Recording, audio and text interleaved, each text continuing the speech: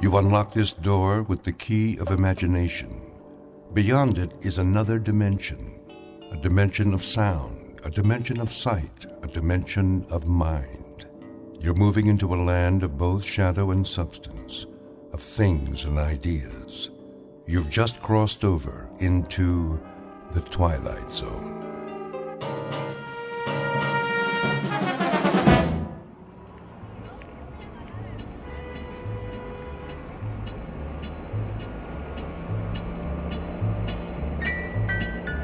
Street. Next stop, 14th Street. Bus driver. Yes, sir. There's a restaurant I've seen, a buffet. Lots of restaurants along here. Carolyn's Country Kitchen, I believe it's called, with the chicken special. Oh, yeah, corner of 17th. That where you want off? Indeed, I've been looking forward to trying it. All you can eat, I understand. Oh, knock yourself out. Oh, I shall, I assure you, I shall. Next stop, 17. 17. Here you go. Here, watch your step. Yeah, wait a minute. Yes? Well, when you got on, did you ever give me that transfer? Most certainly. There was such a crowd, but I finally found it. Remember? If you say so. Yeah. Have a nice night. I shall. Next stop.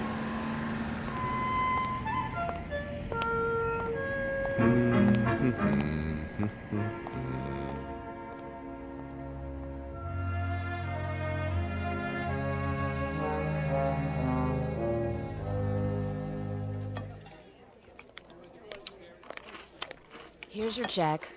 Ah, yes, the check. Get you anything else? Another glass of iced tea, perhaps. Refills are free of charge, I presume. Nadine will get it for you. I'm off the clock now. And pay up front. Certainly. Oh, miss. Yeah?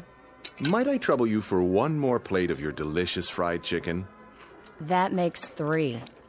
Your policy is all you can eat, is it not? Another chicken platter coming up.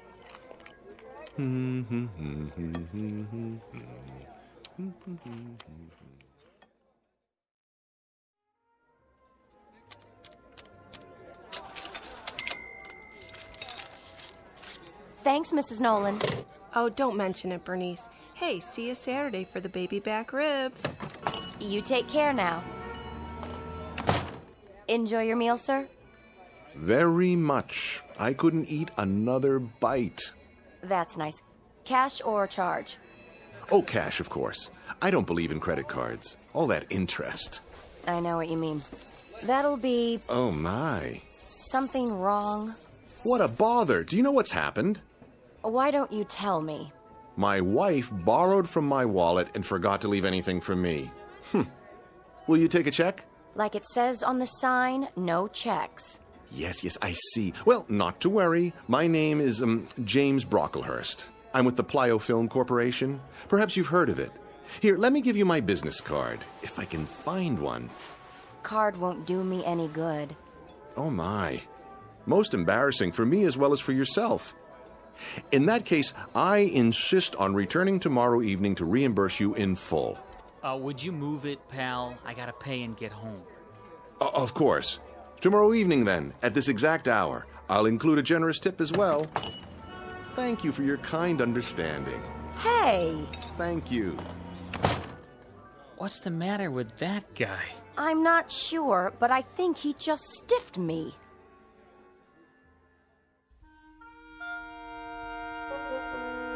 Meet Mr. Luther Aorta, a normal enough man, at least in his own mind. Like so many people, he enjoys getting something for nothing. But for him, it has become an obsession and a way of life. So it isn't surprising that he's attracted by words like all you can eat and no limit and, best of all, free. That's the magic syllable. It does strange and wonderful things to the metabolism. In fact, it's his whole reason for living. Unfortunately, Mr. Aorta is about to discover that such signs don't necessarily tell the truth. Because though the offer in question may be free, it sometimes comes with a one-way ticket to the Twilight Zone. And now, The Twilight Zone and our story, Free Dirt, starring Eric Bogosian, with Stacy Keach as your narrator. Luther? Luther, I'm talking to you. Yes, dear. Breakfast is ready. Good, good. If you want yours, you'll have to get that junk off the table.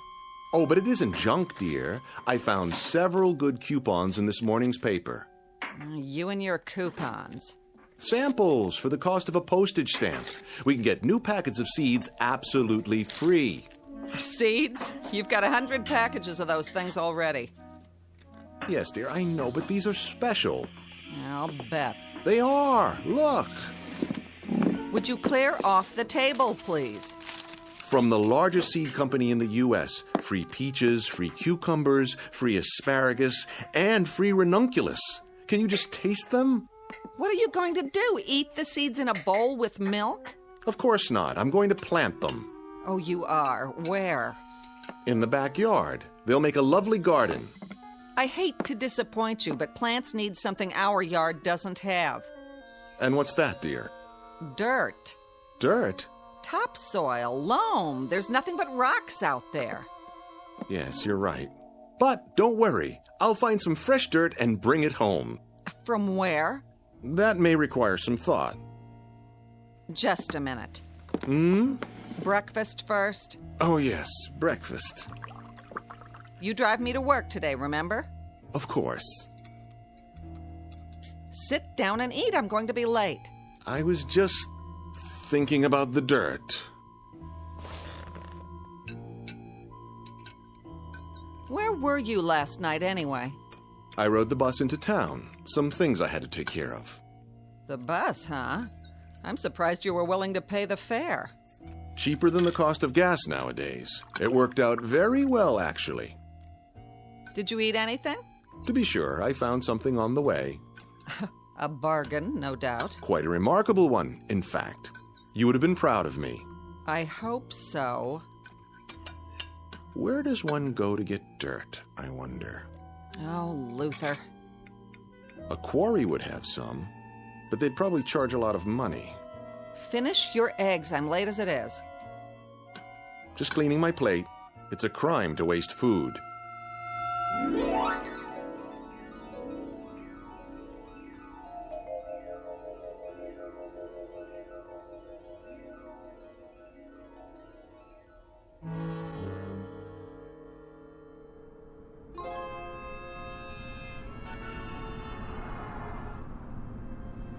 Let's see now.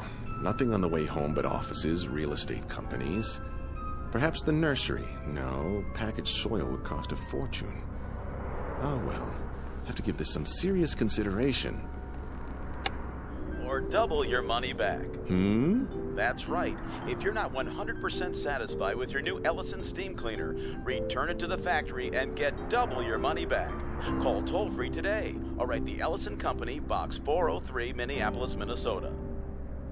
And now, back to music for your morning commute. Box 403, Box 403. Where's a pencil?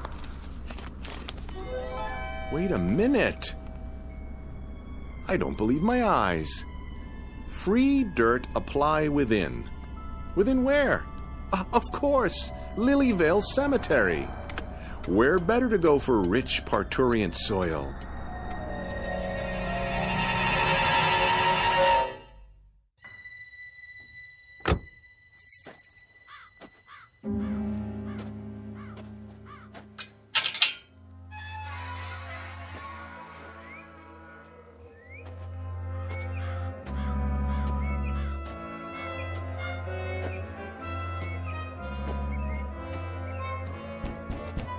Hello?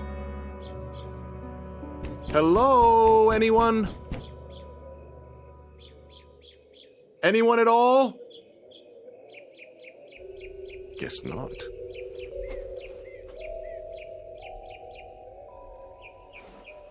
Help you, sir? Oh, I didn't see you there. So many tombstones. Getting crowded. What can we do for you? Well, now, maybe it's what I can do for you. Ain't gonna sell me nothing. This is a poor place. Not enough customers, if you know what I mean. No. I'm not selling anything. That isn't it at all. I was driving by, and I saw the sign. You're offering free dirt. Yep. Left over from the grave digging. Well, I'm here to take some of that dirt off your hands. If there's any left, that is. Oh, there's plenty, all right. It builds up. And it's free, you say? No strings. Free as a bird. How much may one have? Much as you want. On what days? Any day there's some fresh, but you gotta do the hauling yourself. You couldn't do that for me. Can't. If I was to leave, there wouldn't be nobody alive left here, would there? Anyways, I don't have a truck. You? No, but I might be able to borrow one. Now, if you don't mind, may I see the dirt?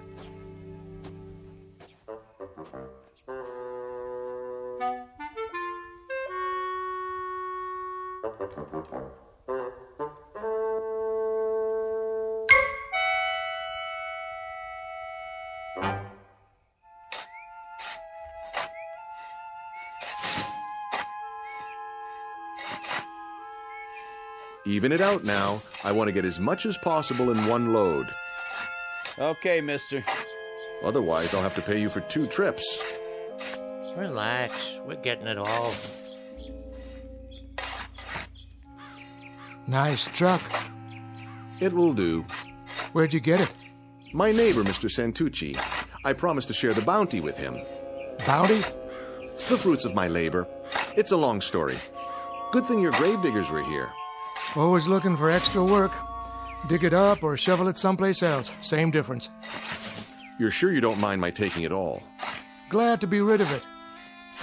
Well, it certainly does look like good soil. One should be able to grow anything in that. Ought to. Been fertilized enough.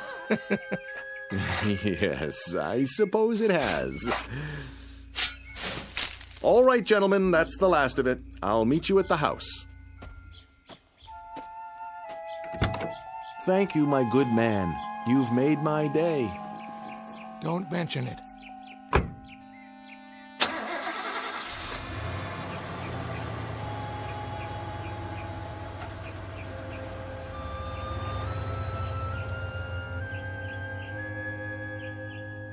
Good dirt, I guess. For some people. Me, I don't like the touch of it. Sitting out here all week and it's still damp. I don't even like the look of it. Sure it came out of new ground? No old graves underneath? Hard to say. The plots are pretty close together.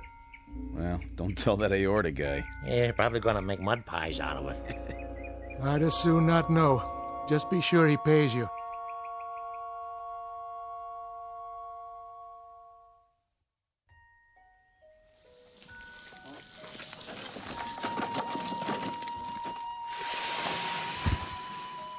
That's about it.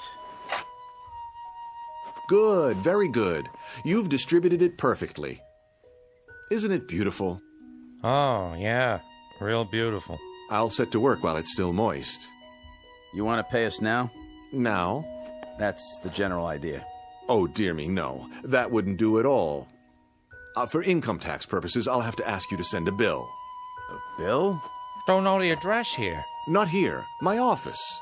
The Magnetic Cartridge Corporation, 163 Fairmont. Yes, that's it. I'll jot it down for you. Fairmont, huh? What part of the city is that in? The far side. Now, if you'll put the wheelbarrow and shovels in my car, I'll drive you back to Lilyvale. Just give me a moment.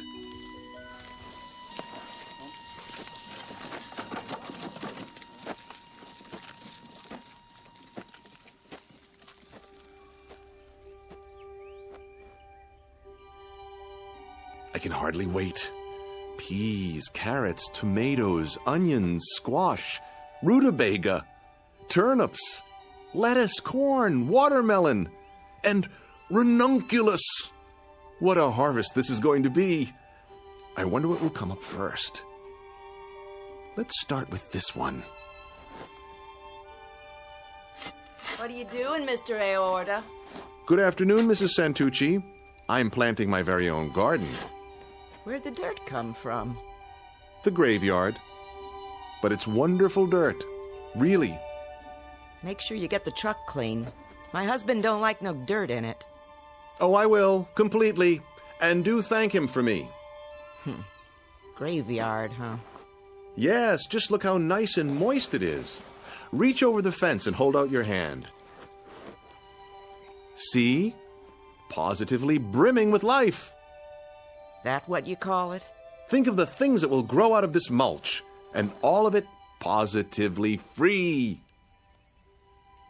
You can have it. Feels funny. And the color ain't right. Oh, it's splendid, I assure you. Excuse me, I have to drive the workmen. I'll hose the truck off soon as I get back. Good as new.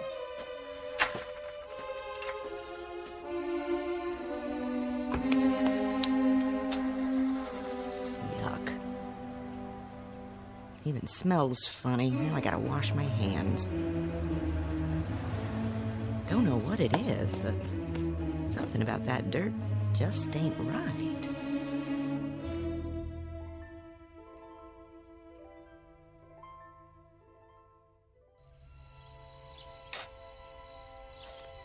And parsley, and watercress, and zucchini, and sweet potatoes.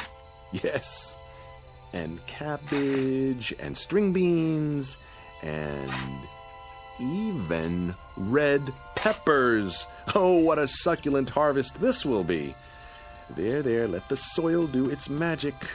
For now, my precious seeds, prepare to deliver your wonders.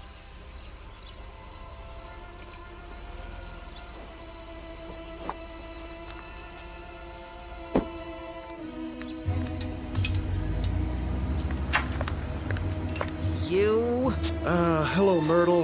Home early, I see. Early? Or late? What time's it getting to be anyway? You were supposed to pick me up from work, or didn't you remember? Oh, no, I'm sorry, dear. Truly I am. But you see, I've been out here all afternoon, working my fingers to the bone. Doing what? Gardening. Isn't it magnificent? I've marked each variety with twine. I've even dug a small drainage ditch between the rows, so the water can run off. And do you know what I did today? I had to take a cab all the way home because my husband forgot I was alive. It slipped his mind. 1,000 apologies, dear. It won't happen again. You bet it won't. This is the last time I let you have the car, and from now on, you can take the bus every day. Myrtle, dear, may I ask one question? No. What's for dinner tonight? I'm feeling a bit peckish. Open a can.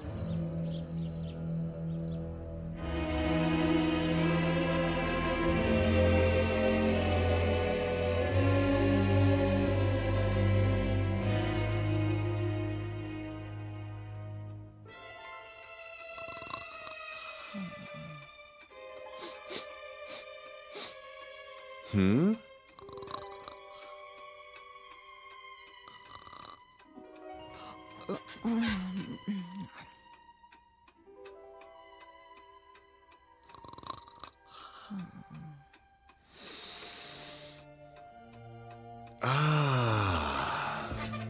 What?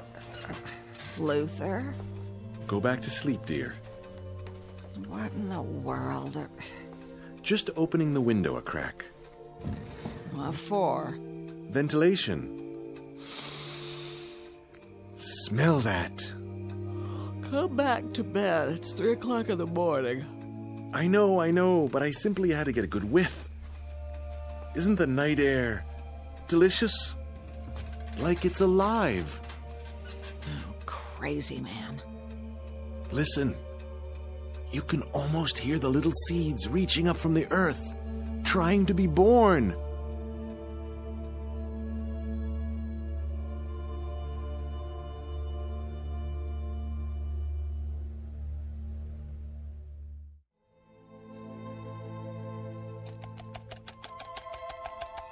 Myrtle!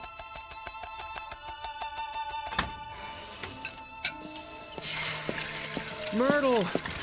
Didn't you hear me? I heard you. Come! Why? You won't believe it! What is the matter with you? I've got to show you something. I have to be at the office in 20 minutes. Let go of my arm. Look! Where did all these plants come from? Where do you think? I planted the seeds yesterday. Now look at them. That's ridiculous. You got up early, drove to the nursery, and brought them back here somehow. Don't you be ridiculous. The squash, the beans. Do you realize what a miracle this is? You plant something and it grows. That's no kind of miracle. In one night? Use your eyes, woman. The corn is as high as an elephant's eye. It's impossible. It's not possible. Is it? Luther, if you did this to impress me, it's... No, I swear to you, all this happened in 24 hours. Less than that. Look at these cucumbers. Delicious, delicious. Look, I haven't got time for you. I'm late enough. Try a carrot. Take a bite. Just one little bite. Oh. What's the matter? Don't you like it? Are you kidding? Why? What's wrong with it? It tastes like, dirt.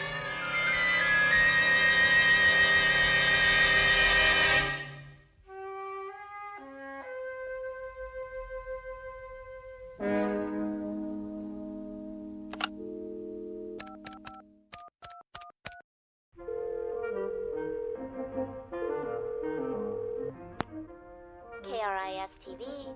This is Luther Aorta. Send a news truck over at once. I've got something big to show you. Pardon? 1217 Sunnyview Lane. Someone has to take pictures of this.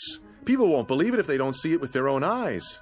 Has there been an accident, sir? Not an accident. Something glorious, stupendous, something positively not of this world.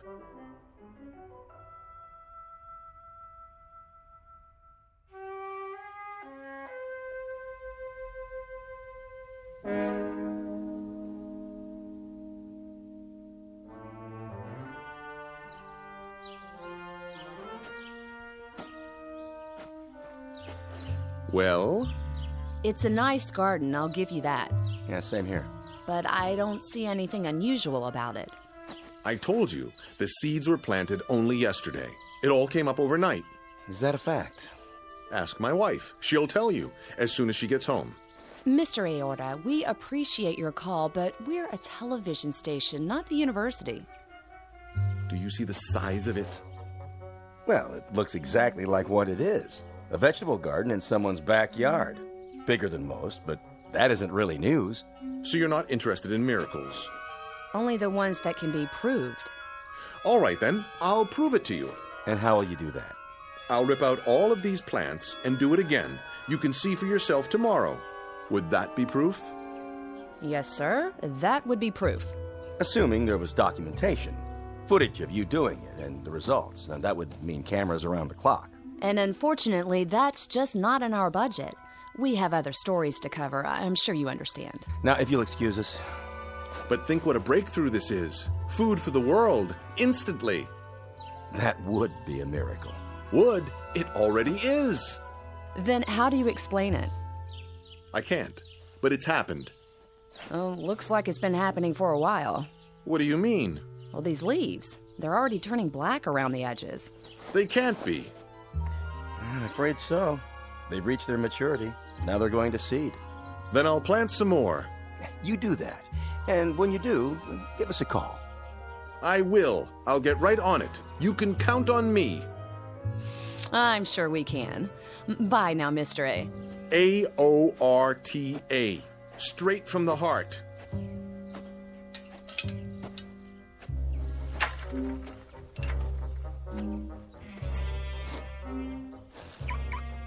I've seen some nutcases before, but this one is the king. Could have saved us a trip if he told us the whole story in the first place. Make sure he does the next time. Think he'll call again? You know it. But I hope we're out on a real story when he does.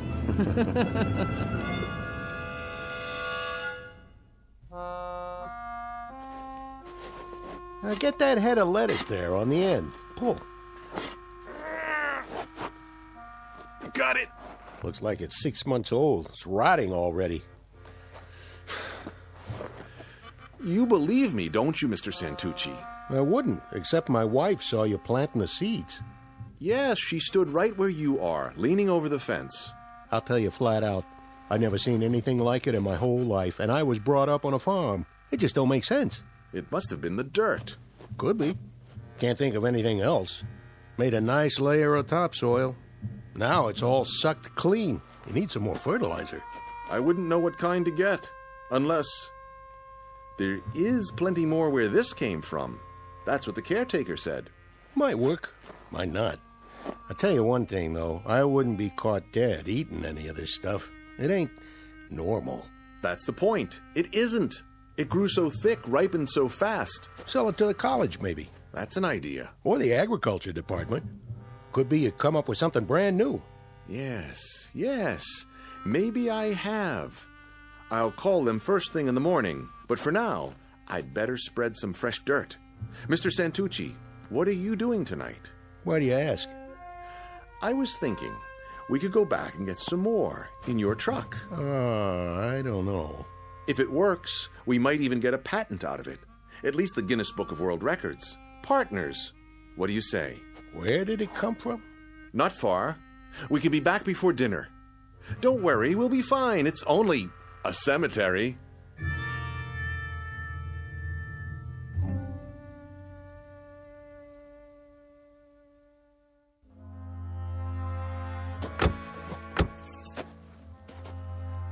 Never liked cemeteries. It won't take long. The caretaker's shack is just ahead. Late for dinner and the missus will kill me. We'll be in and out in no time. You'll see.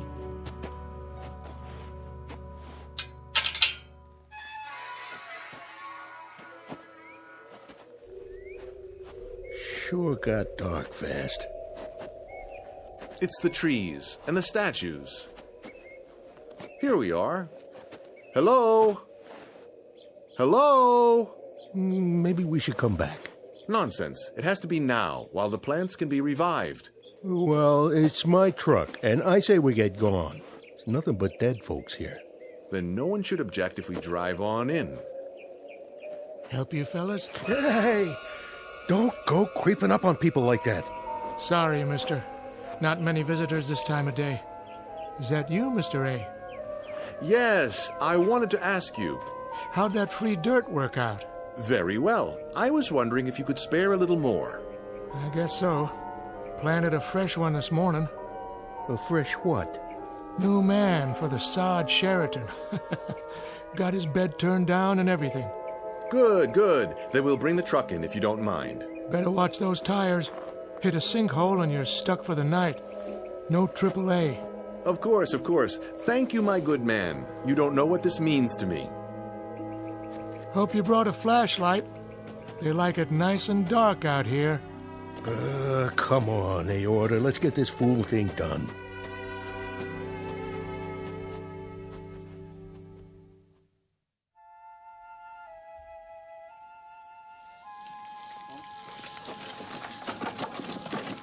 Arnie, how much longer?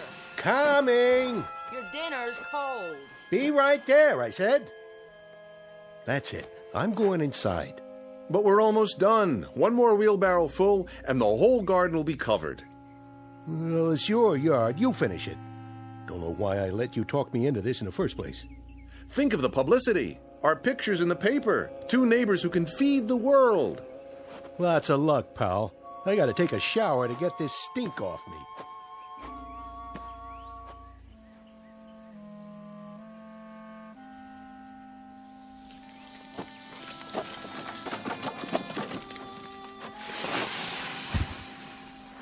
There.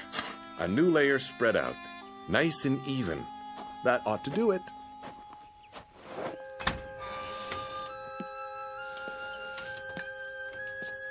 Myrtle! Myrtle, where are you?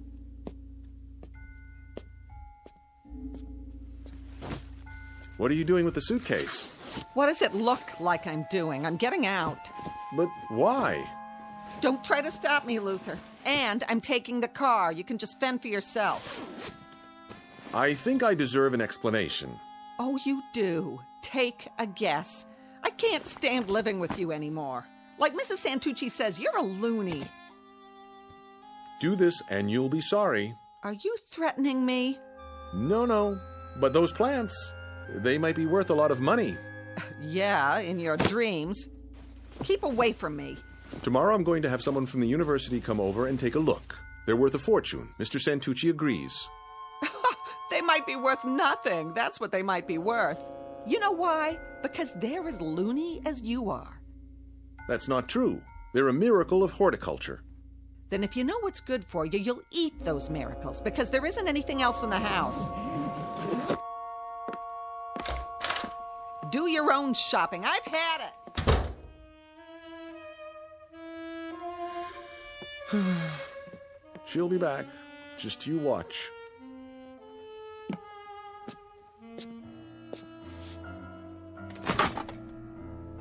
She's right about one thing, though. The refrigerator's as good as empty. And the cupboard was bare. Oh, well. I've got my vegetables, ripe and ready to eat. Where's the laundry basket? I'll fill it up and dine like a king.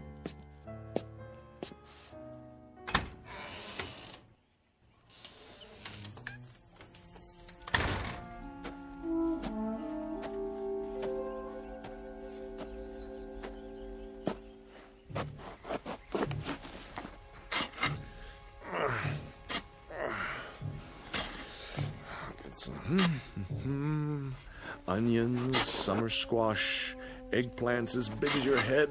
So what if they're a little ripe? Fabulous, fabulous. Waste not, want not.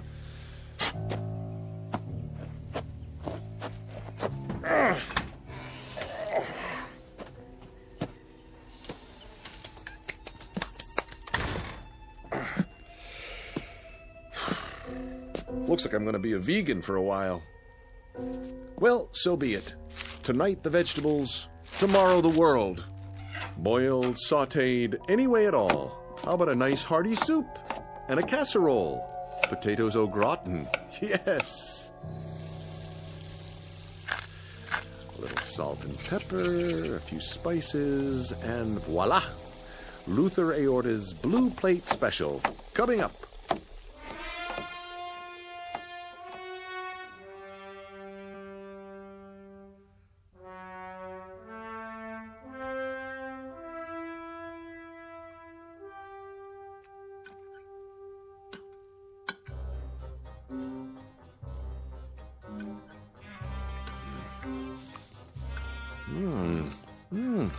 A bit earthy. Perhaps some condiments. Catsup, Worcestershire, a touch of brown mustard.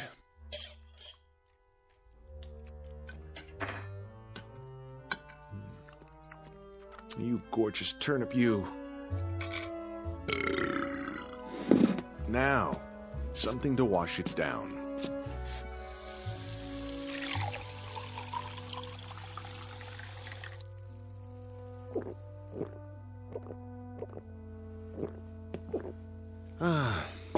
I'm still not full. Something more to fill the hole. Let me see what's left. Can't leave anything to waste.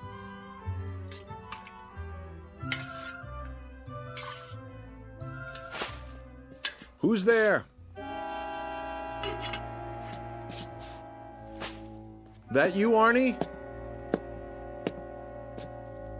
Who's in my backyard?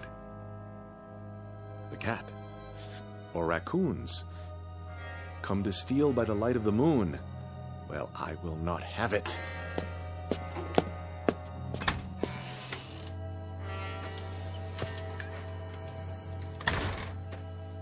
Get away! Go on, scat!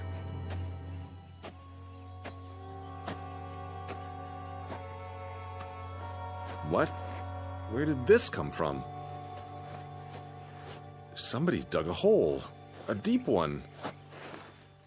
Someone or something.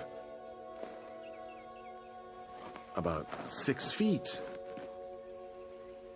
But how? Whoa!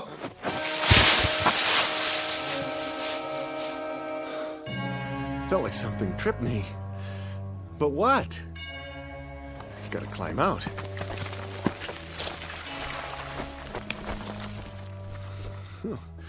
This is ridiculous. Can't get hold of a thing. Stop it! Stop pushing the rotten vegetables in. Who's doing this? What are you trying to do? Bury me? Stop! I tell you! Let me out! Stop! Stop! I can't breathe!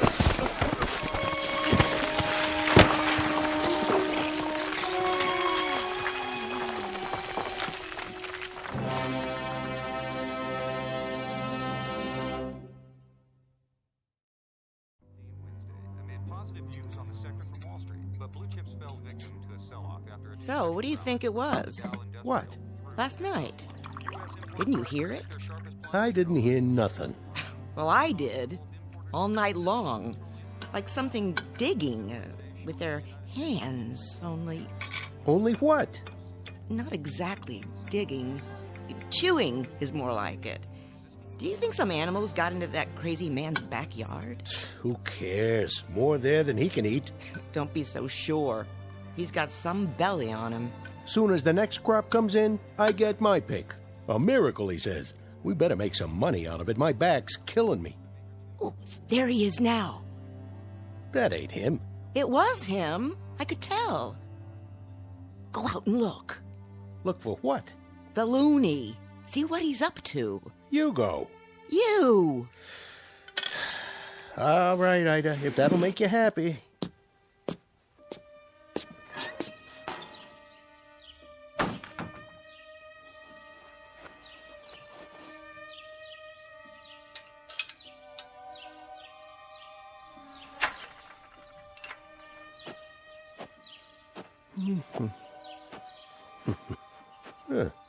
Where's all the rotten stuff? He cleaned them up pretty good.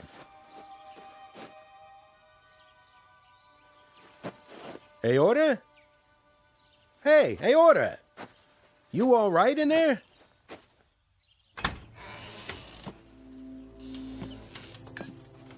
Hey, what did you do with the old vegetables? Hey, are you... Oh, jeez. What happened? You okay, buddy? Wake up!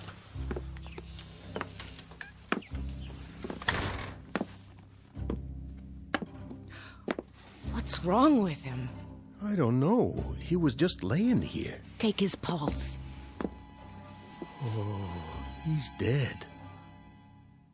Turn him over.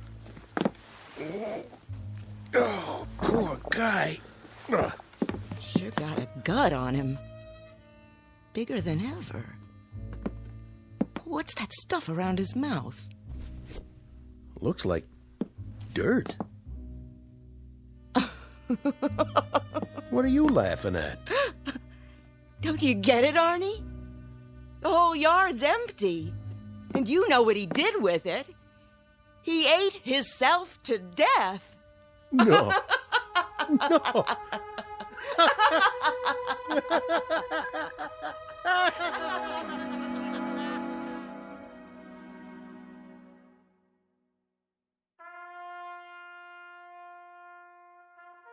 End of a very strange incident in the annals of home gardening. Whether Mr. Aorta finally climbed out of that hole or ate his way out doesn't really matter. But an autopsy found several pounds of dirt and nothing else in his bloated stomach. And Mr. Santucci, his unwitting partner, slept very little that night, waiting for the next deadly crop to appear. Like Mr. Aorta, he began to wonder if there are some things, free or not, that are best left to the Twilight Zone.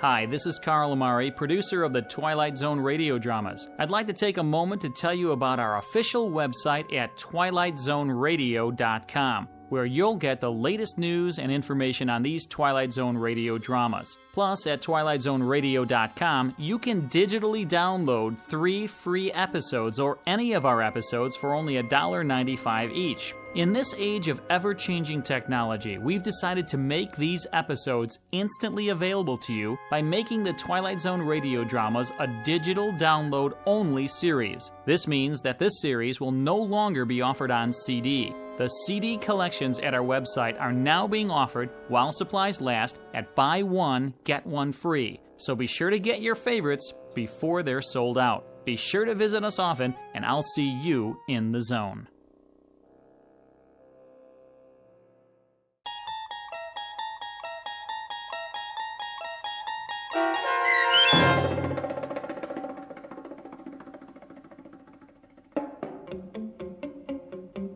Free Dirt, starring Eric Bogosian with Stacy Keach as your narrator, was adapted for radio by Dennis Etchison and written for The Twilight Zone by Charles Beaumont. Heard in the cast were Meg Falcon, Roderick Peoples, Linda Reiter, David Darlow, Elizabeth Lido, Roger Mueller, Amber Lake, Jeff Lupetin, Doug James, Karen Olson, Dana Bokor, and Carl Amari. This copyrighted radio series is produced and directed by Carl Amari for Falcon Picture Group. Sound design and custom Foley effects for The Twilight Zone by Cerny American creatives Bob Benson, Craig Lee, Michael Slaybach, and Matt Sorrow. To learn more about the Twilight Zone radio dramas and to contact us, visit our official website at twilightzoneradio.com. Doug James speaking.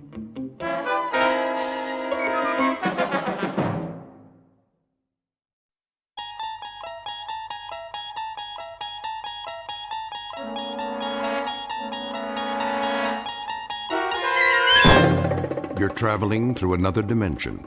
A dimension not only of sight and sound, but of mind. A journey into a wondrous land whose boundaries are those of imagination. Your next stop, the Twilight Zone.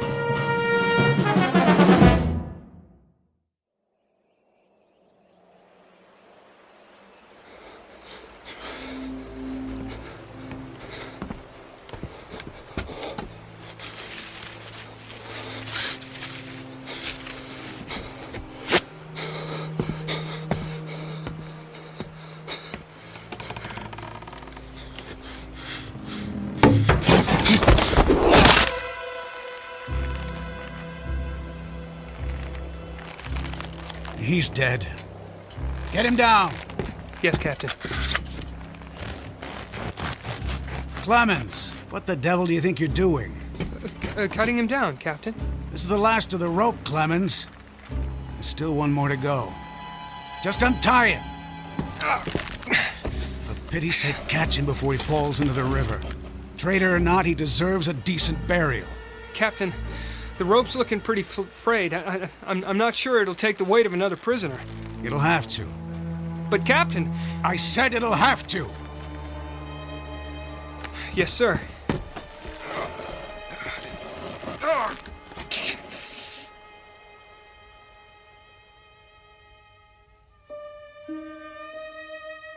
You have just witnessed a military execution. Death is a dignitary who, when he comes announced, is to be received with formal manifestations of respect, even by those most familiar with him. This particular execution occurred on Owl Creek Bridge in northern Alabama during the war between the states. You might find it in the works of that past master of the incredible Ambrose Bierce, but its proper home is in the Twilight Zone.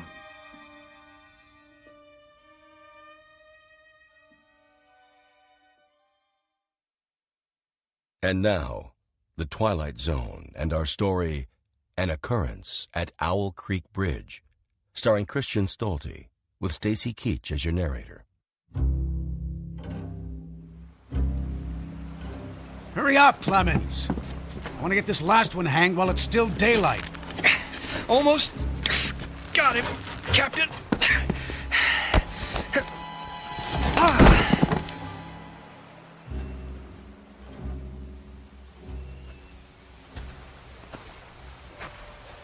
friends are dead, Peyton. That's your name, isn't it? Mr. Peyton Farquhar. Your act of treachery came to nothing, Peyton. And now you'll be called to account. I wouldn't recommend you think of doing anything as stupid as trying to get off this bridge. Apart from the fact that your wrists are tied behind your back, you'll find yourself more than adequately surrounded, whichever way you choose to run. See those sentinels at either end? Please don't get the impression they're just taking a rest. The way they're holding their rifles, they call that the support position. Means they're always at the ready. As a good soldier of the Federal Army should be. Don't say too much, do you? Huh? Peyton? Peyton Farquhar. Hello? Anybody at home? And here I thought you were a true Southern gentleman. I know what you're thinking, Peyton. That maybe you can make that 20-foot drop into the water.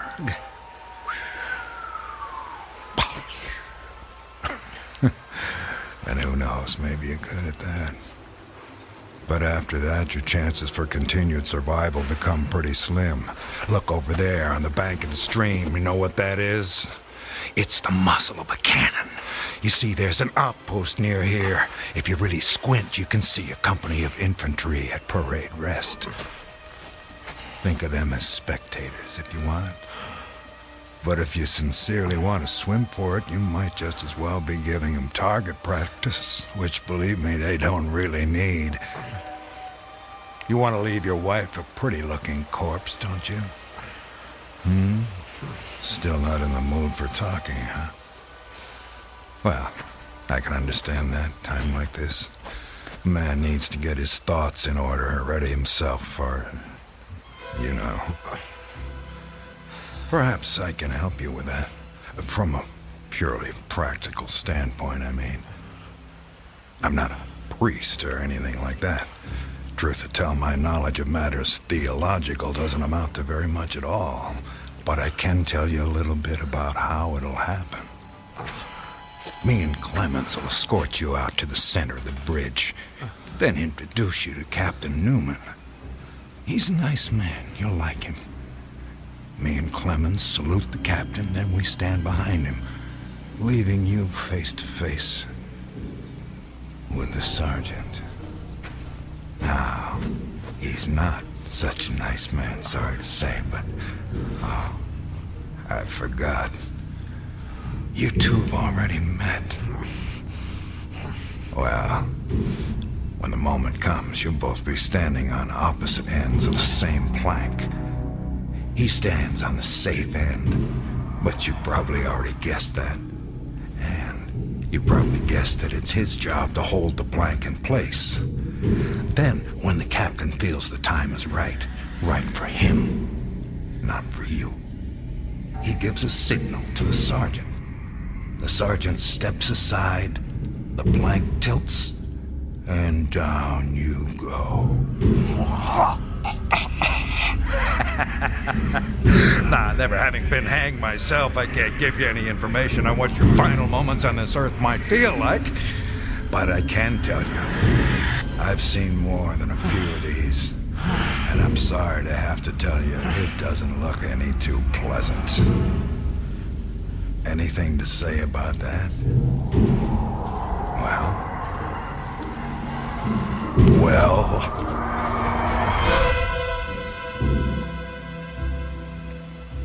I am a living man. How's that? Speak up, Peyton. If you got any famous last words, we should hear them. Otherwise, they won't be famous. I am a living man! Not for much longer. No, sir, not for much longer. Captain says we're ready for him. Hear that, Peyton? We're ready for you. They say the Lord hates a coward, so take my advice and try and face it with a smile. Why do you have to do that, Levine? Do what? Taunt him like that. He shouldn't expect anything better. This is war. He was on the wrong side. The wrong side? Do you think he thinks that? I don't give a damn what goes on inside his head. Neither should you, Clemens. And unless you want to end up with a noose around your neck, don't let anyone else hear you talking like that. Now, help me up with him.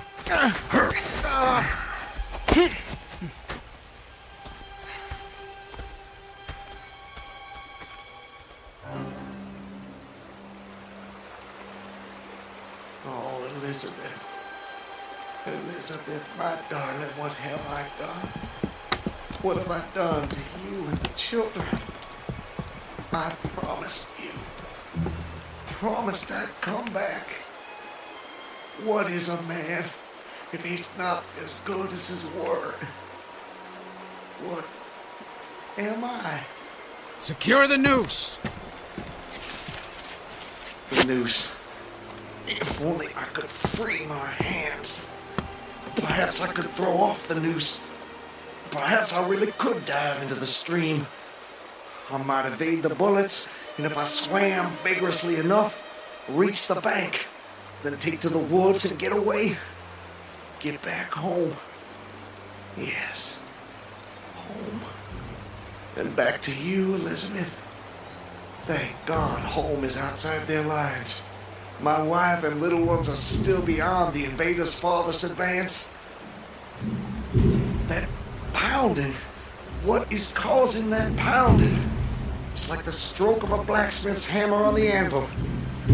Is it distant, nearby, or both? Perhaps it's my death knell.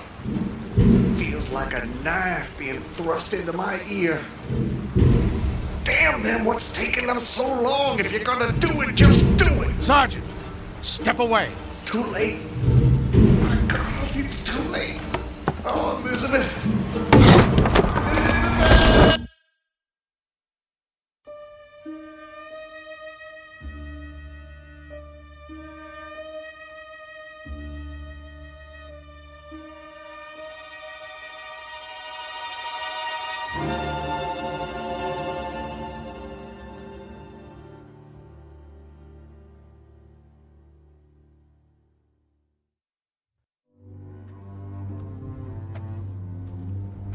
So, how much further is it? What? Much further to where? Where am I? You're home, Mr. Farquhar. How much further? A little further. Yes, a little further. Just keep along this road. I'm sorry, I'm somewhat confused. Hardly surprising. You've just woken up. It usually takes me a good half hour and a stiff drink before I know my own name. Say, you wouldn't happen to have a stiff drink on you, would you? I'm afraid not. Too bad. No, wait. I can't have been sleeping. Why not? Look at me, I'm walking. How could I fall asleep walking? Horses fall asleep standing up. But not walking. Well, I don't know about you, but I've got to the end of plenty of days without the faintest idea what I've done. Of course, as I explained to you, Mr. Farquhar, I drink a bit. You know my name? Mm-hmm. You're Mr. Peyton Farquhar. How do you know my name? You told me. I did. Sure you did.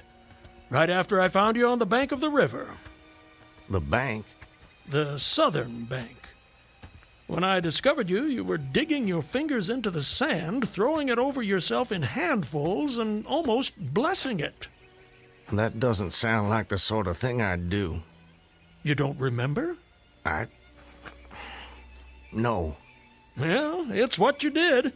You said it reminded you of diamonds, rubies, emeralds. I said that? I got the impression there was nothing beautiful you didn't think it resembled. Naturally, I was quite convinced at that moment that you were insane. No offense, sir. Sounds like a very natural reaction. I would have come to the same conclusion. And then you said something that captured my attention. And what was that?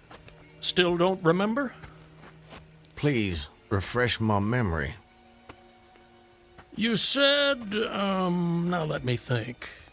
This was all good stuff. I don't want to get it wrong. Oh, yes. You noted a definite order in the arrangement of the trees, that a strange roseate light shone through the spaces among their trunks, and the wind made in their branches the music of aeolian harps.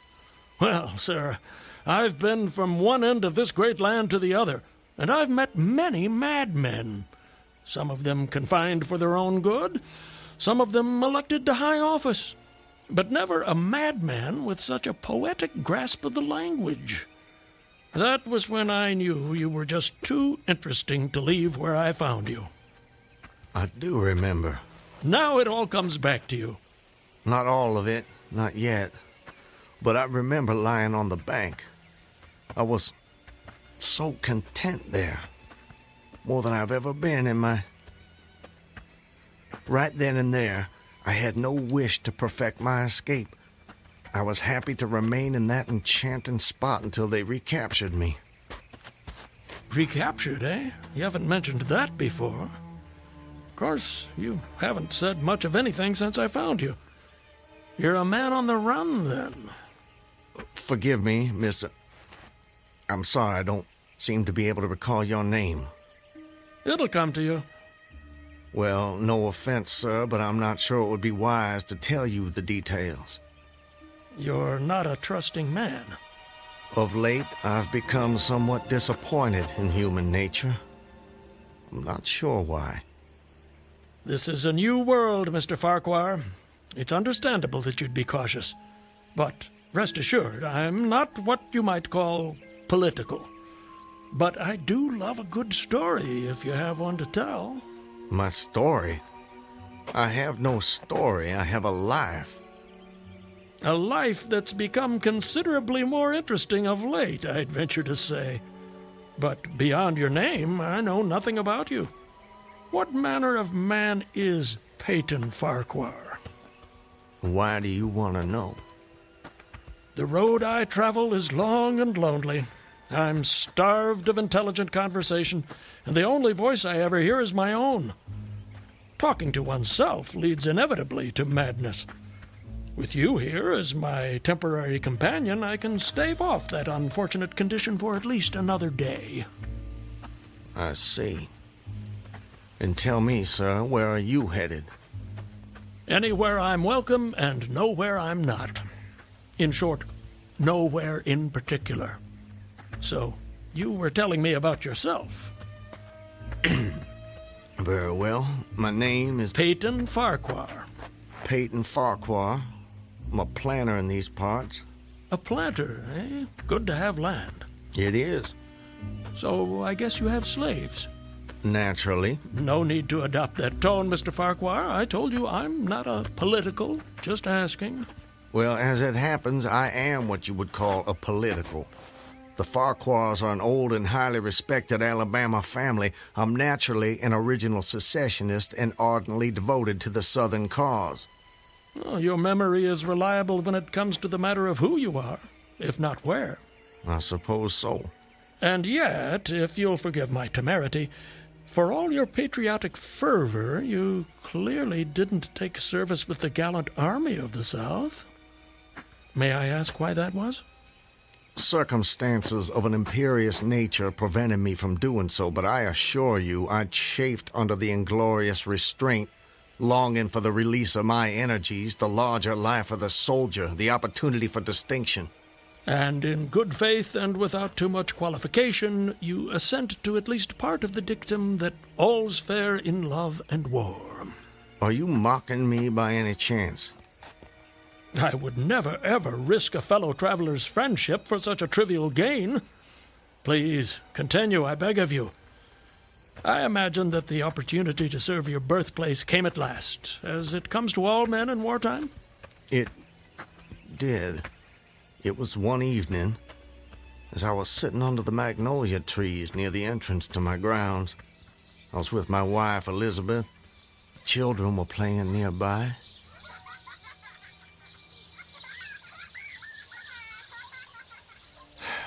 This is the life. It surely is, my dear. It surely is. Look at it. It's all so perfect. I'll tell you frankly, Elizabeth, if I should die this very moment, I'd die a happy man.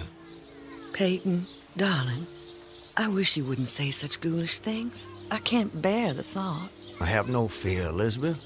I have no intention of passing away from sheer bliss. I just wanted to make the point that, well, that on such a beautiful evening as this, it's almost impossible to believe there is a war.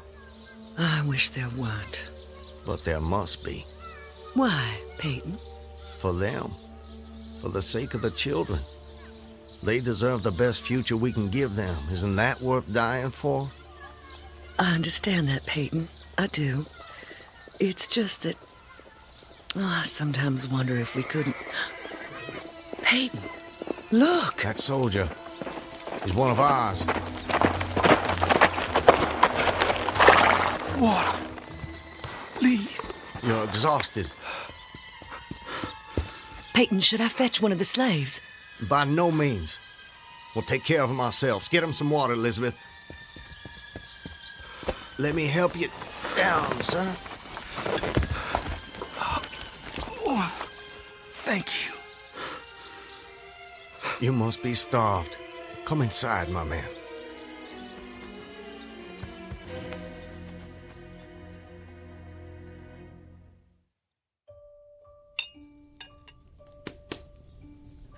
Oh, this is a splendid meal. Thank you. Some more? Alice, more cornbread. No, please. This hospitality is far more than I deserve.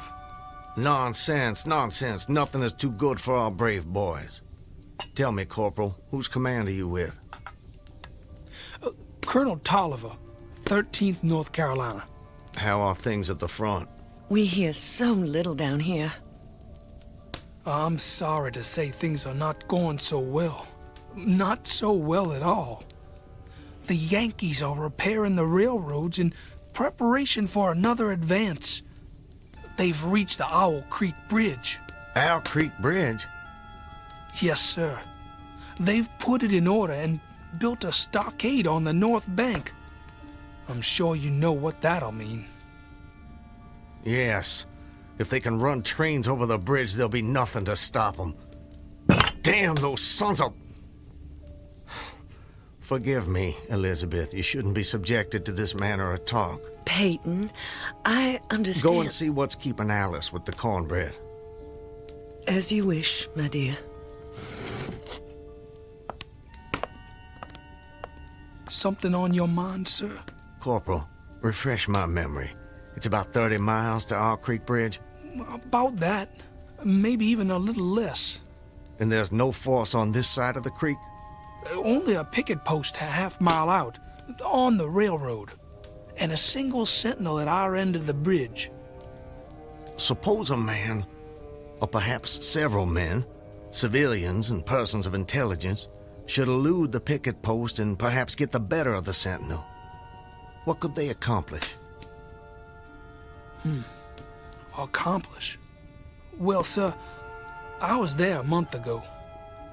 I saw that the flood of last winter lodged a great quantity of driftwood against the wooden pier at this end of the bridge. Driftwood, eh?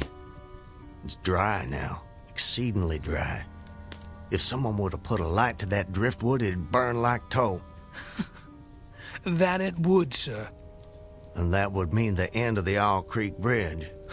I don't think the Yankees would care for that. Not one damn bit would they care for it. And it goes without saying that such a conflagration would seriously hinder the northern effort. Oh, it would. But you should know, sir, the commandant's issued an order declaring that any civilian caught interfering with the railroad, its bridges, tunnels, or trains will be summarily hanged. I've seen the order. It's posted everywhere. Risk. is a part of life, soldier. You face it every day. I do. That I do. And in my own small way, I've done what I can. No service is too humble to perform in the aid of the South. And should the opportunity present itself, no adventure would be too perilous to undertake if consistent with the character of a civilian who is at heart a soldier, of course. Mr. Farquhar, you are a true son of the South, and a very brave gentleman.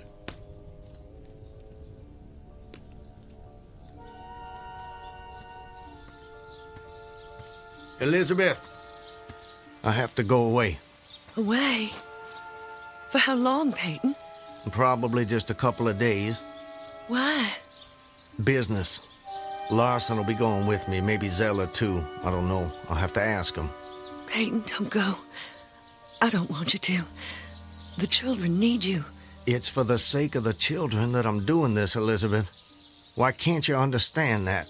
I do understand. I really do, but I'm afraid... terrified of losing you. If a man doesn't stand up for what he believes in, then we lose everything. Just promise me one thing. Promise you'll come back to me. I promise. And I'm a man who keeps his promises, my love. Setting fire to the Owl Creek Bridge. Sounds like a most audacious plan. It was. I must confess, Mr. Farquhar, I'm a little confused. How so? You strike me as a competent and determined gentleman. I imagine whatever you want out of life, you get it. That's fair to say. What of it? Simply that I'm surprised your endeavor came to nothing. And what makes you imagine that? Your present predicament. The absence of your co-conspirators, those marks upon your neck. And if someone had set the Owl Creek Bridge alight, I'm sure I would have noticed it in some way. Let me check. Where there's smoke, there's fire, and... Nope, no smoke. You're a very thorough fellow. For a moment, I thought you might know more of my situation than you let on. From the way you talk, do I take it someone in your party betrayed you? Not in my party. But you recall the corporal who appeared at my plantation? Of course. He was a federal scout. Then you were deliberately entrapped. It seems they wanted to weed out the civilians who might cause them some trouble. If I'd only stayed out a little longer that night, I'd probably have seen that same rider repass my plantation, going northward in the direction from which he'd come. From the Owl Creek Bridge. Precisely.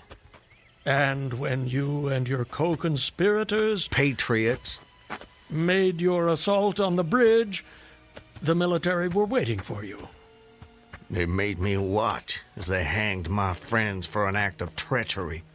The sergeant who put them to death was the same man who lured us there. Is there no honor in conflict? I've never been accused of having much imagination, but I might have guessed it would be something like that. I would say, sir, that you have too kindly an expression for one whose neck is in the hemp. It isn't. Isn't what? In the hemp. Of course, of course. What I mean, Mr. Farquhar, is that you are clearly no vulgar assassin. Fortunately, the liberal military code makes provision for hanging many kinds of persons.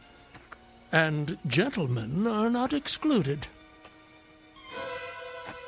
As they fastened the noose around my neck, I tried to fix my thoughts on my family. But there were so many trivial distractions. The water, touched to gold by the early sun. A piece of dancing driftwood caught in the sluggish current. The brooding mists under the banks some distance down the stream. Then there was a sharp pressure around my throat, followed by a sense of suffocation. Agony shot from my neck downward through every fiber of my body and limbs like streams of pulsating fire, heating me to an intolerable temperature. There was no more thought, Only sensations. The intellectual part of my nature was effaced. I had power only to feel, and feeling was torment. I was conscious of motion, encompassed in a luminous cloud, of which I was now merely the fiery heart, without material substance. I swung through unthinkable arcs of oscillation, like a vast pendulum. But you're here. What? What? I said, you're here. Why is that? The rope, it snapped, and I fell into the stream. With a terrible suddenness, the light about me shot upward. There was a loud splash, then all was cold and dark. My power of thought was restored, and I knew instantly what had happened. And your hands? Were they still bound? They were. Then forgive me, but why didn't you drown? The noose was tight around my neck. It kept the water from my lungs. And kept you from breathing. When you get into a predicament, sir, you don't do it by half measures. I suppose not. To die of hanging at the bottom of a river. Even at that moment, it seemed ludicrous to me. I opened my eyes in the darkness. I saw above me a gleam of light, distant, inaccessible. I was still sinking, and the light became fainter and fainter until it was a mere glimmer. Then it began to grow and brighten, and I knew I was rising toward the surface. Knew it with reluctance, for I was very comfortable. Comfortable? Oh, yes. It was a question of preference at that point, you see. To be hanged and drowned, that didn't seem so bad, but to be shot? No, I refused to be shot. It didn't seem fair. I'd say you have a quite singular set of values. Do they offend you? Not at all, not at all. It makes for a more entertaining story, and yours is the most fascinating I've heard in many a year on the road. Please, continue. You're under the water, slowly rising to the surface. Your hands are tied.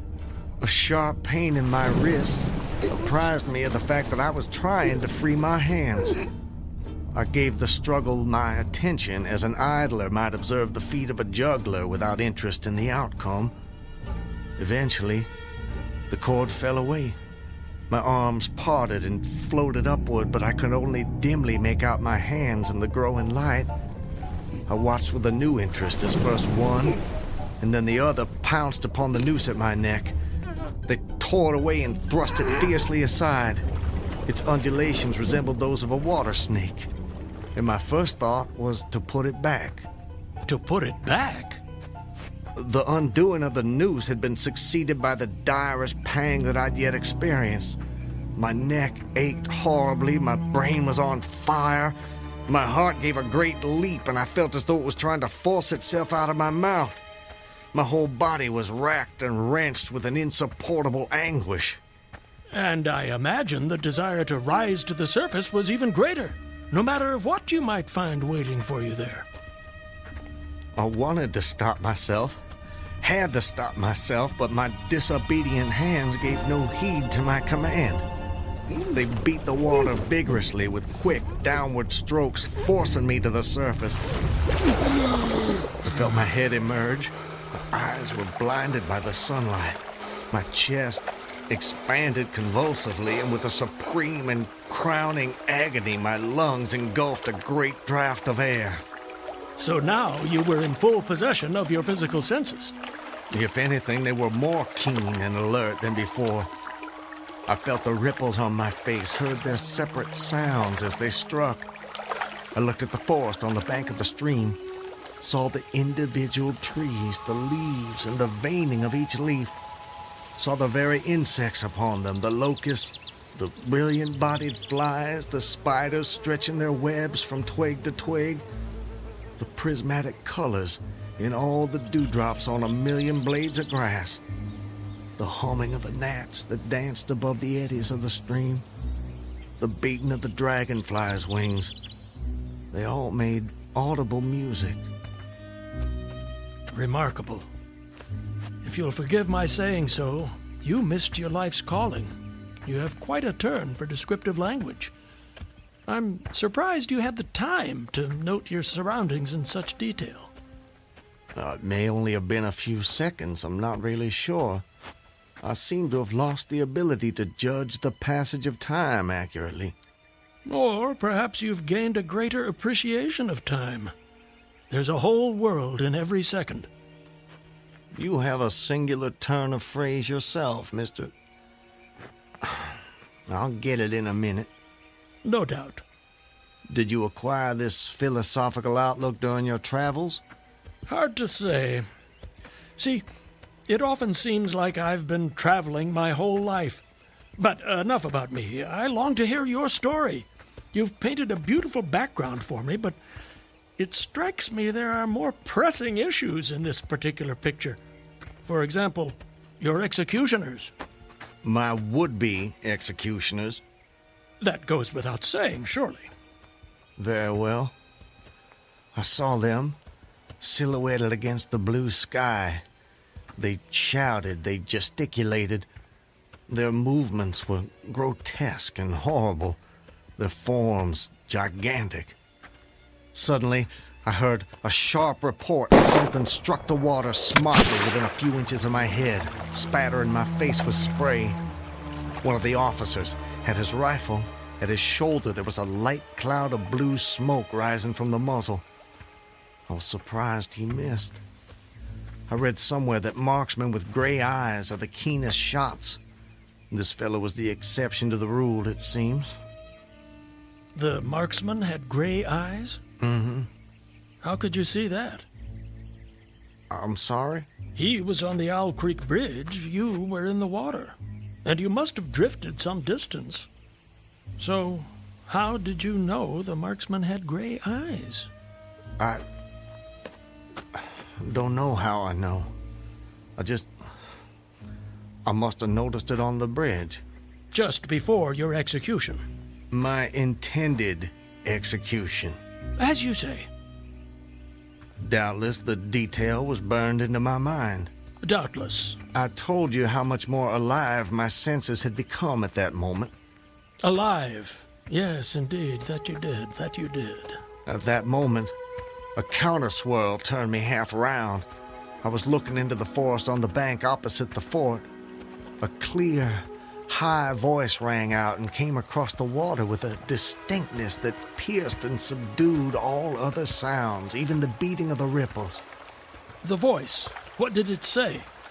It said, "Attention, company! Ready! Aim!" How did you do that? Run! Fire!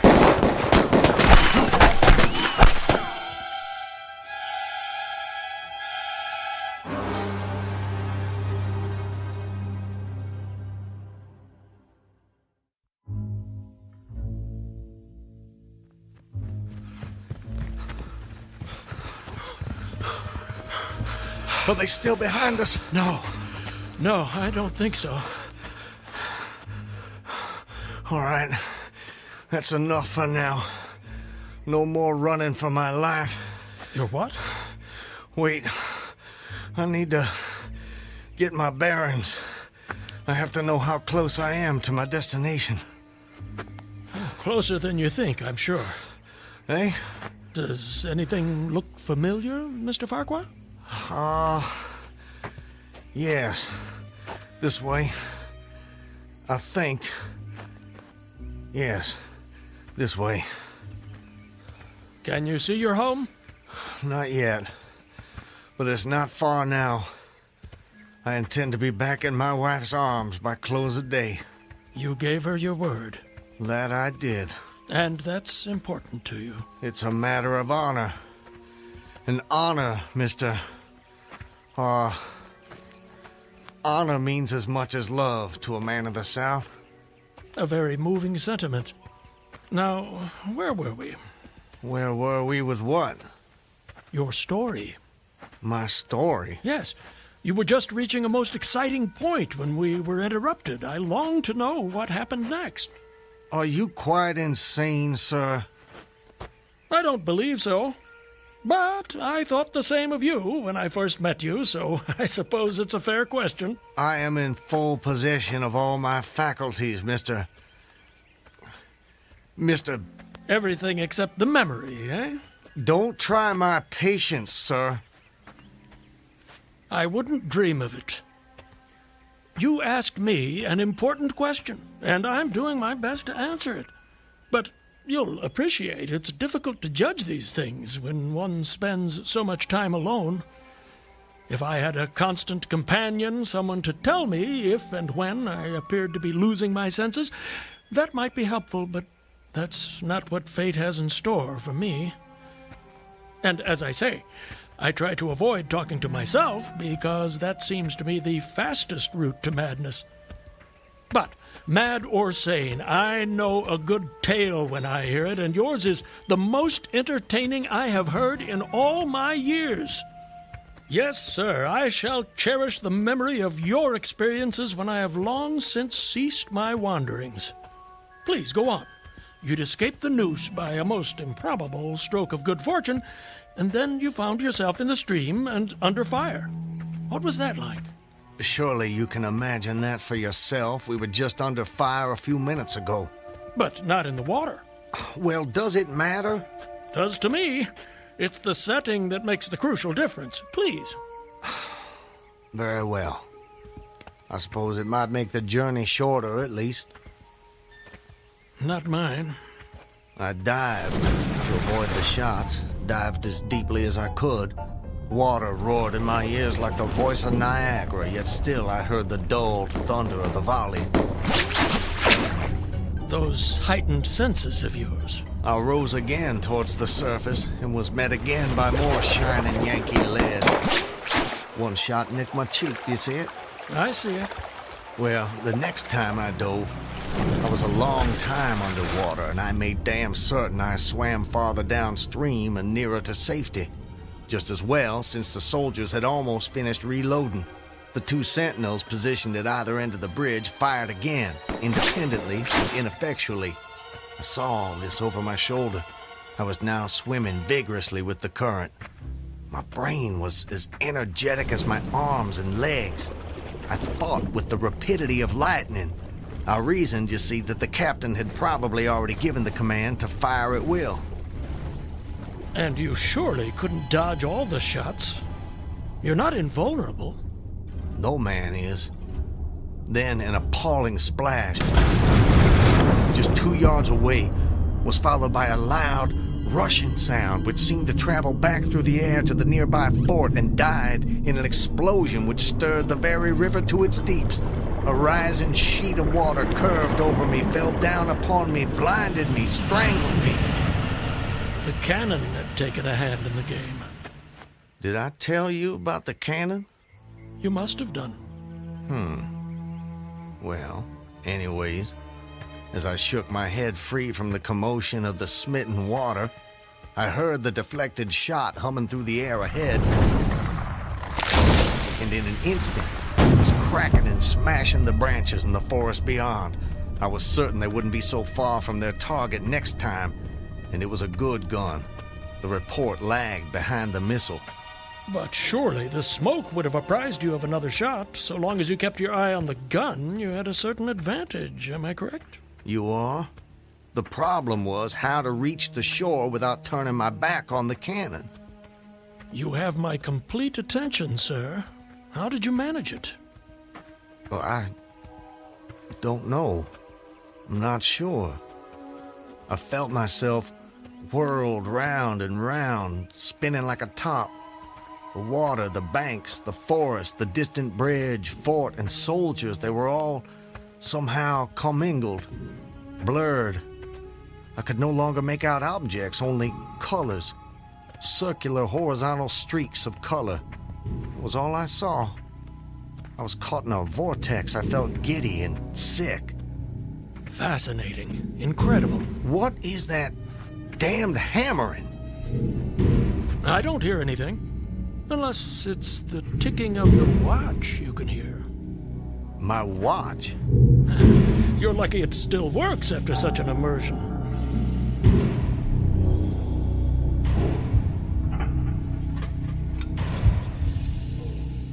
It is my watch.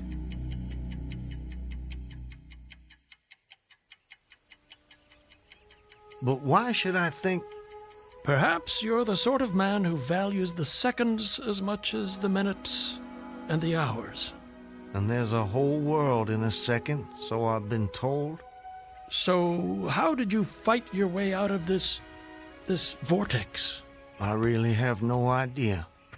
The next thing I knew, I was on the road with you at my side, heading for home as I promised. Surely not. I mean, you obviously avoided the cannon and struggled to the bank. Obviously. But I have no memory of it. And of our meeting? I recall only what you told me about it. Most curious. Stop! What is it? This is it.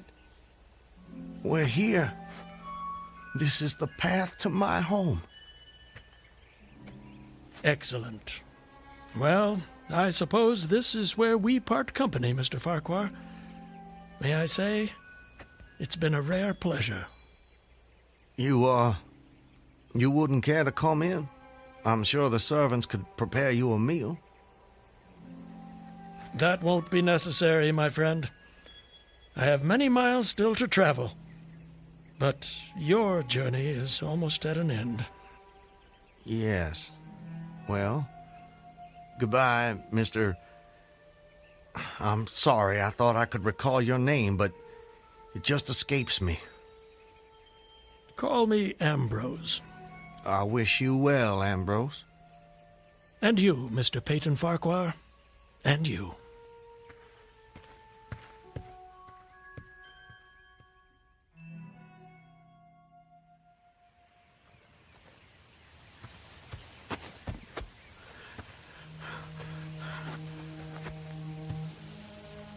Home.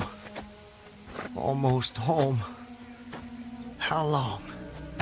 How long since that damn imposter rode down this road? How long since I was drawn to the Owl Creek Bridge? I would say, sir, that you have too kindly an expression for one whose neck is in the hem. Seriously. It is. Isn't what? In the hem. Of course, of course. I promised I'd return, Elizabeth. All so perfect. They couldn't keep me from Just you. before your execution. My intended execution. As you say. Not even a noose around my neck could stop me from coming back to you, to the family. Yes. I told you how much more alive my senses had become at that moment. Alive. Alive. Yes. I saw them.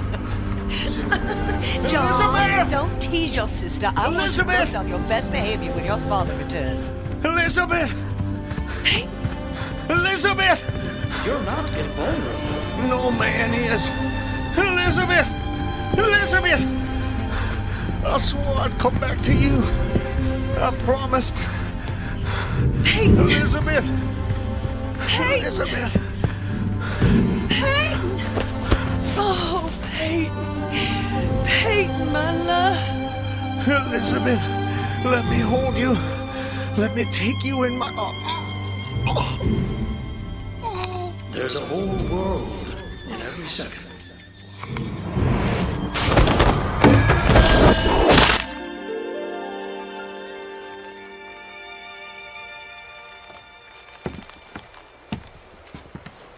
He's dead, Captain. Good work. That's the last execution for today. Get him down! You know, Levine, for a moment there, I thought that rope wasn't gonna hold. It's strong enough. It did its job.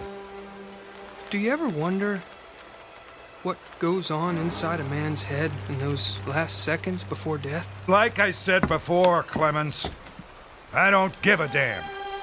And neither should you.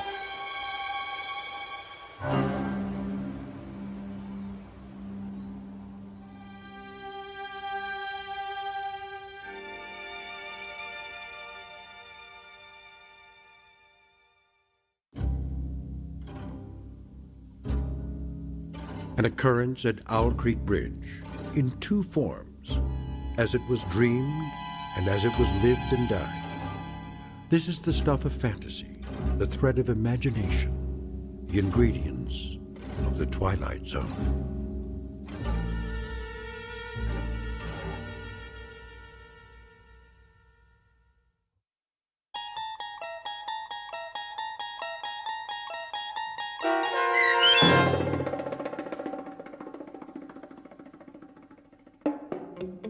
An Occurrence at Owl Creek Bridge, starring Christian Stolte with Stacy Keach as your narrator, was adapted for radio by M.J. Elliott and based on the short story by Ambrose Bierce.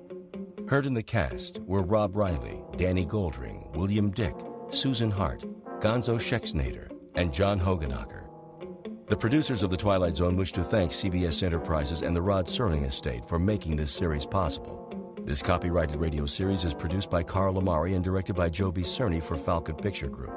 Sound design, custom Foley effects, recording, and editing are done in the Cerny American Sound to Picture Theater by sound designers Craig Lee, Todd Beyer, and Tim Cerny.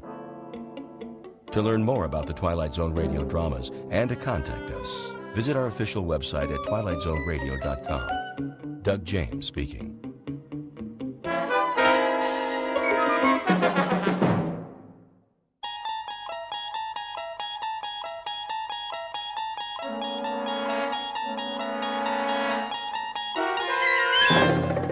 There is a fifth dimension beyond that which is known to man.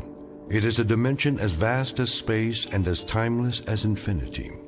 It is the middle ground between light and shadow, and it lies between the pit of man's fears and the summit of his knowledge. This is the dimension of imagination. It is an area which we call the Twilight Zone.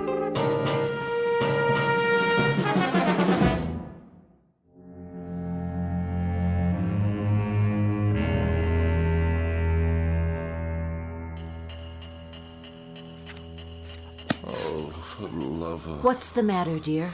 Don't you hear it? Of course I hear it, Walter. It's that nice janitor fixing the pipes. Why don't you go on reading your book until he's finished? And when, pray tell, might that be? I'm sure it won't be much longer. Then the radiator will get just as hot as you want it. Isn't that what you told him? Yes, I know what I told him, but why does he have to make so much noise? I'm sure I couldn't say. The decibel level in this apartment is beyond human endurance. Well, I suppose it's what they have to do with steam heating, that sort of thing. What I really don't understand is how you can sit by, knitting away, oblivious to this assault. Did you see the new wool scarf I'm making? It should keep out absolutely all the drafts. While that infernal pounding goes on and on and on. Wait till you try it on. I picked out your favorite colors. It's much thicker than the other ones. If I live that long. You wanted more heat, that's what you said. Well, now you'll have it and then some. Yes, I did. I certainly did say that. Won't that be nice? Hope springs eternal. The question is, at what price? Are you sure you're comfortable, darling? Am I what? Oh, certainly. I am just comfy, cozy. I'll fluff up the pillows. Did you take your aspirin? I'm on the verge of being hospitalized for pneumonia. Oh, now, really? It's not that bad. And that ape of a janitor out there is smashing my brain and ruining my sleep. But you weren't sleeping. You're reading 5,000 Common Ailments and How to Treat Them. Is it an interesting book? First he tries to freeze me to death, and then he tries to destroy my brain. Shall I plug in the vaporizer? That helps sometimes. It doesn't help at all. If it did, I wouldn't be in this condition. Yes, dear. Well, I won't stand for it. Lie down, Walter. No, I will not lie down. How can I? If I'm to die, at least it's going to be in comfort and peace. You there, Mr. Ape!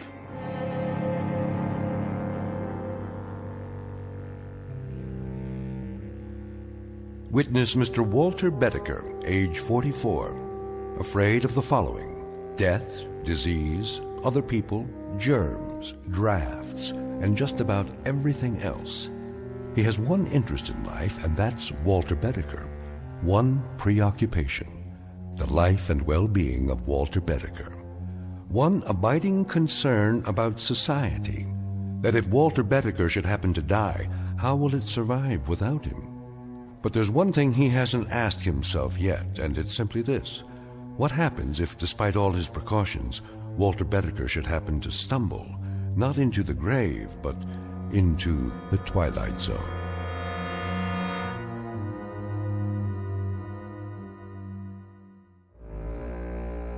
And now, The Twilight Zone, and our story, Escape Clause, starring Mike Starr, with Stacy Keach as your narrator.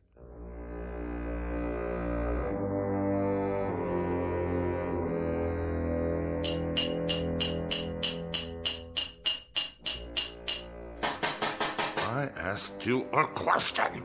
You want more heat, don't you? That's not the answer, so I'll ask you again. How much longer? Put it this way. In 20 minutes, it'll be about 105 in here. Hot enough to fry an egg. That good enough for you? 20 minutes, you say?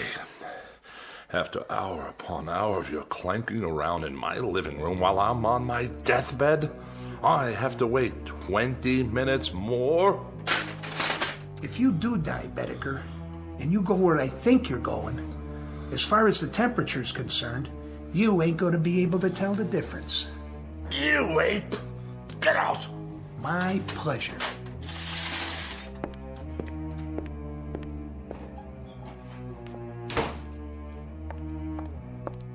Are you all right, dear? Quick, Ethel, get the doctor. You mean again?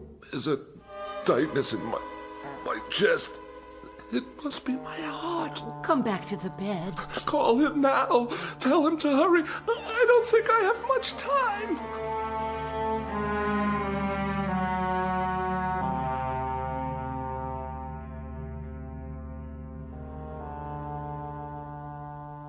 Well, doctor? Keep your mouth closed a few more seconds. I'm asking a question. All right, open, please. There. Well, how bad is it? What does that mean? Your temperature isn't bad at all. In fact, it's quite good. The thermometer wasn't in my mouth long enough. Oh, I think it was. I timed it exactly. I find that hard to believe. You'd better take it again. But why? I implore you before it's too late. There would be no point. You see, you have no temperature. What about my vital signs? Blood pressure's fine. Respiration and pulse, all normal. My throat? It's dry and achy all the time. Well, that's because it's so hot in here. No sign of infection. Throat clear. Ears and nasal passages clear.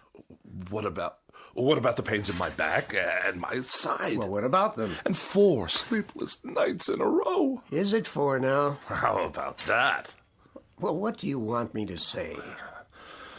The truth. The awful truth.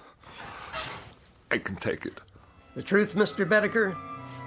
Well, the truth is that it's, Go on. It's psychosomatic. To use the scientific term. Psychosomatic. You're trying to tell me that I'm only sick in my mind? That's my considered opinion. And you're supposed to be a professional. Mr. Bedecker, may I speak candidly? I insist. Well, there is nothing wrong with you except the ailments you manufacture for yourself. Manufacture? Is that what you think? Your pains are imaginary. Your inability to sleep is a case of nerves, nothing more. In short, Mr. Bedecker, you are a very healthy man. This man calls himself a doctor. 4 years pre-med, 4 years medical school, 2 years internship, 2 years residency. And what is he, I ask you, what is he? A quack. Doctor? Oh, hello, Mrs. Bedecker. What's the prognosis? Don't ask him. The man's an idiot. Walter, darling, I beg you, don't excite yourself. Don't whisper.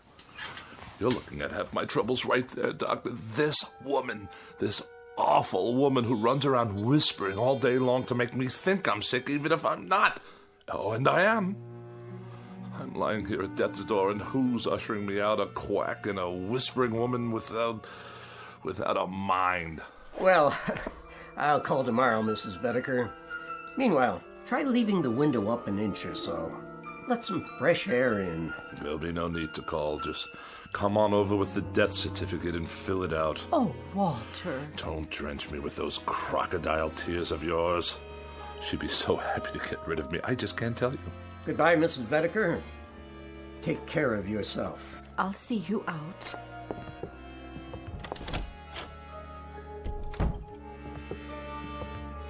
No need to show me the way. I know it by now. Doctor, how is he, really?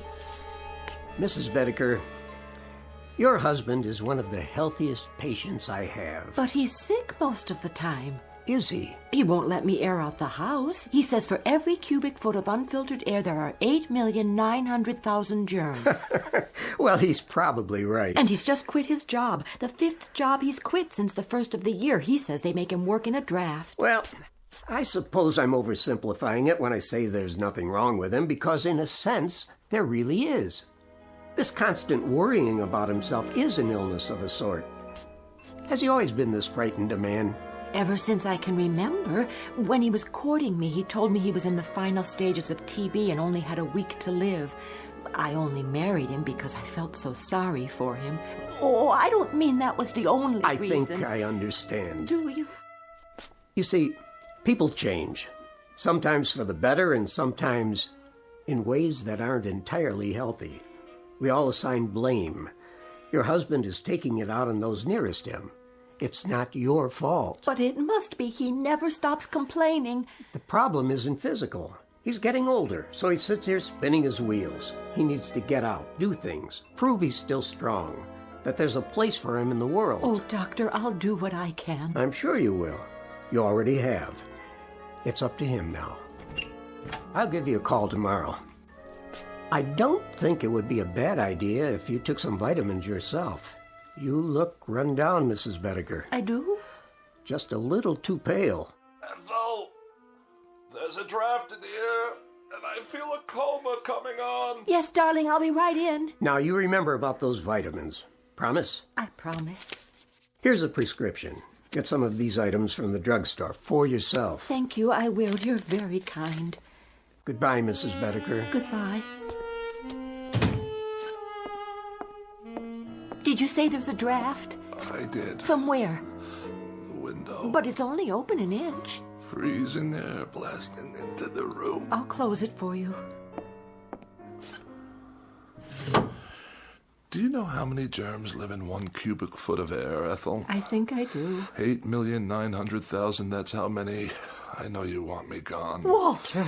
Gone from your life, and that's why you leave windows open all over the place. But as a point of common human decency, couldn't you find a way to do it more subtly? The doctor said you needed air. He said it was stuffy in here.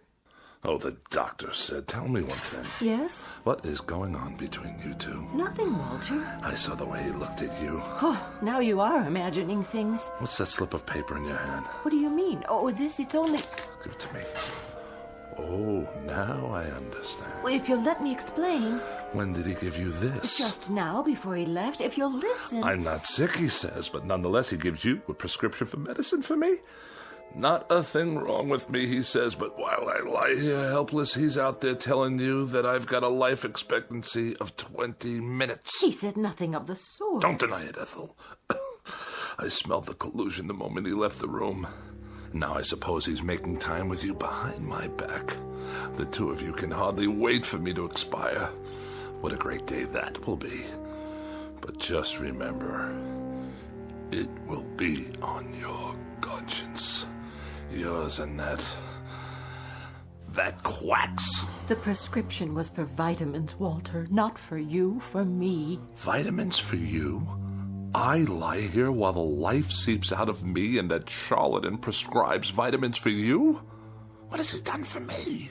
Not a nil. A big fat goose egg, that's what. He comes whenever you call. He's very interested in your condition. Very interested.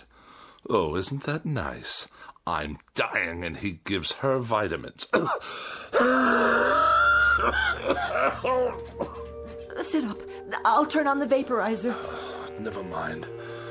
Go on, get out of here. Leave me to die in peace. All right, Walter. What? I meant I'll let you alone so you can take a little nap. Then maybe you'll feel better.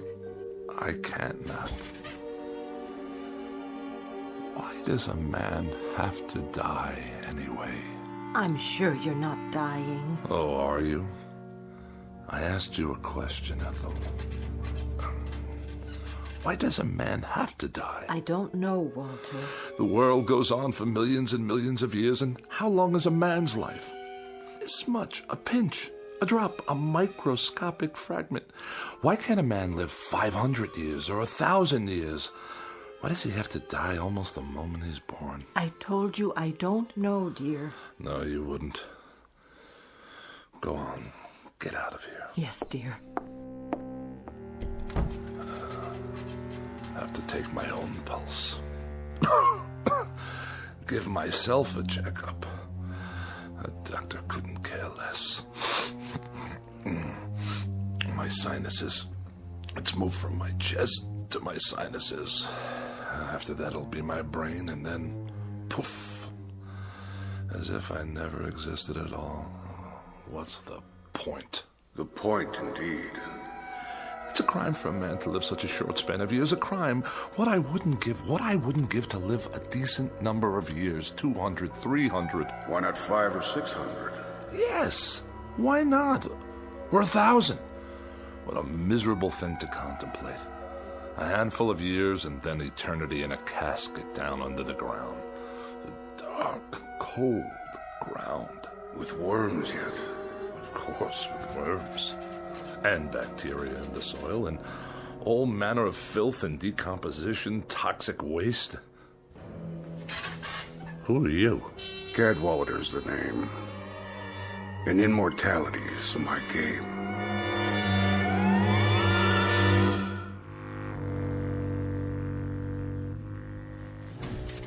Your name is what? Cadwallader. At least that's the one I'm using this month. Rolls off the tongue, don't you think? How did you get into my bedroom? Let me see. Through the mirror? That would be a nice touch. Or through the walls? Too prosaic. Look here, The truth is, I've never been gone. I've been in here for some time. I must have a fever. I'm hallucinating. Not at all. I've merely chosen to reveal myself in order to tell you that I subscribe wholly to your views, Mr. Bedecker. I mean, wholly. Delighted to hear it. I'll be brief, Mr. Bedecker. You look like a man with a nose for a bargain. I'd like to make a proposition to you. What kind of proposition? Each of us has something the other wants. And that seems a relatively solid basis for a bargain. Do we? Indeed. What in the world do you have that I could possibly want? Oh, many things, Mr. Bedecker. You'd be surprised. Many things. Varied and delightful. Now, what do I have that could remotely interest you? Actually, a minor item. Minor? Extremely. Are you sure? Smaller than minor. Insignificant. Of no importance whatsoever? Absolutely none. Microscopic? Teensy-weensy. What did you say your name was? What's in a name, Mr. Bedecker? Just a question of semantics, after all. Language, a stretch of words. For example, what is it you want? Can you put it into words? I think you already know. You want an extended lifespan. Doesn't everyone? A few hundred years to play around with. Some people would call it immortality of a sort. But why give it that kind of description? Why make it sound so imposing? What would you call it then? Let's call it some additional free time. After all, what are a few hundred years in the grand scheme? Or a few thousand? A few thousand? Or 5,000? Or 10,000? What's the difference? The world will go on ad infinitum, so what's a few thousand years more or less, give or take, add or subtract? And this little item I'm to give you in exchange, or what do we call that? What do we call it? That's a linguistic conundrum. We could call it a little piece of your makeup, a little crumb off the crust of your, structure, a fragment of an atom, so to speak, from your being. Or a soul. Or whatever. After all, what is it? And when you're gone, thousands of years hence, what will you need it for, practically speaking? Yes? You're the devil. What's in a name? I'm at your service. Good Lord. How about it, Mr. Bedecker? Why not? That must be a good reason. There must be. You'd deed me over your so-called soul, and I'd give you immortality. Life everlasting. Or as long as you want it to be everlasting. And indestructibility, Mr. Bedecker. Complete and total indestructibility. Nothing can hurt you ever. Now that part's fun, let me tell you. Nothing can hurt me? And I live forever? Why not? Certainly. Forever. Again, Mr. Bedecker, just terms. And everything's relative. For you, it's forever. For me, it's a walk around the block. But we're both satisfied.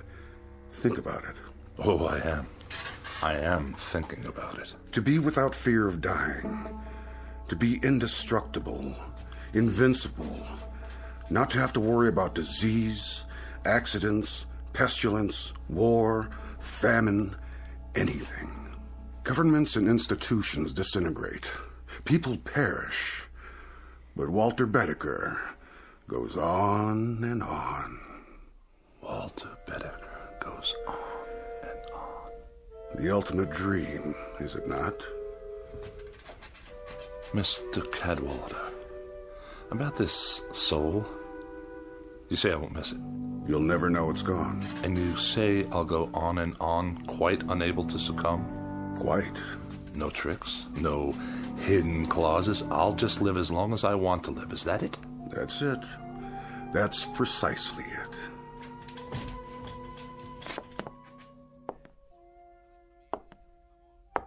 How about my appearance? I'm afraid I can't do much about that. Oh, I see what you mean. You should look pretty much the same. But in 500 years, I don't want to look like any dried-up old prune. Oh, Mr. Bedecker, you drive a mean bargain. A most difficult bargain.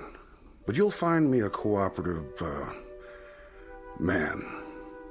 All right, you win. We'll throw that into the bargain. Say it. Whatever aging takes place in your features will be more or less imperceptible. Mr. Cadwallader, I believe we're close to making a deal. Mr. Bedecker, you'll never regret this.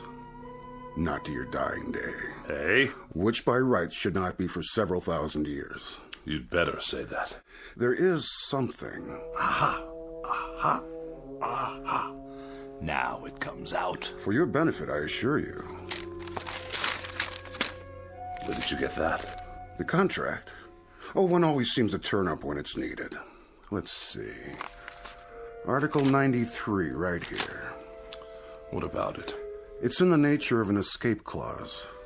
Read it to me. Your escape clause. Whereas the party of the first part, upon due notification of the party of the second part, and so on and so forth. Go on, I want to hear it. Well, I'll just give it to you thumbnail. It's simply that if you get tired of living, Mr. Bedecker, you can exercise the clause by calling on me and requesting your... My what? Oh, there goes the embarrassing terminology again. Shall we say, your demise? At which point I will personally see to it that you are given a rapid and uncomplicated, how to put it, departure? I can assure you, Mr. Cadwallader, that I'm not the sort of man to kill the goose that lays the golden egg. I'm much relieved to hear that. When you talk immortality to me, brother, I mean immortality. Indubitably. You're going to have a long, long wait. Mr. Bedecker, nothing will please me more. And I think we've got... Yes? A deal. No further qualifications? None that I can think of. No ifs, ands, or buts? None whatsoever. Absolutely? Positively. Done. Oh, no fires in here, please. Only a small one to heat up my seal. My cartouche, as it were. Do I get a copy? This is your copy. Where's yours? Already on file. In a very safe place. If you say so. You sure keep it hot in here. Mm-hmm. Quirk of mine. I think the wording seems to be in order. Cadwallader, Where did you go? Walter, did you call for me? What? Oh, no. I was only... Only what, dear? Talking to myself. You were? Not that I make a habit of it, mind you. What are those papers? Nothing. I was just looking over my life insurance policy. Whatever for? To be sure you're protected if anything should happen. Ever, to me, that is. Don't be silly. Your health's going to improve. It's already improved. Hit me. What? Hit me. As hard as you can. In the stomach. Or anywhere else you like. Anywhere at all. But why? I want you to see how strong I am. Strong as a bull. As a bull, dear? And as indestructible. 10 bulls, 100. Walter, you're not yourself. Come sit with me in the other room. It's warmer there. The radiator's going full force. Is it? See for yourself. Yes, I think I will. Watch this. What are you doing? Don't touch it. See what I mean? Walter, your hands are burning. No, they're not. That's just it, Ethel. They're smoking, yes, but they're not burned at all. I'll get some bandages. Sit down. Where do you keep my pills? Which ones? All of them, every last one. Over here on the tray. Give it to me. What are you doing? Walter, the window, don't throw them out. I beg you, all your medication. Why not? What's the difference now, my dear? I'd like to introduce you to someone. What are you talking about? Meet the new Walter Bedecker.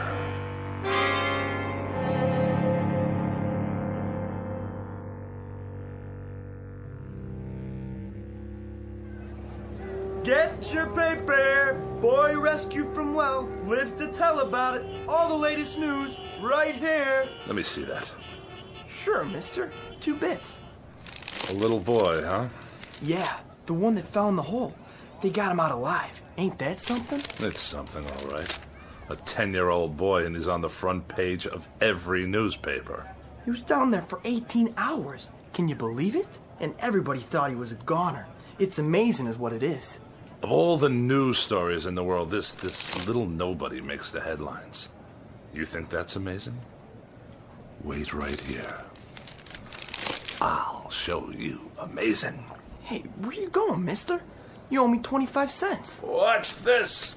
Watch where you're going. Excuse me? Hey, buddy. I must get to the corner. Some people are so rude. I don't want to miss the crosstown. Wait your turn, do you mind? Look out! Get back on the curb. There's a bus coming. That man, stop!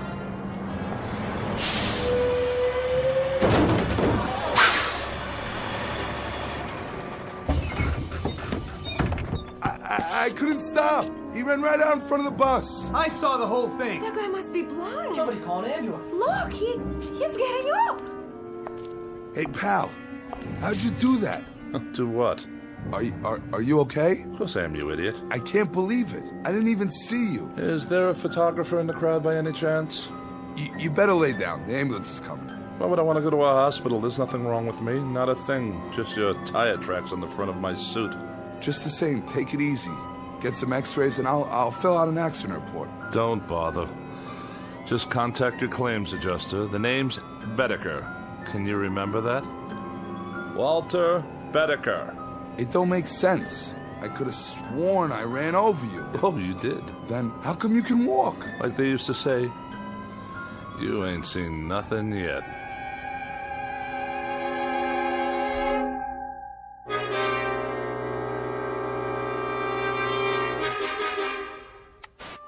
One survivor, Walter Bedecker. By now, these words should be familiar. You've heard them before on the Eyeball News, and if the past is any indication, you'll hear them again and again. It started when he was hit by a bus, then a car, and finally a subway train, but that wasn't enough for Walter Bedecker, the man whose luck never runs out. After an explosion at a construction site, what else could happen? Last week's plane crash killed 23 people, but not Mr. Bedecker. He's certified as the unluckiest man alive and the most indestructible. Is that you, Walter? He's all right, ma'am. Aren't you, Mr. Bedecker? You're all right. When you didn't come home, I was worried. This is my wife. Wait in the other room, dear. Are you sure? I can make you some hot tea. And your friend? He's no friend. He's a claims adjuster. In the other room, Ethel. Now. Yes, dear. You want to sign this now, Mr. Bedecker? $5,000, is that all? For falling down an elevator shaft?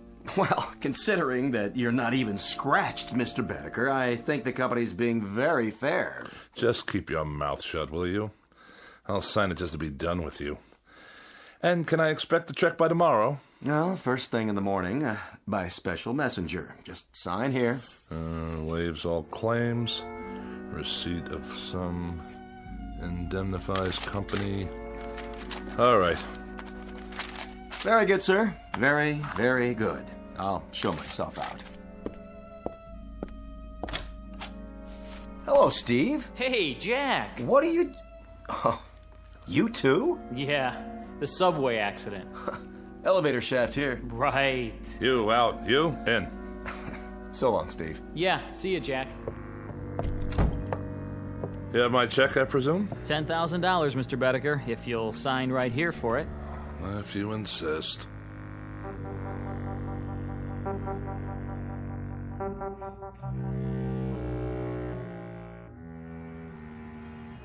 "14 accidents. More than anyone should have to bear. Now, wouldn't you think that there would be an element of thrill in 14 accidents? I'd appreciate it if you'd step away from the window, Walter. It's open, you know. 14 accidents in which you know nothing can happen to you? I guess so, dear. Well, it's a fact. There should be an excitement to this sort of thing.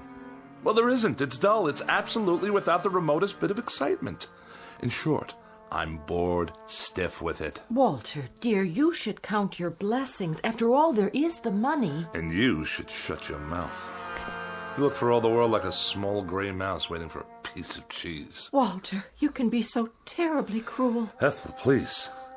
I'm thinking. I swear he's cheated me somehow. I don't know exactly how. What are you talking about? Who? Mortal schmortal. What's the good of it when there aren't any more kicks? Any more thrills? Anything to let a man know he's alive. Walter, do you feel all right? At least when I was concerned about my health, there was an element of risk, of danger. I mean, of course. That's it. What is? Iodine. Iodine? Have we got any? What for? Did you cut yourself? Do we? I suppose in the medicine cabinet. Get it. Now? And rubbing alcohol. And ammonia. Walter? I'll get it. You find me a drinking glass. A large one. There's one right there. I'll mix them all together like so. And stir them up. Wait! And drink it. Oh.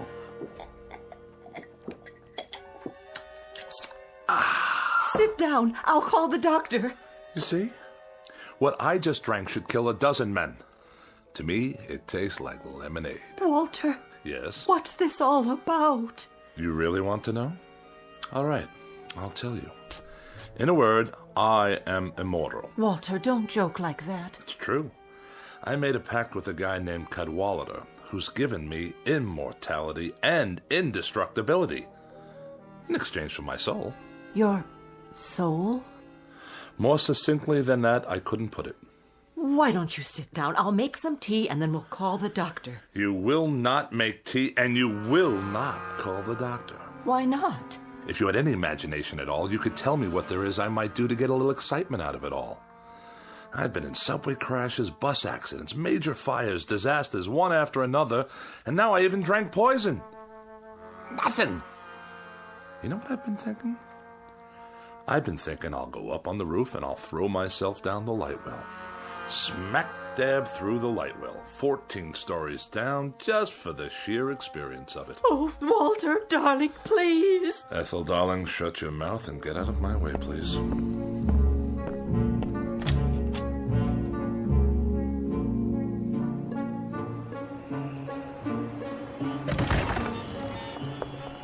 Please, Walter, please, darling. Ethel, go drown in a tub and leave me alone. I'm going headfirst down the light well. Get out of my way. Walter, no. Will you get out of... Ethel, be careful or you'll trip. Ethel!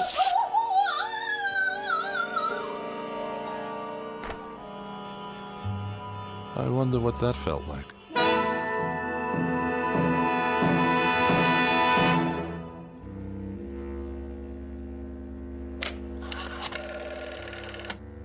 Operator, get me the police, please. Immediately, it's an emergency. Hello? Is this a police station? This is Walter Bedecker, 11 North 7th Street. That's right. Apartment 14B. Will you please come over here right away? No trouble. I just killed my wife. That's right. Yes, I'll stay right here. Goodbye. Now, this is going to be an experience.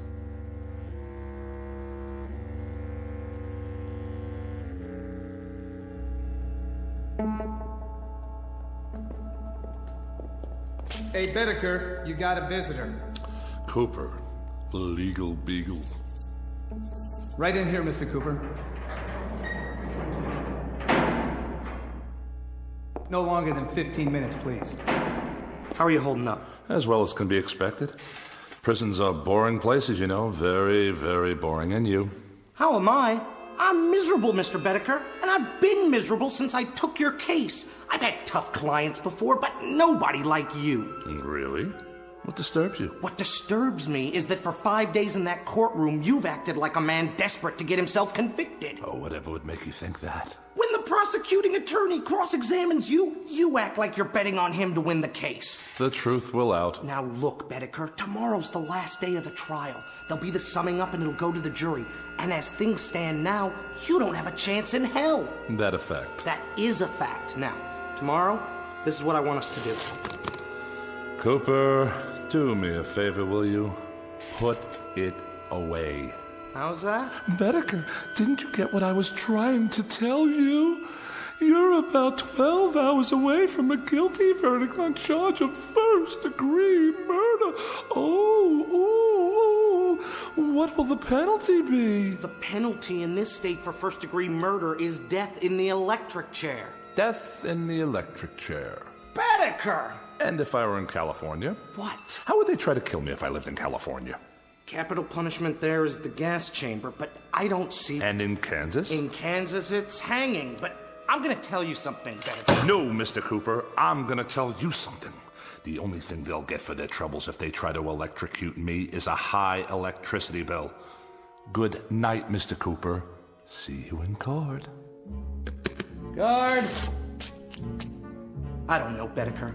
I just don't understand you. The psychiatrist says you're sane, and you say you killed your wife. But way down deep, I know you didn't. So tomorrow, when I sum up for you, I'm gonna lead from a terrible position, a position of weakness.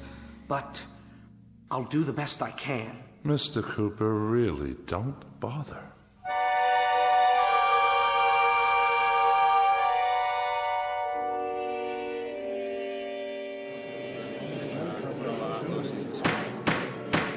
Mr. Bedecker, you've been tried and found guilty of murder in the first degree.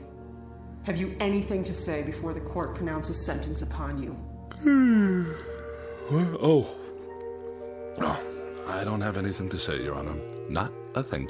Then the court sentences you to imprisonment in the state penitentiary for the rest of your natural life. I knew we could do it, Bedecker. Hmm? I knew we could get you off without the death penalty. If I do say so myself, I gave that summation everything I had. Wait a minute. Does this mean that... It means that you're not going to the electric chair. You've been given life instead. You're a very fortunate man, Mr. Bedecker. Life? Did you say life imprisonment? Oh. We need help here. My client's fainted.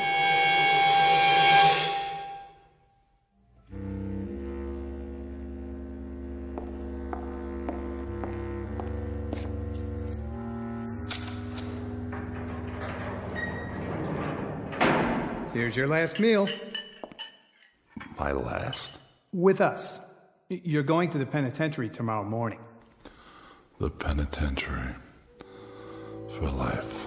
Look at it this way, Mr. Bedecker. What's life? 40, 45 years? You can do that standing on your head. Life. That's all. 45 years. Maybe not even that much. After all, what are a few hundred years in the grand scheme? Or a few thousand? Or 5,000? Or 10,000?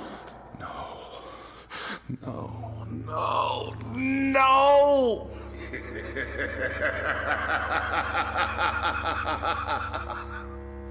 Mr. Bedecker. Yes? About the escape clause. Care to utilize it now? Yes. That's a wise man. Odd thing, Mr. Bedecker. You look like someone having a heart attack. Exactly. Like a man having a heart attack.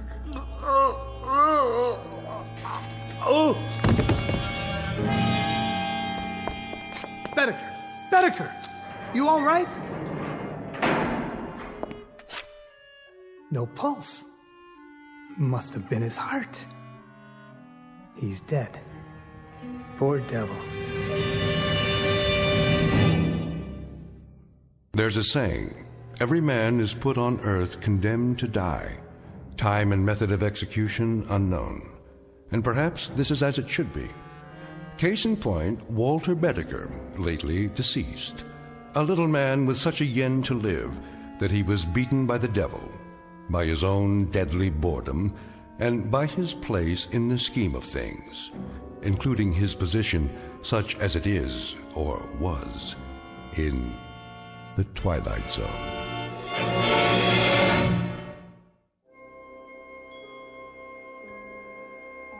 Hi, this is Carl Amari, producer of the Twilight Zone radio dramas. I'd like to take a moment to tell you about our official website at twilightzoneradio.com, where you'll get the latest news and information on these Twilight Zone radio dramas. Plus, at twilightzoneradio.com, you can digitally download 3 free episodes or any of our episodes for only $1.95 each. In this age of ever-changing technology, we've decided to make these episodes instantly available to you by making the Twilight Zone radio dramas a digital download-only series. This means that this series will no longer be offered on CD. The CD collections at our website are now being offered while supplies last at buy one, get one free. So be sure to get your favorites before they're sold out. Be sure to visit us often, and I'll see you in the zone.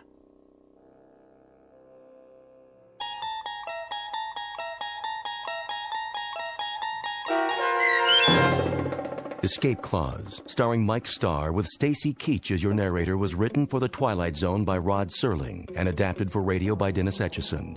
Heard in the cast were Peggy Roeder, Rich Kominick, Doug James, Turk Muller, Guy Burrill, Heath Corson, Larissa Borkowski, Natalia Reed, Peter DeVito, John Starr, Carl Amari, Paul Patch, and Lynn Foley. To learn more about the Twilight Zone radio dramas and to obtain audio cassettes and CDs of these programs, visit our website at twilightzoneradio.com. This copyrighted radio series is produced and directed by Carl Amari and Roger Wolski for Falcon Picture Group. Doug James speaking.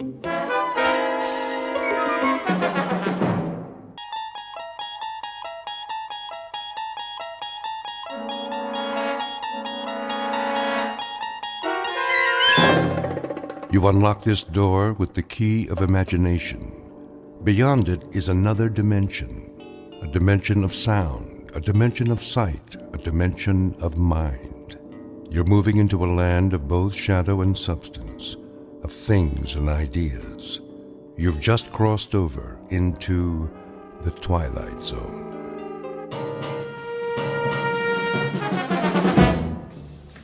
Westbound monorail will be departing on track 10 in 3 minutes. Hurry. We can't miss the monorail. Make way! Coming through!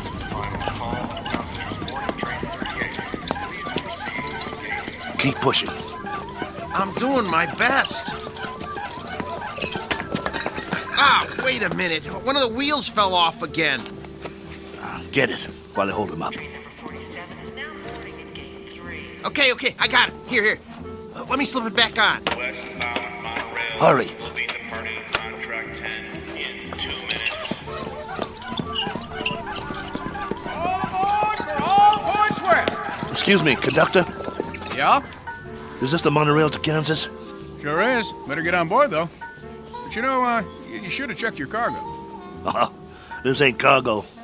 It's a B-2. A what? A B-2.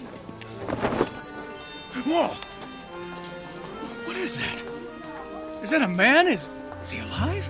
That, sir, is a B-2 boxing robot. Wow. He sure looks real. Yeah, he looks even better in the ring when we activate him. Westbound monorail will be departing on track 10 in 1 minute. Conductor, we bought a ticket for him. Here you go. He's fighting tonight. We have to keep an eye on him so he doesn't get damaged. Well, he's got a ticket, so get him on board. We're pulling out. Sure thing. Okay, I got this end. Okay, ready? 1, 2, 3, lift. Come on. Oh, my goodness. How much does this guy weigh?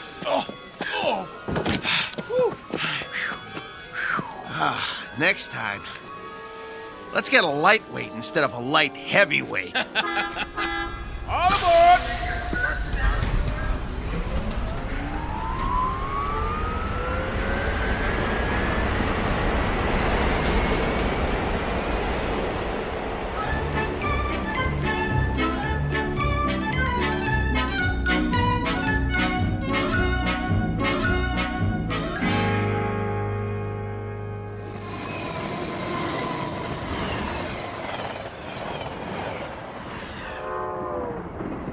Ladies and gentlemen, kindly observe the no smoking sign and ensure that your seatbelts are securely fastened. Thank you. Here's our seats. C11 through 13. Let's sit him down in the window seat. He gets the window seat? Get him seated. Hey, you hear him squeaking? Not only is he saying he doesn't want the window seat, he's saying he doesn't want to sit down, period. He needs his silicone Teflonic joint lubricant changed. We'll pick up some as soon as we get paid. Well, first we gotta find some. Shouldn't be no problem. Come on, I told you. They don't make it anymore. Well, that's crazy. Still plenty of B-2s in the business. Name one. This one. We'll find some. All right. Wow. Sure is hot. It'll be hotter where we're going. Wish I had a beer. Well, it wouldn't do you any good. I already had 3 and I'm still thirsty. Not Maxo, he don't need a thing. Never complains. Then, why does he squeak so much? You think he'll be all right? Yeah, if he doesn't get hit. Can it, Pole? Hey, come on, no use glaring at me, Steele. You know he's shot. That ain't true. A little overhaul is all he needs. Well, yeah, a little 10 grand overhaul with parts they don't make anymore. When you talk, you think he was ready for the scrap heap. Ain't he? No, he ain't. Just because he's a little old? Well, try ancient. Plenty of fight left in him. Well, you think he's okay or not? Steele, I don't know. And that's a fact. He needs work. Like what? Well, for starters, the trigger in his left arm. It's been rewired so many times it's just about had it. He's got no protection left on that side.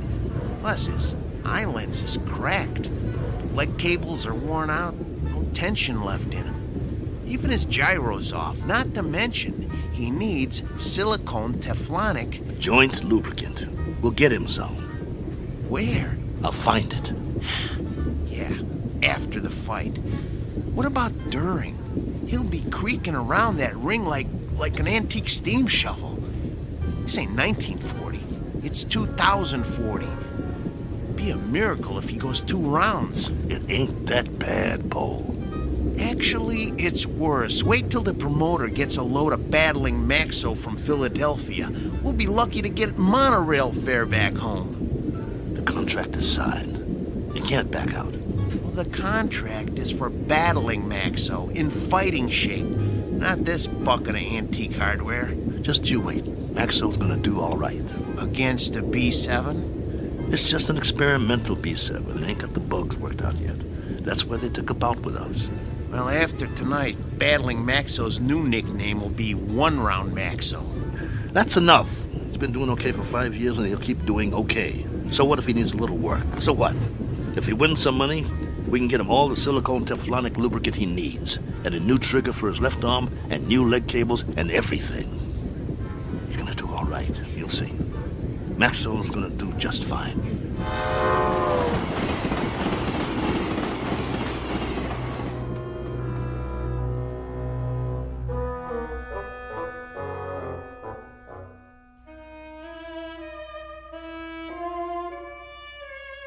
Sports item from the not-too-distant future. Battling Maxo, B2, light heavyweight, accompanied by his manager and handler on his way to Maynard, Kansas for a scheduled 10-round bout. Battling Maxo is a robot, or to be exact, an android, resembling a human being. Only androids have been permitted in the ring since prize fighting was legally abolished. This is the story of that 10-round bout. More specifically, the story of two men shortly to face the remorseless truth that no law can be passed to abolish cruelty or desperate need, or, for that matter, blind animal courage. Location for the facing of said truth? A small, smoke-filled arena just this side of the Twilight Zone. And now the Twilight Zone and our story, Steel, starring Lou Gossett Jr. with Stacy Keach as your narrator. You were right. It is hotter here. Told you. Hey, taxi! What are you doing? It's 6 o'clock already. We better get a move on. Well, we got no money for a taxi. We can't push him through the streets. We don't even know where the stadium is. What are we supposed to eat with then? We'll be loaded after the fight. I'll buy you a steak 3 inches thick. Hey, fellas, need a taxi? Thanks, pal, but no thanks. Oh, come on, where are you headed? Stadium. The stadium? That's 6 miles away. You can't push that thing that far. He's right.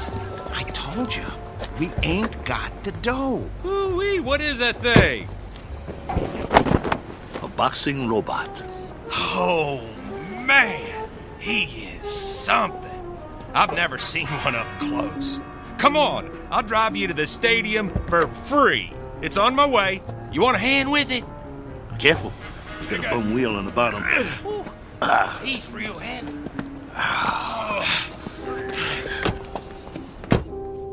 Oh boy, this is a real honor taking a fighter to the stadium. Well, thanks. Hey, which robot is that? This is Battling Maxo from Philly. Maybe you heard of him? No, but, you know, I'm no expert. He was almost light heavyweight champ once. No kid.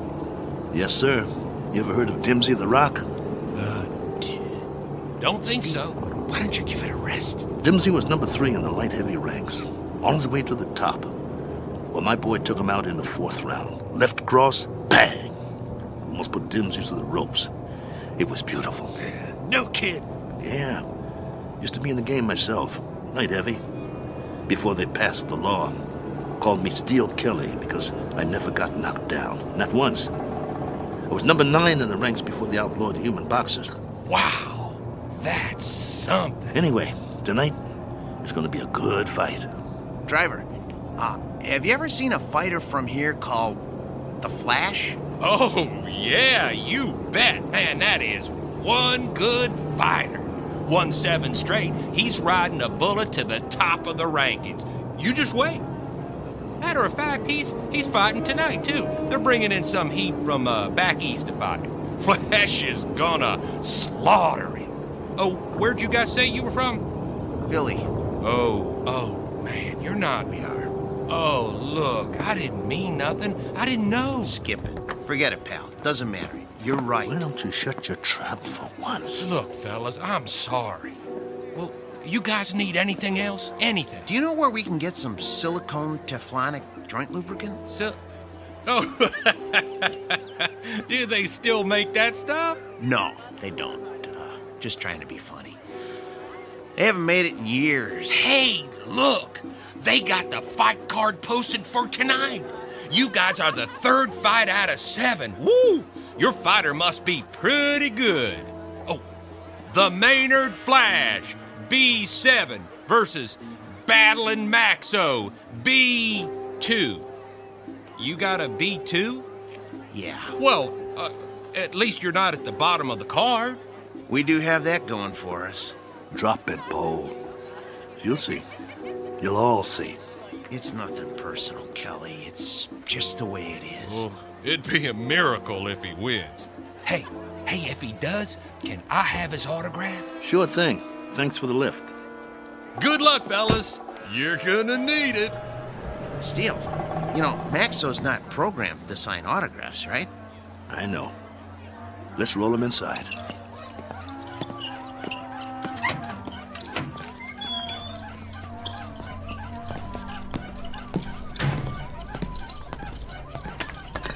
The wheel fell off again.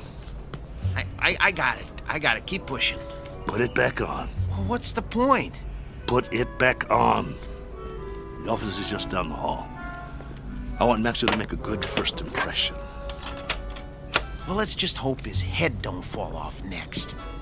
Keep quiet and let me do all the talking. What's wrong with you anyway? After 7 months, we finally get about, and all you can do is complain? Some about. We're in Maynard, Kansas. What's this, the prize-fighting center of the nation? It's a start, ain't it? It's our first step on the comeback trail. The purse will give us enough to get Maxo back in shape. And if we win, it would mean we get fights all over the place. Oh, spare me. We don't have a chance. I don't get you. He's our fighter, and we stick behind him no matter what. Why are you writing him off before he even gets in the ring? Don't you want him to win? I'm a Class A mechanic, Steele. I'm not some daydreaming kid. I know machinery. We got a piece of dead iron here. Technology always moves forward. We got a B2, not a B7. No way he's gonna win this fight. Shh, keep your voice down. It's simple engineering, that's all. Maxo will be lucky to get out of the ring with his head on. Bull! It's an experimental B7. It's probably full of bugs, full of them. They always are. That's why they take a first fight in the middle of nowhere. We've got a chance. Yeah, sure we do. Remember, keep your mouth shut. Yeah. Mr. Nolan? Nah, I'm Oscar. Mr. Nolan will be back in a couple of minutes. I'm Steele Kelly, battling Maxo's owner. Oh, yeah, I heard of you. You were one of the last human fighters. This is Paul, Maxo's mechanic. Hi. It was getting late. We were wondering if you'd make it. Never missed a fight. Yeah, pull up a chair. I got some paperwork to do. Thanks. What was that? It was this folding chair. Okay. Sign on all the X's. You heard of my fighter, Mr. Oscar? What's his name? Battling Maxo. You must have heard about him. Can't say as I have. He knocked out Dimsy the Rock, a ranked fighter in his prime. Uh-huh. Sign here, too. It was all in the East Coast papers. New York, Boston, Philly. Got quite a spread. Biggest upset of the year. Good. Initial here. And here. And a couple more here. Right here. And over there. He's the B2, you know. That's the second model Malling put out. The B2 is one of the best fighters they ever built. The best in my opinion. Maxo is still going strong. I don't go for these new ones, you know. The ones made out of steel, aluminum with all the doodads. Too flimsy. Nothing solid. Nah, Malling don't make them like Maxo anymore. Oscar, who are these guys? Mr. Nolan, I'm Steele Kelly, and this is... Is that your fighter? Yes, sir. Battling Maxo. Fighter in shape? You bet. Prime condition. Paul, my mechanic here, is a Class A mechanic, and he took Maxo apart and put him back together just before we left Philly. Oscar, cigar me. Yes, sir. Ain't you forgetting something? Huh? Light me. Oh, yes, sir.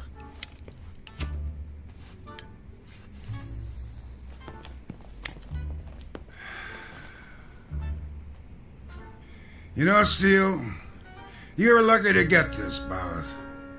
We ain't staged about with nothing less than a B4 in... must be 2 years now. The fighter we had scheduled got run over by a truck in a loading dock at a stadium in Detroit. I needed somebody on short notice.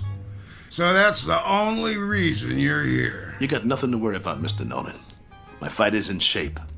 He's the one that knocked out Dimsey the Rock in Madison Square Garden a few years ago. Maybe you... I just want a good fight. And you'll get it. Maxwell's in top shape. No first-round knockout. No, nothing like that. People pay to see action. Do you have a prep room we could use? We want to check him over and make sure he's perfect. Down the hall, third door on the right, next to the janitor's closet. Thanks. Your bout is at 9. Got it. You won't be sorry, Mr. Nolan. I don't like guys that are late. Understood. Poe, let's get Maxwell to his prep room. Mr. Nolan, I was wondering... I know what you're wondering. You get your money after you deliver a good fight, not before. No problem. We'll get him ready. And Steele. Yeah? Don't slam the door. I hate loud noises. Come on. I'm coming. Oh, my stomach hurts. Don't be scared. It'll be okay. Oh, I ain't scared. I'm hungry. I haven't eaten all day. How could you think of food at a time like this? This one counts. It's our chance for a comeback. We've got to get him in that room, and we've got to check him out real good. What time is it? I'm busy pushing. Come on, check your own watch. I don't have a watch anymore. I had to pawn it. The one your wife gave you? Ex-wife. Hey, look, we got 2 hours before the bout begins. Have we got time for a sandwich? I want you to check him out real good. His arm, his gyro, everything. What for? Did you hear me? Yeah, but I work better on a full stomach. You get to work. I'll get you a sandwich. Maxwell's gonna take that B7, but good.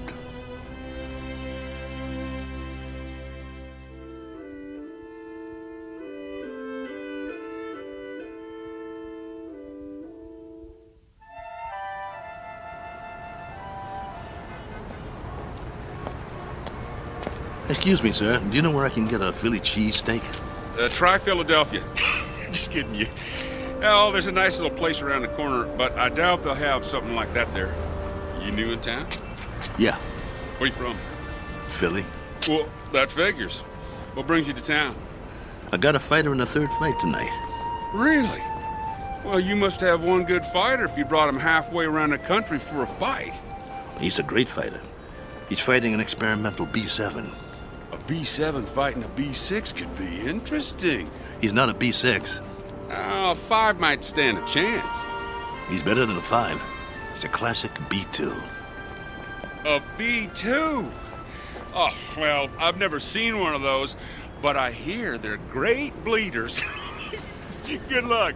Oh, by the way, at the diner, I recommend the roast beef on rye. Bloody rare.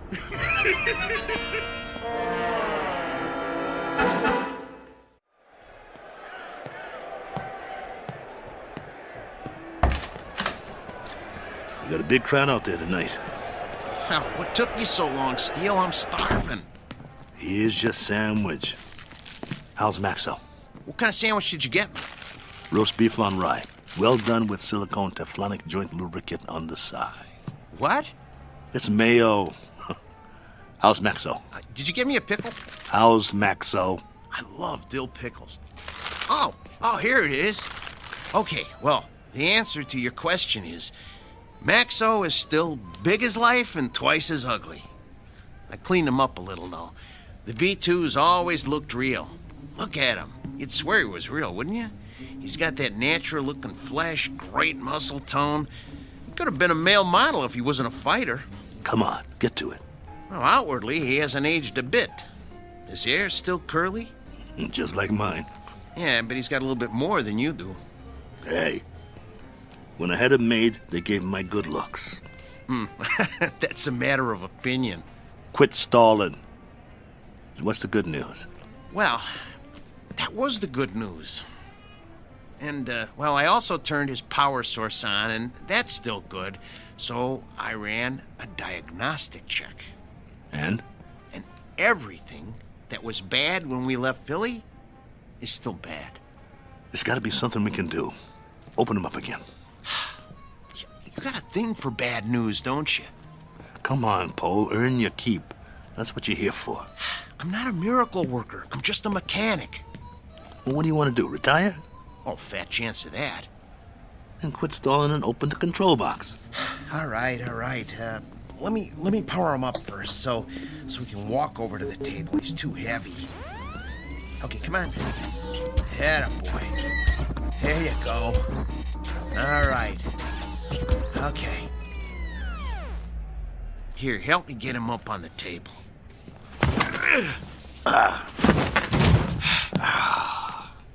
That's my boy. The doctor will see you now. Lift his arm.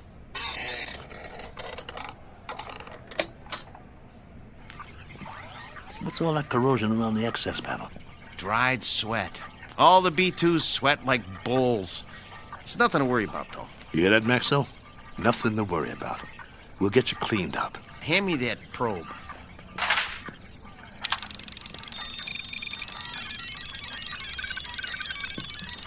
Well? Well, all electronic systems are functional. Well, I hope the circuit board doesn't blow. Why should it?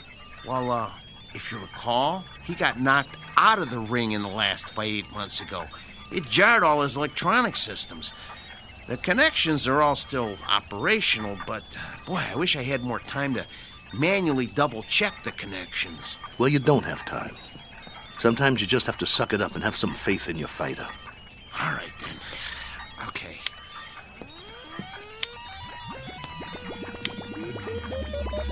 Well, I activated all his systems. Keep your fingers crossed and just hope nothing blows.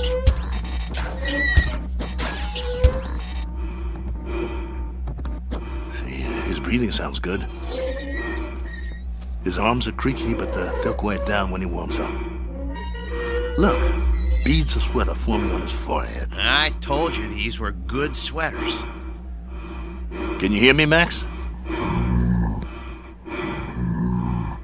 Relax, boy. Let him warm up good, Paul. I'll tell you, the mechanical part is what worries me. I need to check his reflexes. Look, Steele, go put on the gloves, will you? Let's see if he can zero in on you, okay? Maxo, get your legs loosened up. Move around a little. Loosen up your jab, big boy. Don't rush him. If it don't work now, it won't work in the ring. All right. Just enough to check the jab. Set his controls so he doesn't counterpunch. Good idea. Okay, hold still, Maxo. This won't hurt a bit. Okay. That's as low as it'll go. I don't think his systems like it, though. You know, if that cracked eye quits, he'll be very vulnerable. Look, Steele, start circling him and see if he can follow you. Come on, Nexo. Look at me. I'm moving in. I want to get you. Block my punch. Oh, man, they're gonna hear that in the back row. That's good enough for now. We know it works. Oh, Steele, he's gonna get more than one punch thrown at his head. He'll outdance him to keep clear. Give him more power to his legs. Those cables are bandy. I don't like doing this. There's not much tension left in him. He seems to be moving all right. Yeah, but, boy, a heavy wind might knock him over. Put him on automatic. Oh, no. Come on. Let's not push our luck. Do it. All right. Here goes nothing. Maxo, gloves up. That's it. Beautiful. Now, let's see if he can move in for the kill. Kelly, Steele, no. Leave his systems on defense. He might have a couple of rounds if we leave him on defense. It takes less energy. You know, he's gonna get beat to pieces if we let him move in. No, do it. You use your head? He's a B2. He's gonna get slaughtered anyway. Look, if we let him go on defense, we might be able to salvage him for pieces. Nolan paid to see him on offense. It's in the contract. Activate his jab. Come on, it doesn't have any lubricant in it. Do as I say. All right. Activating the jab. Shut him down! Shut him down!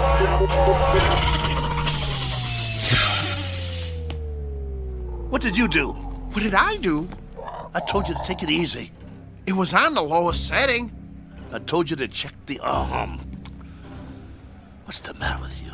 So help me if you broke that arm. If I broke it? Yeah, you. Look, Steele, I kept this heap running on borrowed time for 3 years now. Before we left Philly, I told you we needed to fix things and replace parts. We couldn't let this chance go. Please, open them up and see what you can do. Steele, try finding another mechanic that could have kept this antique working as long as I have. I dare you to. Please, see what you can do. Hold the arm up. Oh, man. Oh, no. Come here. Take a look. You see that? The trigger spring came right off. Can you reattach it? I can try, but, it's just gonna pop off again. That's what happens when a joint doesn't get enough lubricant. Well, I'll try to stretch it.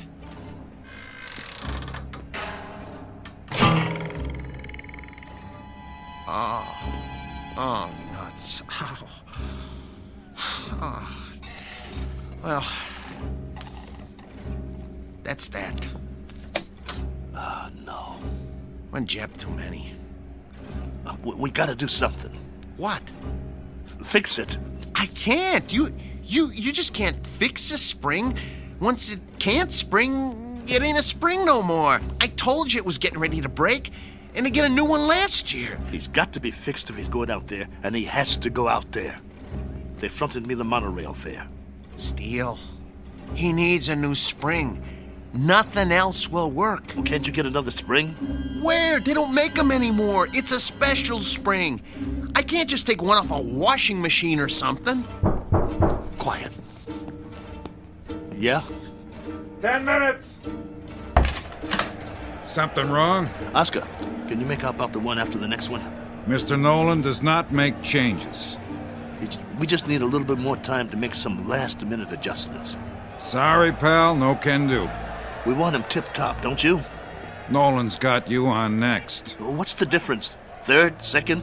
It's all the same, right? Second's the semi-main. That ain't for a B2. Maybe some B2s, but this one... They want to see a fight, not an execution. But I'm telling you... 10 minutes or you're out of here.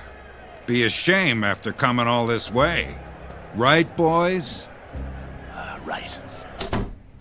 Well, then, I guess that means... We'll have to hurry. You heard the man? I heard him, but it's over. We're finished. No, we're not. There must be a way. What? Sell them for scrap and get a couple of monorail tickets? We hung in there as long as we could, but this is it. I have to hand it to you, Steele. You wouldn't give up. Quiet. I'm thinking. There is one way. It just might work. What might work? If they don't watch the fights. Who? Nolan and Oscar. Maybe they don't even come out of their office. What are you talking about? Oh, no. Oh, no. Oh, no, no, no, no, no, no, no. No, you can't do this. Get the trunks and robe off Maxwell. I'll change my clothes. Steele, you are out of your mind. You can't go into a ring against a B7. I used to be pretty good. I can get through a couple of rounds. Just bob and weave, throw a punch every once in a while. You'll get killed. You heard that, Tub. We deliver a fight or we don't get paid. Steele, come on. You're never gonna get away with this. They won't let you. Who's gonna stop me? You can't make them think you're... Steele, for God's sake. I can if you help me. Nobody here knows what Maxwell looks like. If Nolan and the other guys don't watch the bout, we'll be all right. Steele. The crowd won't have a clue. B2s sweat, bleed, and bruise just like the new ones. Give me the boots. Look, I got an idea. You know what I can do? I can wire my sister. She'll send us the dough to get us back east. Tape up my hands. Steal? Steal. I got another idea. Wait. Look, hold still. I know a guy in Philly who wants to sell a B5 cheap. We could hustle up the cash and, Concentrate on wrapping my hands. If you don't take them right, I could break them on the first punch. Steele, this is suicide. It's a B7 out there. Don't you get it? It's a B7. You're gonna get mangled. Quit talking.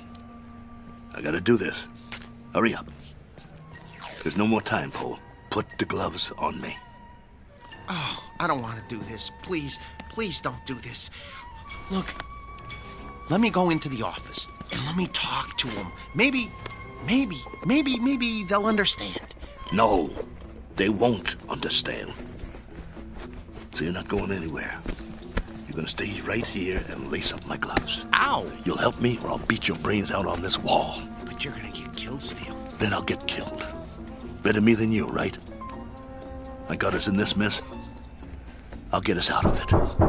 Get the heap out of there! You heard the boss. Lace my gloves up tight. We gotta fight.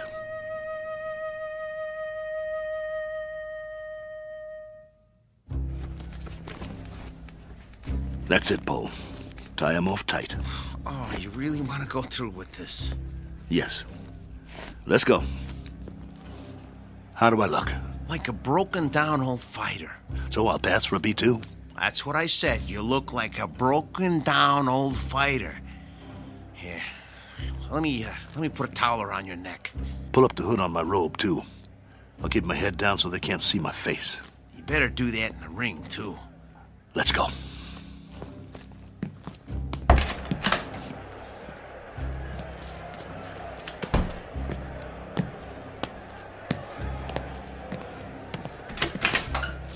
You're late. Just gamesmanship, Mr. Nolan.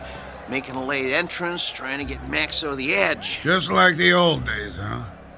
Maybe I underestimated you guys. Nice robe. It's old school, you know? Genuine satin. No more stalling. I got a full house out there. Right. Come on, Maxo. Let's show him what you can do. Hey! What? Where's that... What's his name? The owner. Oh, you mean Steele? He's already out there. We're one step ahead of you. I didn't see him pass my door. Well, he went a few minutes ago. He likes to check out the crowd.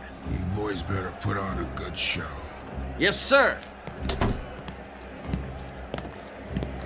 Let me know when we get to the stairs. I got sweat in my eyes. I should have told him. If you had, I'd killed you.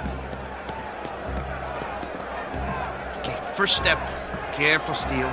Grab my waist. Wipe my eyes. Can't see my feet. Geez, Steele. You're already sweating like a pig. You'll have to towel me off between rounds, just like a real B2. Between what rounds? You won't last long. Whose side are you on? Steele, you're not up against some punch-drunk fighter. You're up against a machine. I said shut up. You're not gonna get away with it, though. They ain't seen a B2 in years. Nolan said so. Steele, you're never gonna pull this off. This is your last chance. Just get me to the ring.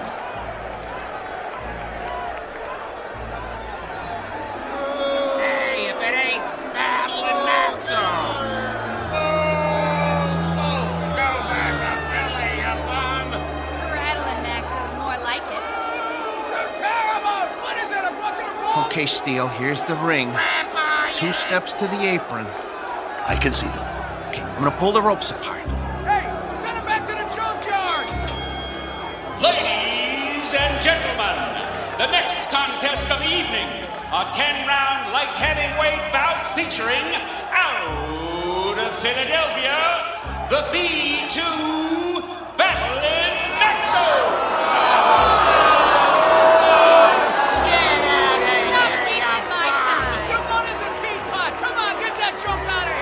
I'm gonna take your rope off now. Keep looking at your shoes. Try not to blink.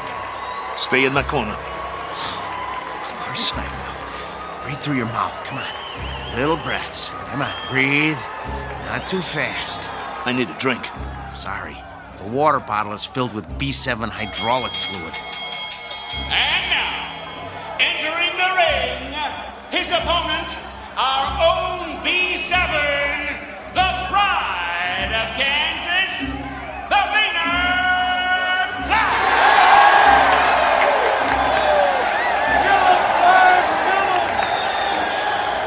What's he doing? He's jumping up and down on his toes. I never saw a robot do that before. Must be a new gimmick. Big deal. Well, this ain't kickboxing, so he's not scaring me. You should be scared, Steele. Come on. Get out of the ring now while you still can. You get out, pal. See you at the end of the round. Steele, stay away from him. And there's the bell.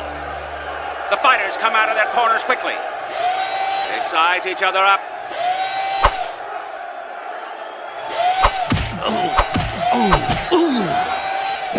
Oh, the Flash landed a vicious right. And another. And another. Come on, get away from him. Get away from him. Maxwell backs away. Come on, I got money on this fight. Come on, I can take it. The Flash is the aggressor. He backs Maxo into the ropes. Hey, no holding. Get your B2 off the ropes. See how you like this? Bring it, you bum. I can take it. There's thunder in those punches. Your mother's scrap metal. Maxo backpedals. The Flash swings wildly. If he lands one of those, he'll take Maxo's head off. The Flash is coming in for the kill. That one was lethal. Stop the fight. Come on, somebody stop it. Stop it. Maxo is down. It's over. It's over. It's over. Come on, stay down. It's over. Just get me up. I've never been knocked down. I'm Steele Kelly. In the time of 1 minute and 22 seconds of the first round, your winner, the Maynard Flash! That's it. Haul him out of here. Move it. Is he broken or what? No, he's okay. Just a second, okay? Steele, can you stand? Come on. Talk to me. Are you bleeding? Put the towel over my face. Yeah, sure. Get the robe. What? The robe. I'm gonna walk out of here like a man. Come on, before they start throwing things.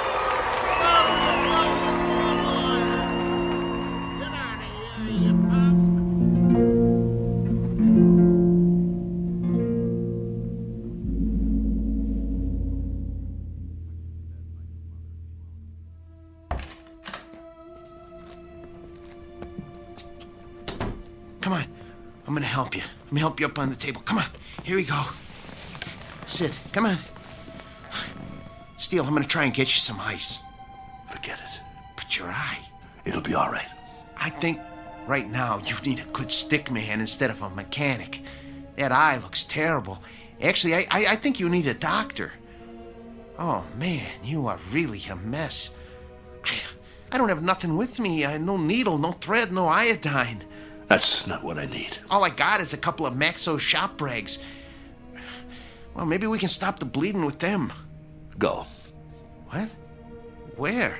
Go get the money. But I can't leave you now. All right. Look, but just lie down. I don't even try to move, okay? I'll be right back.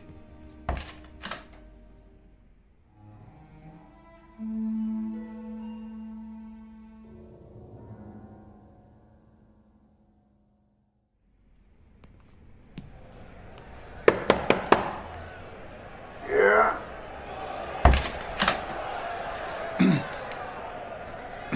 Mr. Nolan? Over that quick, huh? Yeah, I guess. Maxo did the best he could, though, Mr. Nolan. Your strategy didn't work.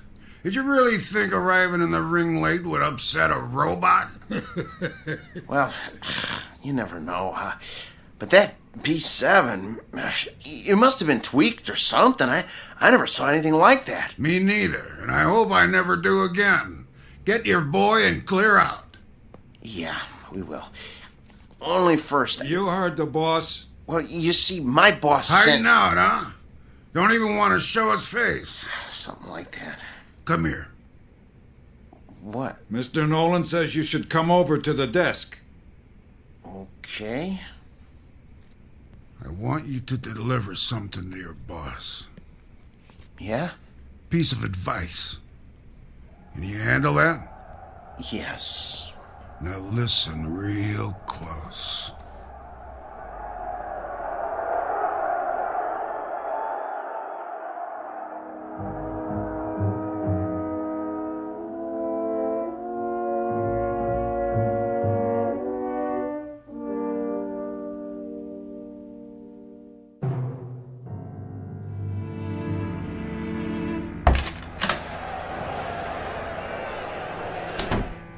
You get it? Steele. Well? Here. This all he gave you? Where's the rest? Well, that's what he gave me. This is just enough for monorail fare back to Philly. Well, he said he wouldn't pay for a one-rounder.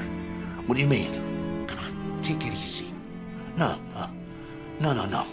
Here, let me see your hand.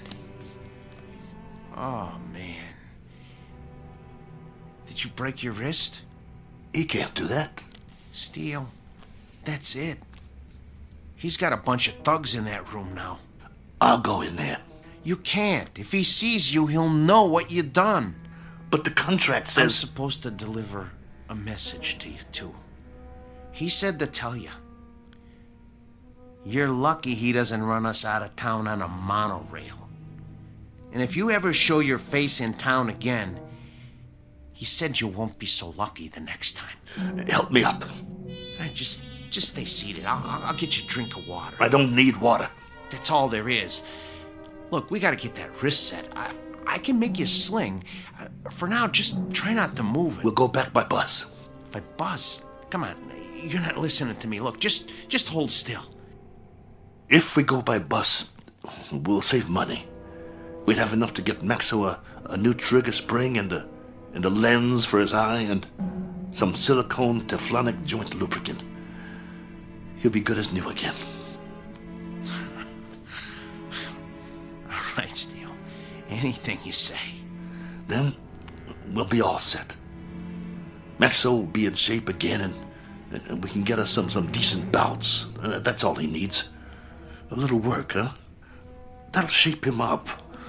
We'll show him what a top B2 can do. Old Maxo will show him. He'll show everybody. Right? Right? Sure, Steele. Sure. Now let's get out of here. Take it slow. I can walk. I know you can. You're a tough guy. But put your hand on my shoulder. That's it. Don't worry about Max. I can pull.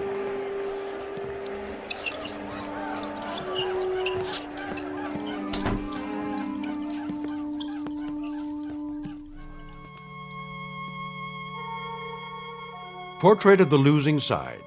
Proof positive that you can't outpunch machinery.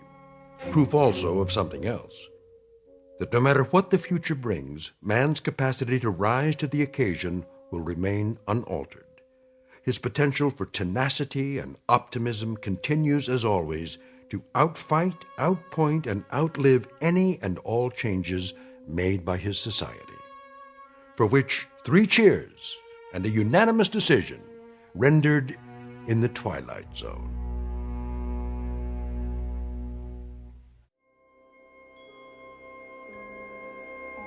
Hi, this is Carl Amari, producer of the Twilight Zone radio dramas. I'd like to take a moment to tell you about our official website at twilightzoneradio.com. where you'll get the latest news and information on these Twilight Zone Radio dramas. Plus, at twilightzoneradio.com, you can digitally download 3 free episodes or any of our episodes for only $1.95 each. In this age of ever-changing technology, we've decided to make these episodes instantly available to you by making the Twilight Zone Radio dramas a digital download-only series. This means that this series will no longer be offered on CD. The CD collections at our website are now being offered while supplies last at buy one, get one free. So be sure to get your favorites before they're sold out. Be sure to visit us often, and I'll see you in the zone.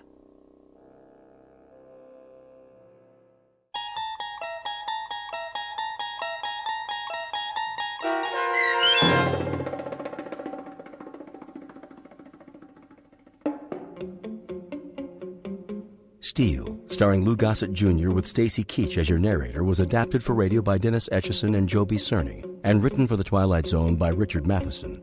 Heard in the cast were Joby Cerny, Danny Goldring, Rich Komenich, Sam Darrence, Pat Fraley, Tim DiDavo, and Jennifer Joy.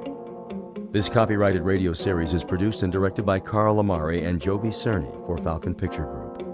Custom Foley effects, sound design, and mixing are done in the Cerny American Sound of Picture Theater by Cerny American creatives Bob Benson, Matt Sorrow, Tim Cerny, and Todd Beyer. To learn more about the Twilight Zone radio dramas and to contact us, visit our official website at twilightzoneradio.com. Doug James speaking.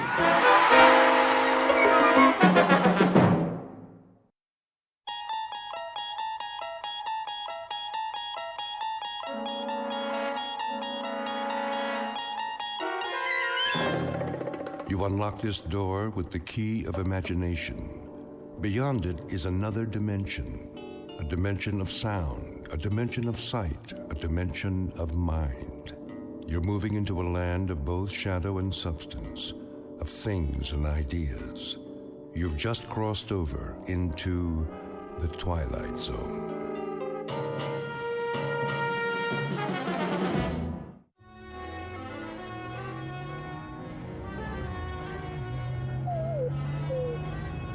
Hold on, Rowdy. We'll make it. There's a fork in the road up ahead.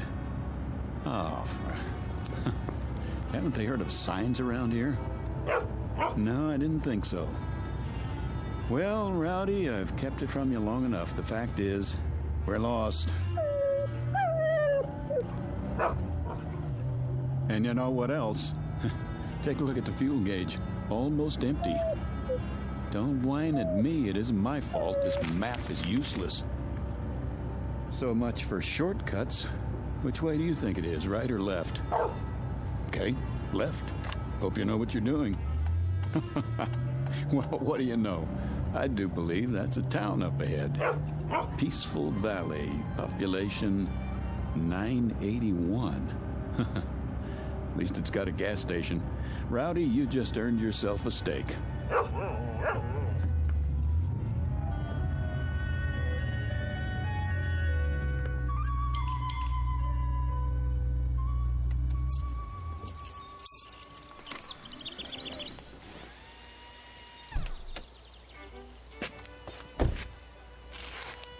Hey, anybody here?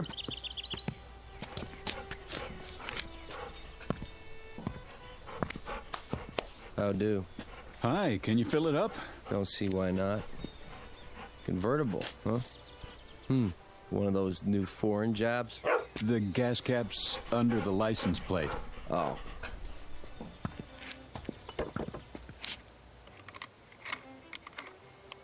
Well, I'll check the oil and water. Sure enough.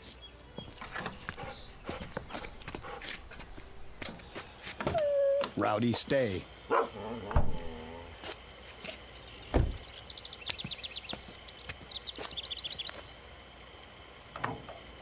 Pretty empty, huh? She's running on fumes. How'd you let that happen? Oh, I listened to a friend. Told me I could cut 4 hours off the trip if I took the back road. No traffic, nice scenery. If I'd gone the way I know, I'd be in Albuquerque already. Ah, you mean you're lost? That's what I mean. Think you could point me toward a highway? A great big highway with signs? Just go back to the fork and take the other road to Braden.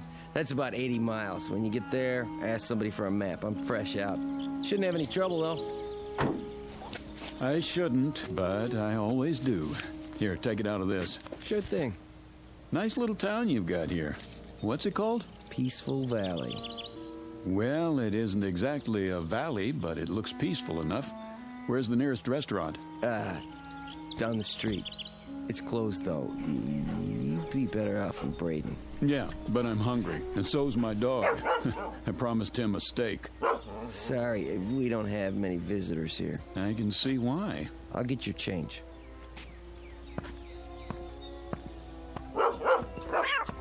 Kitty, stop it. Rowdy, you take it easy. Rowdy! 1850 out of 20. Rowdy, come back here. Leave my kitty alone, you bad dog. Rowdy! He's just playing. No, he's not. I'll fix him. What's that?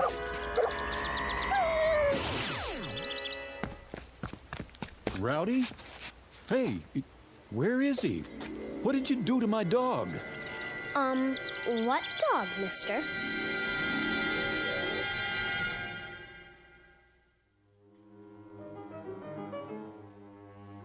You've seen them. Little towns in the middle of nowhere, off the main roads and highways. You've seen them, and chances are you kept on driving. But have you ever wondered about them? Who lives in these towns? Who are they? What do they do, and why do they stay? Philip Redfield never bothered to ask such questions, and until now he had no reason to stop and find out. If not for his dog, an errant cat, and a little girl with a peculiar electronic device, he might have driven through Peaceful Valley and continued on his way without a second thought. But he can't do that now, because, whether he knows it or not, this particular shortcut has led him off the beaten path and into the capital of the Twilight Zone. And now, the Twilight Zone and our story, Valley of the Shadow, starring Chelsea Ross, with Stacy Keach as your narrator.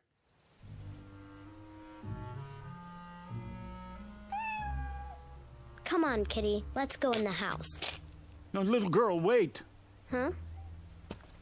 What did you do to my dog? Nothing. Oh, yes, you did. Look, I was standing right over there. I saw you. You leave me alone. Not until you tell me what you did to my dog. What in the... Rowdy, here! Here, boy!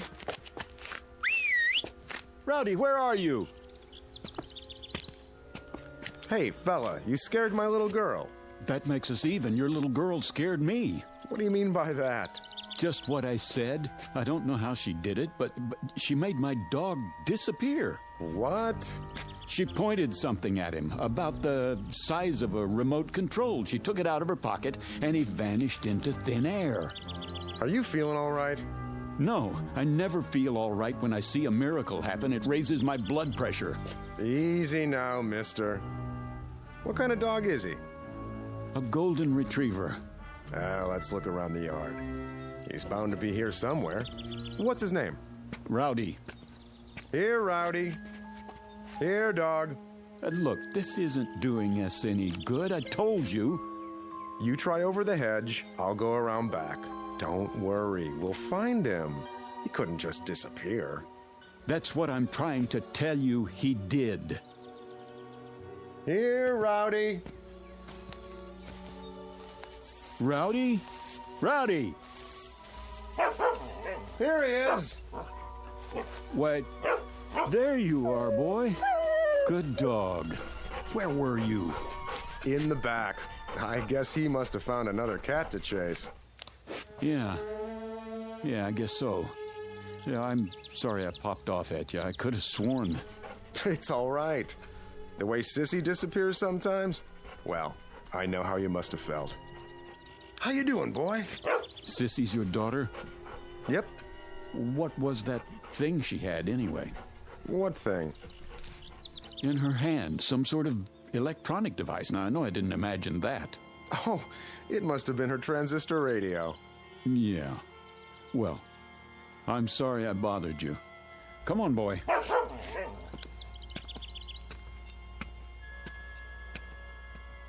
I'm sorry, Dad. I didn't know anyone would see me. It's all right, Sissy. It'll be taken care of.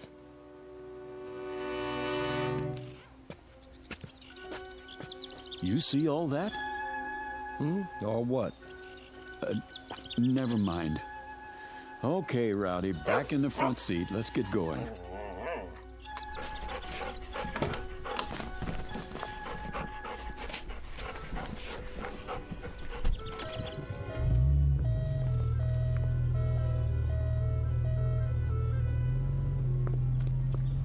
Hey, Braden's the other way. I know, you told me.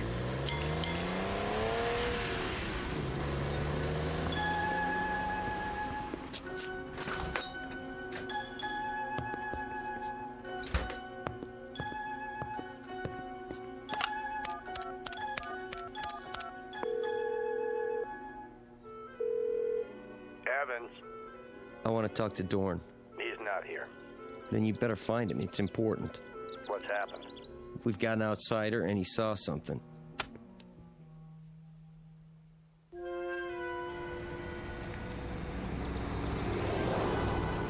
There's the restaurant. The sign in the window says, closed, all right. Great. Well, don't worry, Rowdy. I said I'd find you a steak, and I will, somewhere.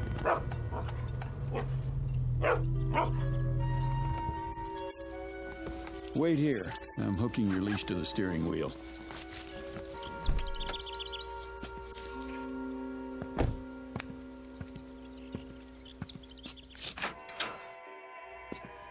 Hello? Anybody here? Hello?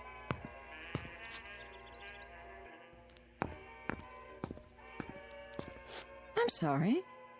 I didn't hear you come in. Hi. Is the hotel open? Open? Oh, yes. But we don't have any vacancies. No? Why is that? Well, the rooms are all taken. But all the keys are still hanging on the wall. Everybody's out. Is that right? Well, the fact is, I don't want a room. I just wanted a restaurant. Maybe you could make a suggestion. I'm afraid it's closed. You mean there's only one restaurant in Peaceful Valley? Yes, sir. Then where do you eat? At home. And what about your guests? They do eat, don't they? If you'll excuse me, I have some work to do. Just a second, miss. Look, my name's Philip Redfield. I'm a newspaper reporter, and if I sound nosy, I guess that's because it's part of my job. Oh, I see. You don't mind, do you? No. Good. Then just answer one question for me. Look, ever since I pulled into town, people have been trying to get rid of me. They have? At least that's the feeling I get. I was just wondering why. Well, we don't get many outsiders. So I've heard. Enough to fill the hotel, though. I really have to go. I think you should too, Mr. Redfield. All right, I get the hint. Oh, miss. Yes? Mind if I take one of your newspapers? What? Oh, not at all. Please. Hey, you better get your subscription renewed. This paper's 9 years old.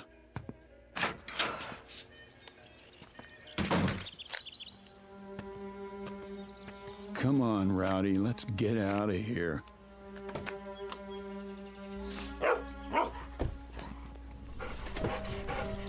So long, Peaceful Valley. Thanks for the memories. You tell him, boy, nothing here for us. Just let me turn around. A few minutes from now, we'll be back in the real world. Oh, it's a good thing they don't fix this road. Might make people want to come here. There's the fork. Don't see any stop sign. Do you, Rowdy? Nope, me neither. Well, let's punch it.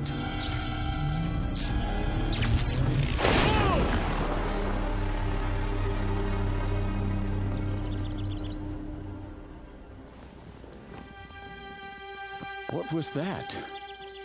Rowdy, are you okay? Rowdy? Rowdy? Rowdy?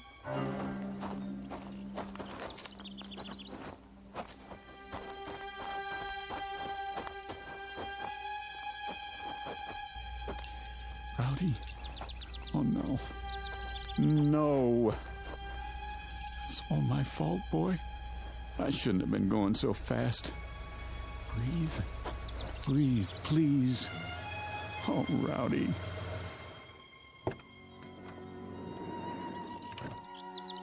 Rowdy. Had an accident, did you? No, an accident had me. I had the top down. He was thrown out of the front seat.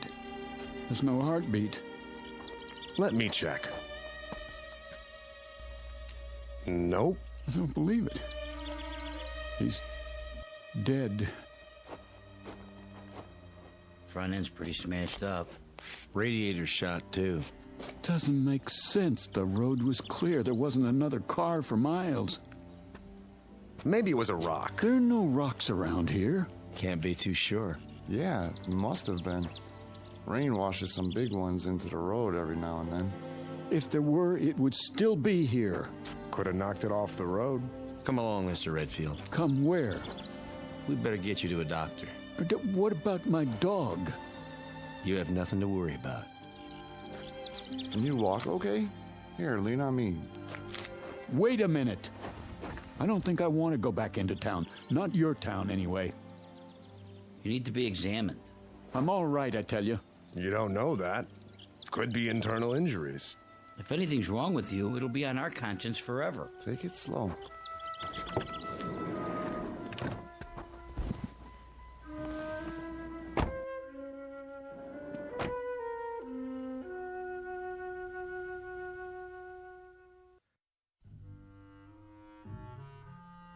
In here, Mr. Redfield. This is a doctor's office? In a way. Thank you, gentlemen. You can leave now. If you're not a doctor, what are you? My name's Dorn. You might say I'm the mayor. And these are my associates, Mr. Evans on my right and Mr. Connolly. Hello. How do you do? And how do you feel, Mr. Redfield? Terrible. Oh, I'm sorry to hear that. Would it help you to learn that your dog is well? He's dead. Oh, no, not at all. Merely stunned. I assure you, he's quite happy. How do you know? Mr. Swanson called in. That's the man who helped your dog. He thought you'd be pleased. I am, if that's true. You have a suspicious nature, don't you? I thought I was supposed to see a doctor. Oh, of course. But you don't really need one, do you? If you did, we'd have one here in no time, believe me. Then why am I here? Just to bring us all up to speed, in a manner of speaking. Please, sit down. We'll try not to detain you too long. After all, you can't go anywhere in a wrecked car now, can you? You got that right. We'd like to ask you a few questions, if we may. Don't worry, only a few. Mr. Evans, perhaps you would care to begin. Mr. Redfield, it's been reported that you saw something, a miracle, I believe you called it, across from the gasoline station. Would you please tell us about this miracle? Sure. My dog ran after a cat. What were the details? That's it. You're quite certain? Nothing more? Yes, I'm certain. Mr. Connolly, your question. I was simply wondering, Mr. Redfield, why you told the girl at the hotel that people were trying to get rid of you. What is this, a quiz show? Look, I've got a wrecked car, and I'm already a day late for work. I assure you, it's being taken care of. Just a few more questions, if you please. I think you mentioned that you're a newspaper reporter. So? A noble calling, but limited. I suppose you have a novel in the planning stages? Who told you that? No one. It's a fact, though, that most reporters aspire to be novelists. I wouldn't know. Are you married? No. Engaged? No. Listen. So you came to Peaceful Valley by mistake? No one knows you're here? Oh, they will. A lot of people are going to know I was here, Mr. Dorn. Oh, dear. What's the story on this place, anyway? Rowdy didn't just run after a cat, and I didn't crash into a rock that wasn't there. What did happen? Come back in an hour, Mr. Redfield. Perhaps then you'll have the answers you seek. I'd like to speak with my associates first. Where can I find a phone? There's one at the hotel. 1 hour, then, Mr. Dorn.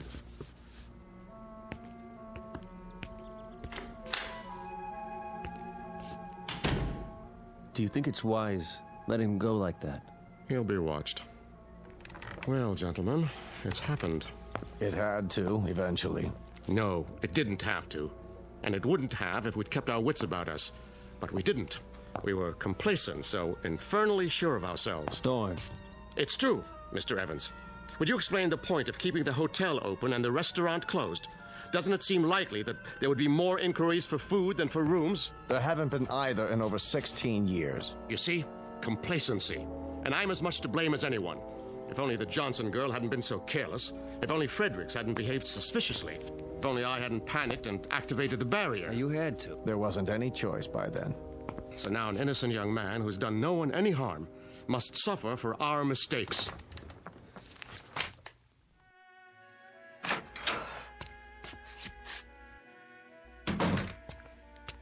Mr. Redfield. I was told there's a telephone here. Well, yes, but... Where is it? I keep it under the counter. Uh-huh. A real antique, huh? Figures. How do you get the long-distance operator? Just ask for her, but... Hello? Hello? Yes, I'd like to call Albuquerque. Chapel 77205, station to station. That's quite a mayor you've got there. Makes a person feel really welcome. You've spoken with Dorn. Yeah? All right. Keep trying. My name's Redfield. Well, I see they haven't come back. Pardon? Your guests? All the keys are still here. Oh. Because there aren't any guests, isn't that right? You should have left when you had the chance, Mr. Redfield. I tried to, believe me. But I smashed my car up on a rock that's invisible. Now, how could that be, do you suppose? I don't know. Do you have a name, or is that a secret, too? It's Ellen. Ellen Marshall.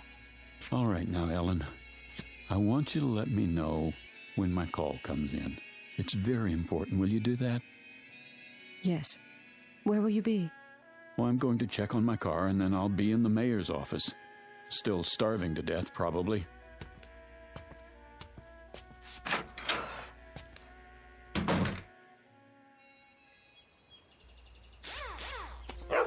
Rowdy! How you feeling, boy? I counted you out, you know that? I gave him some water. What about the car? It's pretty banged up. Hood's sprung, and the radiator's punctured. Yeah, I know. You were supposed to be fixing it. Nobody told me. Well, I'm telling you. Can't do anything unless it's authorized. It is authorized. $200 extra in cash if you get it fixed by tonight. Consider it a bonus. It has to be official. Sorry. You're going to be a whole lot sorrier, I promise.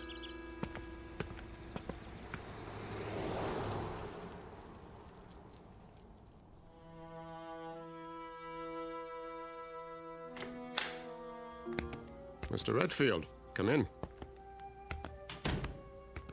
I thought you said my car was going to be repaired. Sit down, please. I don't want to sit down. I want to know why nothing has been done to my car. Why is it just sitting out there? Primarily, Mr. Redfield, because you won't be needing it anymore. No? And why not? Because you are never going to leave Peaceful Valley. Is that supposed to be a threat? You see, Mr. Redfield. Now, the situation is rather complicated. While we hold no brief against you personally... Wait, I think I've got it figured out. Oh? Peaceful Valley is an insane asylum, and you're the head lunatics.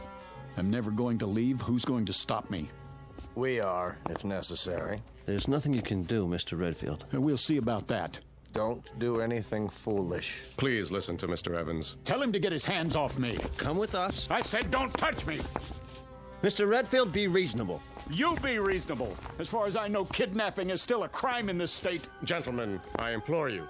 This violence must stop now. Oh, you've got one of those too, huh? What are you going to do, make me disappear? Don't you try it. There.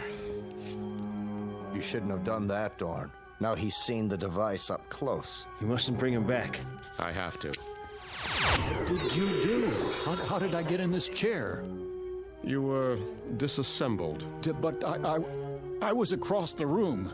Your molecules were transported and reassembled with this. That's the same thing the little girl used, so what is it? I'm afraid you wouldn't understand, even if you were a physicist, which you aren't.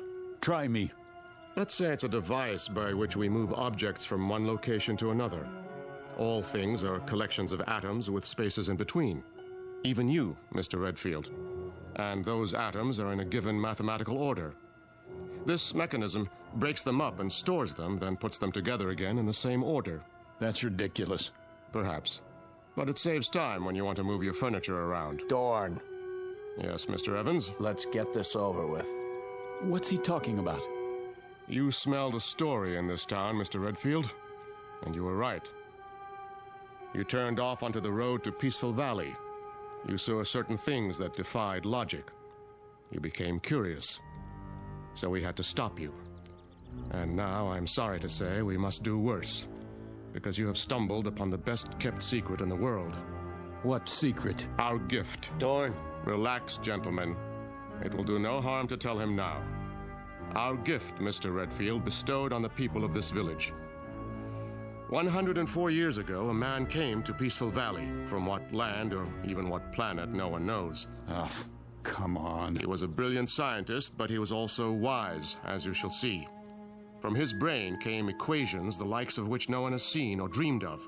No one on this planet, at any rate. What kind of equations? Of course, I can't tell you what they were, but you're aware, I trust, that the basis of this complicated process we call life is energy. It is a powerful, mysterious force. If enough of it were to strike a single square inch of Earth, it could run all the machines in the world. It could perform miracles. And you expect me to believe in this magic? No magic. The scientists' equations unlocked the force, Mr. Redfield. And from them has come the greatest power for good or for evil that the universe has ever known. Where do you come in? He decided to entrust his secret, the equations and the machines he'd built, to 3 men. He instructed them to give the people of Peaceful Valley the benefits of this power, but under no circumstances to reveal the secret to the outside world. It was to be kept here until humanity learns the ways of peace. And that is your story, Mr. Redfield. So you can see why we cannot allow you to leave. Our law is very clear. It says, let him who discovers the secret be eliminated. There is more at stake here than your life, much more. And now it's time to finish it. What are you doing? Come with us. Get away from me! Don't make it hard on yourself. Come, Mr. Redfield, we can't do it here. I promise you it won't hurt a bit. No! Wait! Wait!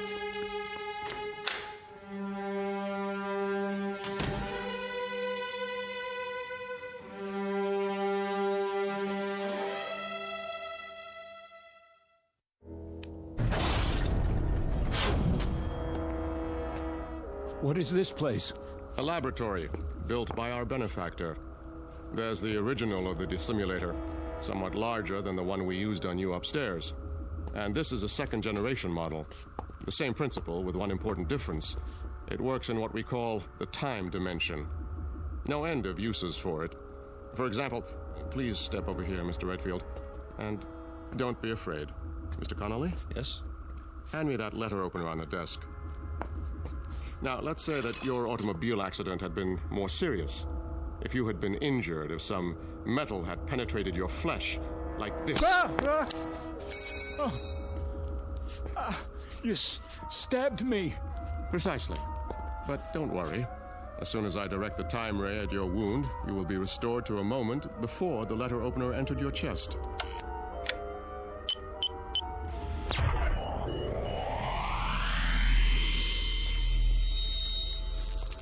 My skin.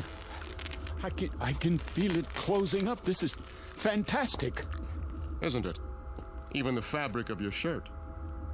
Now, let me see. This console is a duplicating machine, but not like others you've seen. Here, for example, on this card is a description of the atomic structure of a ham sandwich on white bread with mustard. One ham sandwich. I believe you said you were hungry? Not anymore, Mr. Dorn. Out there on the road, what did I run into? In the car? I'm sorry about that, but we had to stop you. It was an energy field, a wall of loosely packed atoms, so to speak.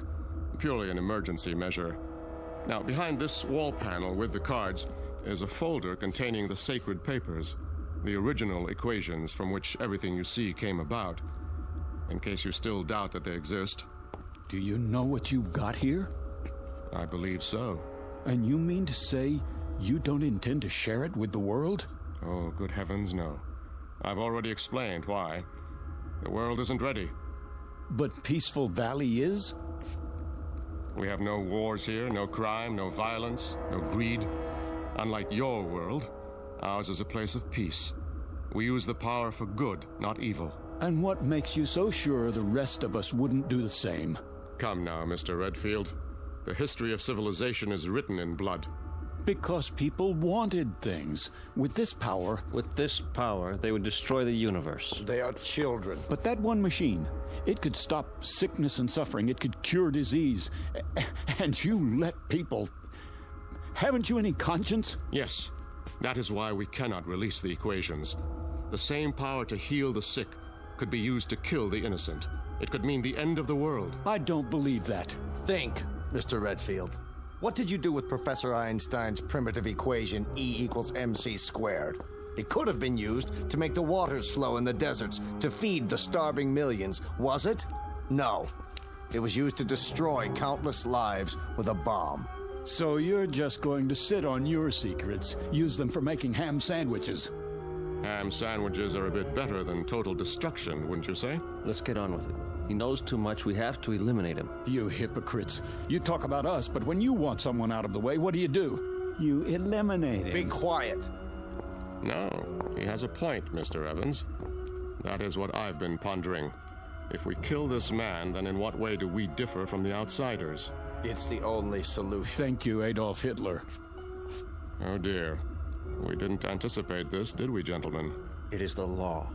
Not necessarily. The law says, let him who discovers the secret be eliminated. It doesn't say killed. You can be eliminated one of two ways, Mr. Redfield. Through death or through assimilation. The choice is yours. Will you die or will you join us? You mean live here the rest of my life? Exactly. Become one of us. It won't be unpleasant, you know. We'll give you a nice house, built to your specifications. Time to write that novel. Nothing or everything, huh? Well, which shall it be? What do you think? In that case, welcome to Peaceful Valley. I've equipped it with bookshelves, a desk, reference materials, paper. I'm sorry about the old-fashioned typewriter. We couldn't find a card for anything newer. But Dorn has promised me... Miss Marshall. Yes? Why are you going to all this trouble? Because Dorn asked me to. Is that the only reason? I suppose I'd like you to know that I'm not really unfriendly. I'm not. In fact, I think we could be very good friends. Mr. Redfield. Yes? May I ask you a question? I wish you would. Do you play chess?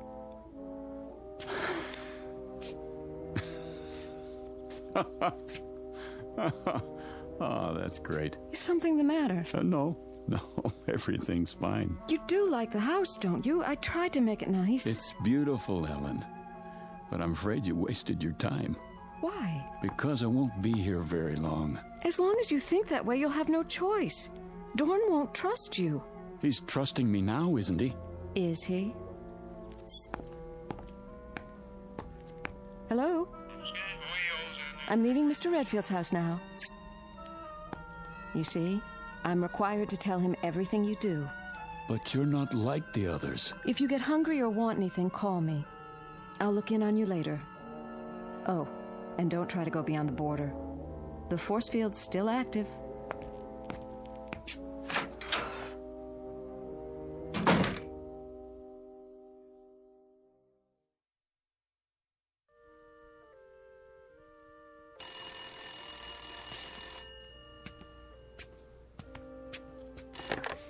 Yes? Mr. Redfield, on your call to Albuquerque, the circuits The circuits are still busy.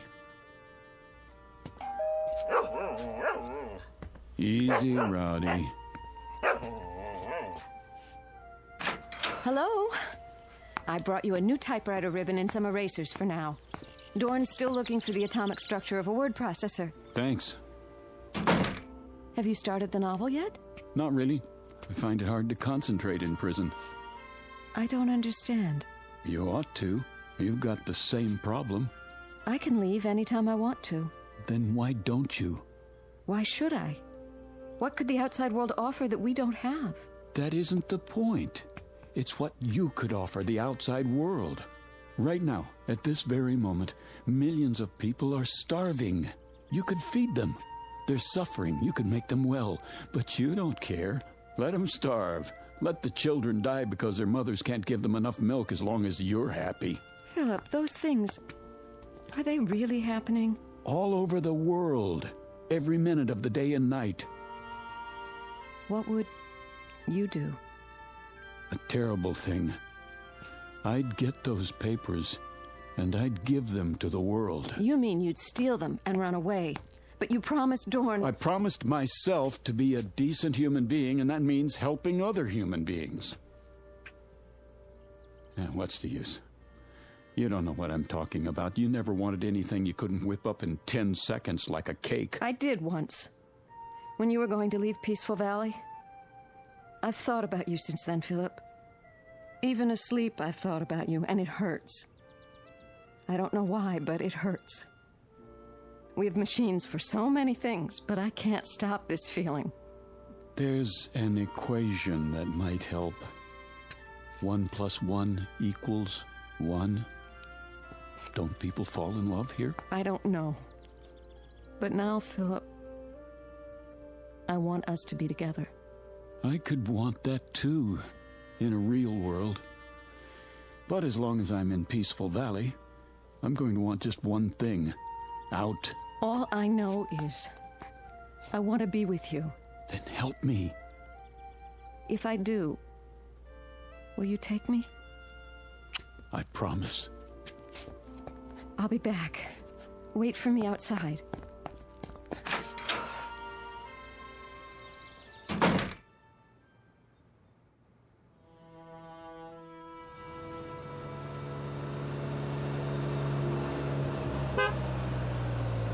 Easy, Rowdy.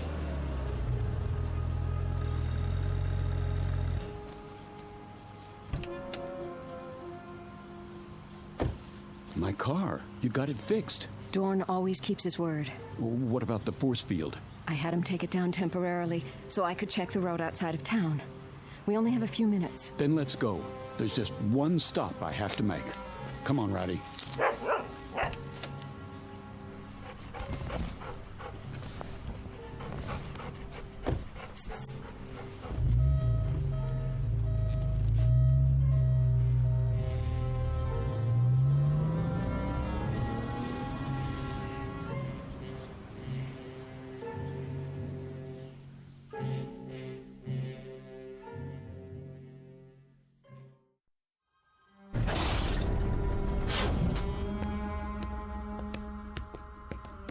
There. The equations. And what else? What do I need? Maybe, atomic structure of gold. Guitar. Gun. 38 police special. That'll do. Put the equations back, Mr. Redfield. Get out of my way. Do as I say. No, you don't. Not this time. Dorn! He's bleeding. Use the time ray, quickly. Keep your hand off that machine. I don't want to shoot you. Don't! What have you done? We've got to restore them. What are you? I can't let them die. Are you going to shoot me too? No, of course not, but... Have you looked at the equations? Right here. Wait a minute. The first one's blank. The second one? They're all blank.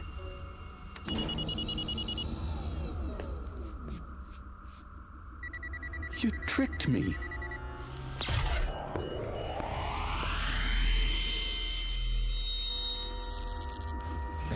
Miss Marshall. So now you see what would happen if our secret were to get out? The first thing you do is make a weapon. The second, you kill with it. It was all a setup, and you were part of it. Everything you said was a lie. Not everything, Philip. She thought you would prove your good intentions, as I did. But you are like the others. You believe that if the end is just, then so are the means. A pity. You have lost paradise, Mr. Redfield, and you don't even know why. Gentlemen, the machine. Yes, sir. So now you're going to do the same thing. Not quite. You're going to be rendered harmless, but it will not be an execution. I've been studying our law, and I believe I have found a way with the second-generation machine. Try to appreciate our position. Imagine a state which has carried the death penalty on its books for 100 years, but has never had to invoke it. That was the case here. You were our first prisoner, so to speak, and you forced us to re-examine our law. Adjust the time ray, Mr. Evans. Goodbye, Mr. Redfield. I was becoming fond of you.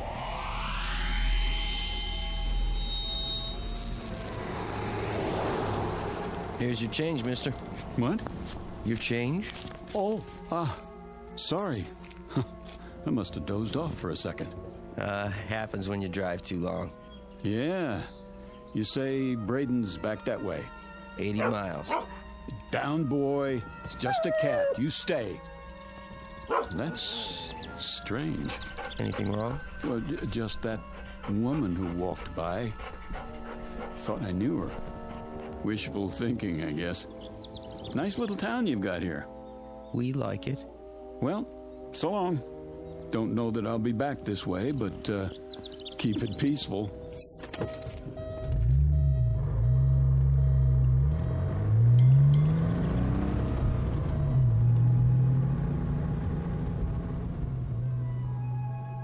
You've seen them.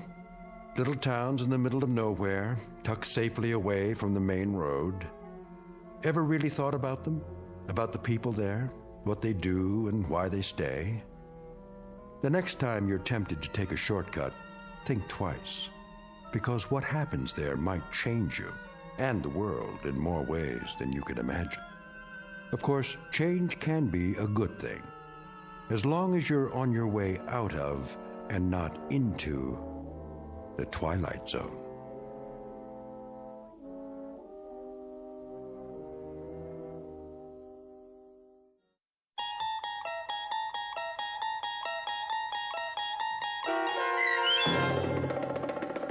Valley of the Shadow, starring Chelsea Ross with Stacy Keach as your narrator, was adapted for radio by Dennis Etchison and written for The Twilight Zone by Charles Beaumont.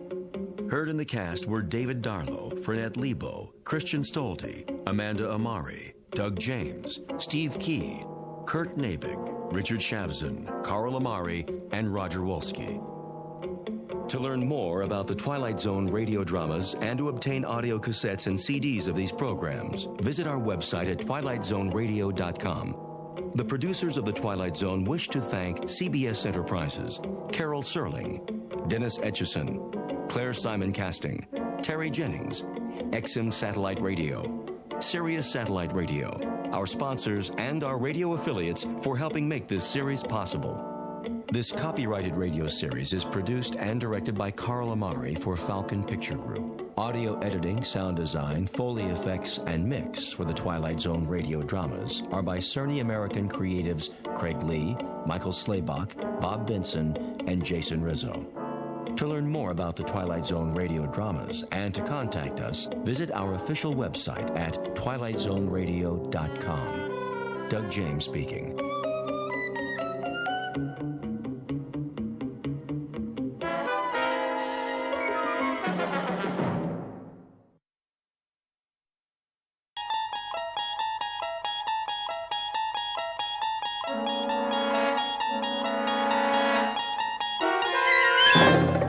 You unlock this door with the key of imagination. Beyond it is another dimension, a dimension of sound, a dimension of sight, a dimension of mind. You're moving into a land of both shadow and substance, of things and ideas. You've just crossed over into the Twilight Zone.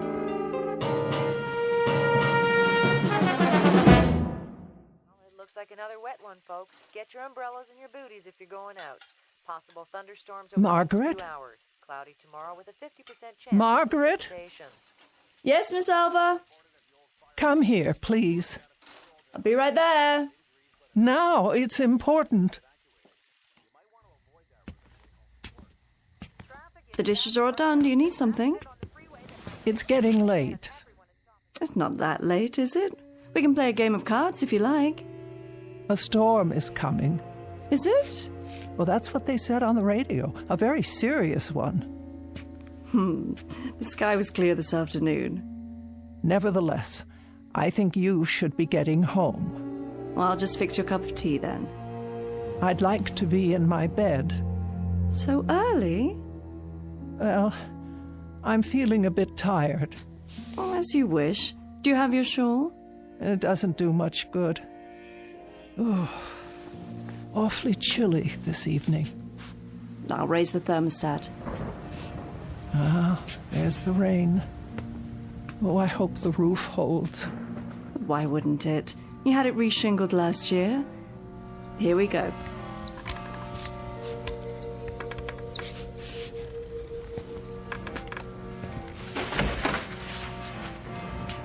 I'll turn the bed down for you. Now, take my hands up and out of your chair.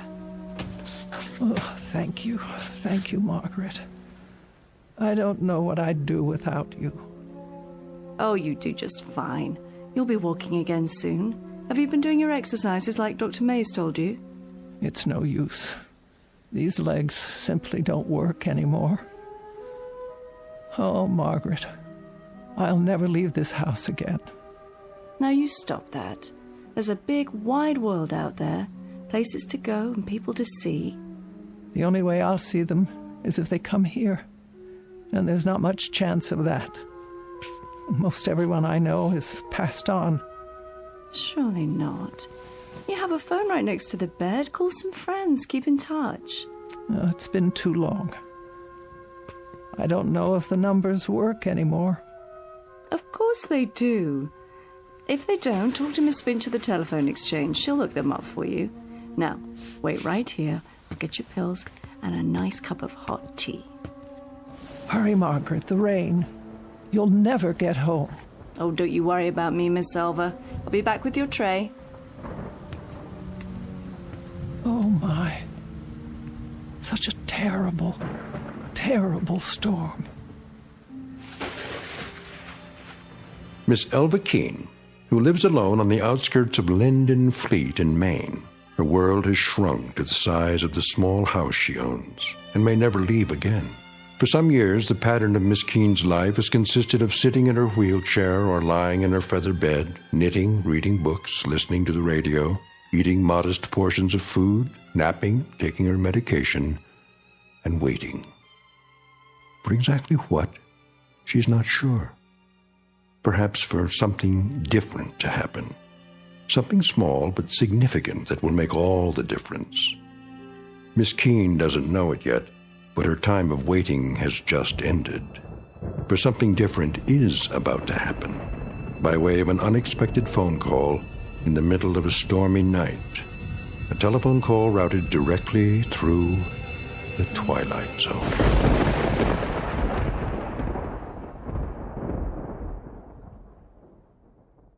And now, The Twilight Zone and our story, Night Call, starring Mariette Hartley, with Stacy Keach as your narrator. Oh, someone calling? At this hour? Oh. Hello?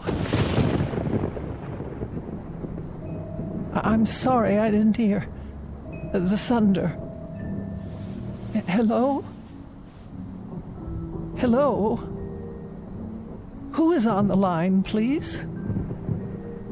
Oh, no one, apparently. How odd. Perhaps I was dreaming.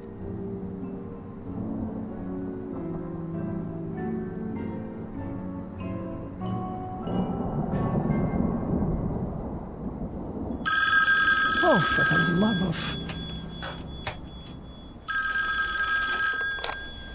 Hello? Hello? I can't hear you. If you wish to speak to me, please say something, or I'll hang up. Hello? Hello?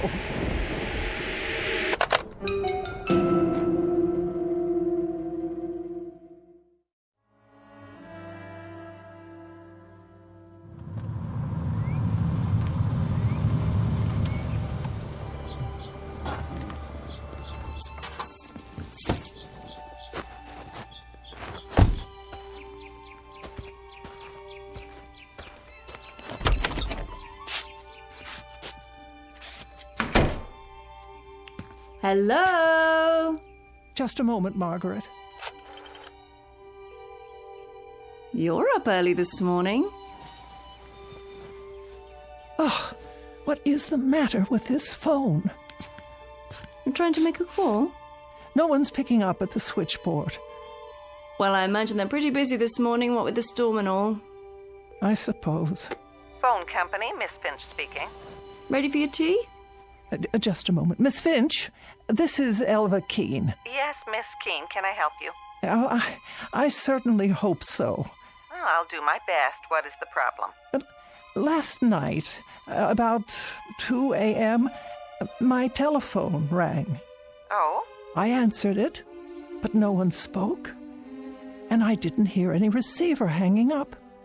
Just silence. Is that right? Or rather, a crackling sound like wind and rain. That would be electrical noise, a faulty line, most likely. The same thing happened a few moments later. Well, I'll tell you, Miss Keene, that storm last night about ruined our service. We've been flooded with complaints about fallen wires and bad connections. I'd say you're pretty lucky that your telephone is working at all. Oh, you would you? Yes, ma'am. And would you say then that someone was trying to call me, but that the connection was washed out? That's as good an explanation as any, Miss Keene. But who would have tried to call me in the middle of the night? I'm sorry. I wish I could be of more help, but the way things are right now... Is it likely to happen again? I really couldn't say. It might. Were you expecting a call? Not at that hour. It depends on what's causing it to happen, of course. Well, could you find out? If there's a breakdown somewhere, our crews will find it and repair it. And what am I to do in the meantime? If it does happen again, you just call me and I'll run a special check on it. Will you do that? Well, if that's your only suggestion. I'm afraid it is. I'll be here in any event. Well, goodbye, Miss Keene. Goodbye. All taken care of? I'm not sure. I'll start your tea, and then we'll move into the living room. Would you like that? Margaret. Yes, Miss Alva? Did you call me? When? Last night. At 2 a.m? No, ma'am, not me. Oh. I thought you might have tried to check on me because of the storm. But then I don't pay you for nights, do I?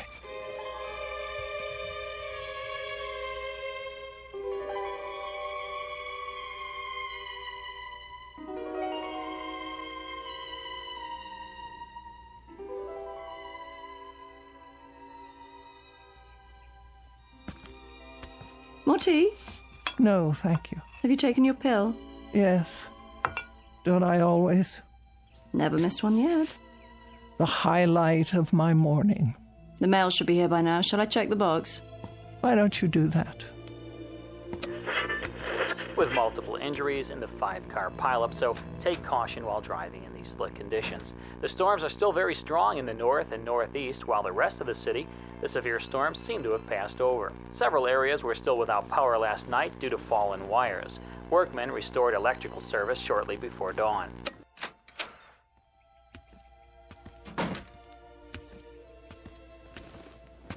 Here's your mail, Miss Alva. Thank you. Anything interesting? Oh, an advertisement. Another advertisement. The light bill, the telephone bill, of course. No personal letters.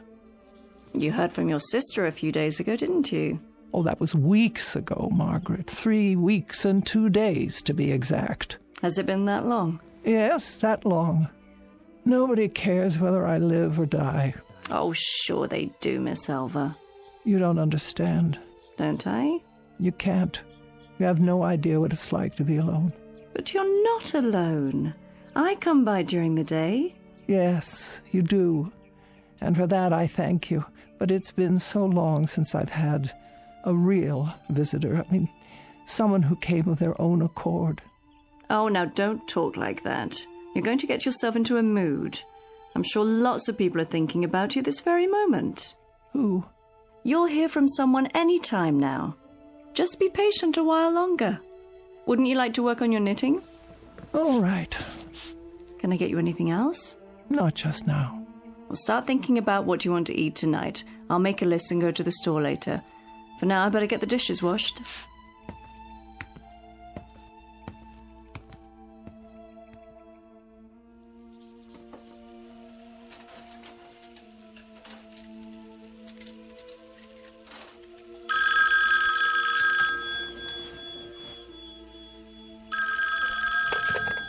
Hello? Hello? Margaret? Yes? Come here, quickly. Was that the phone? See, someone's calling you now. Take the receiver. What for? I want you to listen. If you like. Well? There's no one on the line, Miss Elva. Just listen.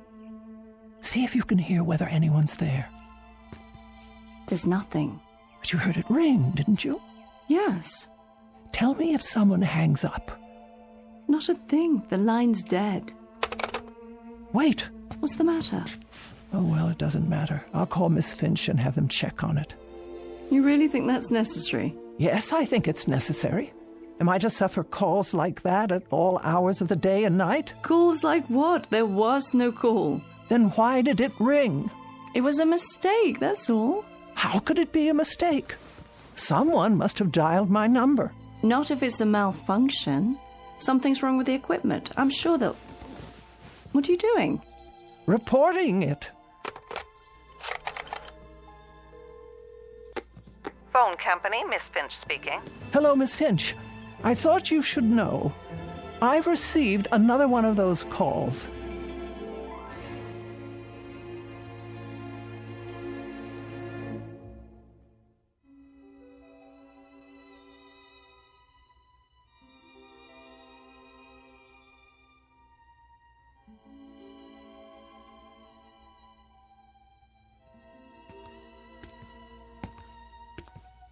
There we go. I peeled you an apple. And here are 2 of your favourite cookies to go with your tea. Can you think of anything else? No, I'm sure that will do. All comfy? Perhaps one more pillow. Certainly. Here you are. Thank you, Margaret. You go to so much trouble. It's no trouble at all. I wish you could understand how degrading it is for me to ask for help. I've always been able to take care of myself. Oh, now. We get along just fine, you and me. We're friends. I don't have friends anymore. Don't be silly. You have more friends out there than you realize. Oh, I wish that were true. You'll see. You'll hear from them. Meanwhile, don't fret about those phone calls. Don't give them another thought. I'll try not to. It was the storm, I'm sure of it. Perhaps you're right. Whatever the trouble was, the repairman had fixed it by now. But just to be sure, why don't you keep the receiver off the hook and then you won't be bothered? Oh, that's a good suggestion. You know, I have an extra television set, a portable. I could bring it over if you like. No need. There's hardly any reception out here. There is if you put up an antenna or connect with the cable system. That costs money. Besides, there's nothing I care to see. Suit yourself. But if you change your mind, let me know. You should be getting home. It is getting late. Let's see. You have your pills, your knitting. Would you like a book? I'll be going right to sleep. Good night then, Miss Keene. See you in the morning. Yes, in the morning.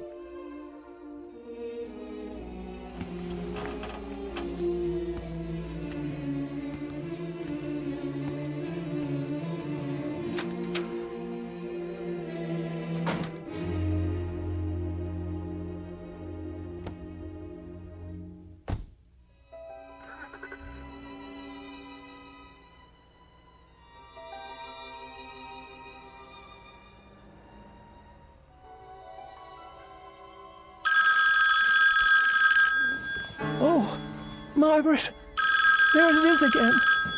What should I do?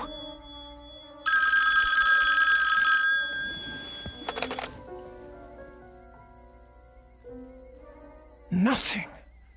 Just as I thought. I won't speak. I'll hang it up and then leave it off the hook.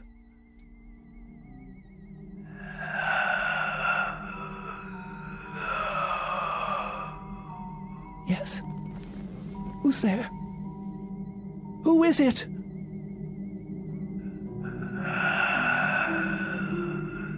Hello? What is making this sound? Is anybody there? Anybody at all? Who is on the line? Who is it? Who? Hello?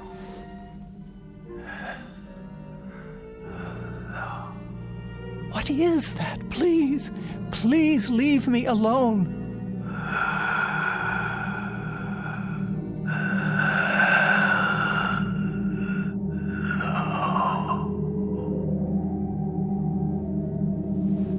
No. Please. No.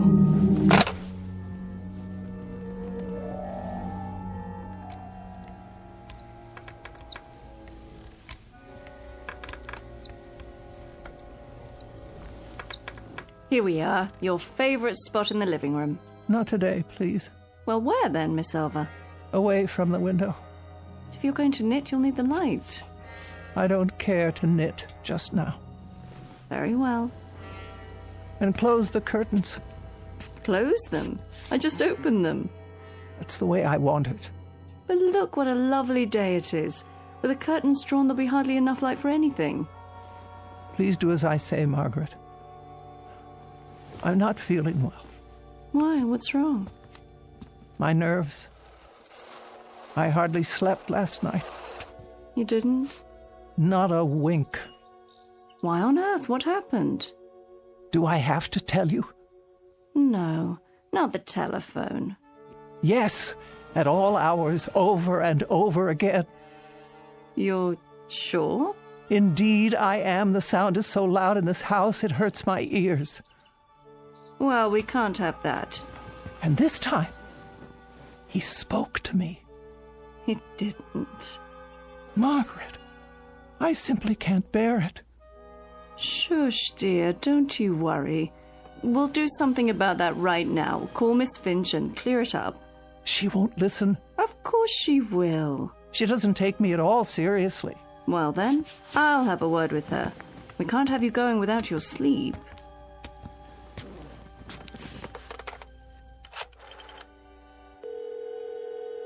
Operator. Is that Miss Finch? It is. This is Margaret Phillips, Miss Keene's private nurse. Oh, yes, how are you? I'm fine, but Miss Keene isn't doing so well. Oh, sorry to hear that. Why haven't you fixed her line yet? I've told her we'll repair it as soon as... It's gone beyond that. Now someone is speaking to her. She can't sleep at all.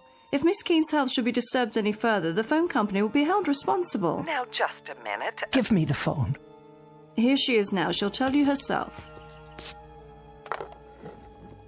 Miss Finch. Yes, Miss Keene. There's a voice on the phone. A voice? It says one word over and over. Hello. It doesn't sound normal. It sounds distorted. Are you sure it's a voice? What else could it be? Well, static on the line sometimes. It was someone, I tell you. The same someone who kept listening to me say hello over and over again without answering back. The same one who made those horrible noises. What kind of noise? I don't know. That's why I'm calling you. It must stop immediately. A voice, you say? Was it a man or a woman? I couldn't be sure. So you have no idea? I tell you, there is no way of knowing. It could be either. And you're positive it wasn't someone on your party line? Oh, don't you think I know the people on my party line? Of course, Miss Keene, of course. Well, I'll have a man come out as soon as possible. The crews are still pretty busy, what with the damaged lines and all from the storm, but I'll tell them to put a rush on it. And what am I to do if this person calls again? Hang up, Miss Keene. But whoever it is will only call back. And then I have to answer to stop the ringing. That's my best advice. It's either that or disconnect the line. No, you can't do that. What if there were an emergency? I have no way to call out. That's true. Then there isn't much choice. I suggest you talk to them. Try to find out more. Get a name if you can. Do that and we'll have something to go on. We'll take immediate action, I promise you. But I don't wish to speak to them at all. Then I'm afraid there's nothing we can do. So you won't help me?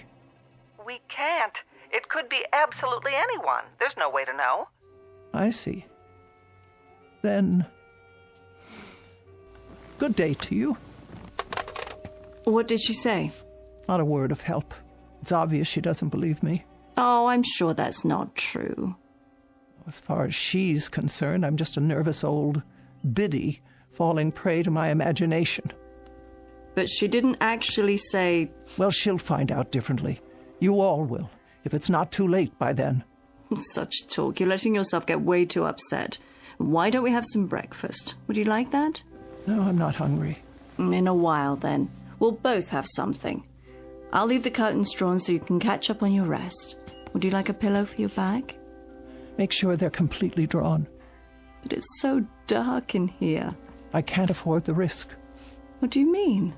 Well, if someone's out there, he could be watching. Watching what? Me.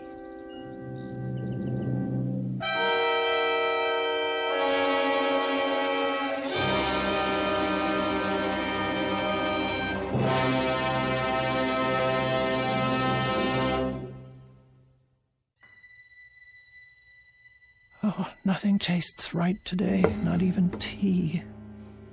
It's not your fault.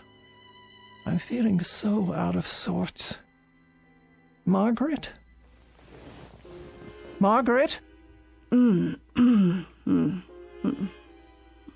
That's all right. Stay where you are. You're entitled to a nap, too.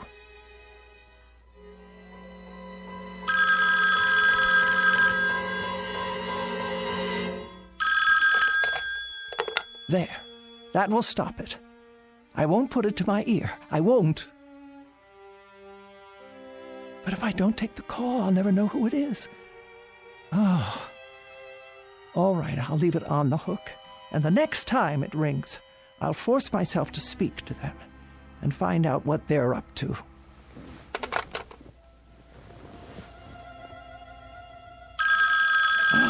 Oh. Hello? Hello?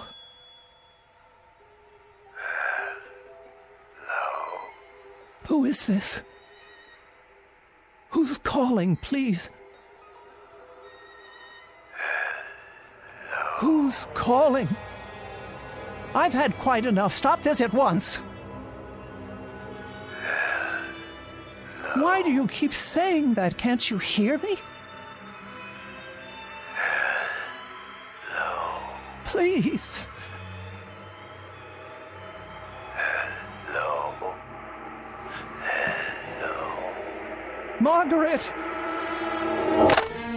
Margaret! Margaret! Yes? Oh, Miss Alva. I was just resting my eyes. Is everything all right? No, it is not. Then what? The telephone. Oh. Did it ring? I thought I heard something. It's a man. I'm sure of it. How do you know? Because he just called again. I heard the tone of his voice. It was deep and hoarse, like there was something wrong with him. What did he want? I don't know. Then how? He just keeps saying hello, over and over. That's all he says. Hello. Hello. Hello.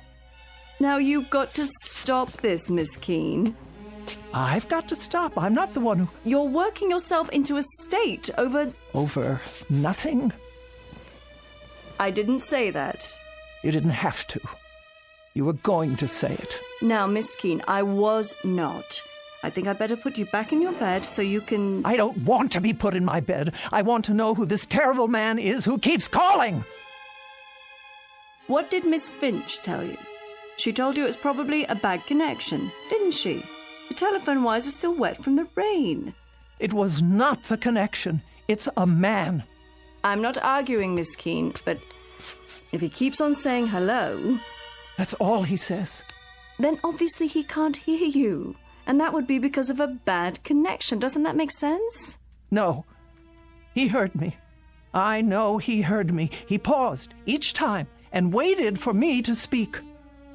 I don't know what he wants. Then why don't you hang up on him, Miss Silver? You don't have to listen, just hang up. Is that so hard to do? No, I've tried that. But the voice... Hello, over and over. Hello, hello, hello. Then do this. Take it off the hook. There. Now he can't call you, right? Nobody can call me. Leave it that way just for the time being, until all this funny business is over. It will be the same on the extension. And then if you decide to make a call, all you have to do is hold down the arm for a second. Isn't that right, Miss Keene? Miss Keene? But why is he calling me? Why would he? Can you tell me that? Why? He wants something from me, but I can't imagine what it is.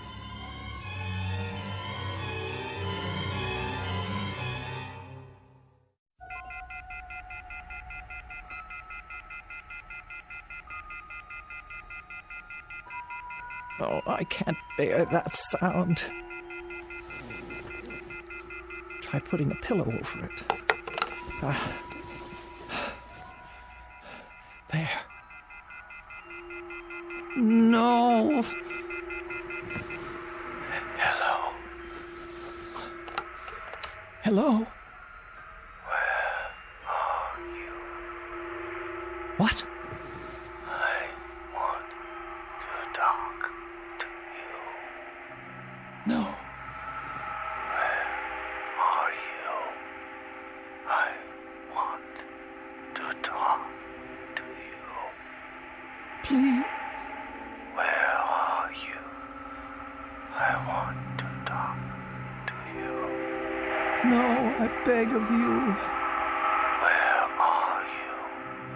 I want to talk to you. Leave me alone. Leave me alone.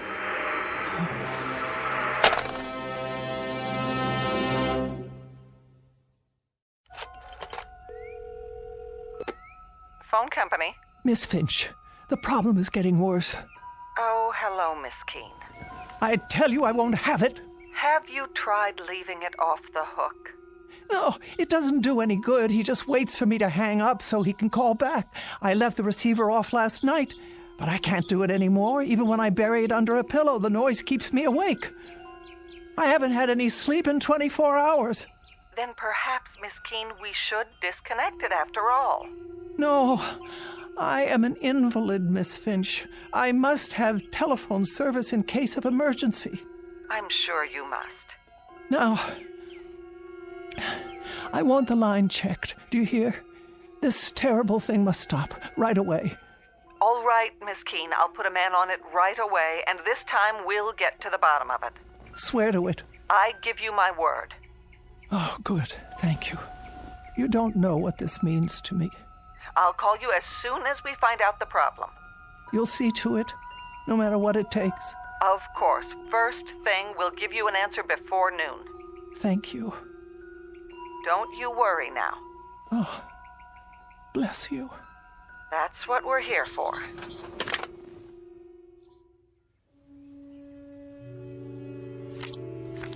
Your play. What? Pick up your cards, Miss Elva. This is what we need, you'll see. A nice game of canasta. Oh. Yes. Now, it's your play. What is the matter with that girl? Hmm? She promised faithfully that a man would check on it today. The afternoon is almost over and no one's been by. Maybe he doesn't have to come by, Miss Elva. Why wouldn't he? If the problem is somewhere else, with one of the telephone poles, for example. Well, I suppose that could be true, but if she promised she'd let me know. Look at your cards. Did you get a good hand this time? Oh. That'll be her, don't you think? Want me to answer it? Oh, yes, if you would. Hello? No, this is Margaret Phillips. Would you like to speak with her? Who is it? Just a moment. You see, it's Miss Finch. Now everything will be fine. Oh, yes? About those calls you say you've been receiving, Miss Keene. Say I've been receiving? Why don't you believe? We sent a man out to trace them. I have his report here. And? He says he followed your line through all its connections. He found the problem. Well, what is it? A fallen wire on the edge of town. Fallen wire? Yes, Miss Keene. The weather blew it free of the pole. I don't understand. One end was on the ground, so no signal at all was getting through. Are you telling me that there were no calls? I'm sorry, but there's no way anyone could have called from that location, Miss Keene. I tell you, a man called me. There must be a phone there. There must be some way for him to call me. Miss Keene, the wire is lying on the ground, unattached. Tomorrow our crew will put it back up and you won't have any further trouble. There must be a way that someone got through. But there is no one out there. No one at all. Out where? Miss Keene, it's the cemetery. Oh. Miss Keene, are you there? What is it, Miss Elva? Miss Keene? Miss Keene? Why have you dropped the phone? Will you tell me what's wrong? Miss Keene, for heaven's sake, what is it?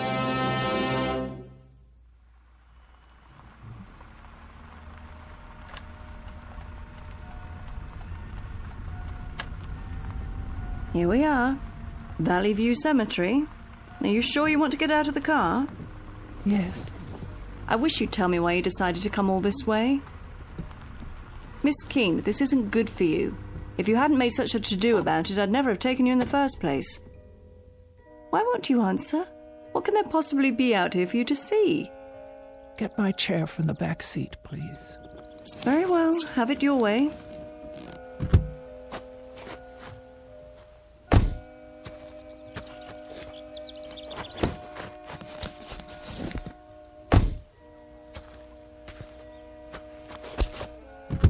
Careful.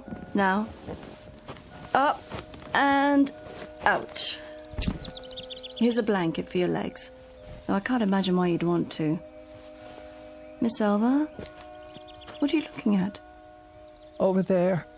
You mean inside the grounds? On the other side of the gate. All right. We'll have to steer clear of the power lines, though. Well, there's a loose telephone wire hanging down. Can't see where it touches the ground. Where are we going? The first row on the left. About halfway down, as I recall. That's where the wire ends. I knew it. Here? Here. And we better not go any closer. It's fallen directly onto a grave. Right by an old headstone. What's the name? Brian Douglas. And the date of birth and death, more than 50 years ago. Oh, the poor young man. Only 27. I knew it. Miss Elva. It's him. It's him. Brian. Oh, Brian. You knew him? Brian, my fiancé. He died a week before we were to be married. Oh, Miss Alva, I didn't know. We were in a car together. I insisted on driving. I was always insisting on things, telling him what I wanted, dominating him in my way, and he always did what I said, always. I lost control of the car, steered it right into a tree. Brian went through the windshield. He was cut to pieces. I was left crippled, and now he's trying to reach me, I'm sure of it. Don't you see? He's trying to reach me. So many years out here alone, in the sun, in the wind, in the rain. And now, at last, I can talk to him. I won't be lonely anymore.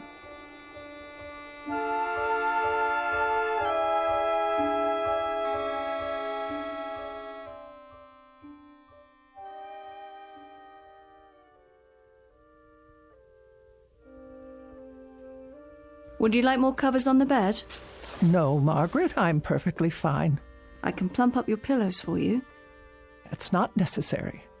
I can't leave you like this. I'll be all right. Good night. But... Good night, Margaret. You call me if you need me now. I will. I'll be home all night. Yes, yes, Margaret. Good night. You sleep well.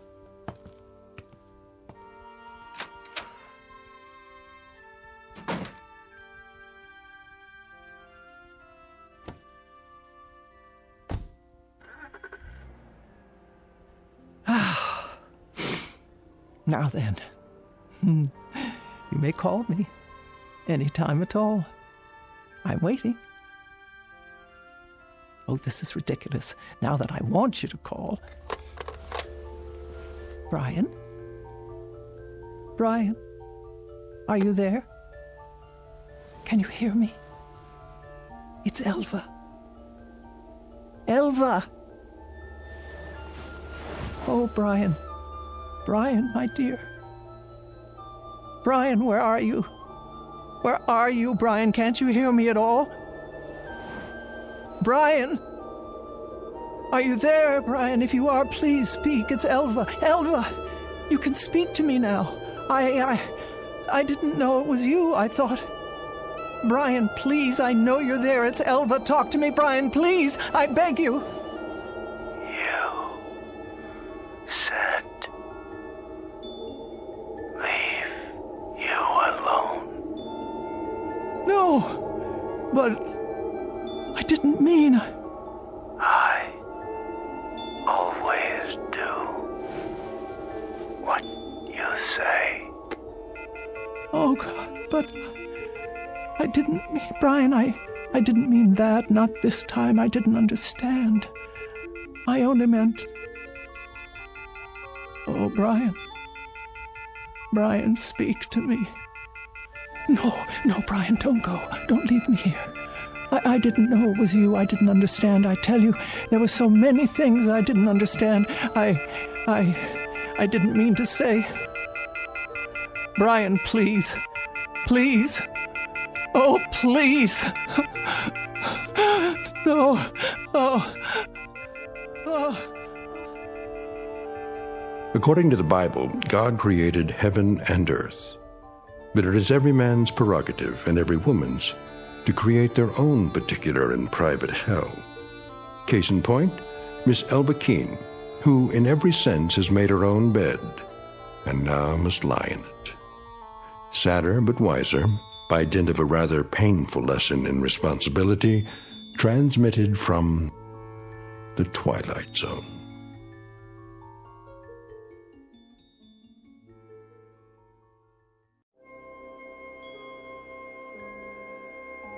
Hi, this is Carl Amari, producer of the Twilight Zone Radio dramas. I'd like to take a moment to tell you about our official website at twilightzoneradio.com. where you'll get the latest news and information on these Twilight Zone Radio dramas. Plus, at twilightzoneradio.com, you can digitally download 3 free episodes or any of our episodes for only $1.95 each. In this age of ever-changing technology, we've decided to make these episodes instantly available to you by making the Twilight Zone radio dramas a digital download-only series. This means that this series will no longer be offered on CD. The CD collections at our website are now being offered while supplies last at buy one, get one free. So be sure to get your favorites before they're sold out. Be sure to visit us often, and I'll see you in the zone.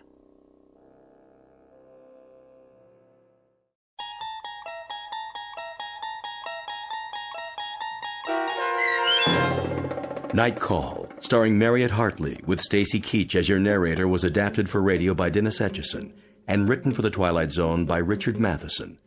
Heard in the cast were Sarah Wellington, Meg Thalken, and Doug James. The producers of The Twilight Zone wish to thank CBS Enterprises and the Rod Serling Estate for making this series possible. This copyrighted radio series is produced and directed by Carl Amari for Falcon Picture Group and Westwood One. Sound design and custom Foley effects for The Twilight Zone by Cerny American creatives Bob Benson, Greg Lee, Michael Slaybach, and Matt Sorrow. To learn more about the Twilight Zone radio dramas and to contact us, visit our official website at twilightzoneradio.com. Doug James speaking.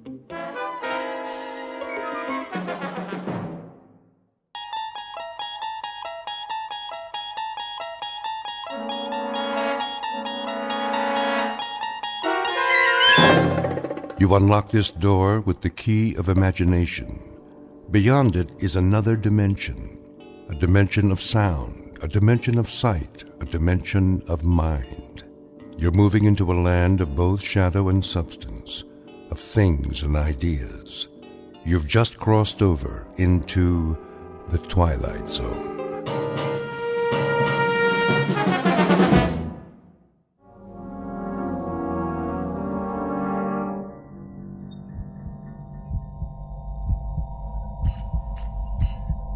In the beginning was the Word, and darkness, and light. I have trouble remembering light. Some of it shines through my eyelids, so I know it's there, but all I really see is darkness now. There are pinpoints of light like holes in the fabric of space. I know they're out there, even if I can't quite see them. When will I? Time no longer has meaning, as if it has stopped for me, closing in, contracting, and I can't move, not a muscle. But in this moment, the mind continues, and I wait. Stansfield, Douglas. Scanning vital signs. Life functions, check. Metabolism, stable. Temperature, constant. No adjustments necessary. Only the mind. The mind is memory, and I remember things. They remain through it all. There is more than just darkness, the void. The mind does work. I wonder if they know that. The images are constant, ever-present, patterns to savor again and again. It's not just the long sleep that comes when the fear has left. It's a time to recollect, sift, and analyze. Try to understand all that's happened in this infinite moment.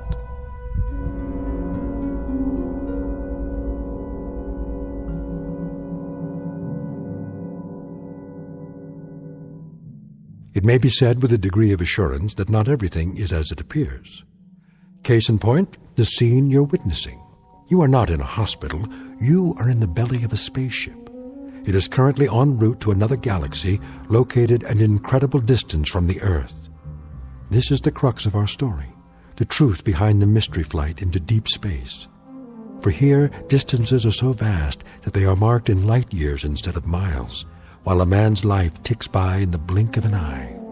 It is the story of events that might happen to human beings who, with the help of technology, dare to take a step beyond and are unable to anticipate all that awaits them out there. So fasten your safety belts, because you're on a spaceship. You're already well on your way on a very long journey from one planet to another. And the vast region between is called the Twilight Zone.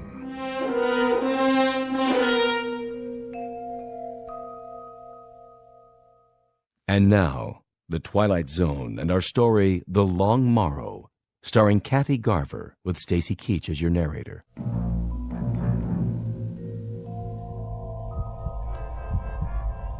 The cold is felt, but without pain.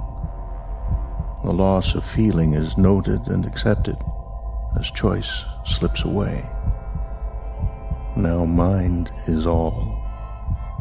Time is distorted, jumbled, telescoped, accordioned. But even so, there's a strong sense of time. And I remember how it began. I remember the way it was in the beginning.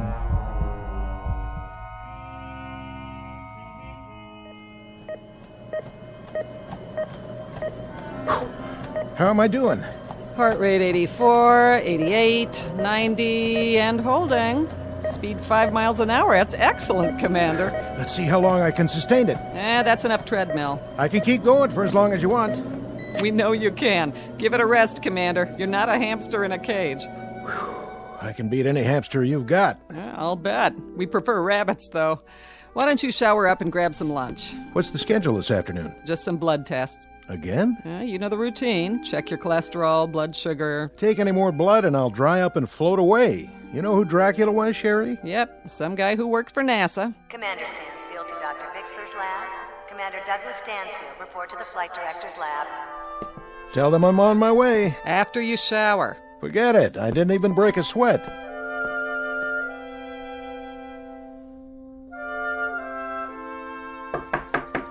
Come in. Dr. Bixler? Hello, Commander. Glad to meet you, if somewhat belatedly. Please make yourself comfortable. Oh, thanks. A figure of speech, in the sense that there's no need to stand on ceremony. I'm sorry there are no comfortable chairs here. Oh, that's all right. I'd just as soon stand. Even after this morning's workout. But, of course, your cardiovascular rating is superb. So, this is where the commandments come from. Commandments? Mission directives. I've heard much of you, the mysterious Dr. Bixler. And I of you, and that's the reason you're here. I was wondering. I guess this all seems faintly ridiculous to you, the hush-hush aspect. Well, all NASA's projects are secret during the planning stages, but I've been here 6 months now.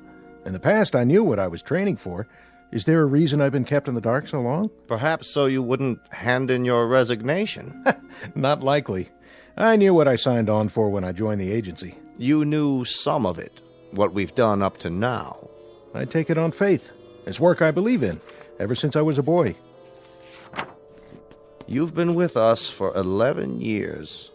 Is that a question, sir? More along the lines of an observation.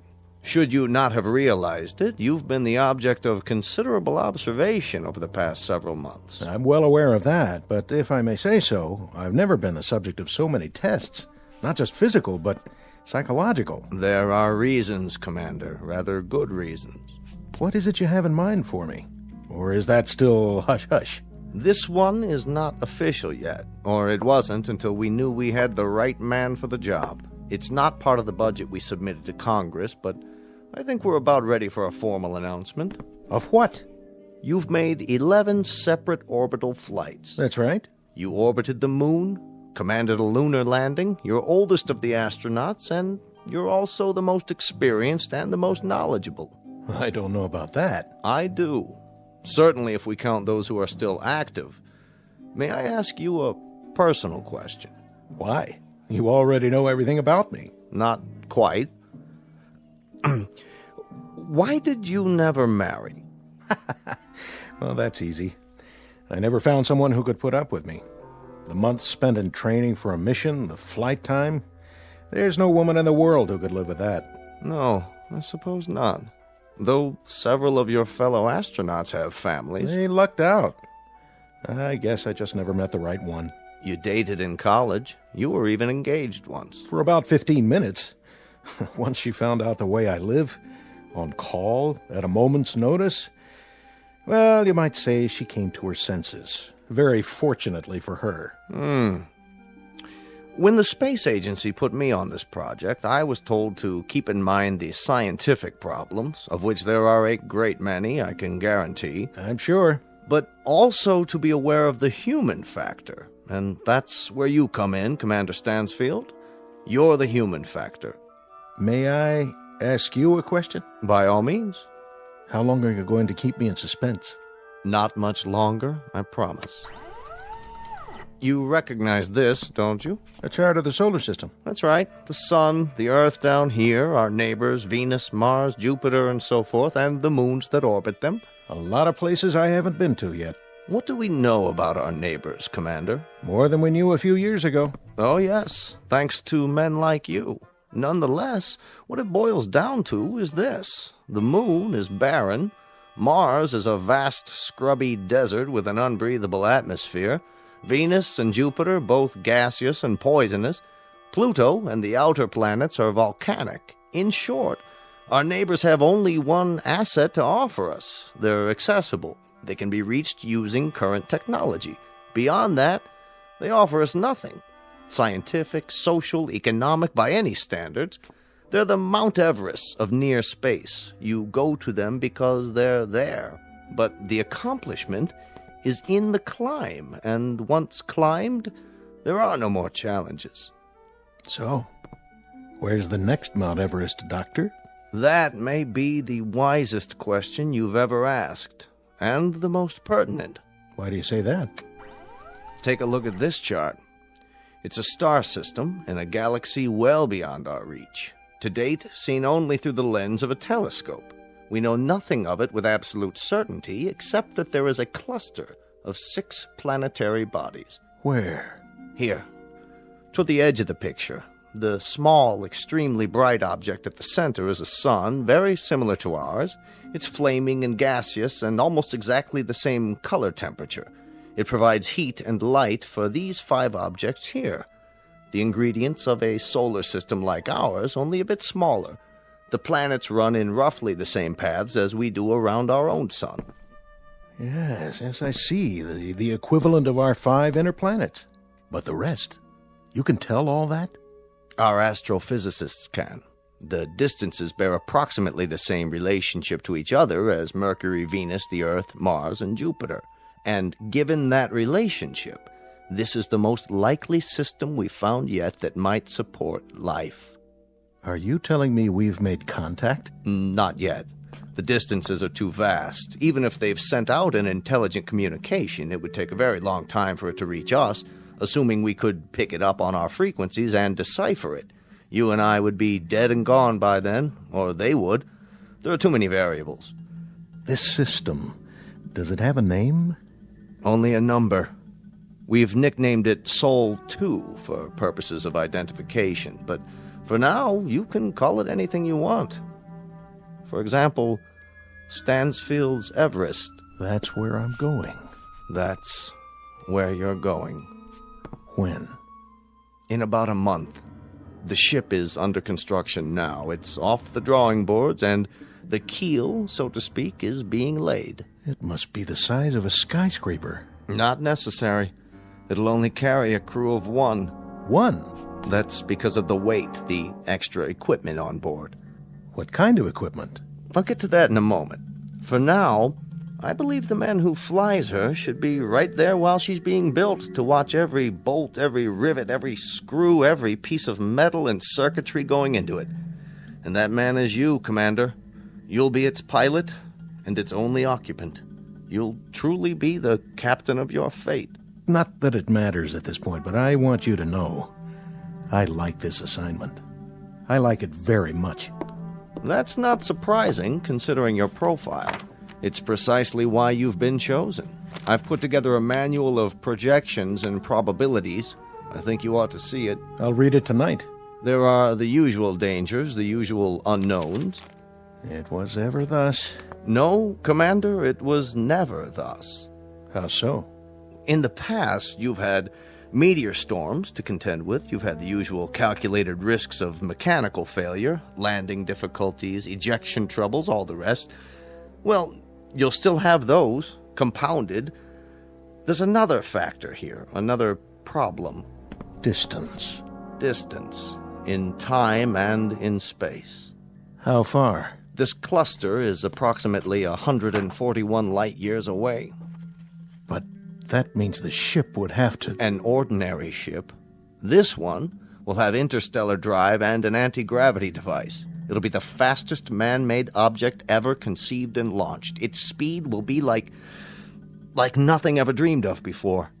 But in terms of the space you have to conquer, it might just as well be an ant crawling across the Sahara. It's a high mountain, isn't it, Dr. Bixler? A very high mountain. The highest, the longest trip in the history of mankind. How long? Your trip there and back will take approximately 35 to 40 years.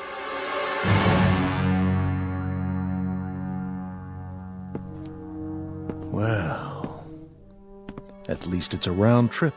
Consider it carefully, Commander. When you return from this trip, the Earth will have aged almost half a century.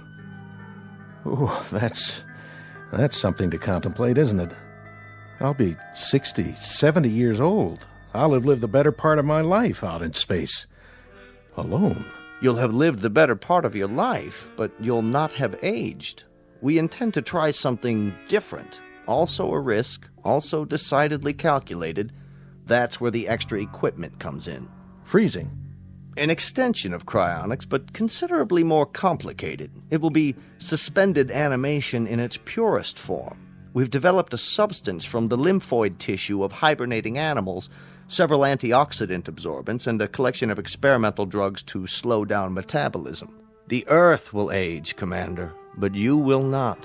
You'll only be a few weeks older when you return.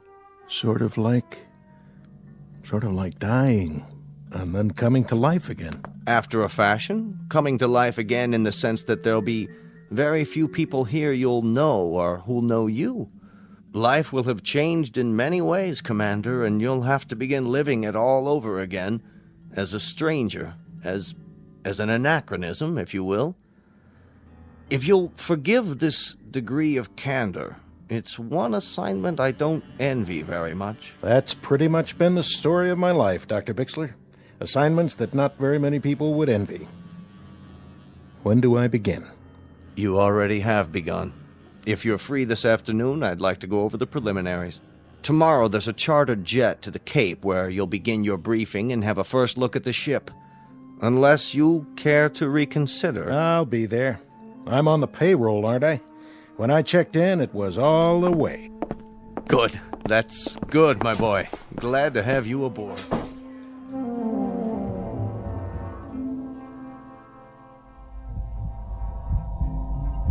And so it began. That brief, unemotional, very matter-of-fact colloquy between scientist and subject. A small cast of 2 characters. That was the way it should have been. But I very clearly remember the entrance of character number 3.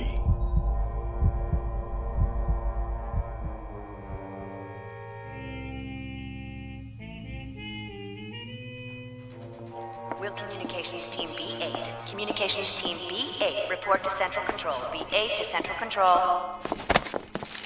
Oh, excuse me. Oh, my fault. You've dropped your papers. Here, let me help you. Commander Stansfield?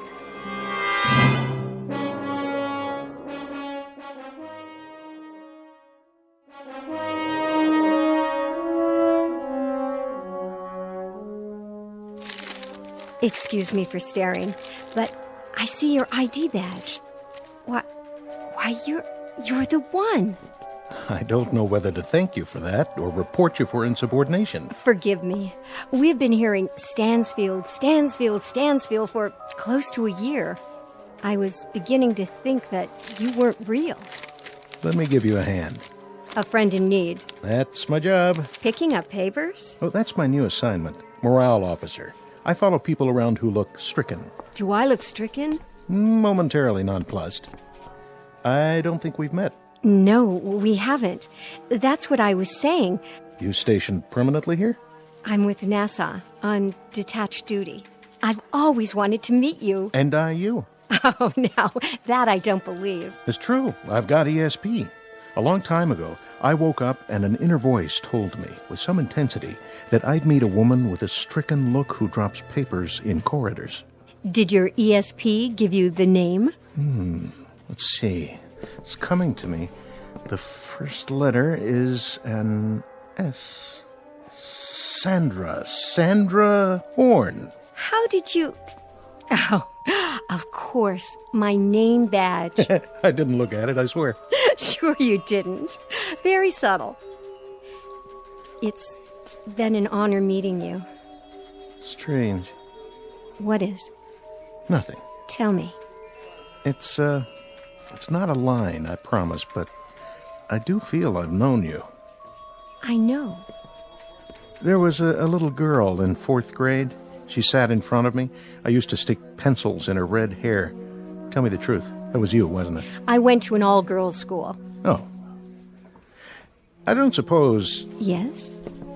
I don't suppose the National Space Agency could do without your services for, say, a couple of hours this evening. Long enough for a dinner? I think, despite the fact that I'm invaluable and the whole space program rests on my shoulders, a 2 or 3 hour period might be carved out. I'm in the book, Commander. Please phone me. I won't phone. I'll pick you up. What kind of food do you like? Any kind. Partial to beef. Also seafood. No shellfish, though. Chinese, Italian, you name it. I'll plan the itinerary and the menu. See you at 8. Arrivederci, lady from the Space Agency. 8 o'clock, then, astronaut. Arrivederci to you, too.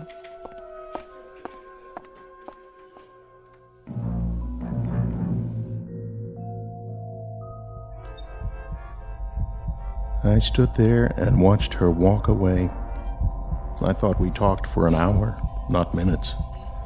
And I knew everything I needed to know about her, even then. The only time in my life it had ever happened to me.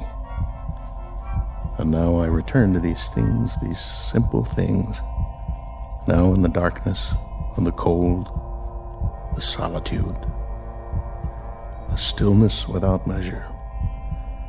I remember music, colors, and a voice.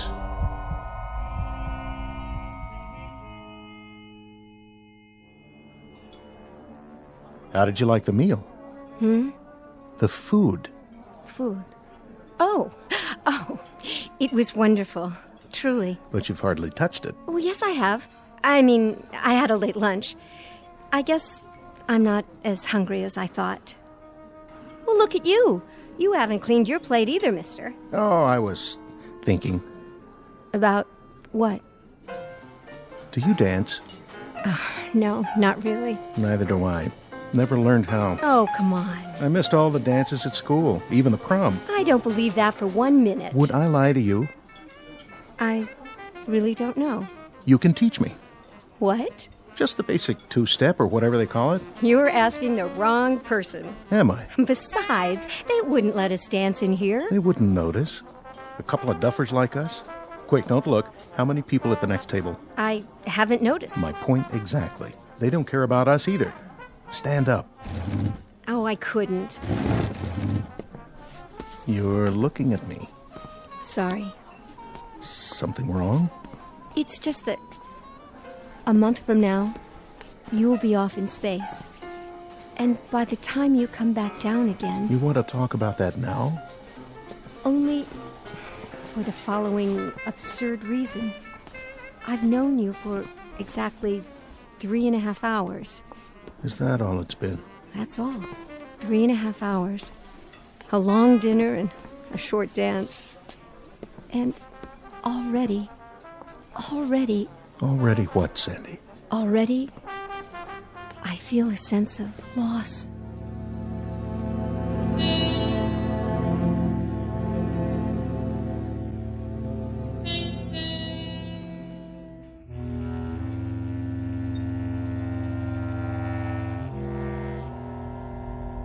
My life had been in the military, always first aircraft, then space vehicles, and had been missions, projects, and expeditions. There was no time for another kind of life. Intrusions that took the form of a face, a voice, a short month lived by a man and a woman drawing closer and closer together and finally becoming a part of one another. There's so little time for such a thing, for such a small thing. And then what time we had ran out and slipped away.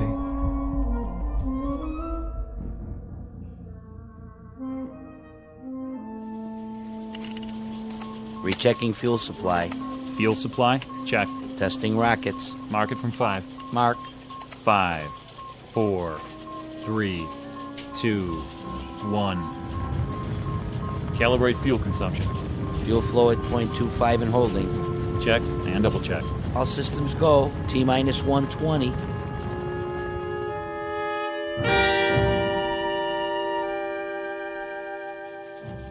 Setting countdown, Dr. Bixler. Only 2 more hours.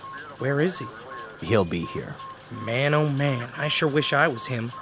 Do you? Well, why not? That kind of adventure? All the way to another galaxy? Quite a price to pay. Oh, sure, it costs a fortune. But think of it. One man in the whole of history going out into space with a key, you could say. A key to unlock all the mysteries. I'm beginning to think that not all mysteries are out there. One man, and for the right to have his adventure, our adventure, for the ritual of turning that key, he pays for it as no man has ever paid before, with all of his friends, his well-being, his sense of belonging, maybe even his sanity. Everything on earth that has meaning for him will now be just a memory. And you envy him? I guess he is to be envied. I envy him too. But what I don't envy is his homecoming.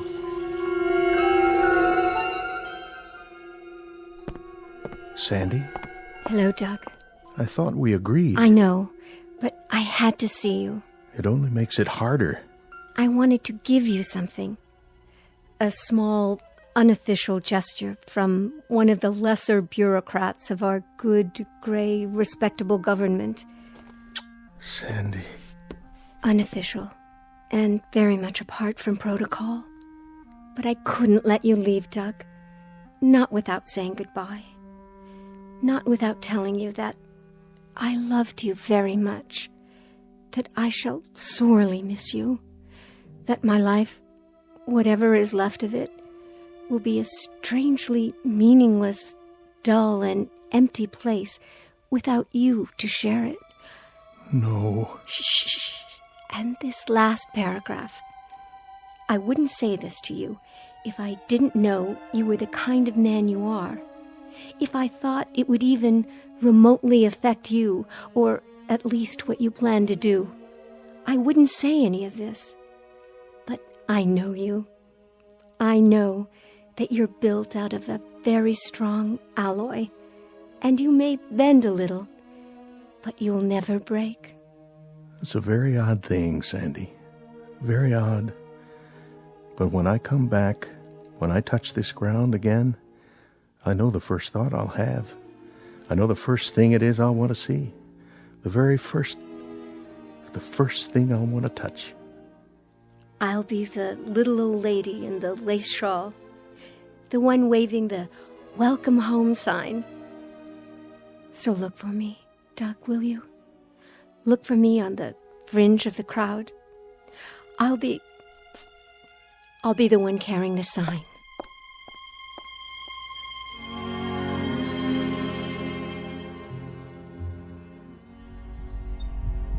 And how much we had become a part of one another. Despite the circumstances of both our lives, despite everything rational.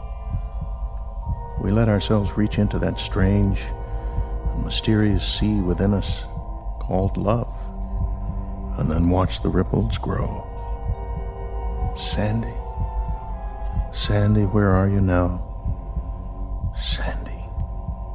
across the void, my dearest, through the millions of miles of cold and empty space, through the vastness of a naked desert of sky and stars. I feel your warmth, and I love you. I love you, Sandy.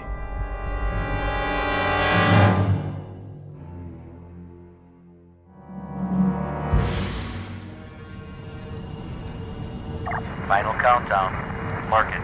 All systems 1/2, 3/4. We have full ignition. Blast off.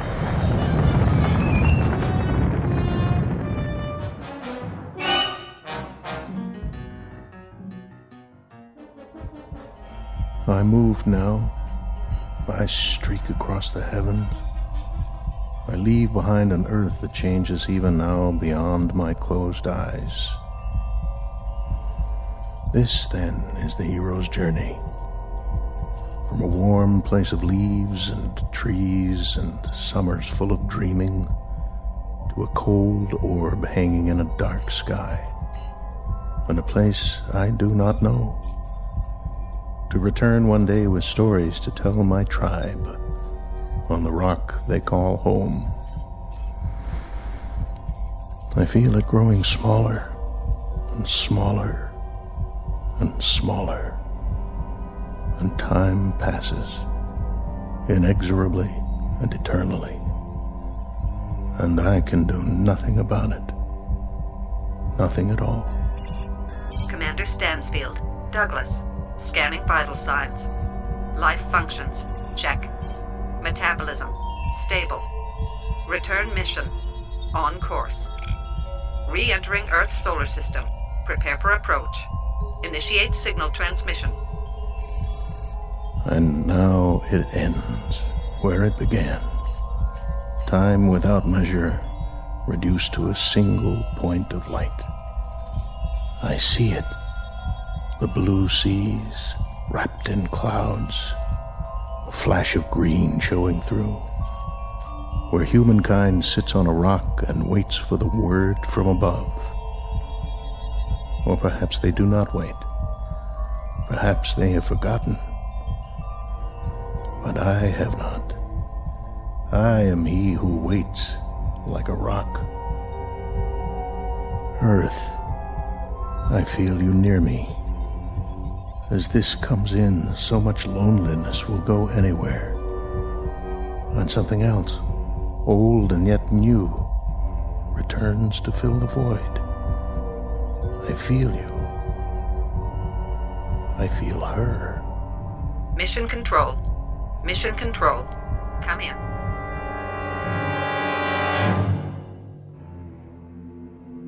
What's this? Where? On the Trivit. Looks like a craft on the approach. Yeah, I see it, but what kind of craft? Could be a missile. Activate the defense shields. Setting coordinates. Locked on. Lasers on standby. This is gonna be easy. Almost too easy. Whoever he is, he's a sitting duck. Wait a minute. Look at the shape of that thing. Some kind of retro design. Hey, bring it up on the holoscreen.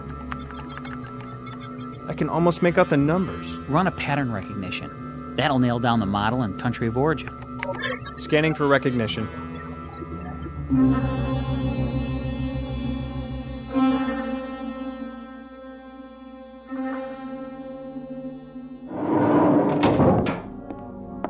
Yes?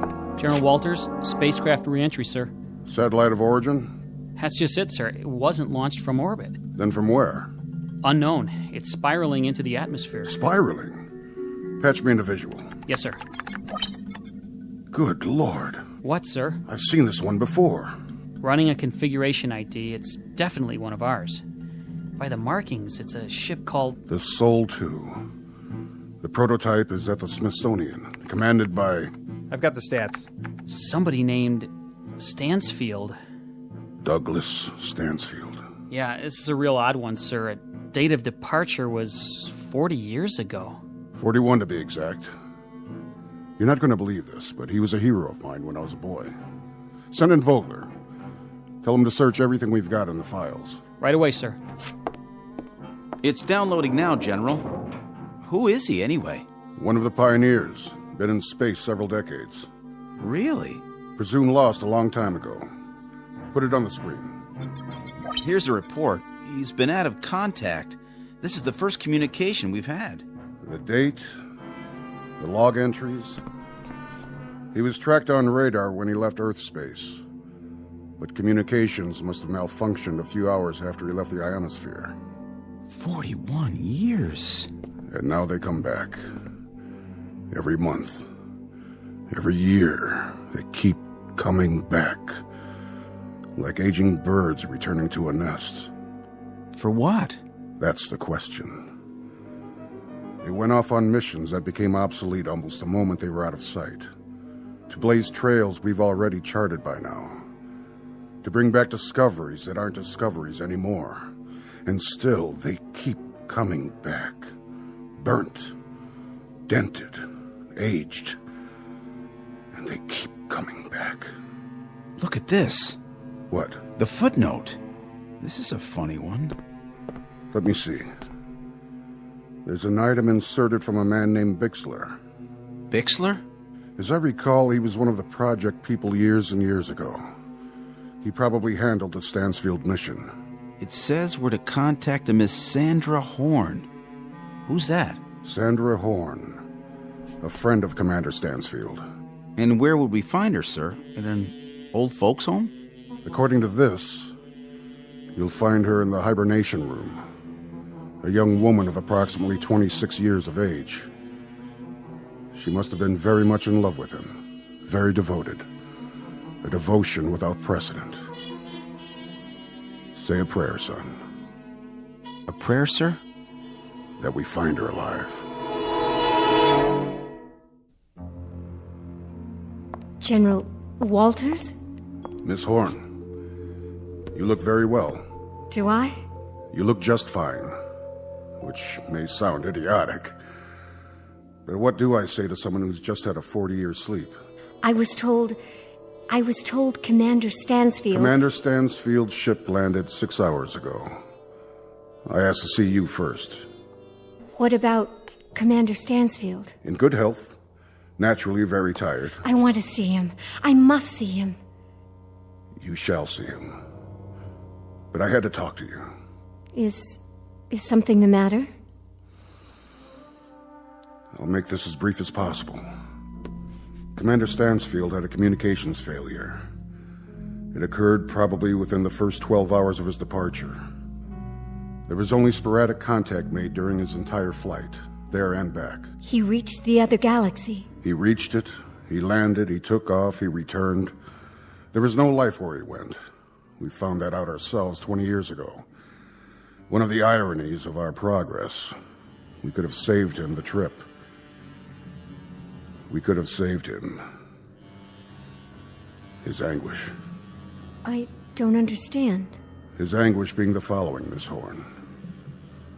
Unknown to us here or to my predecessors or theirs, due to the lack of communication, Stansfield arbitrarily removed himself from hibernation 6 months after leaving Earth. He did this because... I know why he did it. God help me. I know why. Over 40 years, Miss Horn. 40 years in the cockpit of a ship. 40 years of... well...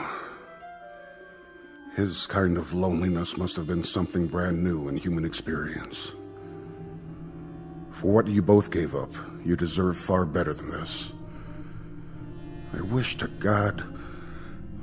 God he could have come back to you just as he was when he left.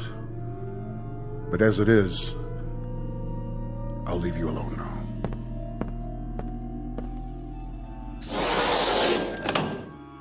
Doug? Dear Doug. You remember me, don't you? Remember you? I've spent 40 years remembering you, Sandy.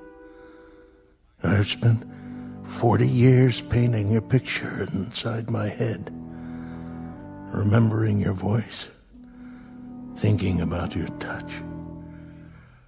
I've spent 40 years surviving for you. But looks like I made a miscalculation. An error of judgment, you might say, with the best of intentions. And now... Doug, it can still be that way. What you are, what I am, it doesn't make any difference. Oh, I'm afraid it makes a difference, Sandy. Look at you. 40 years of difference. And that's far too much. I'm sorry. I'm so desperately sorry. I know, my dear. I had a lot of years to ponder the possibilities. But I didn't consider this one. Years that I didn't think would ever pass. Years that I sometimes wished wouldn't pass. Oh, Doug. You're as beautiful as ever. Very beautiful. Don't waste it. Go away now, Sandy. You must. Please. Go home and pick a go. If that's what you want. It's what I want. Goodbye, my love.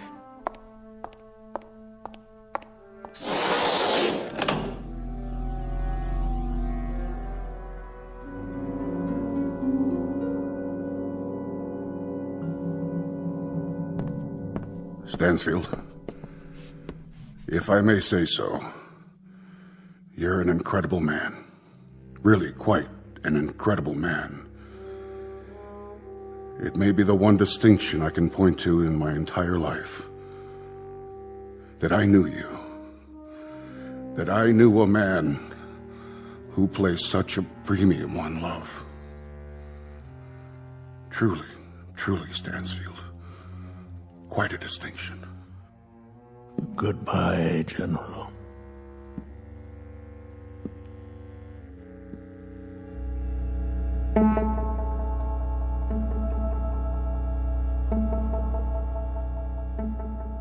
Commander Douglas Stansfield, one of the forgotten pioneers in the space age, pushed aside by the flow of progress and the passage of years. Our tale of irony and the ionosphere and the ferocious travesty of fate that could only happen in the Twilight Zone.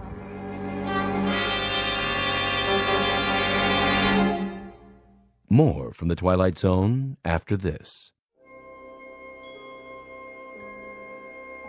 Hi, this is Carl Amari, producer of the Twilight Zone radio dramas. I'd like to take a moment to tell you about our official website at twilightzoneradio.com, where you'll get the latest news and information on these Twilight Zone radio dramas. Plus, at twilightzoneradio.com, you can digitally download 3 free episodes or any of our episodes for only $1.95 each. In this age of ever-changing technology, we've decided to make these episodes instantly available to you by making the Twilight Zone radio dramas a digital download-only series. This means that this series will no longer be offered on CD. The CD collections at our website are now being offered while supplies last at buy one, get one free. So be sure to get your favorites before they're sold out. Be sure to visit us often, and I'll see you in the zone.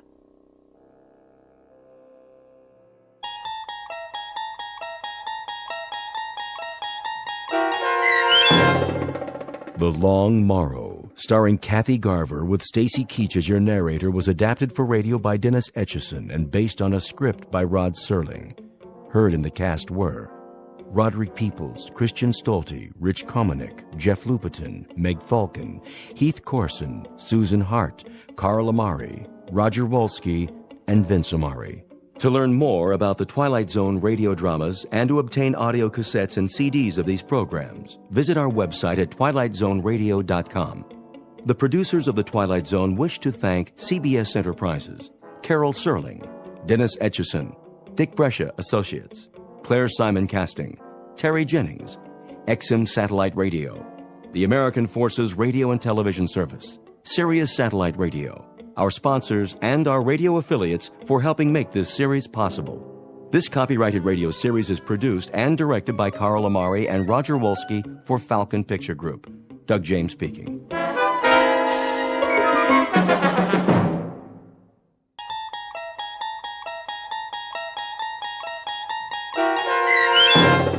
People Are Alike All Over, starring Blair Underwood, with Stacy Keach as your narrator, was adapted for radio by Dennis Etchison and written for The Twilight Zone by Rod Serling, based on a story by Paul W. Fairman.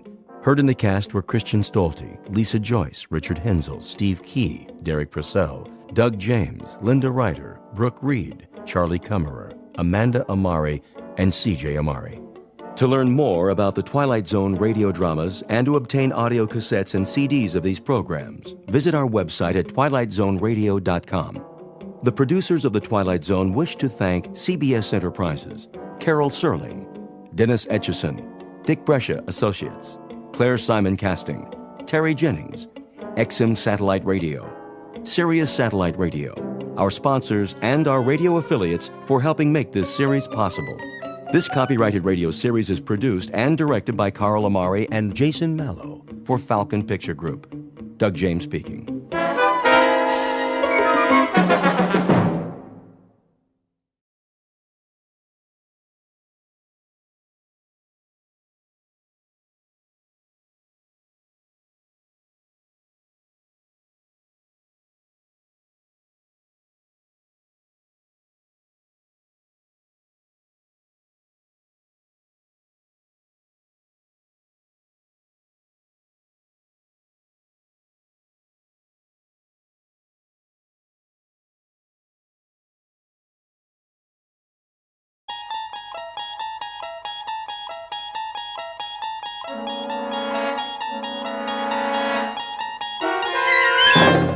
There is a fifth dimension beyond that which is known to man.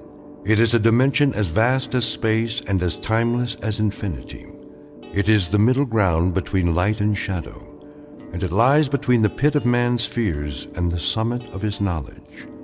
This is the dimension of imagination. It is an area which we call the Twilight Zone.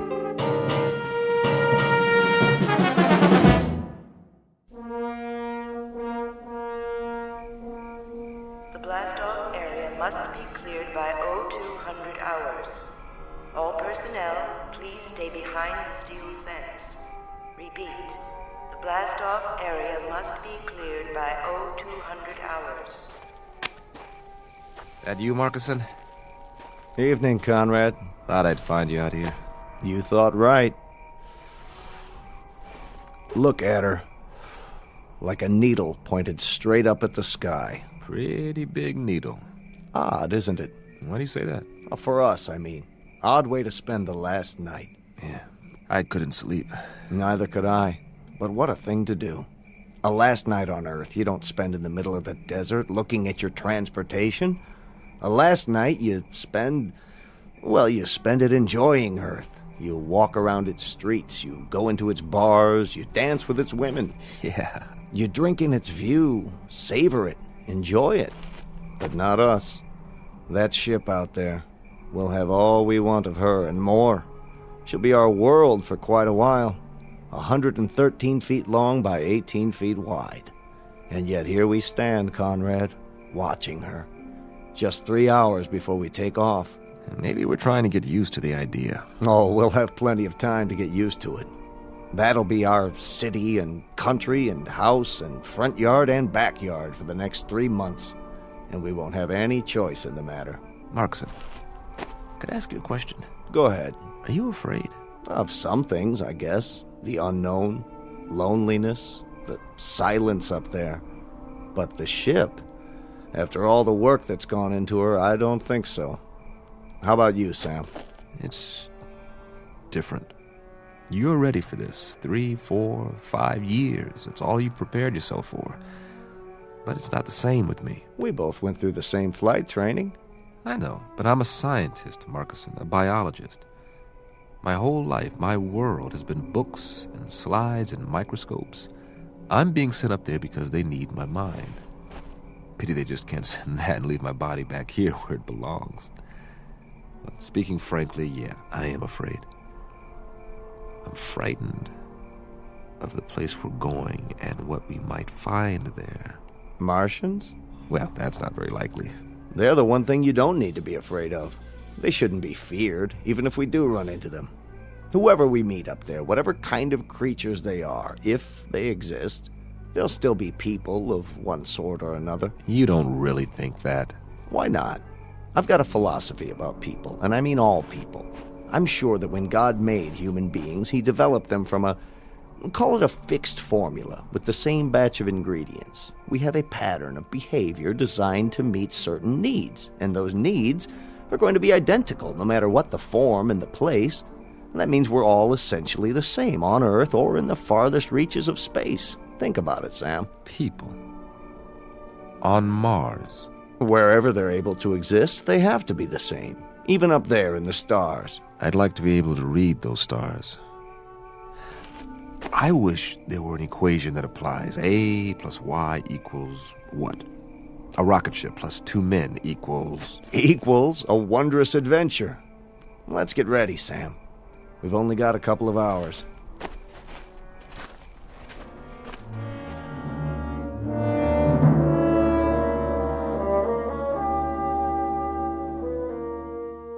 You're standing at the edge of a highway into space, one soon to be traveled by a flimsy two-legged animal with an extremely small head.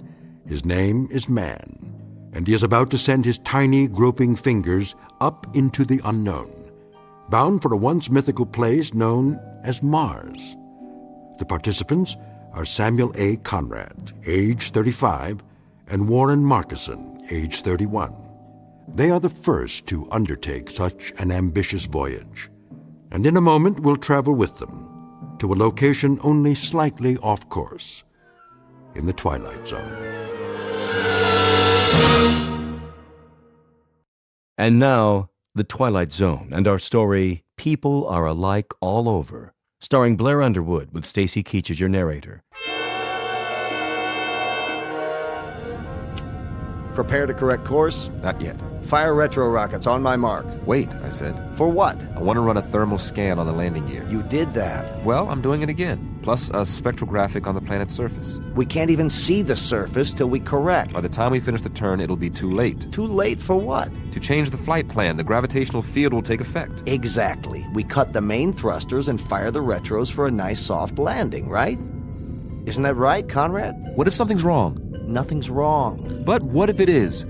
It'll take all the fuel we've got for another orbit. We have to be absolutely sure. We're as sure as we're ever going to be. There are too many variables. Atmospheric density, drag coefficients, power consumption. We've been through all that.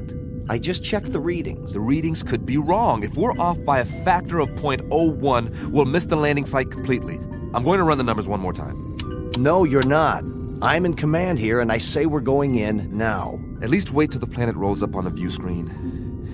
I want a spectrographic readout. 5, 4. Not yet. Cancel the sequence. I'm not canceling anything. 2, 1. Fire retros.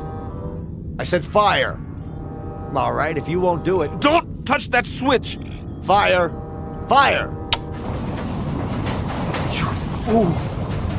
Strap into your seat now!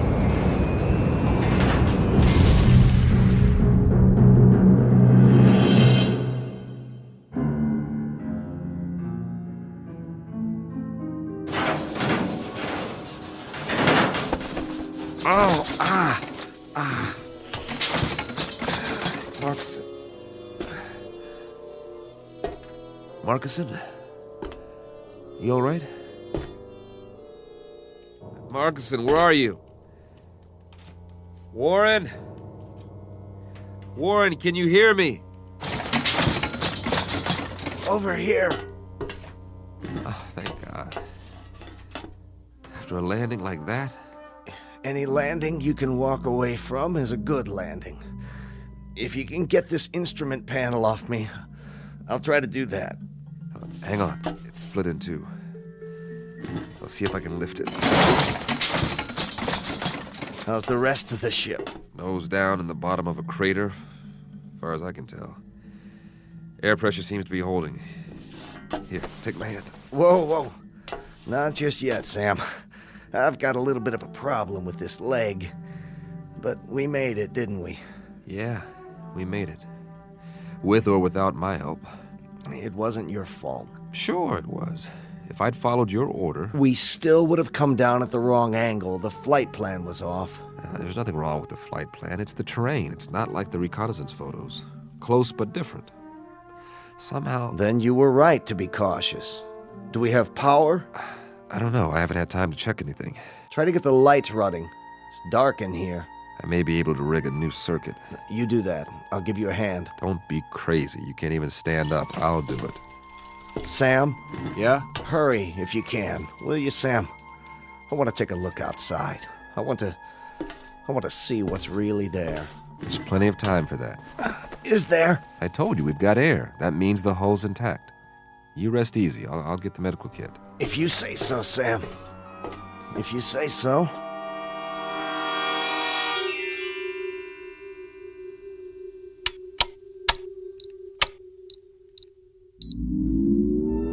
Yes! Sam? I've got the circuits up. We are in business. What are you doing? Running a diagnostic on the equipment. Stay down. How long did I sleep? A couple of hours. Don't worry, you needed it. You run an atmosphere check? Yeah. So, is it safe out there? That's the question. What's the matter? Something wrong with the sample? No, I got a good one. More than enough. That's the problem. You couldn't get a reading? Oh, I got a reading all right. A complete analysis. Down to the last trace element. So, what did it say? It says the air is fine. Almost identical to the mix on Earth. Well, what are we sitting here for? Let's go plant the flag. Hold on. You're not going anywhere with that leg. You go then. Just get the hatch open so I can see what's out there. I'm not going anywhere. Of course you are. Sam, we're the first men on Mars. What's the matter with you? Not yet. What are you waiting for? A printed invitation? It's the reading. But you said it was fine. It can't be right. Don't you trust the equipment, Sam? You designed it, remember? You and I both know there's no breathable atmosphere on Mars. Well, maybe there is where we landed. That doesn't make sense. If we're in a crater, there could be a buildup of gases. Not according to any scientific literature I've ever read. Then it's obvious the literature is wrong. You trust your equipment? I've run the data 50 times. And everything checks out. We made it, Sam. We made it. You know what that means? I want to filter out another sample and run it through the analyzer. We've traveled 35 million miles. Exactly. Another few hours won't make any difference. We can't wait any longer. The human race won't wait. If you won't open the hatch, I'll do it myself.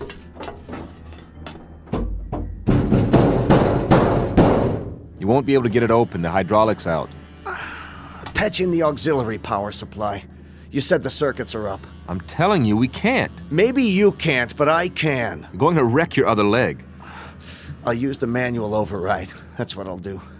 I'll disconnect the hydraulic lift at the wall and... I told you to take it easy. Sam.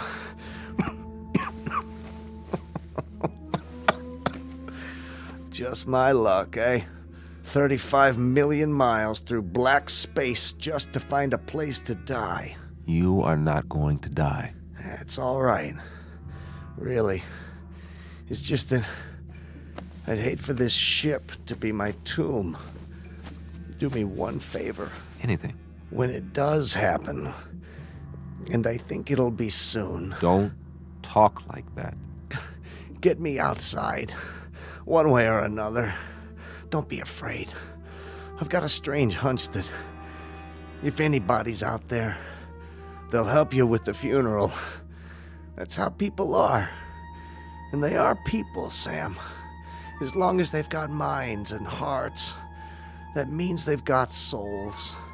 And that makes them people. No. For God's sake, don't die now. Don't leave me alone here. Warren! Warren! What's that? Listen. Do you hear that, Warren? Do you hear that? Something's out there. And it's coming. It's coming right up to the ship. You said that whatever's out there is like us. Well, I don't know that. There's no way to find out, and I'm not ready to find out. Go away! Whoever or whatever you are, go away!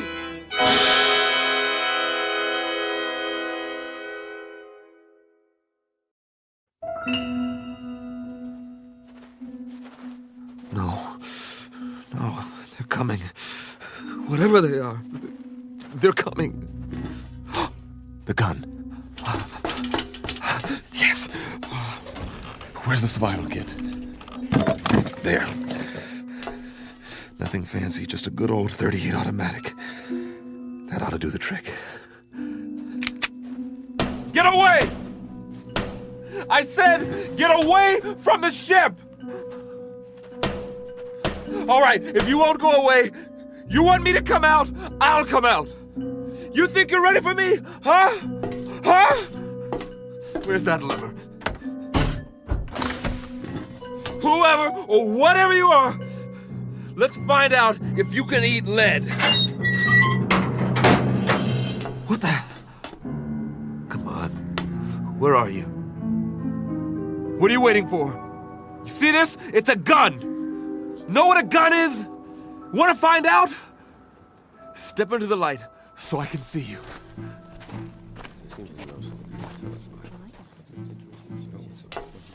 But you're people. I swear you are. You're just like me. Face, body, everything. Please, don't be afraid. There's no reason to, you know. What do you have in your hand? Oh, this it's a pistol. It's a... I was only going to use it if... May I see it? What? I suppose so. Just don't touch the trigger. It contains explosive missiles. They're called bullets. We didn't know if you were ever going to come out. We've waited most of the night. Very glad to see that you've finally done so, however. This is amazing. I'm Conrad. Samuel Conrad. That's my name. Do you understand? Name? We understand, Mr. Conrad. We landed here, my friend and I, in this ship. Crashed, I should say. We come from Earth. Earth? Where I'm from. This planet is known as Mars. We took off in our ship almost 3 months ago. Check on the other one. He may be injured. Yes, of course. Here, I'll show you in the sand. See, this is the sun. Sun, the big star. And this is the Earth, the third planet from the sun, and this is you. Here. The other one is dead. His name is Marcuson. Don't be alarmed, Mr. Conrad. We don't intend to hurt you. We've only been wondering when you intended to come out. Of course, we were curious. But how do you know my language? We don't, Mr. Conrad. As you'll no doubt soon realize, you're speaking our language. Your language? Unconscious transference. You'd call it hypnosis of a sort. But you must be tired. We'll prepare a place for you to rest and food. I'm appreciative. I really am. You'll forgive me my staring. I mean, but I can't get over it. I mean, you're people. Just like I am. Actual human beings. Marcuson said you'd...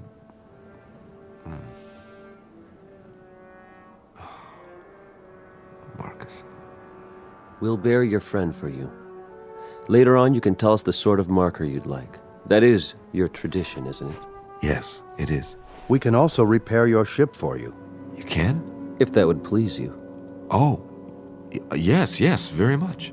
Good. Consider it done. There are so many questions I want to ask. Really? So many things I want to find out about your civilization, your science, the way you live, the social structure. 100 questions, 1,000. We will be glad to answer all your questions. But first, you must rest. Yes. Come with us, Mr. Conrad. You must have food and drink and sleep. After you. Where are we going? Not far. A structure we've built. I don't see anything. Oh, I know it's dark out there, but it's only a short walk.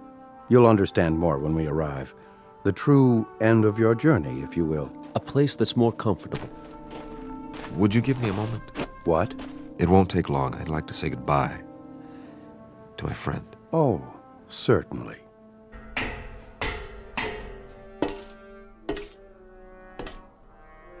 Marcuson, I You know what's happened. I hope you know that you were right. There are Martians, after all, and they're people. It's incredible, but they really are just like us. You knew, didn't you? Somehow, you knew. Oh, I'm sorry, old friend, that I didn't believe you. And that you didn't live to see them. Are you ready, Mr. Conrad? Yes, I'm ready.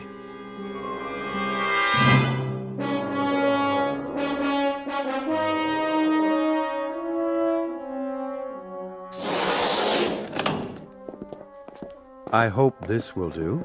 I'm impressed. On Earth, this would be considered very modern. The angles, the lines. Are the walls stainless steel? Well, not exactly. Something like it. Would this be considered a typical house here? In a sense, it would be the equivalent of an apartment, I believe you call it. Except that there's no furniture. I don't believe it. Everything is built into the walls. What's the power source? Not electricity, surely it's... A simple principle, really. You'll hear all about it. About everything. But we promised you food. Your table and chair. From the ceiling. That's brilliant. And on the table, your meal. It will taste somewhat different from what you're accustomed to, but I trust you'll find it agreeable. Here. Thank you so much. All of you. You know, I am hungry. Very hungry. Please sit down, Mr. Conrad, and eat.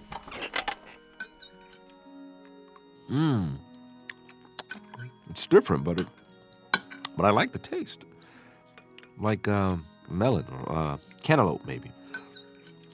And yet, there's almost a meat flavor. You don't mind it? Mind? Are you kidding? After that freeze-dried stuff we ate on the ship? No. This is delicious. We'll leave you to eat then. Oh, I wonder, could you do us a small favor, Mr. Conrad? Anything. As a favor, would you mind sketching for us what a home looks like on Earth, so we'll better understand your culture? No, not at all.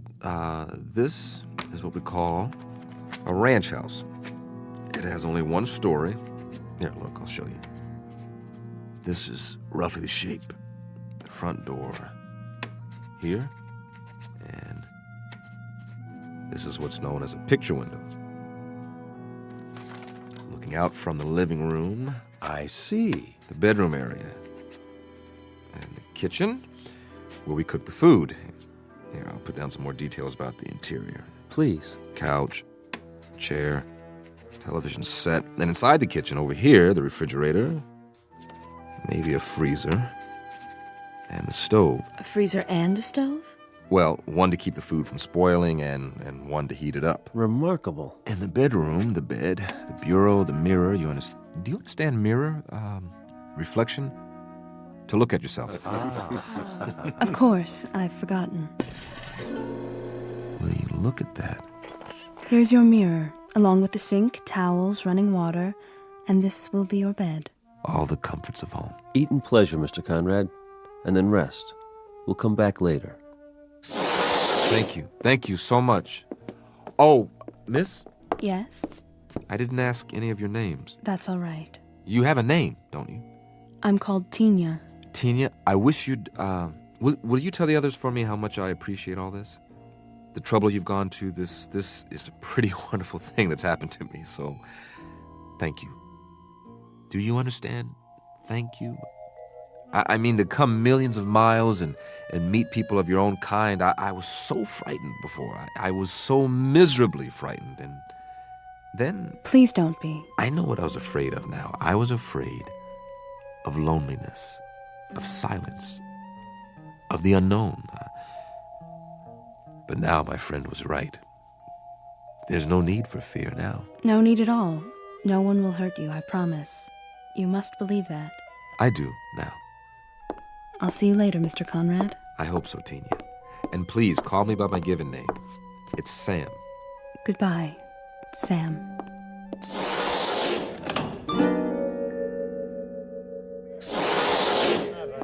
There she is.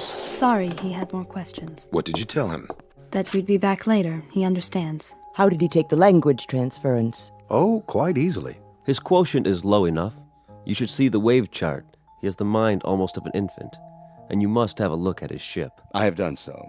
So primitive as to be almost unbelievable. You wonder how he made it here. Tina, how does he react to things? What? He asked you a question. I'm sorry, how does... His reactions. Most trusting, emotionally very complex. He feels loneliness, curiosity, excitement. He seems to crave companionship. And what is your recommendation? For what we should do with him. I think we should let him go. Let him go? How can we let him go? He means us no harm, and he's... He's what? Tell us what he is. Go ahead, Tina. Feel free to speak. He's so much like us, that's all. Did you hear that, everyone? He's so much like us. Excuse me. Tina, where are you going? I have something to do. At this hour, surely not. Perhaps to observe our new arrival. After all, he is almost one of us now. One of us indeed.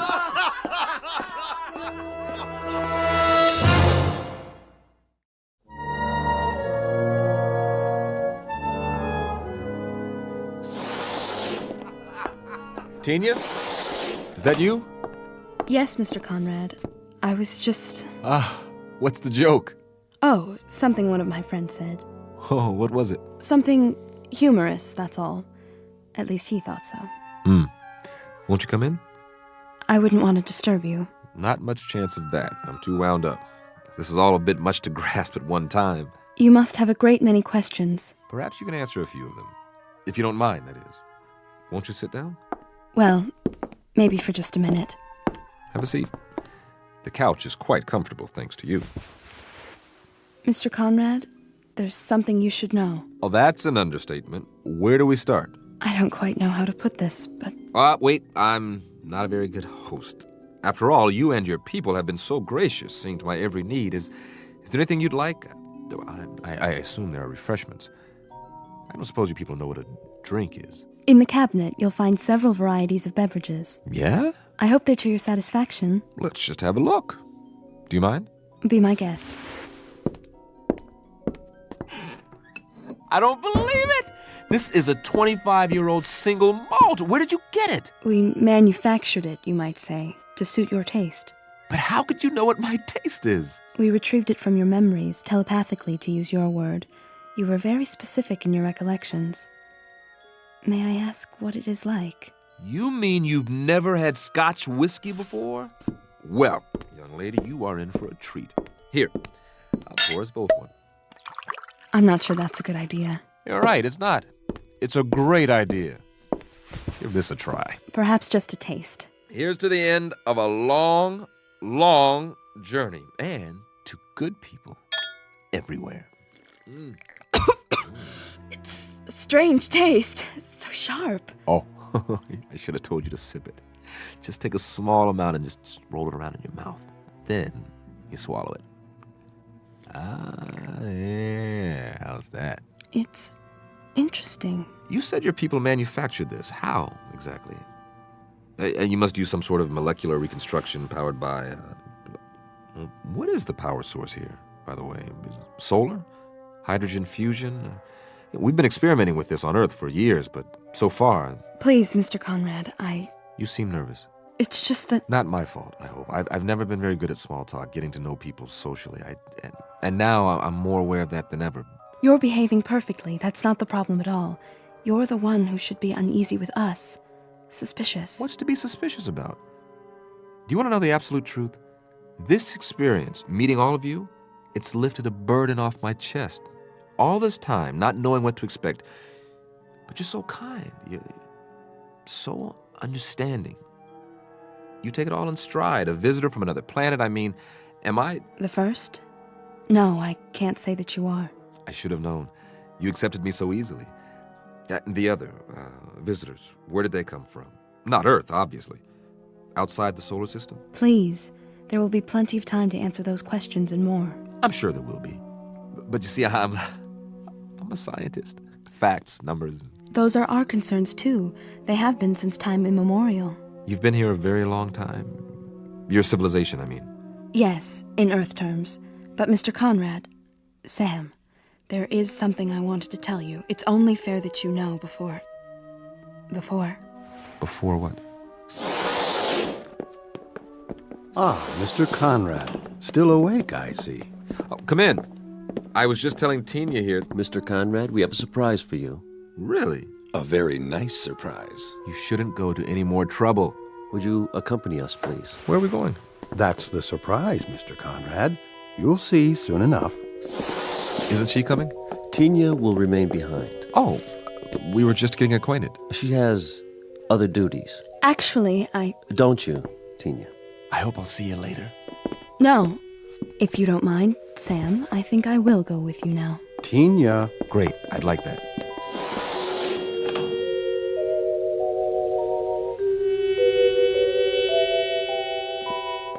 Quite a complex you have here. There must be miles of corridors, like interconnecting tubes. It provides both shelter and a gathering place for our people. The walls, are they glass? A form of what you call plastic. Very strong, for protection against the elements. Then you have seasons. We've seen evidence of dust storms on the surface and, of course, the polar ice caps. We've had to recreate an atmosphere in recent centuries. That has wrought havoc with the forces of nature. Far more than you might have observed from space. I can hardly wait to take a closer look. Really, Mr. Conrad, you don't want to tire yourself. You should get a good night's rest while you can. No reason to. I feel fine. Does the complex house your research facilities, laboratories, that sort of thing? They are in an adjacent structure. I thought I saw a reflection out there, but it's so dark. All in good time. It will be a few more hours until sunrise. Then, all will be clear. Ah, here we are. After you, Mr. Conrad. What? Allow me to illuminate it for you. But this is... This is what, sir? Why, it's just like the entrance to my house back home. Is it? Yes, this is the foyer, and the living room would be down here. You like it? Do I? It's a perfect replica of my place in California. This is perfect. We did our best. I mean, in every detail. Furniture, the works, even the drapes. If I open them, I bet I'll see my old picture window. No point in opening them now. It's dark. Wait till morning. How did you build it so quickly? We sincerely hope this is the way you're used to living. You didn't miss a thing. The general outline came from your diagram, the rest from your mind. You think very clearly, Mr. Conrad. Very clearly indeed. Strong, clean impressions. Would you care to see the rest of the house? Would I ever? Ah! My kitchen! And my refrigerator. It's filled with your favorite foods, the ones you remember most vividly.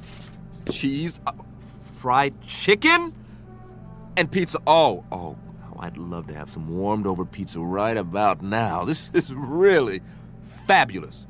I don't know how to repay you. Your presence is quite enough. I really, truly appreciate it. We wanted you to feel at home, Mr. Conrad. Do you? Well, I never saw it this clean. Splendid. In that case, we were wondering if you'd mind remaining here for a little while. Oh, sure. And about my spaceship. Take your time. Your spaceship? You said you'd be able to fix it. Oh, yes. We'll restore it to its original state and then transport it here, outside your residence. It will be in perfect working order. That's great. You expressed interest in seeing more of our people. We'll arrange that, first thing in the morning. I'm sure they will be most interested. I'd be delighted. For a little while longer, then. Enjoy yourself, Mr. Conrad. Enjoy your house. You bet I will. I can hardly wait to sleep on a real mattress again. Oh, let me show you out. That's not necessary. Sure it is. This is my house, isn't it? It is, sir. It most certainly is. What's this in the vase? You call them roses, don't you? Well, yes, but how? We had a little trouble with the petals. So delicate. If you examine them closely, you may find them somewhat imperfect. I doubt that very much. Here, I want you to have one. It's my way of saying thanks. Thank you. I'll keep it to remember you by. But we'll see each other again, won't we? What? Are you crying? Come along, Tina. I'm very happy to to have known you, Sam. Time to go. Sleep well, and wake refreshed.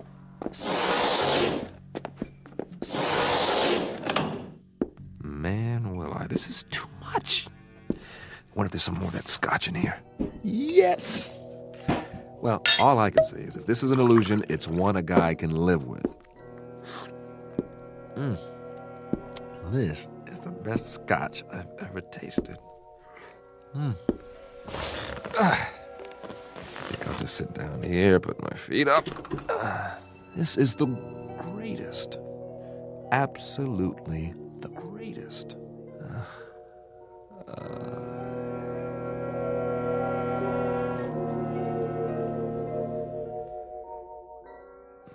Where?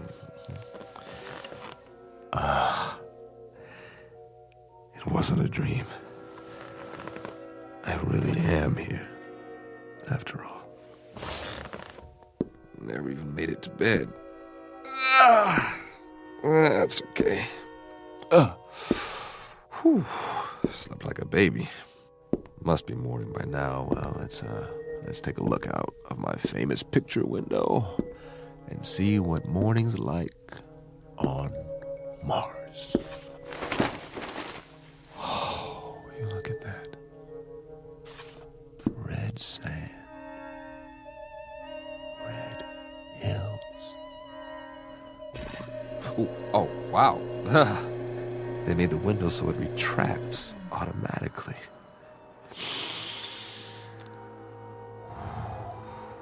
Smell that. Oh, real honest to goodness air. I gotta get outside. Come on. What's the matter with this door? Wait a minute. What's that? Sounds like some kind of vehicle. Hey! Hey, everybody! I bring you greetings from Earth! Hey, what are these bars for?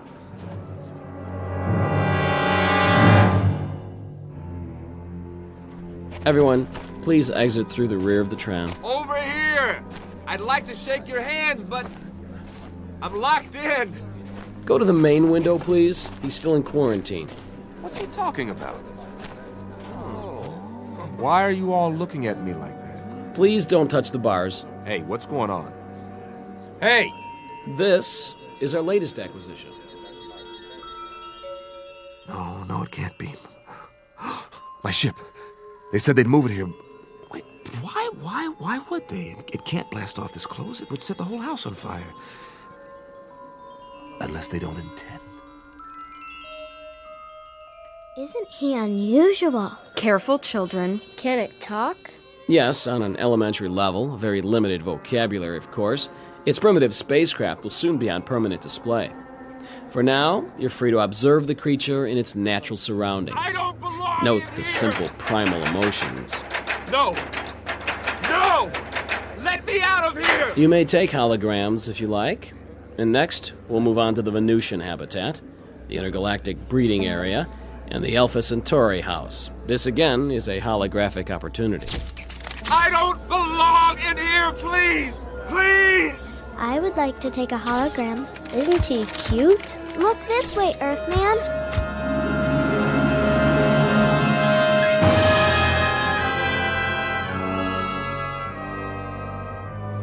You were right, Marcus.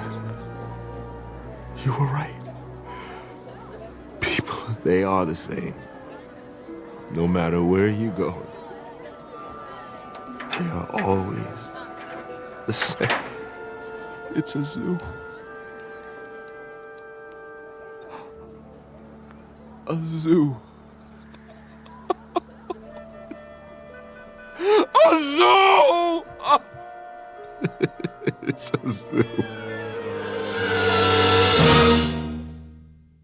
Species of animal on public display. Physical characteristics similar to a human being.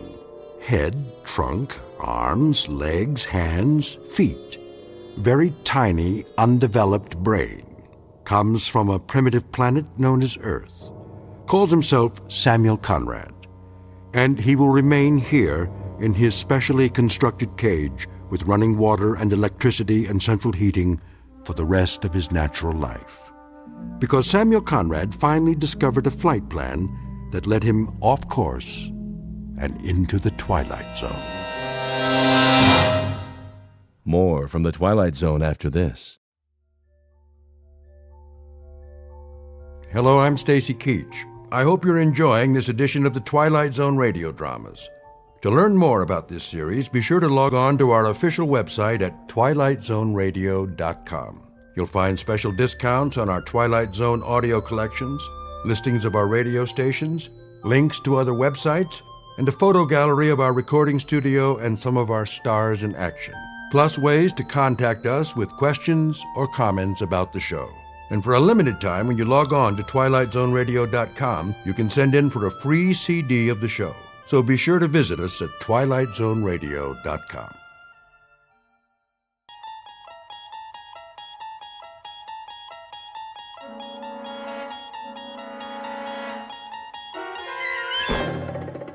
There is a fifth dimension beyond that which is known to man.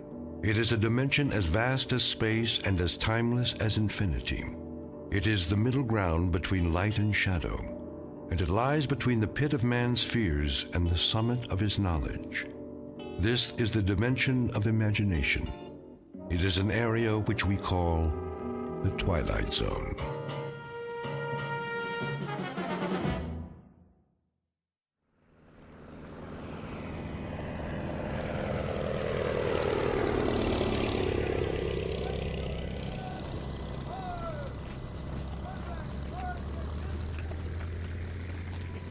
So it's goodbye again. Yes. We should be used to goodbyes by now. You'd think, wouldn't you? You know, I used to think when I was a little boy back in America. You used to think what, Tony? Oh, it doesn't matter. Of course it does. I love to hear you talk about when you were a little boy. But you know something funny? I'm jealous. Jealous? Jealous of what? I'm jealous of those years. I'm jealous that you grew up and I didn't get to know you because we hadn't met. So many years. And I think now, what a waste that we didn't know one another then. We had time once, didn't we? All the time we needed. But not now. Now there is no time, Tony. Now there is only time for goodbyes. Now people fly by so fast, you want to call out to them. And then it's too late. They've gone. They've disappeared. It's time to take off, Lieutenant. The Luftwaffe is coming. I'm on my way. But, sir, the troops are moving out. Thank you, Private. Oh, my darling. Tony, sweetheart. Now, you must go. You must go. I know. Don't cry. Shh. No time for tears. Memory I have a of memory you for my eyes. And a Thought of you to hold in my mind. for my mind. As do I. And And a touch of you. For all of me. Oh, my darling. I won't forget you. Not forever and a day. and a day.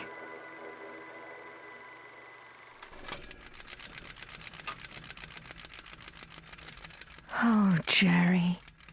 Jerry, where are you now? Where? Picture of a woman looking at a picture. Her features alive to everything that appears on the screen. Her lips move and her eyes flash, mirroring every expression, every emotion. The features are exquisite, beautifully chiseled and proportioned. And even in the flickering light, she is easy to recognize.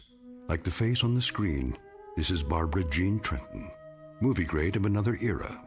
Once brilliant star in a firmament no longer a part of the sky, eclipsed by the movement of the earth and time.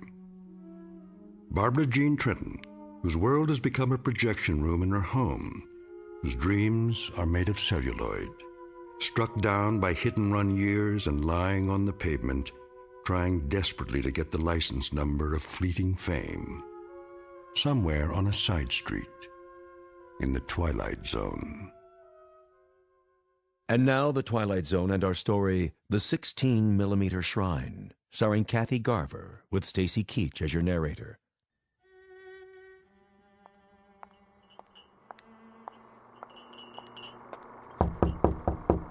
Miss Trenton?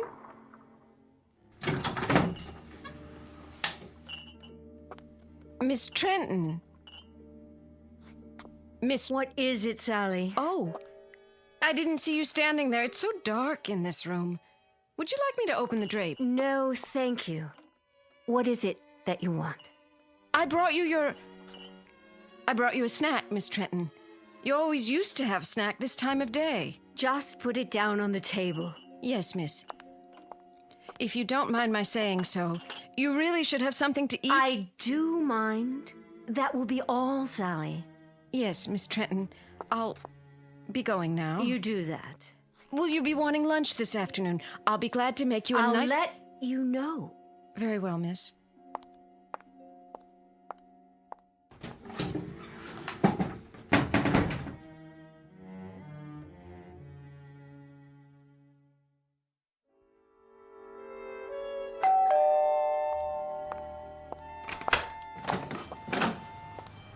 Oh, Mr. Weiss. How are you, Sally? Perfectly fine. In the den, is she? Yes, sir. Mr. Weiss. Yes? I'm worried about her. I'm worried that... Well, you see... I'll see how she's doing. But you don't understand, Mr. Weiss. It's getting worse. Much worse. I go in there and...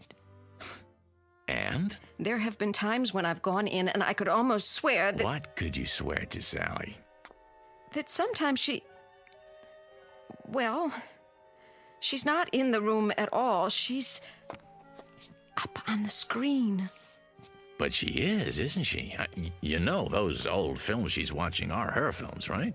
I do, yes. But I take your point. She's been in there too much, and it's disturbing you, and that's perfectly understandable. I tell you what, let me talk to her.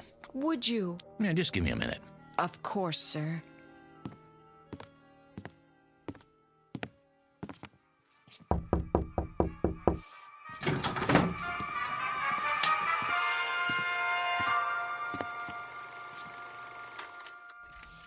Barb? Fix yourself a drink, Danny. It's 11 o'clock in the morning. So, it's 11 o'clock in the morning. What about it? It's 11 in the morning and the sun is out, see? Oh, why did you have to do that? It's a beautiful day in Beverly Hills. There's no smog, it's 84 degrees, and it's lovely out there. What would I do without your daily meteorological reports? The question is, what do you do with them? You sit here in this air-conditioned cave, showing one picture after another. Why? Haven't you seen them enough times? Let's skip that. Barbie, no good, honey. What isn't? None of this is any good. If you won't fix yourself a drink, then sit down and be quiet. You have a habit of looking poised, ready to spring. What was the picture? 2 of them. Farewell without tears. Now, let's see. 26 years ago, co-starring Jerry Herndon. Of course, co-starring Jerry. He was my favorite leading man. And then, A Night in Paris. 25 years ago. I know it was 25 years. Are you Father Time now? Barbie. Danny, should I have failed to make mention of this before? I hate clinical tiptoeing. If you don't like what I do, don't knock it. I have to knock what you do, and I have to get clinical when I see you enclose yourself in this room and stop the clock. You said things back 15, 20, 25 years. You turn your back on today, and you do this every day. Let me tell you something, honey. That's sick. That's real sick. Is that all? No, it isn't all. I got some news to deliver. What now? I set up an appointment for you over at International. You did? At International? Mm-hmm. When? Today. Part? Sounds like a good one. Is Marty Saul still running the studio? Sure is. Too bad. I never got along with Marty. I remember. But he's older now. I think you'll find he's mellowed. He said I was the most temperamental star he'd ever worked with. Now, why would he say a thing like that? Danny, you know something. You're a nice guy. A very nice guy. A loyal friend and a good agent after all. And I guess in my own devious, selfish way, I happen to be very much in love with you. Wait. Calm down now, Barbie. Oh, I hope it's a musical. I'd love to dance again. Or a juicy romantic role, like the scenes I watched this morning with Jerry Herndon. See his photograph here? Yes, I see it. I did 3 pictures with him. I know. Oh, mon capitaine, tell me about your country of America. A Night in Paris, remember? Jerry was a young American lieutenant. I was Claudette, the little French girl. Age 19. Go to the devil, Danny. Barbara Jean, it's a beautiful day today. The sun is shining, and it's a brand new world. A new world, get it? It's 25 years away from A Night in Paris, and 26 years away from A Farewell Without Tears. This room is dark and cold and full of cobwebs. Get up and go outside, honey. You'll be surprised at what you see. Huh? Pleasantly surprised, I promise. And don't you dare let me catch you looking at old photographs on the wall anymore, or in the mirror either. Now, I'll meet you in Saul's office at 3 o'clock. Do we understand each other? We do. Good. In fact, it's more than good. It's absolutely, positively great. Danny? Yeah? Thank you. Well, don't thank me yet. Just be there.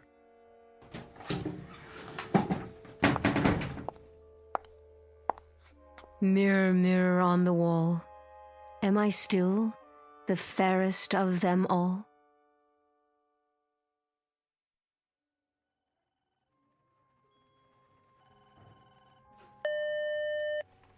Yeah. Mr. Weiss, sir, and Miss Trenton? Sign him in.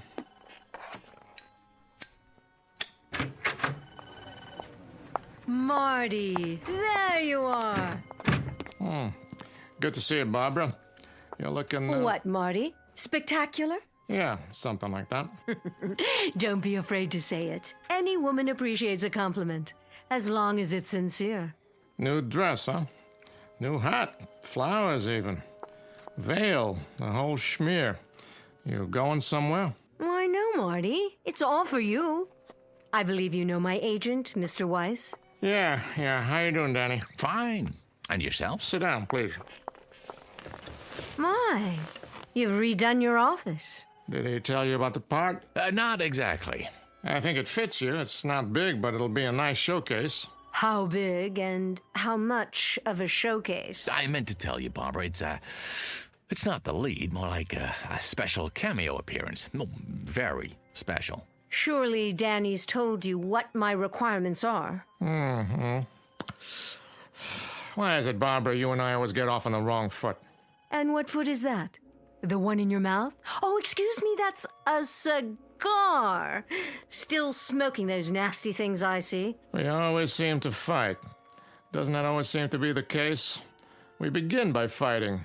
I'm still waiting to hear about the part, Marty. Raise the veil. What? On your hat. Go ahead. That's it. Uh-huh. Perfect. What do you mean? You play a mother. How old a mother? No, that's not the point, Barbara. 40-ish. But very vibrant, very alive. As opposed to what? A corpse? I don't play mothers, Mr. Saul. I never have, and I'm not about to start now. I also don't take bit roles, even if you call them cameos. You should know that. You'll forgive me, my dear, but I didn't realize you were still so particular. Well, now you do. At least I would think you'd look at the part. That would be a waste of my time. Look, I think we could at least take the script home with us, Barbie. You take the script home with you, and you play it. I didn't like this crude, tasteless man when I was under contract to him, and I don't like him anymore now. And especially when he offers me a fast walk on. And you, Miss Prima Donna, I got news for you. You may think you're still the number one lady on top of the heap, but you got it wrong. You're just an aging broad with a scrapbook. And any part you get at this studio won't have to go through an agent. You can set it up with a community chest, because it'll be charity. Barbara, wait! Remind me someday, Saul. Remind me when you've gone over the hill and you're down on your hands and knees. Remind me to give you a swift kick, just so you'll know how it feels.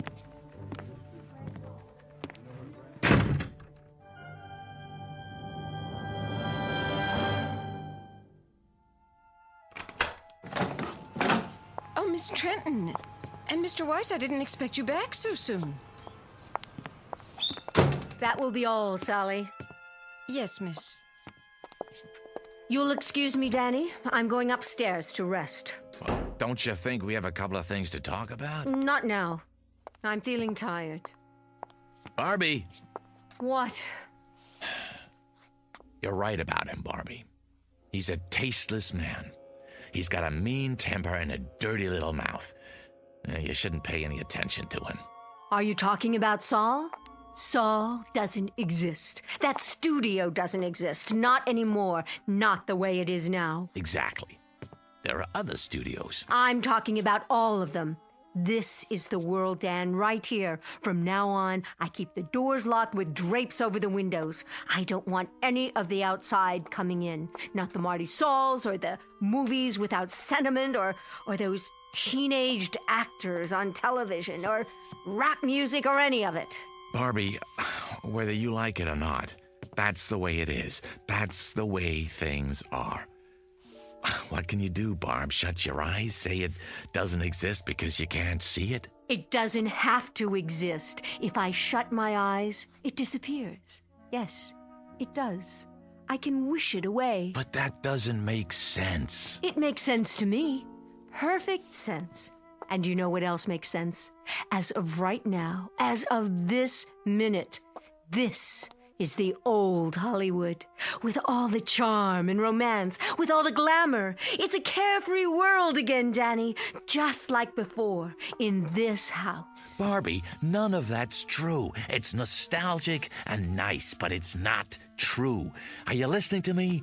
It's phony. Well, if I wish hard enough, it won't be phony.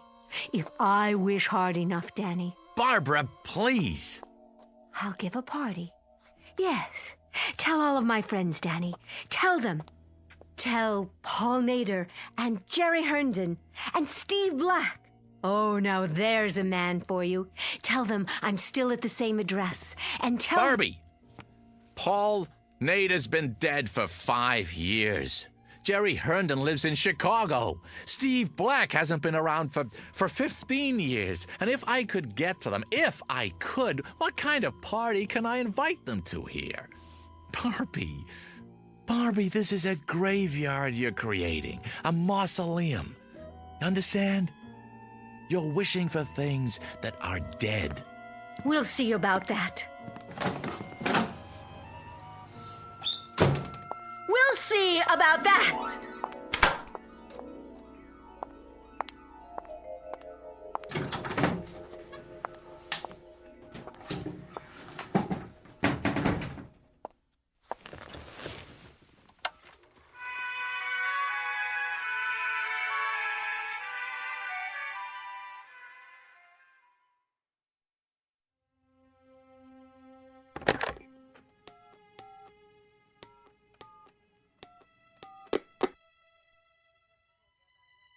Mr. Mosa, please. Tell him it's Danny Weiss. Hey, Walt. Long time, huh? No. I didn't go to the awards. Congratulations, by the way. Heck of a picture. Yeah. Say, listen, Walt. I got an idea, and I wanted to run it by you first, before I shop it around. Yeah, that's right. Yeah, nobody yet. Well, you know the actor who just won for Best Supporting? Uh-huh. Well, about time is right.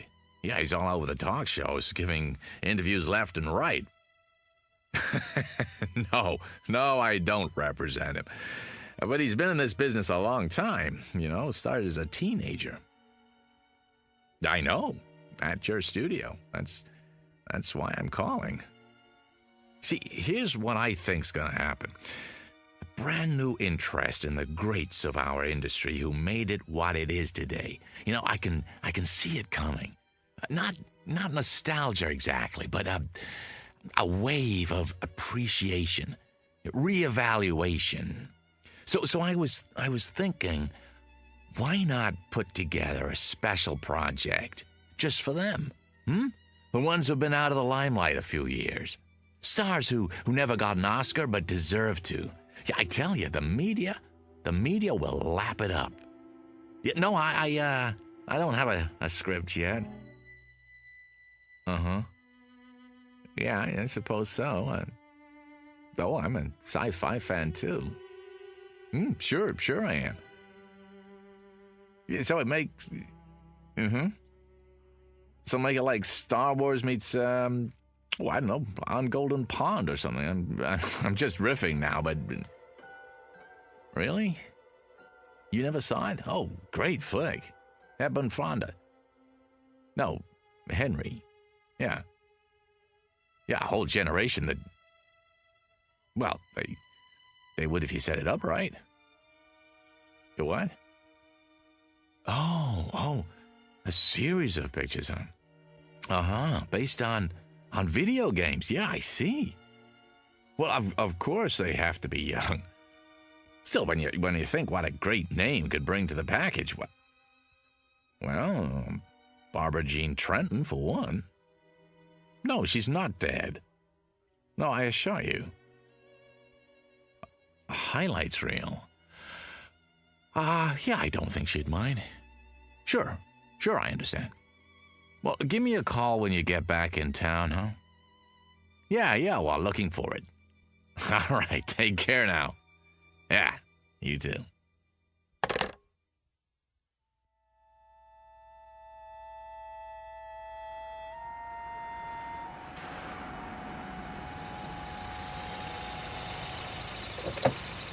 Hello, Mr. Weiss. Hello, Billy.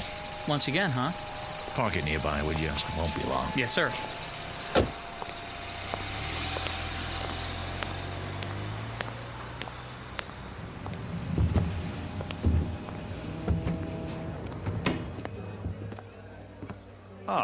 Good afternoon, Mr. Weiss. Table for two? Not today, Jimmy. I don't need it, after all. Very good. I'll get your waiter. I don't have much of an appetite, just the bar. Of course.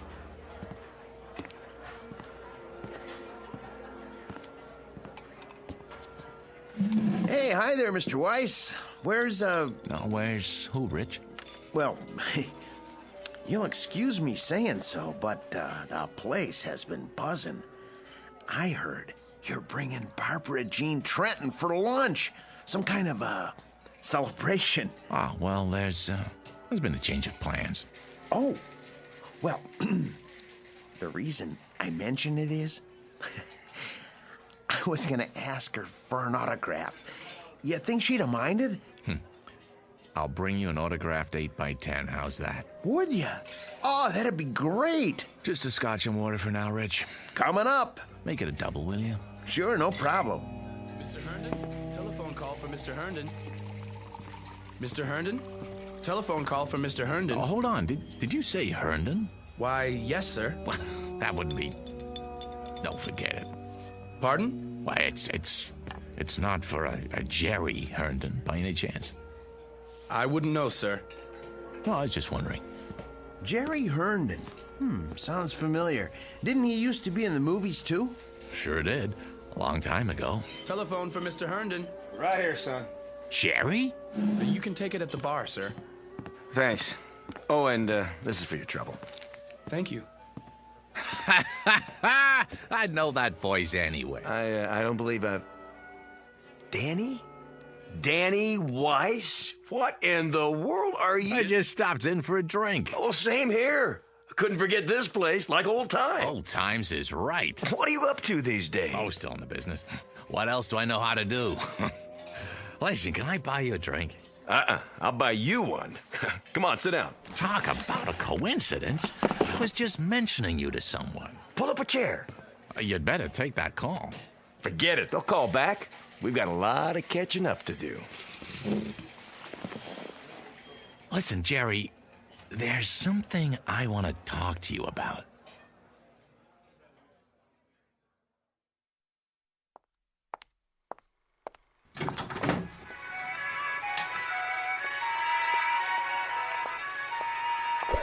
Oh. Who's there? Only me, miss. What have you done? Very sorry, miss. I didn't see you sitting there. I must have tripped on the electrical cord. Shall I plug it back in? Thank you, no. I'll take care of it, Sally. And Sally. Yes, miss. I'm locking the door to this room. I don't want to see anyone. I understand, miss. Sorry.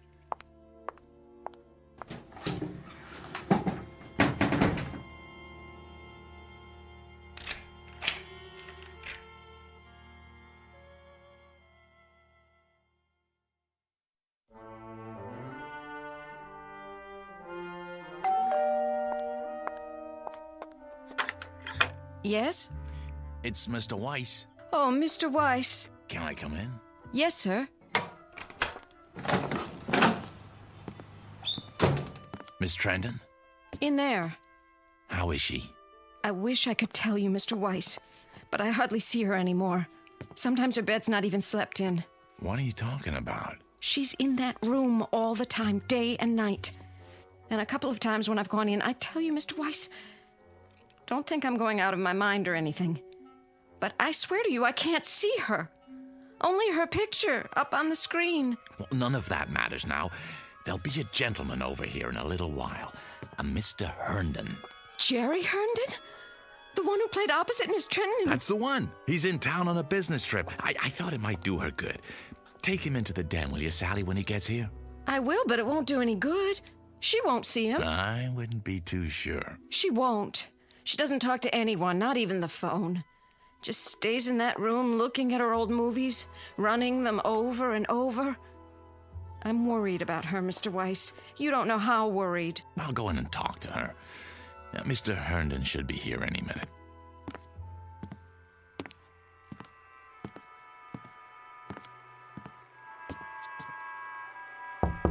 Go away, Sally. I said go away. I don't want anything, and I don't want to see anyone.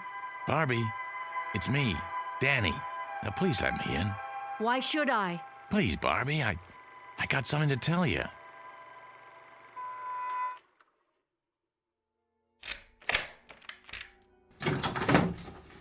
There. Are you satisfied? Barbie? What's the matter, Danny? Don't care for the merchandise? Looking a little worn? The merchandise is beautiful as always, but it looks tired. Looks as if it hasn't slept in days. It needs some air and sun.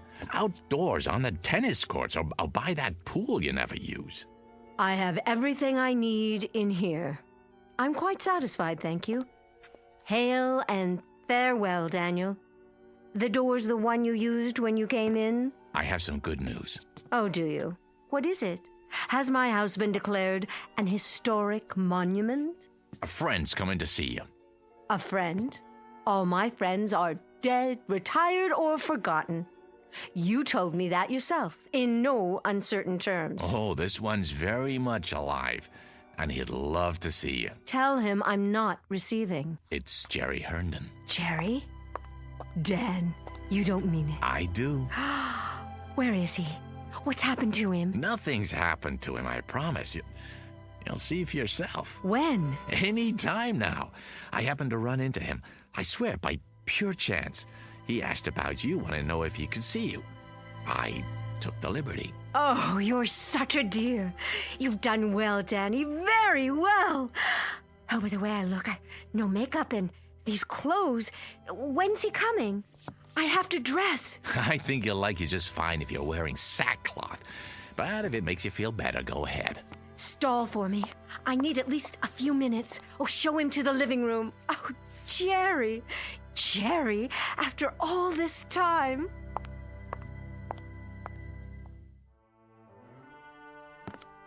How is she? Really? I'm so sorry I haven't kept in touch. She's still Barbara, same zest for life, same charm. Why, we just had a meeting at the old studio. Yeah, the day I ran into you, matter of fact. Oh, not that same terrible head of production, I hope. Yep, Marty Saul in the flesh. He's running the whole place now. And he hasn't changed one bit. Same chip on his shoulder. No kidding.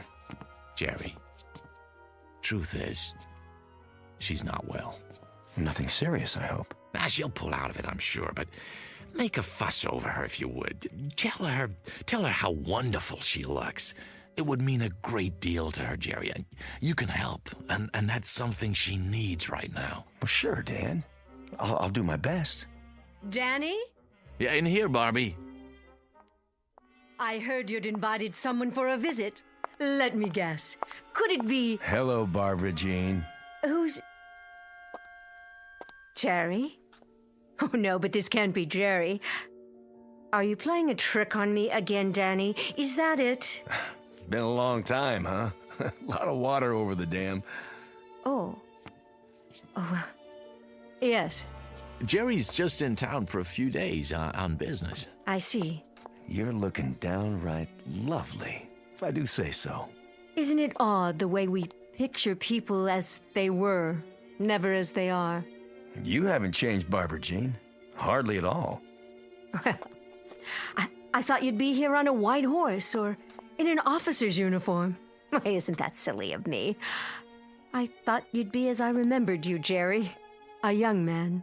I was. 20, 30 years ago. And do you know I had a crazy idea? That we might even do a picture together again. Not much chance of that. He's not an actor anymore. No, I gave that up a long time ago. Went down the drain, along with my youth. You don't act anymore? What do you do? It's not so bad. I run a chain of supermarkets outside of Chicago. A chain of supermarkets? In Chicago? I'm doing really well, in fact. More than I ever made in the picture business. You're joking. No, you're not. You're not joking at all. Barbie. See this photograph? This is the one I expected. This is the one I wanted to come see me. With that darling little mustache. Well, I've still got one, only it's gone white like the rest of my hair. So you have. But you're not the one in the photograph, are you? He's dead.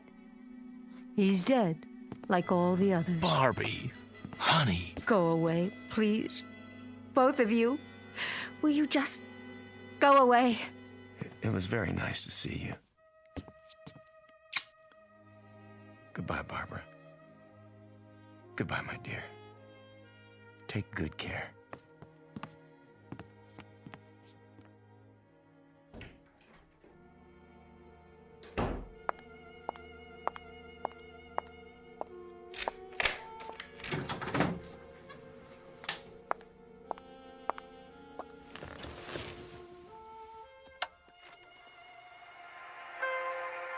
Jerry. There you are, Jerry. How well you look. How young. How wonderfully young. There was an old man here a while ago. A tired, worn-out old man. And he said he was you. Can you believe it? Oh, Jerry. Jerry, I wish I could be where you are. I so wish I could, Jerry. Oh, how I wish.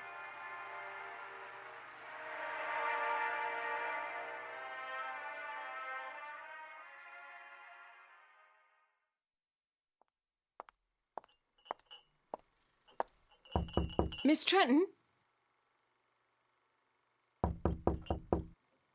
I brought you a little snack, Miss Trenton. Coffee and sandwiches. Wouldn't you like some?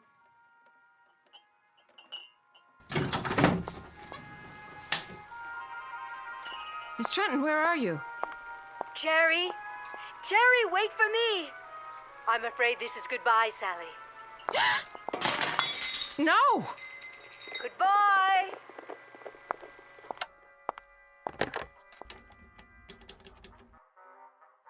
Mr. Weiss, sir, I think you'd better come over here right away.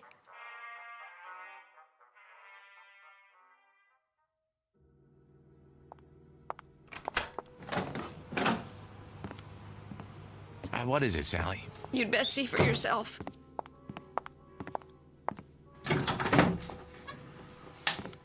Sally, I don't see anything. What's the big mystery? That's just it, Mr. Weiss. I don't see anything either. She's not here anymore. Was the projector running? It was. When was that? About an hour ago. Who shut it off? I did. Then I called you. Well, if you looked in her room, maybe she's taking a nap. That's the first place I looked. Then I went to every room in the house, even the pool in the yard. She's not here. At least not in the way you'd mean. You know how to work this thing? It's just that little switch there. Are you going to run it, Mr. Weiss? Yes, Sally. I'm going to run it.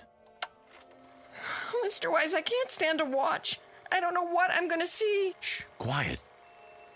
All right, darlings, that's enough for now. Let's go outdoors. We'll finish our cocktails by the pool. Everyone go ahead. I'll be right with you as soon as I change out of these heels.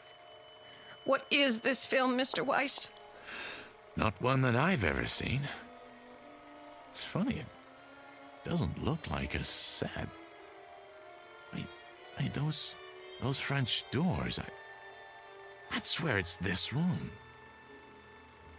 This one right here. It can't be. But it is, Mr. Weiss, it is. Look at that scarf. She bought it only last year, and those shoes? They're the ones she wore when Mr. Herndon came by. Barbie! Barbie, please! What? It's Danny. Please, don't do this. Danny? Oh, there you are. Care to join us?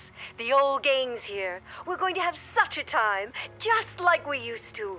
You know I can't do that. I can't just step into a movie screen. It isn't real. None of this is real. Well, then, goodbye, Danny. Be a dear and hold on to my high heels for me, will you? I can't very well swim in them. Barbie, don't! Keep them to remember me by. Jerry! Where are you? Barbie, please. Over here by the bar. I just stopped to freshen my drink. Care for another one, Barbara? Oh, don't tempt me. Now we simply must go outside. Everyone's waiting. In that case, race you to the pool? You're on! Barbie, come back! Come back! Sally, these shoes by the French doors, you didn't drop them here, did you? No, Mr. Weiss.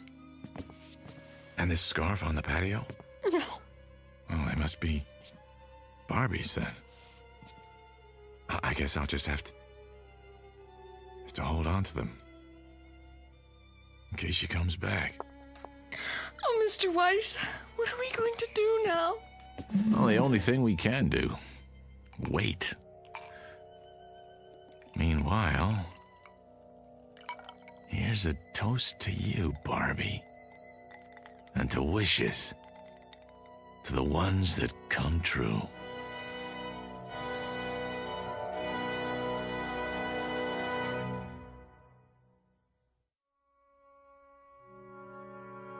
To the wishes that come true, to the strange mystic strength of the human animal, who walks that thin line between reality and the shadows and can sometimes make one merge with the other. To Miss Barbara Jean Trenton, movie queen of another era, and no longer of this one. May her star shine brightly in the Twilight Zone.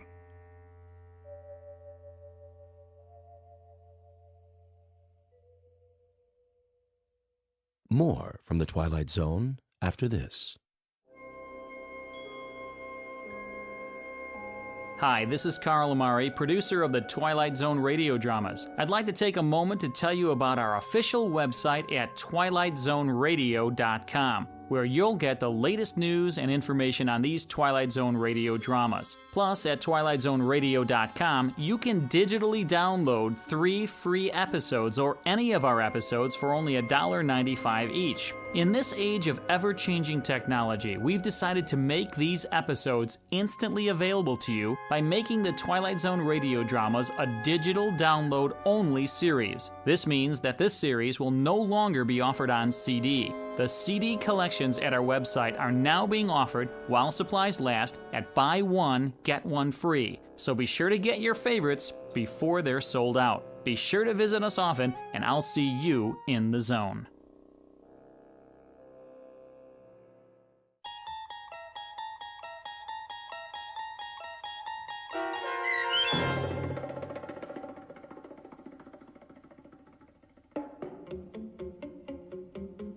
The 16mm Shrine starring Kathy Garver with Stacy Keach as your narrator was adapted for radio by Dennis Etchison and written for The Twilight Zone by Rod Serling.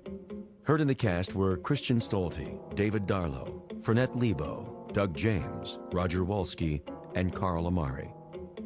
This copyrighted radio series is produced and directed by Carl Amari for Falcon Picture Group and Westwood One. Sound design and custom Foley effects for The Twilight Zone by Cerny American creatives Bob Benson, Craig Lee, Matt Sorrow, Tim Cerny, and Todd Beyer.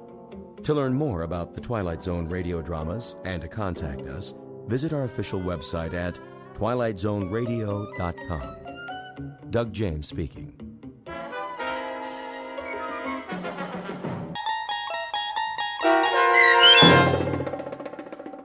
Elegy, starring Blair Underwood with Stacy Keach as your narrator, was adapted for radio by Dennis Etchison and written for The Twilight Zone by Charles Beaumont.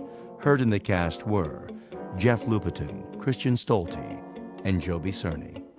To learn more about the Twilight Zone radio dramas and to obtain audio cassettes and CDs of these programs, visit our website at twilightzoneradio.com.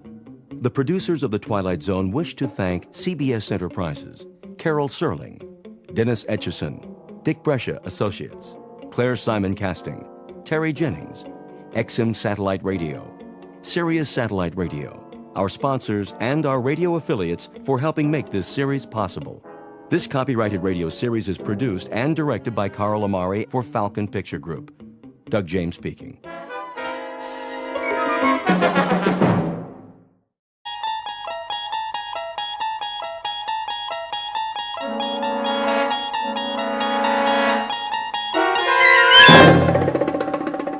There is a fifth dimension beyond that which is known to man. It is a dimension as vast as space and as timeless as infinity. It is the middle ground between light and shadow, and it lies between the pit of man's fears and the summit of his knowledge. This is the dimension of imagination. It is an area which we call the Twilight Zone.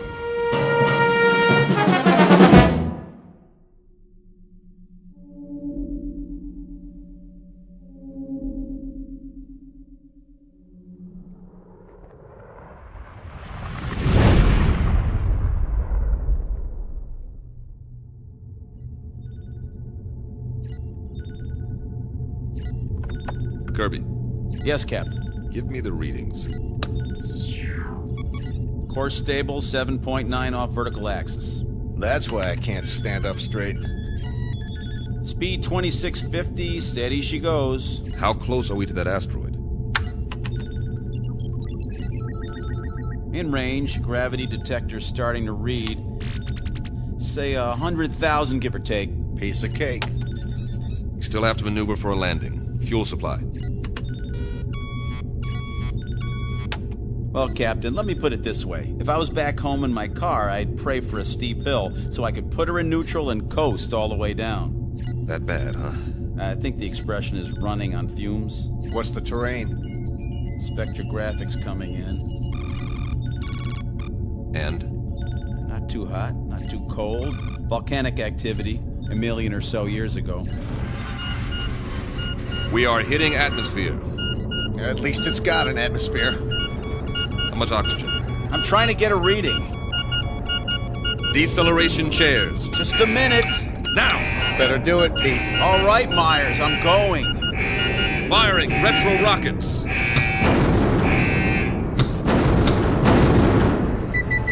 tank's empty, Captain. Anybody got a parachute? Hang on. Angle looks good. Thank heaven for small favors. The surface is coming up fast. I'll try to level her out. Nose up. Up!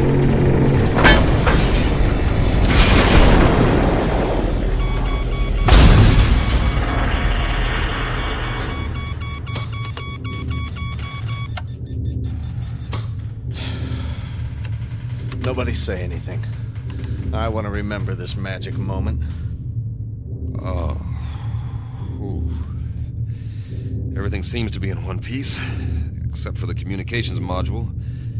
And it sounds like we damaged the tail assembly.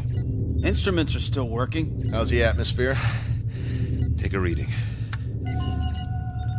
20.95 parts oxygen.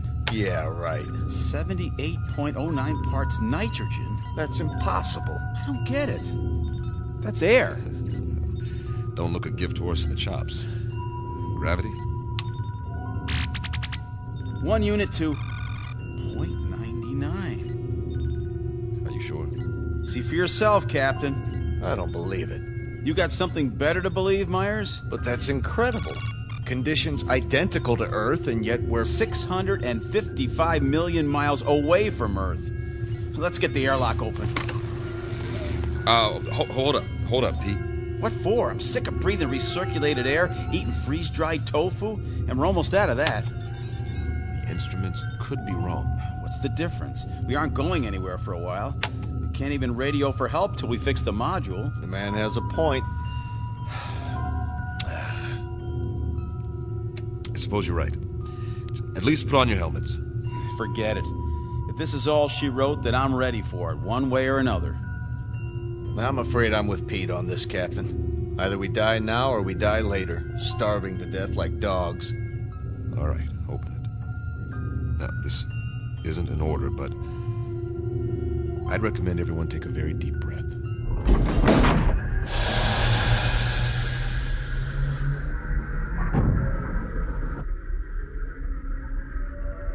Time, the future. Place, a dark corner of the universe millions of miles from planet Earth. The main characters, 3 men. William Weber, captain. Peter Kirby, navigator. Carl Myers, geologist and science consultant. Each distinct from the others, but all sharing a common dilemma. They are lost. And like any long-haul explorers, they want to go home. Not their home necessarily, that would be too much to hope for. But at this point, any old port in a storm will do, especially for those who have veered off course and into the Twilight Zone. And now, The Twilight Zone, and our story, Elegy, starring Blair Underwood, with Stacy Keach as your narrator.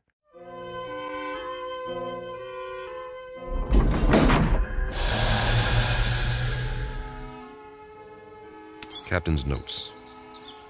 We made a rough landing, but no injuries. According to our instruments, the atmosphere is breathable, so we've opened the airlock. It's hard to believe, but the temperature is that of a spring day on Earth. And it smells clean. Well, I'll be. Get the ladder into position. Watch your step.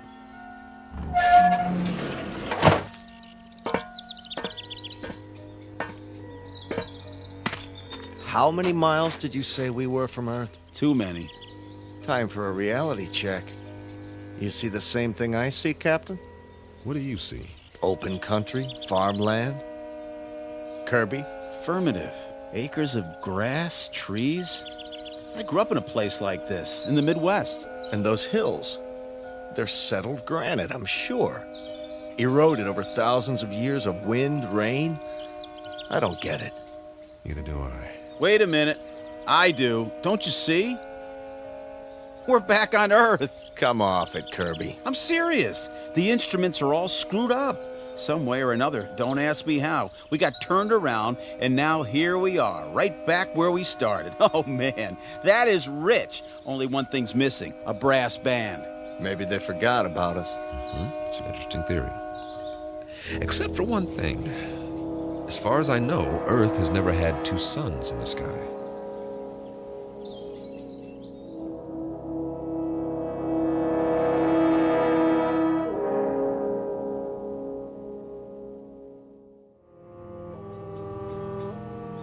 You're right. But the temperature's perfect. That means they're smaller than our sun. Added together, they put out just enough energy to duplicate conditions on our own planet, including evolution. And the people learned to build farmhouses exactly like ours. What? If that's not a barn over there painted red, then it's a pretty good imitation of one. What in the name of... Better check it out. Be careful, men. We don't know what we're dealing with yet.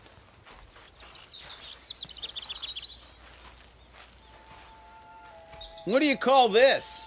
A Martian? I'd call it a hound dog. Hey there, boy. How come he's not moving? He's taking a nap in the shade. I don't blame him, do you? What the heck is that? By the barn, it's called a tractor. They were internal combustion vehicles used in the 20th and 21st centuries before the Total War. So we are on Earth 300 years ago. Negative. We're not equipped for time travel. Okay, you explain it. I can't. The only thing I know for sure is that we're not on Earth. Mm-hmm. And we are not alone. What do you... Hey! Hey, you over there, by the barn! What's the matter? Can't he see us? He's turned the other way. Looks like he's taking a rest. Leaning on his... It's a pitchfork. He was using it to load hay into the wagon. Some outfit. Overalls. Farmers wore them with straw hats, just like that one. He even has a red bandana in his back pocket. Well, I suggest we ask him the way to the Emerald City.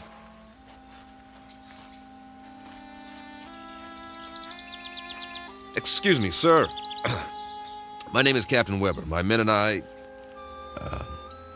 Sir? Sir, I hate to bother you, but that's our ship over there. We've crash-landed. If you can tell us, sir... Sir, can you hear me? What's the matter with him? Seems to be in some sort of trance. Are his eyes open? Yes, but... Move your hand in front of his face. Nothing. As if he's... Don't touch him. It's all right. His skin's warm, but there's no respiration. He seems to be frozen in place. Well, let's move on. Say that again. This is giving me the creeps. We'll recon the surrounding area. There may be others.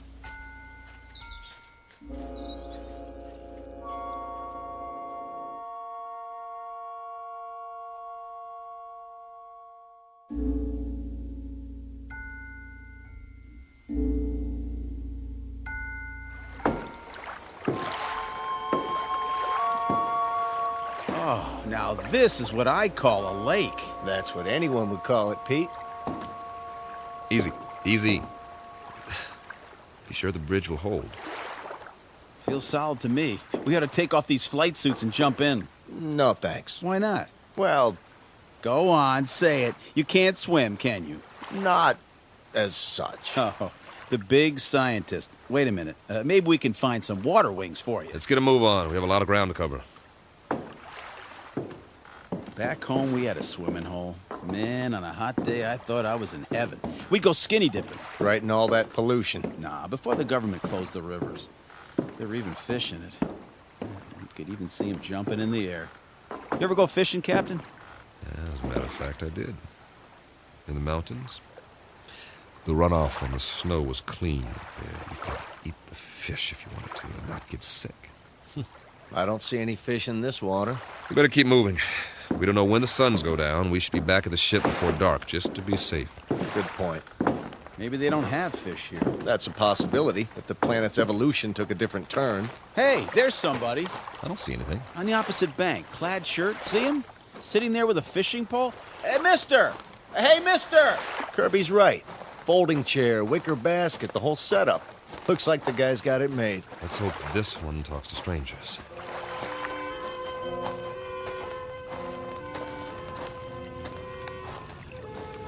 Hi there, fella. How's it going? Fish biting today?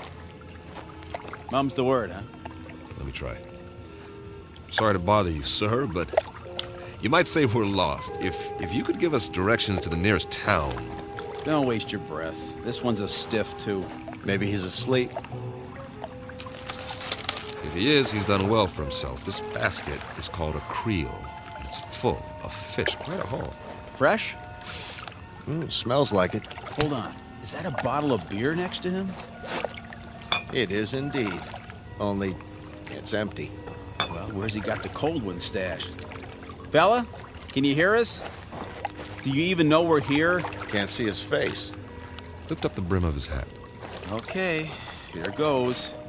Sorry, nothing personal. I just like to look a man in the eye when I talk to him, even if he doesn't talk back.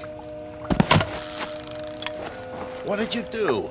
Nothing, just barely touched him and he fell over. Well, at least we know he's not a statue. No pulse, like the farmer. But his skin feels real. Sit him up again, exactly the way we found him. I get it. Get what? He's off the clock. Way off. What's that supposed to mean? Pete and I used to joke about it in flight school. Now, there are 24 hours in a day, but sometimes that's not enough. You're not kidding. All my life, I've wanted extra time to read a book, write a novel. Or go fishing, spend some time in the country, meet a girl and get married, or just take a nap, for crying out loud. But I was too busy. We all were. So the only answer is to fit some extra hours into the day. Hours that don't show up on the clock. That don't count. I don't see... Look at it like this. What if you could stop time? For a few minutes or a few hours? At least as far as everybody else is concerned. Think of what you could do. They stand there, frozen, while you run off and do whatever it is you need to do. Then, when you're finished, you run back and time starts again. They move and walk and talk and go on with what they were saying, and they never so much as know you were gone. Is that a plan or what? I wish we could have done something like that on the ship. If I'd had time for pure, uninterrupted thought, I might have, I don't know, perfected Sheldrake's theory of causative formation while the ship ran itself. That's right, and get home to find you've won your own Nobel, right? Now, we make planetfall, and we run into these people, if that's what they are, and it's as if we've finally done exactly that, taken ourselves off the clock, at least temporarily. Permanently would be fine by me. Nice theory, Captain. I'm afraid there are reasons, though, why it wouldn't work. I am sure there are. It's just a thought. If I were a science fiction writer, I could have some fun with it. But we've got more important things to do, like finding out what options we have, now that we're here. Say, I'm hearing things. I hear it, too. Seems to be coming from the top of the ridge beyond that grove of trees. That must be where the town is. We were close after all. Sounds like you got your brass band, Pete. I like it. Maybe they got a ticker tape parade, too. One way to find out.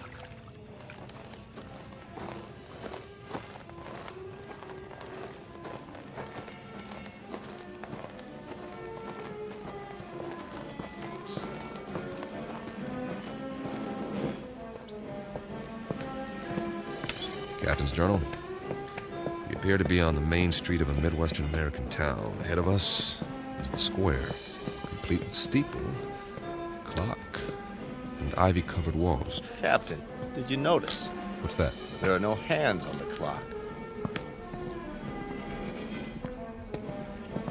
Duly noted. The music's louder. I hope this recorder can pick it up. Sounds like a Sousa march. There's a bandstand, flags, bunting, and a sign that says, Inauguration Ceremony. Welcome, Mayor Finch. The musicians are all in uniform. Just one thing. They're not really playing. Kirby's right. Nobody's moving. Not even Mayor Finch. He's holding a silk hat. A photographer's in front of the crowd about to take his picture, but nothing's happening. It's like a movie set with 100 extras all waiting for someone to yell action. The question is, who's directing? I'm going to look around.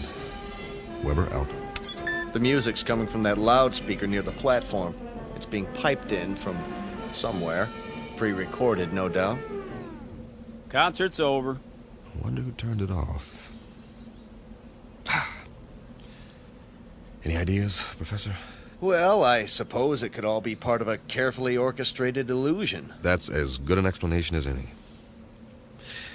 Now, maybe we're being made to see and hear what we hoped we'd find here. The sights and sounds of home. But they got it wrong. It's 300 years before our time. Who's they? Or it could be that time itself is somehow suspended in this place. So we really are off the clock. It's all relative. Time may have, in a sense, speeded up for us or slowed down for them. You mean they might actually be moving? It's possible. Why can't we see it? You can't see the movement of a clock's hands. Nevertheless, they move. Yeah, when there are hands. Do you believe what you're saying? Of course not. Hey, everybody. Sir, ma'am, what's the matter with you people? Are we invisible or something? Don't take it personally. By the looks of them, they don't see anything. They might as well be statues. But they're not statues. Here, feel one. You, sir, shake hands with the captain. See what I mean? They feel like flesh and blood. Yeah, Kirby's right. More of the same. Whoever, or whatever, is responsible, they've created a perfect imitation of the real thing all over this asteroid. For what purpose? I don't have a clue. The expenditure of time and effort is considerable. Not to mention the science involved. The skin on these pseudo-people must be a new polymer compound. And the clothing, all duplications of Earth fabrics. I wonder... never mind. Say it. Well, we must not be the first to land here. But this asteroid's not on the charts. Then who were they modeled after? Maybe somebody real is still here. Where? Could be anywhere. The streets, the buildings. I say we separate. We'll meet back here in an hour. Well, it's better than huddling together like frightened children. All right. Pete, you go that way, Carl. See where the street leads and take some readings while you're at it. All right. I'll cover the buildings along this side, starting with the hotel. Remember, 1 hour.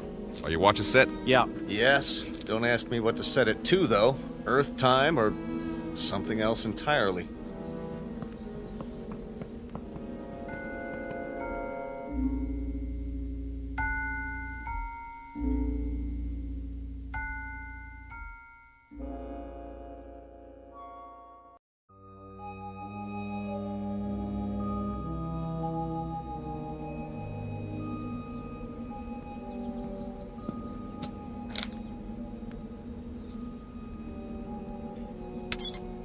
Captain's notes. The awning says the hotel is called the Ritz Arms. Kind of quaint. It would be considered ritzy, I guess, in a small town. Glass front. Nothing moving inside that I can see.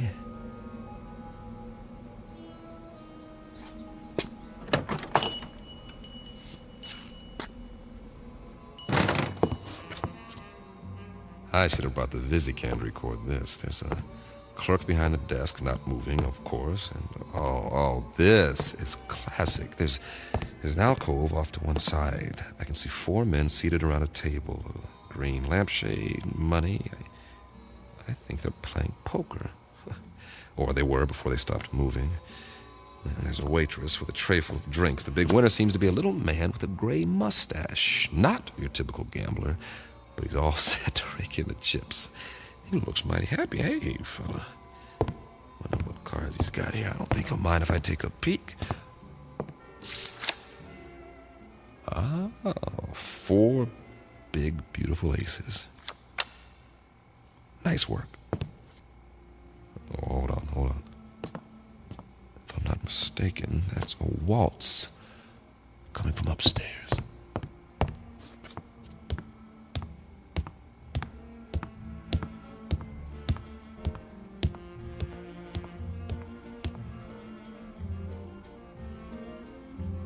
Music seems to be in one of the rooms. Hello? Hello? Anybody here?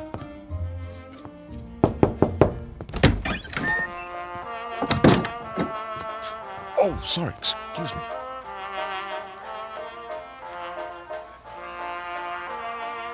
This room is definitely occupied. There's a candlelit table, I see an ice bucket, and a bottle of champagne. The music is canned. The couple is posed in a slow dance. She has a rose in her teeth, and he's got her bent back in a dip, kissing her throat. But what is she doing with him? A short, ugly man. Looks like he's never had a girlfriend in his life. But she's a real beauty. I don't know what's going on here, but I'm beginning to see a pattern. The theme seems to be dreams really can come true. But whose dreams? Who's fulfilling them? For what purpose?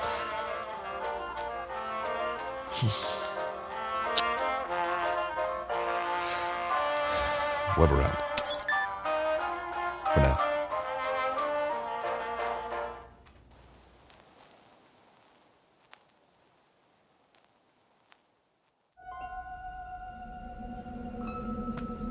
Find anything? Nope. At least nothing that moves. Pete? Not really, except for... What? You guys better see this for yourselves. Come with me. Where is it? Just around the corner. You're not going to believe this, but I think it's what they called a carnival.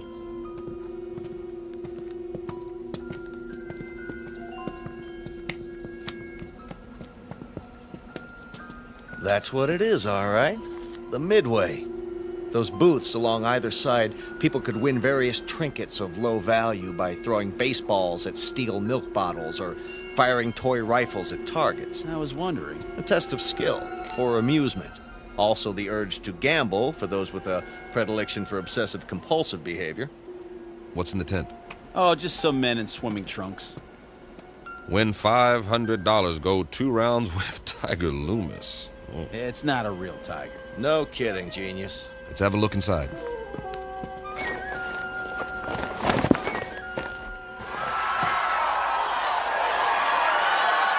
That must be Tiger with the stripes on his trunks. Yeah, the one lying down in the ring. Boy, some crowd, huh? Almost as many as the town hall, complete with sound effects. 2 pugilists, duking it out, as they say. A primitive display of testosterone poisoning. Check out the other guy with his hand raised. That, my friends, is what's known as a potbelly. Yes, but why?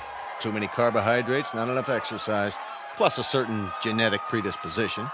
But why would he be the one who wins? Must have been a lucky punch. Looks like old Tiger's down for the count. Interesting.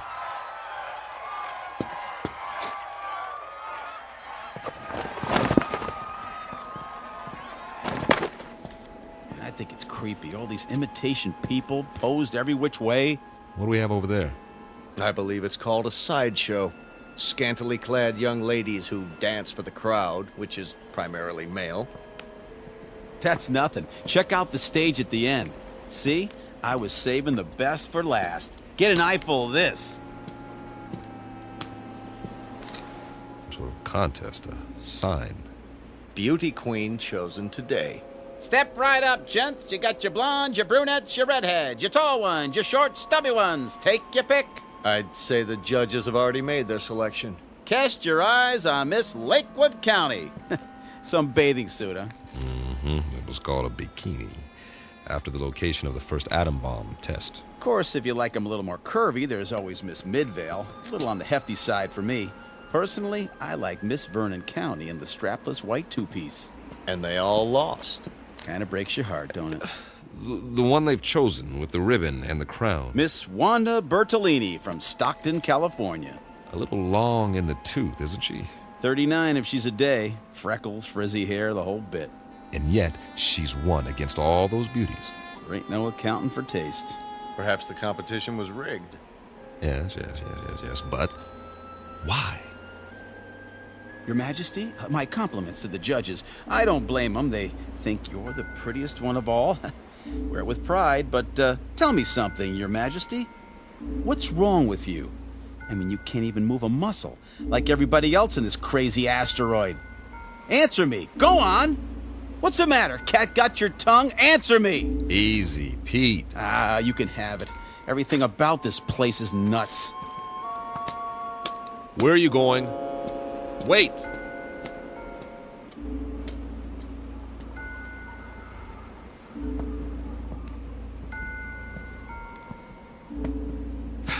Now, Pete, don't let it get to you. None of us knows what's going on. But until we figure it out... I'm sorry, all right? But you know how long we've been on that ship? Now we sit down, and what do we find? We all feel the same way. Sure we do, but it's like somebody's trying to trick us into something or drive us batty. Something that doesn't even think like us. But it's got our number. Oh, yeah, let me tell you. You've got to pull yourself together.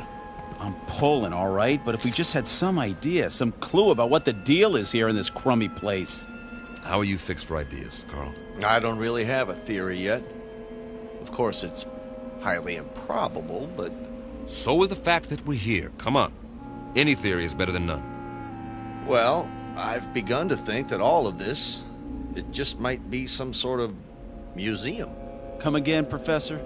We're millions of miles from Earth. It's possible that the inhabitants of this planet, whoever they are or were, developed a very advanced technology. Let's say they had a super powerful scanning device based on some new principle. Over the years, they observed Earth and decided to build replicas of what they observed. Perhaps they even took specimens to use as models. That would explain the accounts of alien abductions. If that's true, where are these inhabitants now? Gone, perhaps, having moved on and left all this behind. They could be in hiding. Then we'd better explore the rest of it. Or as much as we can in one day. At least they had taste. Take the residential street we're on now. It's right out of the late 19th century.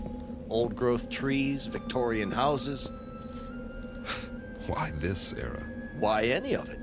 It must have interested them. Though for what practical purpose, I can't imagine.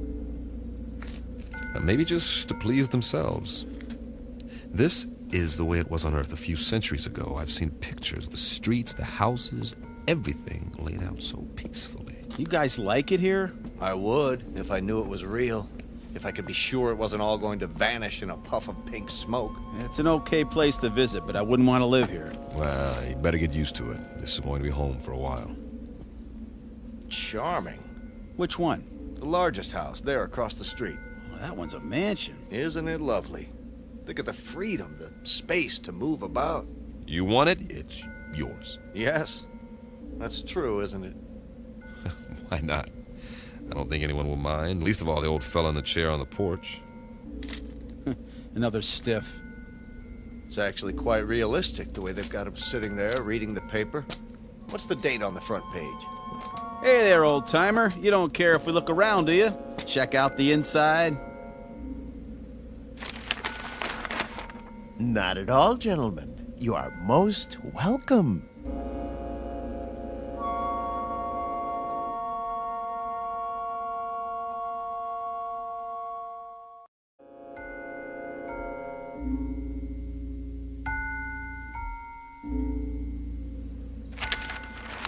Jeez Louise!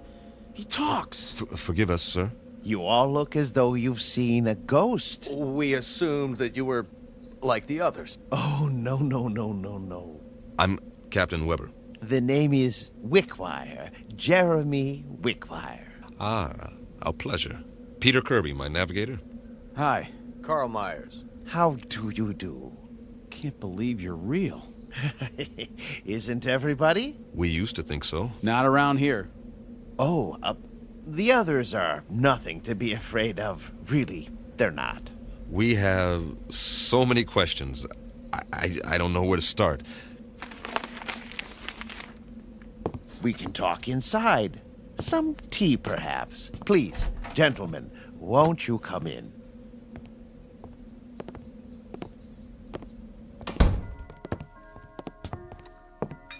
One lump or two?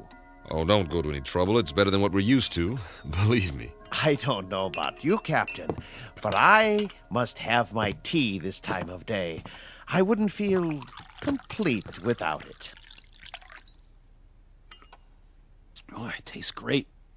Nice and hot. Beats the heck out of that tang. I'll say. A remarkable collection of artifacts you have here. Artifacts? The oriental rugs, the tapestries, all this furniture. I've never seen anything to compare. It provides a certain level of comfort. Must have cost you a fortune.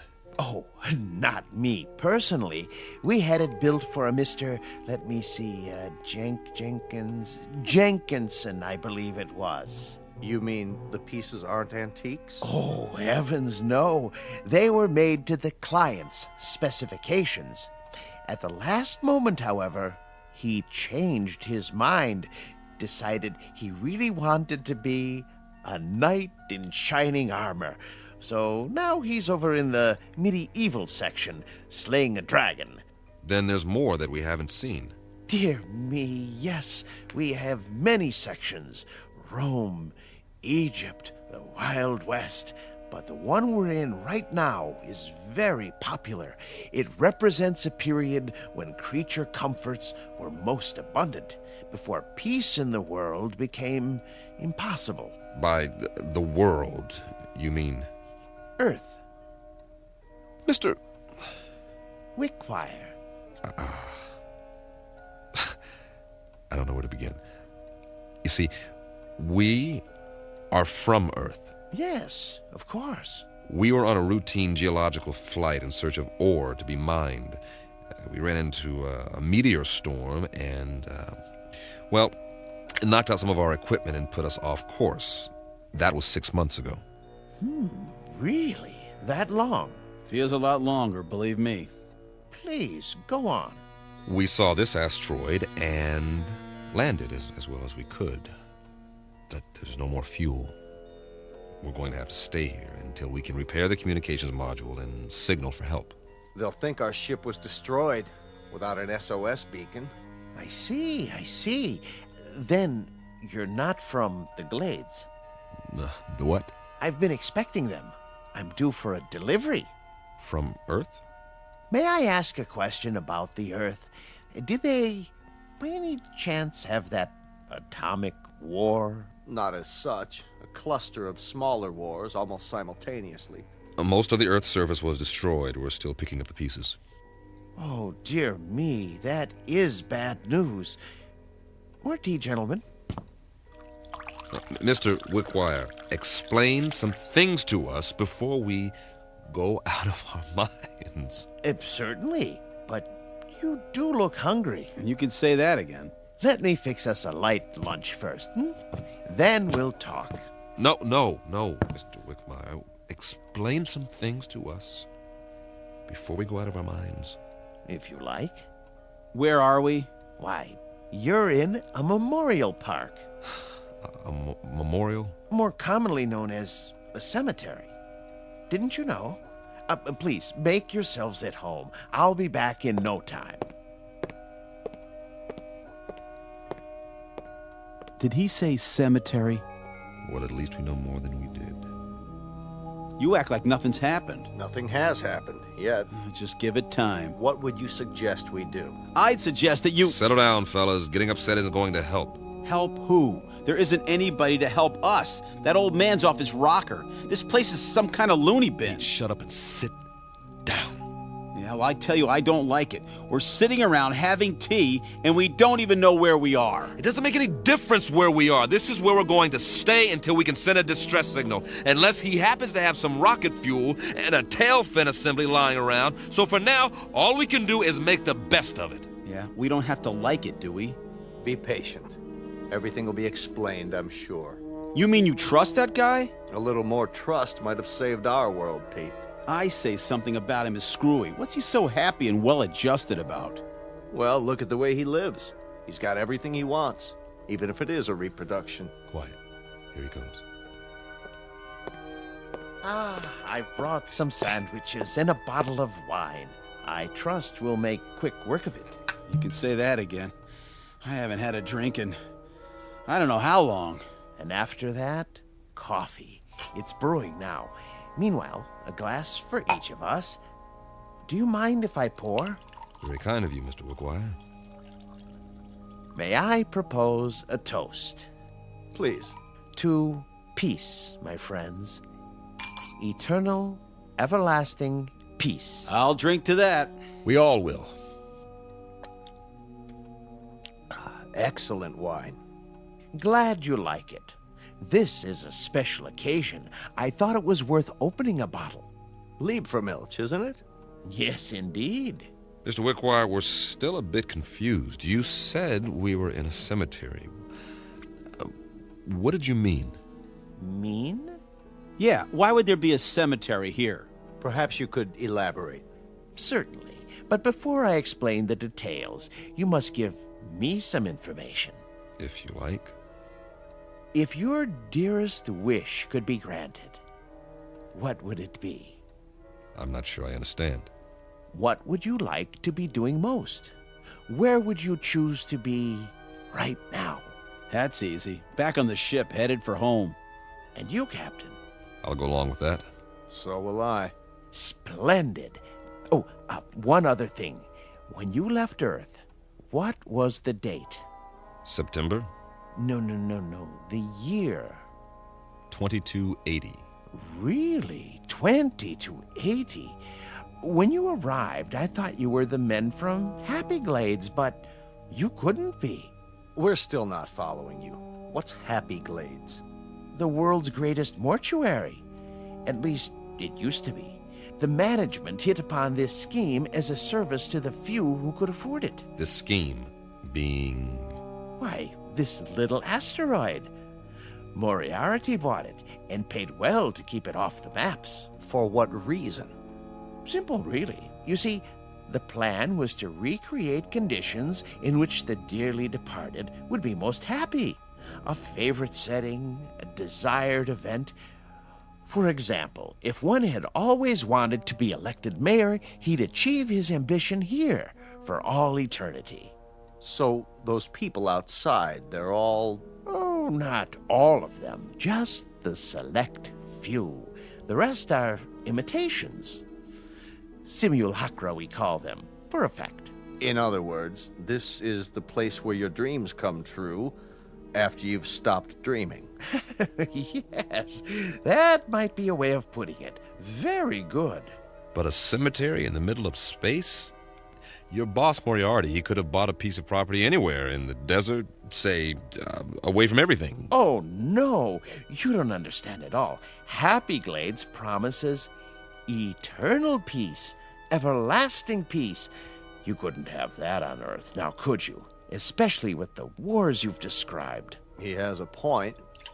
Let's finish the wine, shall we? It doesn't keep well once it's opened. Thank you. Cheers. Would you like some music? What kind?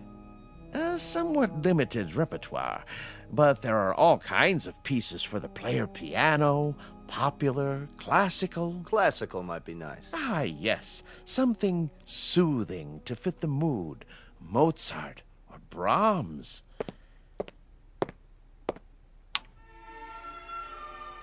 A good choice. I thought so. Drink up, gentlemen, before I bring the coffee. Unless you'd like something more to eat. I have some tea cakes in the kitchen. What about you? Me? Yes. How do you fit in? Why, I'm the caretaker. It's my job to make sure that our guests are not disturbed. This mortuary, or whatever it is, when was it built? Let me see. The year was 2177, I believe. It's almost 100 years ago. That makes you a little on the elderly side, doesn't it, Mr. Wickwire? Oh, you force me to an embarrassing admission. You see, I'm not actually human. When you're gone, I'll go back to sleep, as it were, until I'm needed again. I go on and off, like a machine. You understand now? Sure. Nothing complicated about that. He goes on and off. I've apparently been turned off for several decades. One thing, Mr. Wickwire, we're not going anywhere. We can't. We're staying here, at least for the time being. Yes, I know. You said something about when we're gone. Oh, a figure of speech, Captain. I meant departed. Gone on, as it were.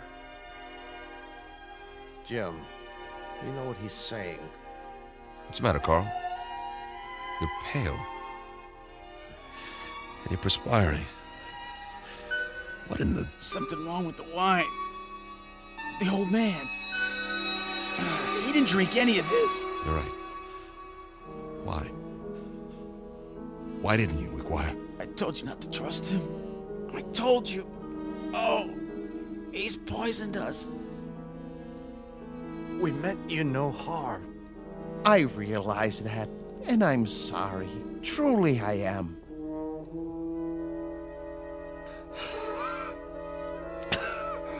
Give us the antidote.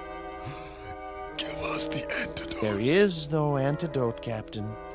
Even now, the eternifying fluid is coursing through your veins. It won't be painful, I assure you. Oh, please. You've got to stop it. Oh, my dear friends, can't you understand? I have no control in these matters. I'm only a machine. But why? Why us?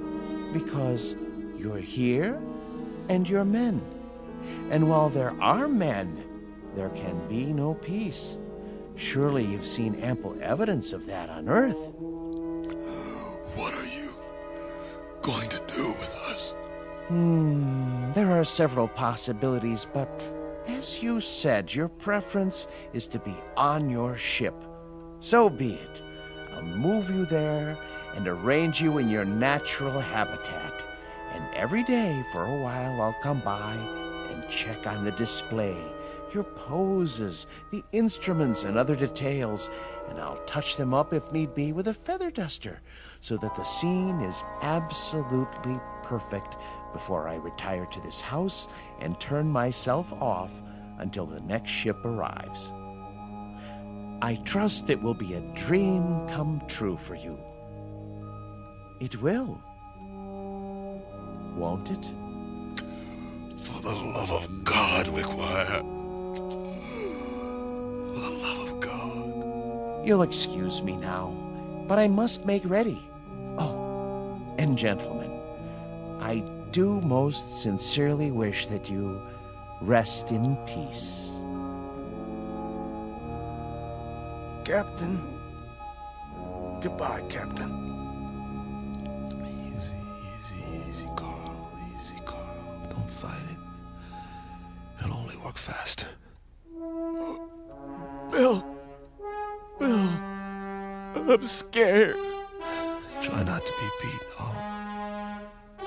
I'll be with you.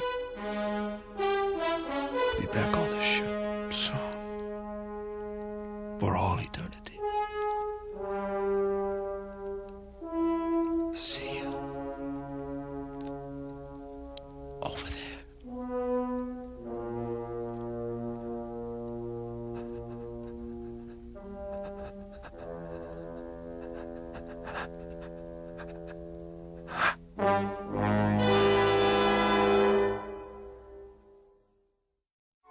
Captain Weber, his navigator Kirby, and Meyer, the geologist, on their last voyage. And now, at their journey's end. All agreed what they wanted most was to be aboard their ship, ready to head home. Now they will have that wish forever. Unfortunately, it's a wish that can only come true in the Twilight Zone. The Twilight Zone continues in just a moment. You are about to enter another dimension. A dimension not only of sight and sound, but of mind. A journey into a wondrous land of imagination. Next stop, the Twilight Zone. Hi, this is Stacy Keach. I'd like to take a moment to tell you about our Twilight Zone website at twilightzoneradio.com. At twilightzoneradio.com, you'll find the latest information on these Twilight Zone radio dramas, including behind-the-scenes photographs, plus the newest product releases, trivia contests, ways to contact us, other Twilight Zone-related info and merchandise, plus links to other fascinating websites. So make your next stop twilightzoneradio.com. Visit twilightzoneradio.com to purchase these Twilight Zone radio dramas on cassette and CD, or call toll-free 1-866-989-ZONE. That's 1-866-989-9663.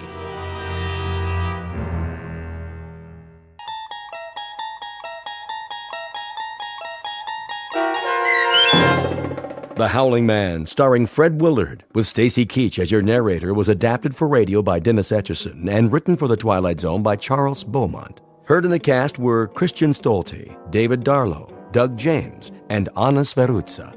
To learn more about the Twilight Zone radio dramas and to obtain audio cassettes and CDs of these programs, visit our website at twilightzoneradio.com. The producers of The Twilight Zone wish to thank CBS Enterprises, Carol Serling, Dennis Etchison, Dick Brescia Associates, Claire Simon Casting, Terry Jennings, XM Satellite Radio, Sirius Satellite Radio, our sponsors, and our radio affiliates for helping make this series possible. This copyrighted radio series is produced and directed by Carl Amari and Roger Wolski for Falcon Picture Group. Doug James speaking.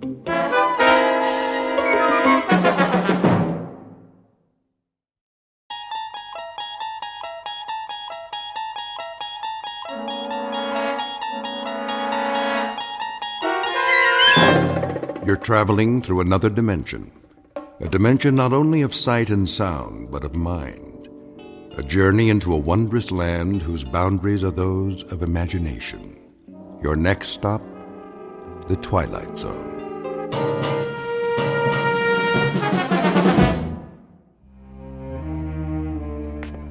Thank you, Mrs. Dunphy. I'll be back shortly. You're going out? I'm afraid so. But you've only just returned. Unfortunately, that is the nature of my work. Another business trip? The most important of all. But first, there are arrangements to be made. I've prepared your afternoon meal. I'm sure it will keep. Can you not make these arrangements by telephone? No. Some things can't be left to chance. In the meanwhile, follow my instructions precisely, to the letter, Mrs. Dunphy. Do I make myself clear? I believe so. You believe so? Then let me make it absolutely clear. Sit down for a moment. But if you're on your way... It's necessary that you understand. And the only way to be sure is to tell you how it began. Please. If you wish, sir. I must warn you, it's an incredible story. I, of all people, know that. So incredible that you won't believe me at first. But I'm going to tell you everything. Then you will believe. Because you must. You must believe. Do you know Central Europe? Europe? Only as a child, sir. It started there many years ago, after the First World War. I was on a walking tour of France, Belgium, and Germany. I decided to travel alone with only a small pack. The confidence of youth. Germany was magical then, a place of valleys and mountains and swift, dark rivers. There was nowhere else like it, a fertile land where everything grew tall and straight out of the earth. I was struck by the richness of the soil, the verdancy of the hills. Stepping across the border from Belgium, where the mustachioed guards saluted like tin soldiers, I entered a different world. Everywhere I looked, a swelling green ocean. On the farthest hills, tall, ancient buildings of stone. Estates, monasteries, castles, or what have you. Some of them in ruins. I stood a moment at the border and watched the hawks circling above, wondering how such a miracle could be. It was as if I had passed through an invisible door from a musty room into a magical kingdom of winds and light. But so much can change in an afternoon. By nightfall, clouds filled the sky and the storm moved in to darken the landscape. The nearest village was miles away. I was unprepared, dressed for a stroll up the Champs-Élysées, perhaps. In minutes, I was drenched and chilled to the bone. Then I saw it. A medieval castle, bombed almost to ruins, sitting like a broken fingernail atop Schwarzhof Mountain. I came to a wall of gray stone. It was an iron gate. Please! Please! Someone! Please let me in!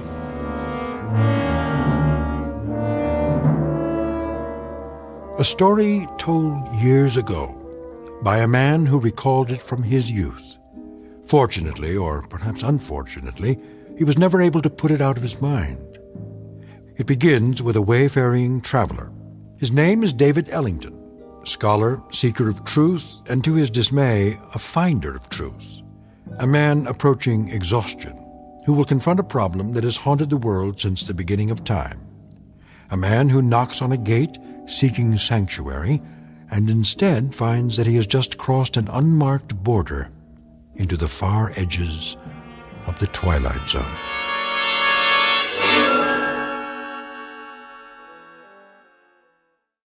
And now, The Twilight Zone and our story, The Howling Man, starring Fred Willard, with Stacy Keach as your narrator.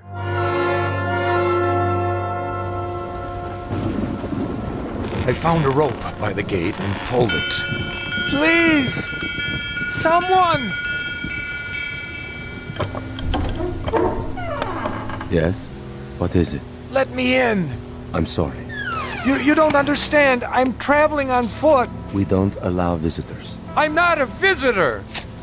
What is this place? It's called the Hermitage. And I'm a stranger caught in the storm. Your robe, the cross around your neck. You're a man of God. I'm lost. Don't you understand? Lost. Very well. Follow me. Thank you, brother. You're ill. I'll be all right. Once I dry out. This way. What are these rooms? A barred window in each door. They look like, well, cells. All are empty now. I see, but what were they? Wait here. What for? I'll speak to Brother Jerome. Who?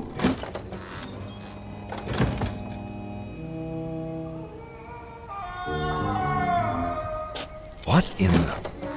Brother Jerome will see you now. Oh, what was that? The wind. Are you sure? Come. The room had almost no furnishings. A straw pallet, a rude desk and chair, some books and religious oddments, very stark. The abbot himself was a fierce El Greco painting of a man, stooped and withered, but strong in every part of him. Like the monk who came to the gate, he wore a shepherd's cloak and carried a crooked staff. Why have you come here? My name is David Ellington. I got lost in the storm.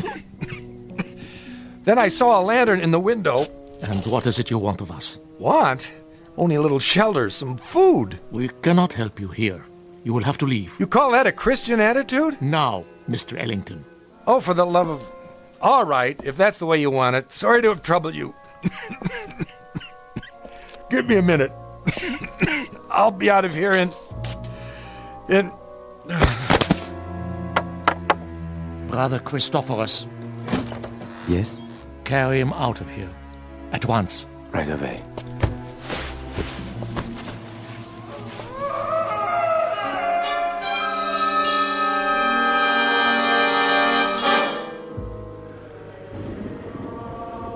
I don't know how long I remained unconscious. When I came to, I was in a primitive cubicle, one of the cells.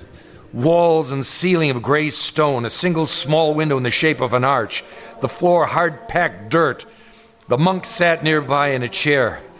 I lay under a blanket. Beneath me was a bed of straw. Water! He lives. God's infinite mercy. How long have I been here? 9 days, my son. 9 days? You were very ill. The fever was on you. Brother Jerome said you would die, and he sent me to watch over you. I have never seen a man die. He holds that it is an important teaching, but now I suppose it was not your time. Sorry to disappoint you. No, my boy, don't try to rise. You must rest. What in the name of heaven is that? In the name of heaven? Nothing. I mean the scream. Scream? That. What? Are you deaf? That cry, I heard it before. You said it was the wind. Ah, the wind cleanses the land after a storm. But it isn't the wind, is it? I don't understand your meaning. It's a man. Careful. You must regain your strength. There! Don't tell me you didn't hear it. Perhaps you would like some soup. It's cold, but nourishing. What I would like, brother, is to leave this place. I'm afraid that's impossible. What do you mean? Only that you're not well enough to travel. And of course, you won't be well enough to travel as long as you think you hear such sounds. Now, the soup. I don't want it. Open, please. There. That's better.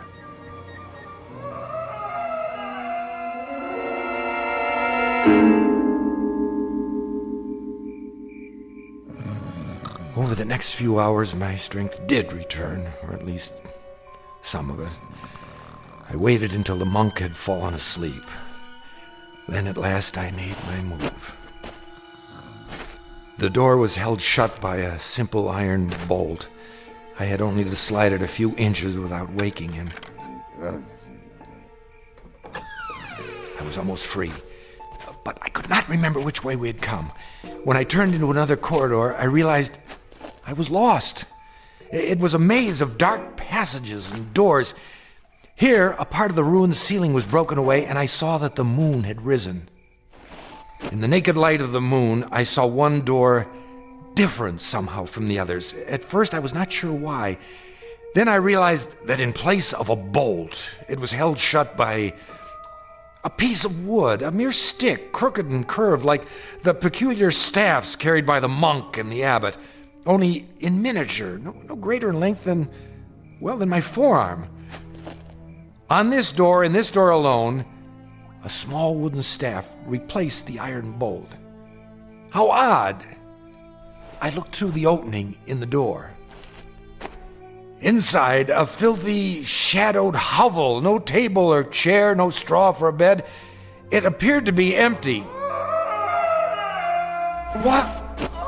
There was a man, huddled in the corner, holding his knees and rocking, head back like an animal. In the soiled moonlight, I saw his dirty beard, his rotted clothes. Who are you? Help me. Stay back. No, please. In the name of humanity, help me. But who? You're not one of them. No, my name is Ellington. I'm an American. Shh. What are you afraid of? Them. Listen. Do you hear them coming? No, but why? They will look for you. We only have a moment. You speak as if I'm a prisoner. Aren't you? I'm not sure. Come closer, and I'll explain. Explain what? Don't you know what they are? These men of God. They are mad, Mr. Ellington. All of them. Raving mad. Why do you say so? I was in the village, in Schwarzhof, doing nothing out of the ordinary, walking the street with my woman. We were holding hands. That is all. Do you see anything wrong with that? Well, of course not. But what? We paused to rest by a tree in the shade. And then we kissed. Yes, I admit it. Is it wrong to kiss? Tell me. Why, no. I don't think so. You don't think so. I don't think so. But Jerome, that lecherous old fool. The gaunt man. The one in charge. So, you have seen him. As I kissed her, a shadow fell over us. We looked up and saw him standing there. I opened my mouth to speak, but before I could utter a word, he raised the wooden staff he carries, so heavy.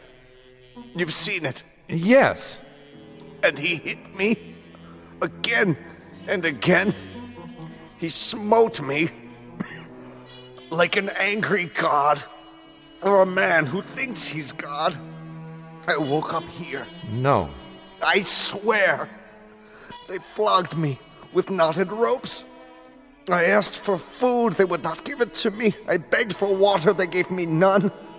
Then they threw me in this filthy room and locked the door. Well, why? For revenge. Jerome wanted my woman. Are you sure? Yes. That disgusting old man, that fanatic. He wanted her. And when she refused his advances, he took his fury out on me. Your story, I find it difficult to believe. Of course you do. That's the strength of the man. He makes his madness seem a harmless thing, the beliefs of a religious zealot. But this is not a religious order, Mr. Ellington. These brothers of truth. Is that what they're called? That's what they call themselves. The real truth is they're outcasts, misfits, cut off from the world because the world will not have them. Have you heard of their sect before, of this hermitage? No, I haven't. Mr. Ellington, you must believe me.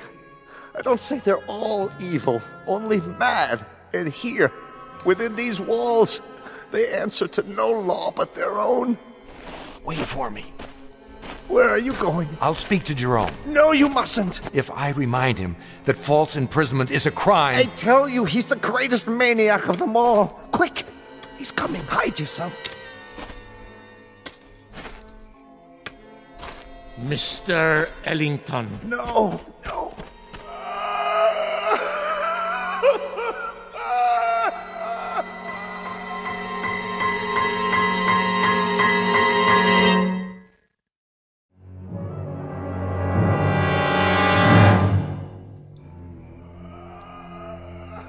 Brother Jerome?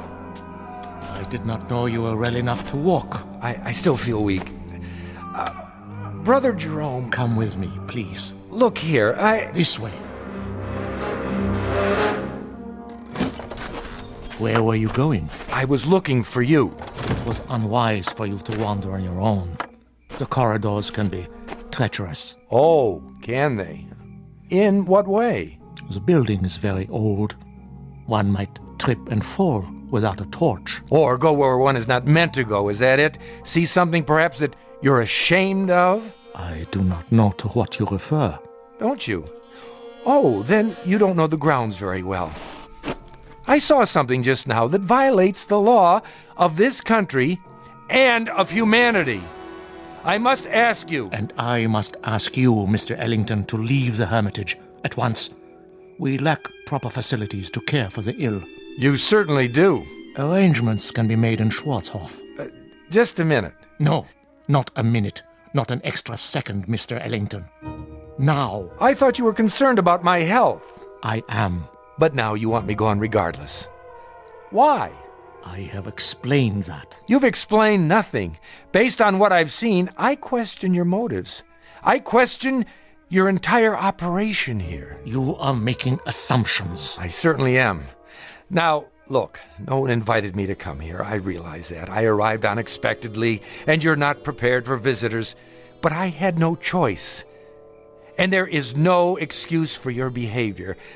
I suppose it was only a matter of time before you brought out the knotted ropes so that you could flail me or whatever it is you do for amusement. My son. I'm not your son! There are many things you don't understand. That's right, I don't. So begin with this one. Tell me, why are you in such a hurry for me to leave? What more are you afraid I'll find out? More? Besides the man you've got locked up in that cell. What man is that, Mr. Ellington? The one we just left. The one who's been screaming his head off. I am not sure what you're talking about. That's it, isn't it, brother? Or is he only one of many? Well, it isn't a secret anymore. I know. And what do you think you know? The chair. Sit. You are still weak.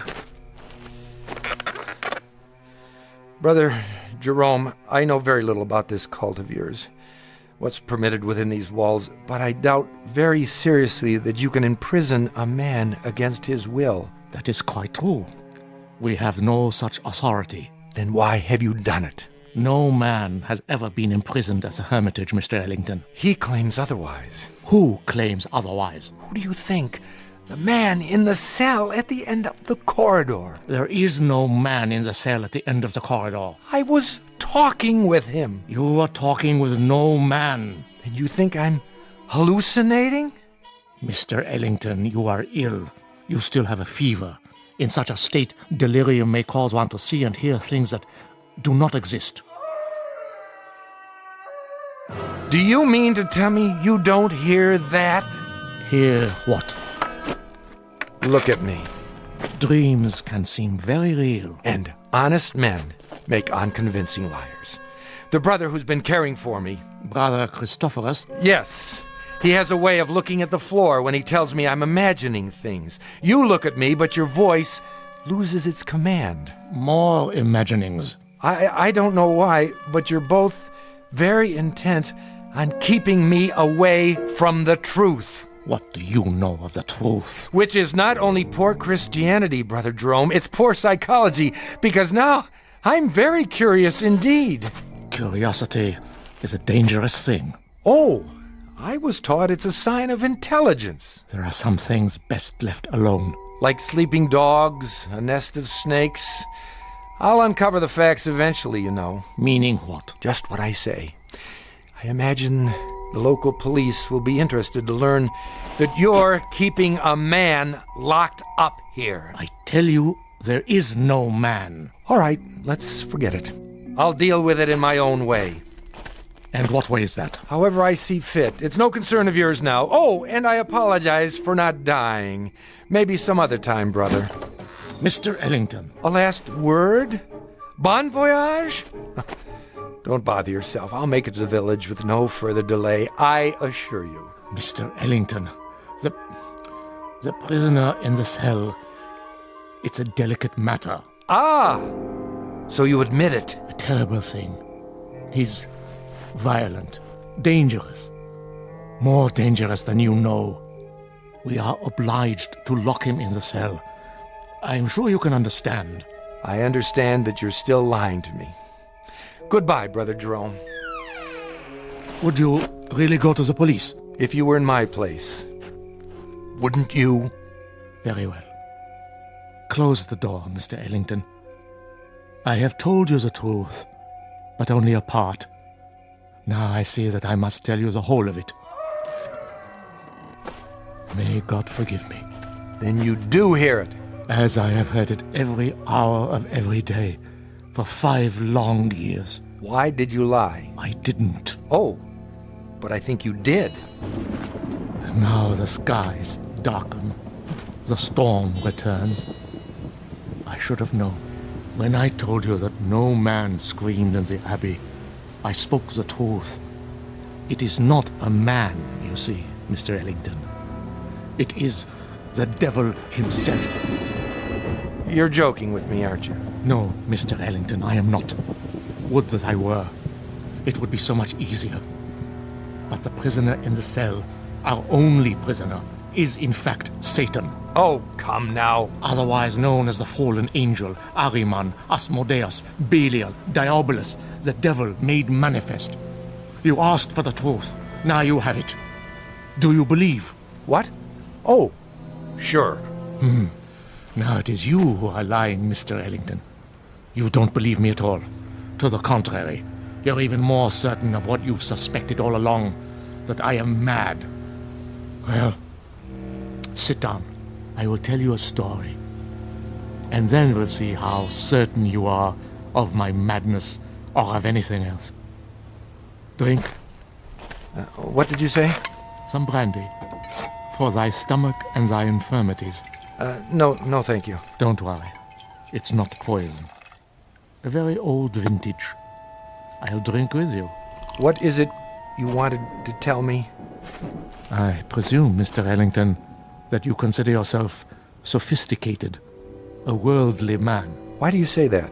You're young, rich by your clothes, and reasonably well educated. Harvard? Yale. Exactly. Having a last fling before settling into the family business. How did you... You are an open book, printed in very large type, with pictures.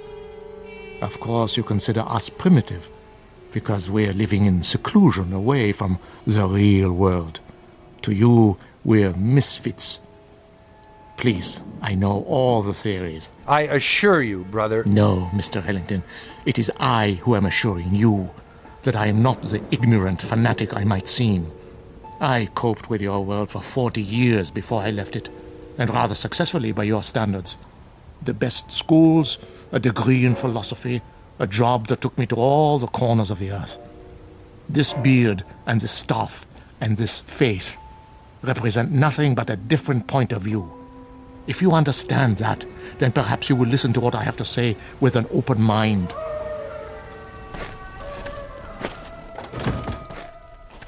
Go on. 5 years ago, there were no screams at the Hermitage. This was simply the bombed-out ruins of a castle belonging to the family Wulfren. How did you come by it? Baron Wulfren turned it over to the Brothers of Truth as a gesture of charity. Our task was to tend the great vineyards and save what souls we could by constant prayer. But this isn't a formal religious order, is it, brother? We believe that we are recognized by God. Truth is our only dogma. We are committed to it as man's greatest weapon against the devil, who is the father of all lies. Please, continue. You were tending the vineyards. At that time, not very long after the Great War, the world was in chaos. Everywhere there was unhappiness, except in the village below. Really? For some reason, the people of Schwarzhof refused to yield to despair. They lost none of their faith. They continued, as they had for years, to be honest and God-fearing and happy. The village was a plum to Satan, one he could not resist. So he came here, drawn to it as a moth is to light, and embarked upon a program of corruption. But you stopped him. Yes. You see, Mr. Ellington, he made the same mistake you are making now. He underestimated me. He thought he would have no difficulty tempting an old fool. I had him in the cell before he knew what happened. But if he's the devil, how do you keep him from escaping? With the staff of truth. The one barrier he cannot pass. Mm-hmm. And when he first came, just how did you recognize him? I had seen him before, in every part of the world. Wherever there was sin, wherever there was strife and persecution, there he was also. Sometimes he appeared only as a spectator, a face in the crowd. But he was always there, in all times and places. So you understand now, I trust, why you must say nothing of the things you have seen and heard. Brother, not that I doubt you, but is it possible that you've made a mistake? No. Think, Mr. Ellington, of the peace in the world these 5 years. Think of this country now. Is there another like it? But you haven't put an end to suffering. There's still murders and robberies. Even now, while we talk, people are starving. The suffering man was meant to endure, my son. We cause much of our own grief and need no help from him. It is the unnatural catastrophes, the great wars, the overwhelming pestilences, the wholesale sinning that we have ended. The world is rebuilding. A great dawn will come. Enough. You've made your case. I believe you, brother. Do you? Truly? I admit I was doubtful at first, but you've convinced me. Absolutely. I promise to keep your secret. Good. Tomorrow, if you feel well enough, you may leave. For now, let the storm pass over. Brother Christophorus will look after you. If you would, go directly to your room. I will. Good night, brother, and thank you. I was glad our conversation was over. It was clear that he was quite mad. I thought of his wild beard, his eyes in the flickering candlelight, and I was relieved to be away from him. The devil, indeed. But the storm had returned, and I was not yet fully recovered. I would pass one more night in this place. What, I wondered, should I do before morning comes?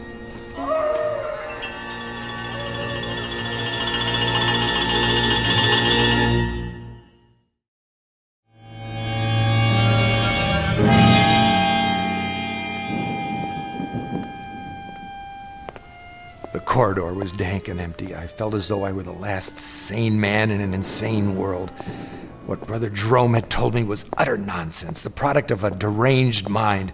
But his belief, his faith, as he called it, was heavy in the air, infecting the very stones. To bring it down would require outside help, but Perhaps I could start that very night with an act of pure, unselfish humanity. Psst! Are you in there?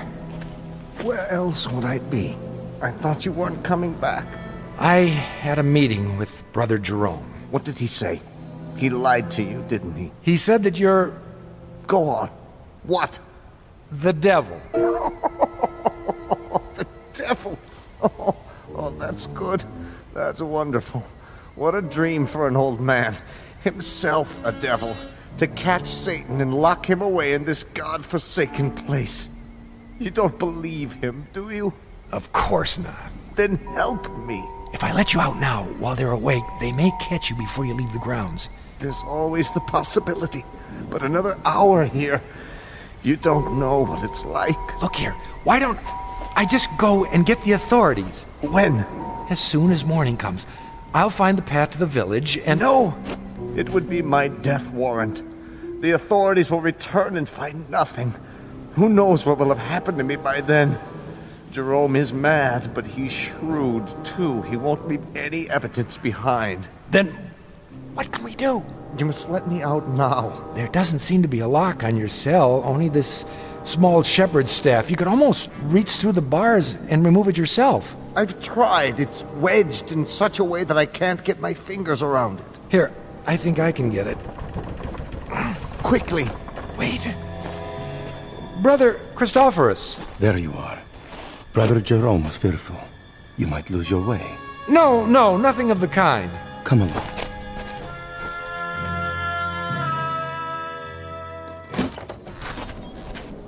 I'll light the candle. There is bread and water on the table, and more soup to give you strength. Thank you. Rest now, Mr. Ellington. Remember, you're still a very sick man. I'm feeling much better. Nonetheless, Brother Jerome has asked me to watch over you. Really, that isn't necessary. It is my duty. The chair is sturdy, and the candle is fresh. Wait a minute. Why are you locking the door? To protect you. But you're locking us both in. Never fear. I have the key. It is not long till morning. But... Sleep, Mr. Ellington. You are a weary traveler. Soon you'll be back with your own kind. What a comfort, eh? You will forget all you have seen here. I watched the monk as he sat heavily in the chair. I was a prisoner, no doubt about it. How much longer, I wondered, for both prisoners?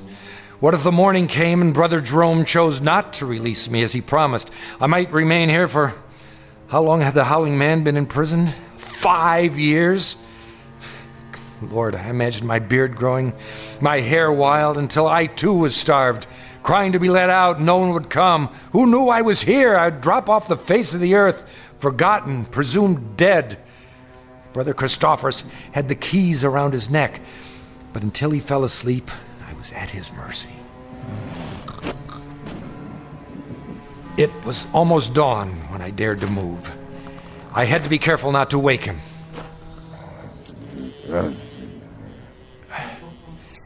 Yes, I finally had the key.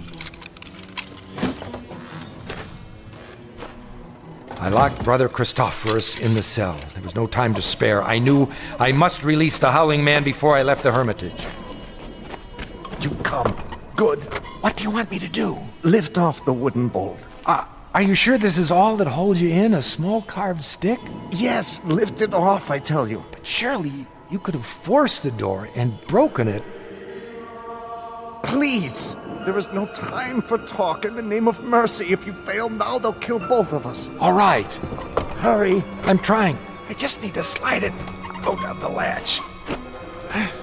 Mr. Ellington, where have you gone? Hurry! Hurry! A moment. Stop him! Stop him! Now! Brother Jerome, come quickly. I am free. Stop! I command you. The other way. Now. Here is the gate. It's locked. I must get over the wall. I'll put my hands together. A hoist. Step up. Let not Satan escape us, O Lord. Let him not sow the seeds of evil throughout the world. I call upon you. Up, now. He stepped in my hands and climbed the gate. Now, reach down and give me your hand. Help me. Help you? Help you, mere mortal? Are you mad? And I saw not the foot of a man before me, but a cloven hoof. In a flash of lightning, with those horns grown suddenly from his forehead, then he turned and vanished in the moonlight. I am sorry for you, my son. What was he? As long as you live, you will remember this night. He is gone. Who? Tell me. Even now, you're not sure. But you will be. And then you'll know, Mr. Ellington. You'll know who it was you loosed upon the world.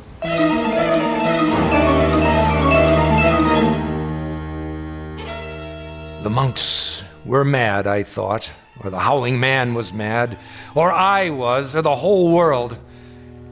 But Brother Jerome was correct. I could not forget. And when the pictures of the carpenter from Bromau Alm Inn appeared in the papers, I grew uneasy, for I felt I'd seen this man before. And when the carpenter invaded Poland, I was sure. And when the world was plunged into war and cities had their entrails blown asunder, and that pleasant land I had visited became a place of hate and death, I decided to spend the rest of my life tracking down the one I had released. Each night I dreamed of it, Mrs. Dunphy, and I kept dreaming through all the wars since, until this week. It took years, decades, but eventually I found him. And so the nightmare is finally over. Again. I see. And now, Mrs. Dunphy, I'm going to see about a chartered plane to have him transported back to Germany. Brother Christophorus is in charge now. I have already written him. He will be very relieved. And what you found, it is here? Have no fear. As long as the staff of truth is in place, he cannot leave the next room. The staff is very small, but very powerful. So you see why you must not, under any circumstances, go near that door. Nothing in the world is more important. Do you understand? I believe so. Oh, he'll do a bit of howling, but never mind that. It's a trick. I'll return as soon as possible. Until then, keep that door locked. Yes, sir. Oh, my. Such stories. Come here. Please. You must listen. He is insane. Let me out, I beg you. Let me out. Who's there? Behind that door. Are you all right? Sir, can you hear me? The little piece of wood, the staff. Remove it, please. I don't know if I should. Please, take it off the door. I implore you, please. Please.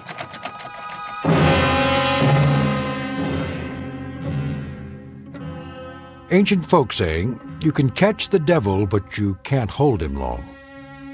Ask Brother Jerome, or Brother Christophorus, or David Ellington.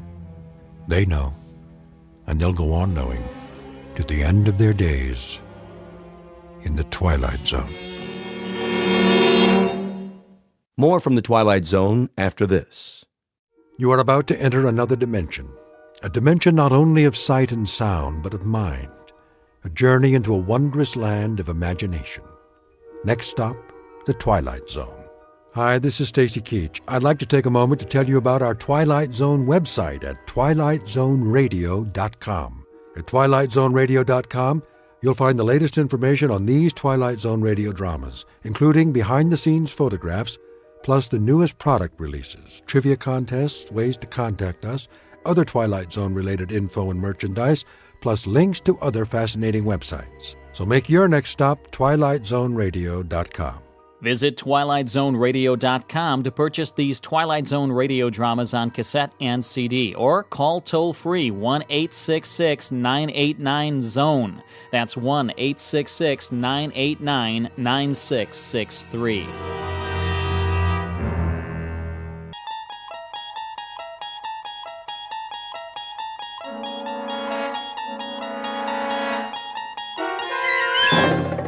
You unlock this door with the key of imagination. Beyond it is another dimension, a dimension of sound, a dimension of sight, a dimension of mind. You're moving into a land of both shadow and substance, of things and ideas. You've just crossed over into the Twilight Zone.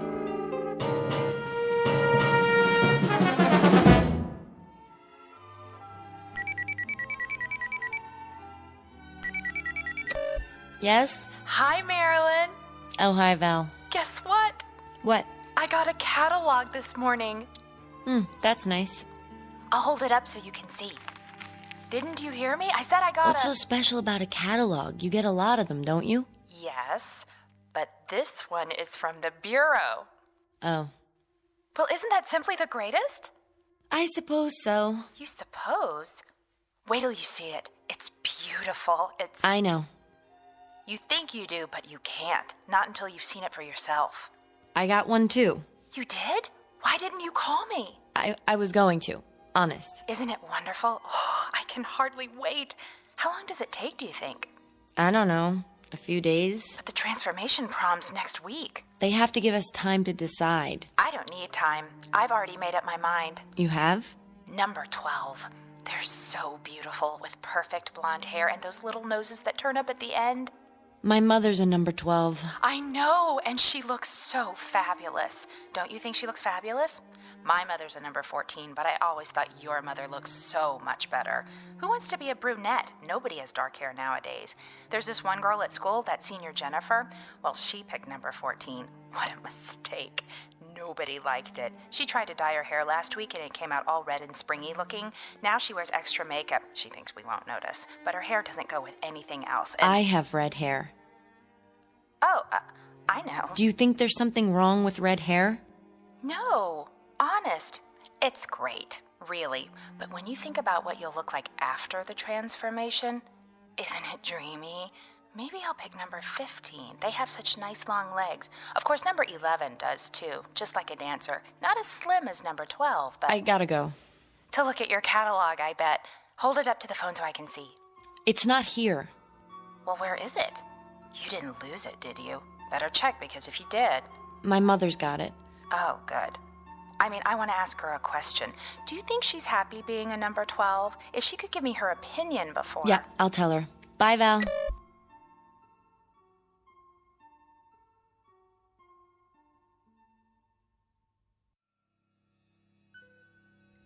Portrait of an American girl caught in that transition known as the terrible teens. The place?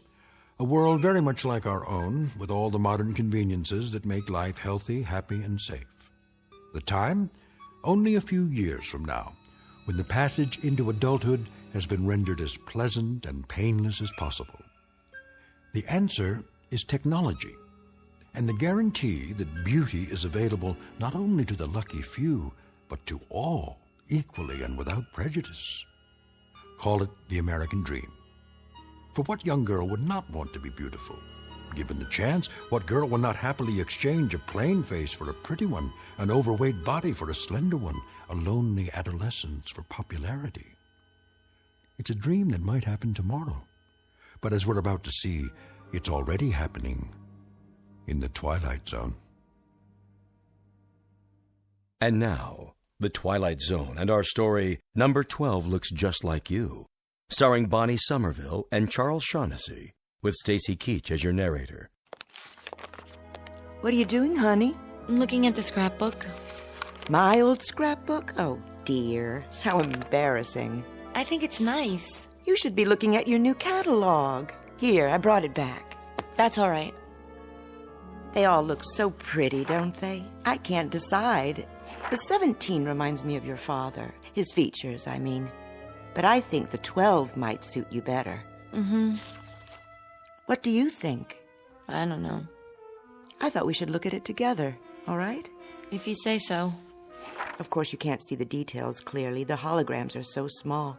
Just the basic faces and figures and how they look wearing different outfits. But you get the idea. What's the matter? Nothing. Are you listening to me? I'm sorry, Mothers.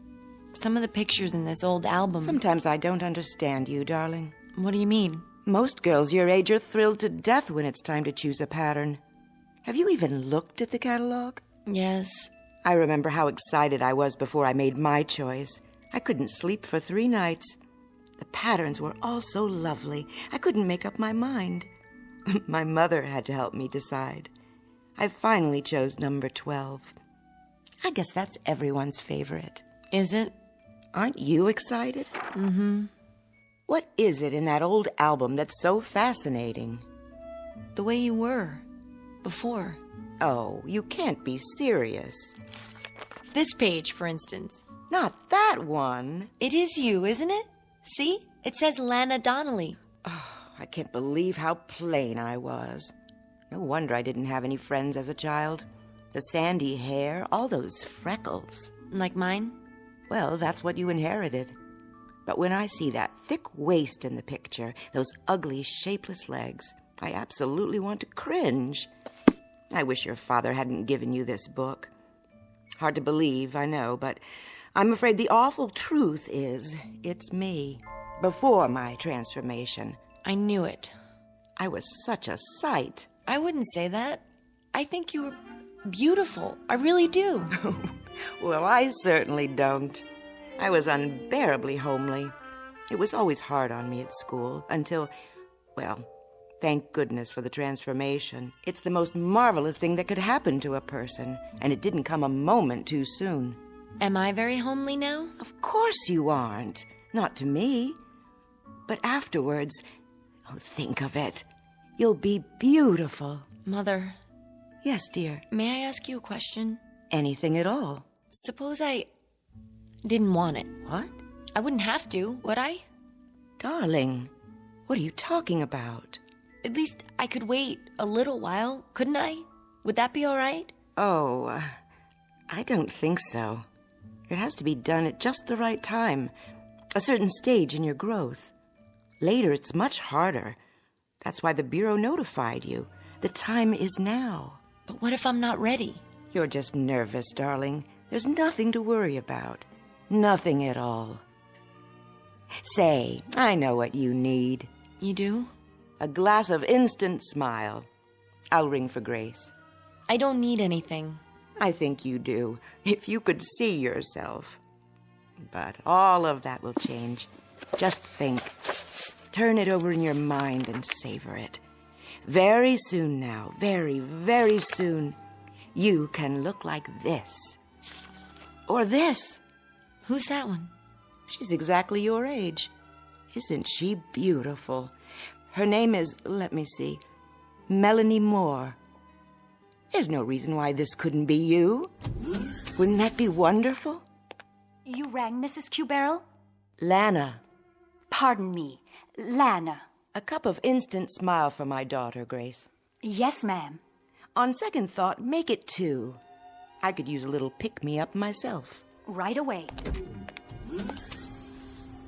Teaching the help to use first names can be a problem these days. But we're all equal, aren't we? Yes, Mother. Remember that. After all, Grace is a number 12, too. Even if she is our maid. Oh, Mother. Why so glum, darling? I'm tired. I think I'll go to my room and lie down. That's a good idea. You're not yourself today. Oh? Who am I? You act as though there's something wrong with the transformation. I don't understand what possible objection anyone could have to being beautiful. After all, isn't everybody?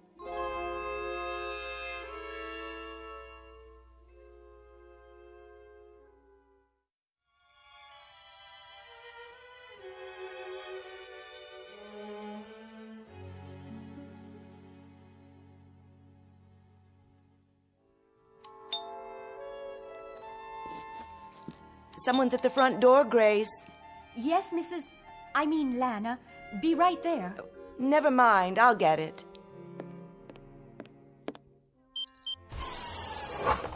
Hello, Lana. Oh, Rick. Thanks for coming by. How's Marilyn? The same. I almost couldn't believe what you said on the vidphone. I couldn't believe it myself. But it's true. She doesn't want the transformation. Can you imagine? Let me talk to her. I wish you would. Where is she now? In her room. I'll let her know you're here. Yes? Marilyn, are you awake? Why? Uncle Rick is here. He is? Be right there. That girl. You were her father's brother, Rick. What did he tell her? What do you mean? What could he possibly have said to give her these crazy ideas? It's an interesting question. Don't jump to conclusions. He was a good man. I know that. A little strange, perhaps, but a good man. I'll have a word with her. Might not have been his fault, you know. Then whose? Hard to say. They pick up so many peculiar notions from the trivid and at school. Oh, here she is now. Don't let on that I called you. I won't. Honey, look who stopped by to see you. Hi, sweetheart. Uncle Rick! Oh, forget that uncle stuff, will you? You want me to start feeling old? Oh, you're not old. Can you stay? For a few minutes, I guess. I was just passing by and I... You two will excuse me. What's the matter, Mom?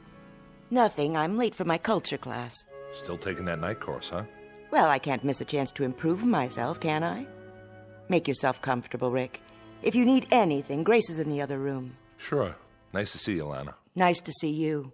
Come back soon, will you? We'll all have dinner together. Sounds great. Bye now.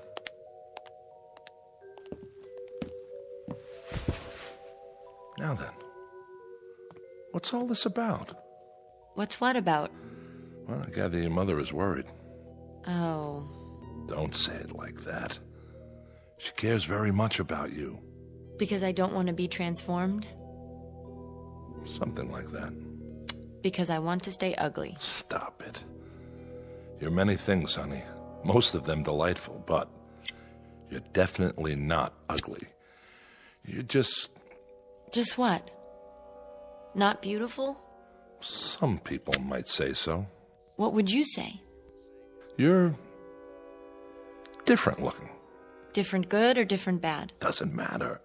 The point is, people choose transformation when the opportunity comes along. I guess I'm not like other people. Your father chose it. I know. He was a number 17 just like you. Well, yes. 17 is the favorite for men these days. Has been for the past 20 years. My brother was a perfectionist. Wouldn't settle for anything less. Uncle Rick. Yes? Haven't you ever wanted to look like you? I do look like me. But you also look like a lot of other people. And all considered rather handsome, or so I'm told. Is that bad? Is it good to be like everybody? Isn't that the same as being nobody? I think it's time you tell me. Tell you what? We've been getting these radical ideas. My father used to say... Your father was a handsome man, wasn't he? Yes, but he read books. He thought about things. Sometimes we talk, just the two of us. Everybody talks. I mean about real things, not just electronic baseball or the super soccer team or where to buy a dress or fix your hair. Is there something wrong with sports, Marilyn, or buying new dresses? Think of all the businesses that would close down if nobody thought about them. But if you make that all there is in life... Sorry, sweetie, I have to be going. For now, I'd say you're out of sorts. It's not unusual at your age. You better have a glass of instant smile. Ask Grace to bring one in. I've had a glass of instant smile. I've had glass after glass after glass. And you know something? It doesn't do any good. Take it easy. I don't feel like smiling. I feel like frowning. In fact, I want to cry. I'm unhappy, and I don't know why. Do you understand? I'm just not happy.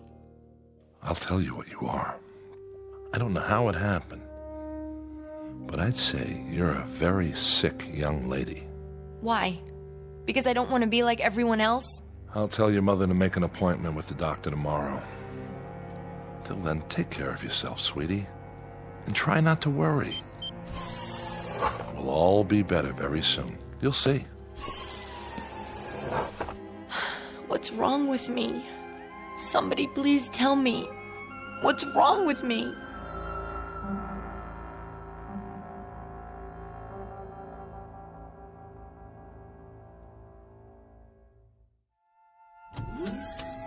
So glad you could come. Thanks, Mrs. Q-Barrel. Lana, please. Oh, sure. Lana. We haven't seen much of you lately. I know. Marilyn, look who dropped by. Who? Hi, Marilyn. Val? Yes, it's me. Oh, I didn't recognize you. Doesn't she look fabulous? I feel fabulous. Number 12 has always been my favorite, ever since I was a little girl. Well, it was worth the wait, wasn't it? You bet. Are you two going out tonight? I don't think so, but if Marilyn wants to. I can't. I have to do my online homework. Just a visit, then. I'll leave you alone. I know you have a lot to talk about. Remember, Val, you're always welcome here. Thanks, Lana. If you need anything... We're fine, Mother. Don't be such a stranger, Val. I promise. See you soon. She told you, didn't she? Well, yes. And that's why you're here. Really, Marilyn, don't you think you're being silly about the whole thing? I think it's my own business. Well, of course it is. But I don't understand. Nobody does. I just don't see why I have to make up my mind right now. There's no law, is there? But everyone has it done. Fine. They're not me. It doesn't hurt or anything, if that's what you're worried about. When they did mine, I didn't feel a thing. I'm sure it didn't. Well, what then? You like the way I look, don't you? Sure. You look just like my mother now. Oh, excuse me. Like Lana. What's wrong with that? Nothing, Val. But I like you. Of course you do. We're friends. We'd be friends even if you didn't have the transformation. Don't you know that? That's not the important thing. What is important, Val? It's like getting a new dress or a new hairstyle. You just look better. You want to look as nice as you can, don't you? If I do it, I'll look like one of those holograms in the catalog. That's right, you will. And they're all beautiful, aren't they? What's wrong with that? I don't know. But somehow I have this feeling that it's wrong. Why? How will you know me afterwards? How will anyone know me? That doesn't make sense. You know what I think, Marilyn? I think you're just plain weird. If everybody says it's all right, if the whole world thinks it is, then how can you say something different? I don't get it. You're the one who doesn't get it. I don't want to look like someone else. Val, I want to look like me. I won't let them change me into something else. I won't let them. Help me, please, Val. I don't have anyone else who'll listen. Please help me.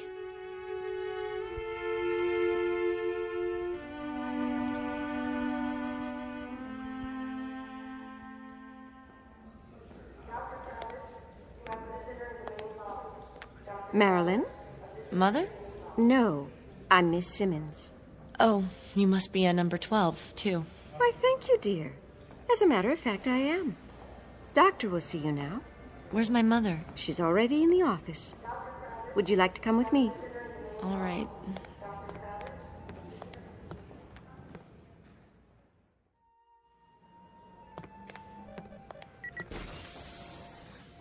Dr. Hortel? Yes, nurse? Miss Q-Barrel is here.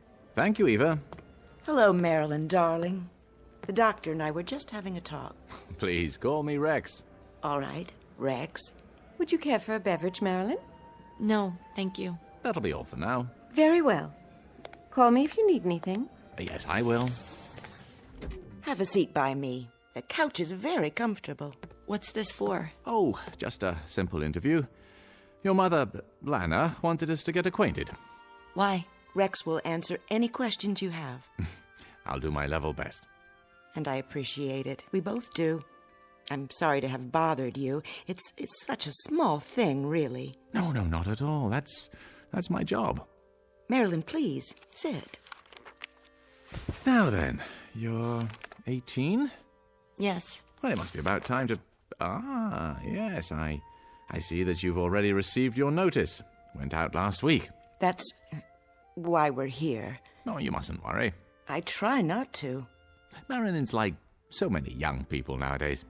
She is? Mm-hmm. And it's our fault.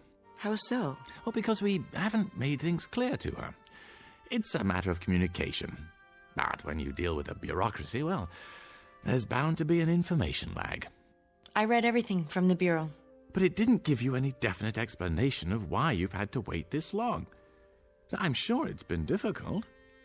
Marilyn looks at you, Lana, at the women all around her in pictures on the trivid, and then she looks into a mirror. It has a negative effect on her self-image, not to mention her spirit. There's nothing wrong with my spirit. Marilyn, please. Well, from pure perfection of body, face, limbs, pigmentation, carriage, stance, she sees herself and is horrified. Isn't that so? Well, Well, of course it is. The child asks herself, why must I be so hideous, off balance, oversized, awkward, when everyone around me is so perfect? In short, she's tired of being a monster. She's come close to giving up. Dr. Rex, that's all well and good, but you don't understand. He doesn't. I beg your pardon? She isn't just depressed or anxious, she's... Well, go on, say it. You're my patient now. Everything is in strictest confidence. Well, she's... I don't know quite how to put this. I made up my mind. You have? I don't want to have the transformation. You what? I don't understand it either. She never said anything before, and now, suddenly... Is this true? Yes. Oh, perhaps you'd like to talk about it. Not particularly. She won't give any reasons. She just... Suppose you tell me, Marilyn. In your own words.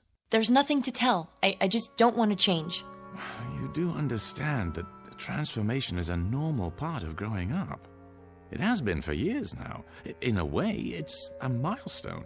A sign of maturity. It means you're ready to take your place in the adult world. How? By being like everybody else? Well, I wouldn't say that. No, there are a great many styles in the catalogue. You're absolutely free to choose any one you like. There's no pressure on you at all. No coercion. Isn't there? No, that would be against regulations. But I have to choose one, even if I don't want to. That's the way it's set up. If I don't, well, I don't even know what would happen to me. You make it sound like you're being forced. No, that would be contrary to free will. And if there's one thing this country guarantees... But what would happen if I don't? If I stay the way I want to be? Why do people care so much? I thought this was supposed to be a democracy where we respect everybody. Marilyn. Even if they want to be different. Even if they want to live their lives the way they... You mustn't talk like that. Why not? You've been given every advantage, every privilege. We're talking about a chance to develop your full potential. Would you mind if I conduct a test? What kind of test? A personality profile. For my records. I don't see why not. Do you, Marilyn? Come over here, please. What's that machine? Oh, it simply scans your mental activity, then prints it out on a strip of paper. The whole process takes a few seconds. It's quite painless, I assure you. All you need to do is sit in this chair. It's all right, darling. I promise. What are you putting on my head? A cranial recorder. I'm sure you've had this done before. You did. When you first started school, remember?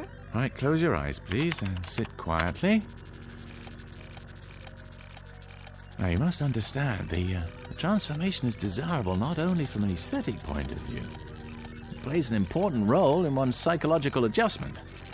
According to scientific research, it's absolutely vital. There. That's all there is to it. What does it say? Lana, was there anything specific that triggered your daughter's feelings? An emotional incident of some sort? Nothing that I'm aware of. She's never shown much interest in her appearance, but I honestly can't imagine anything Your that husband died in the Ganymede incident, I see. 5 years ago. Did you ever discuss this matter with him? Yes. I recall that he had some misgivings at first, but he finally chose number 17. Your number. Huh, I see. You remind me so much of him. Your eyes and the way you walk. Well, that's hardly surprising. It's an outstanding design. He's not Daddy, Mother, or Uncle Rick. Now, you can go back to the couch now, Marilyn. We're all finished. just lift the helmet off. You were very fond of your father, I take it. Yes. And you respected his opinions, didn't you? He was very, very intelligent. Oh, I'm sure he was. Did he ever tell you that the transformation was bad? Not exactly. I'm sure he didn't. What did he tell you? He said he thought it was tragic. Jack had some ideas that were rather nonconformist, Doctor. But it was just talk. He had the highest physical and psychological rating with the rocket service. Well, this is a very unusual case. I'll require some additional time to look into the matter. Suppose I get in touch with you, say, in a few days. That will be fine. I appreciate your seeing us. Did you find out? What's that? The machine. Did you find out what's inside my head? Oh, your general intelligence rating is quite high. Social adaptation, good. Powers of reasoning appear normal. Oh, above normal, in fact. Then why won't you let me make up my own mind? Honey, please. Why can't I? Why should I be forced to do something I don't want to do? You can't make me, can you? Oh, no one has ever been forced to take the transformation. Now, the problem is to discover why you don't want it. Then, once we understand that, well, we'll make whatever corrections are necessary. You're something of a challenge, young lady. Don't you worry. I'm sure we'll be able to handle it. Whatever it takes.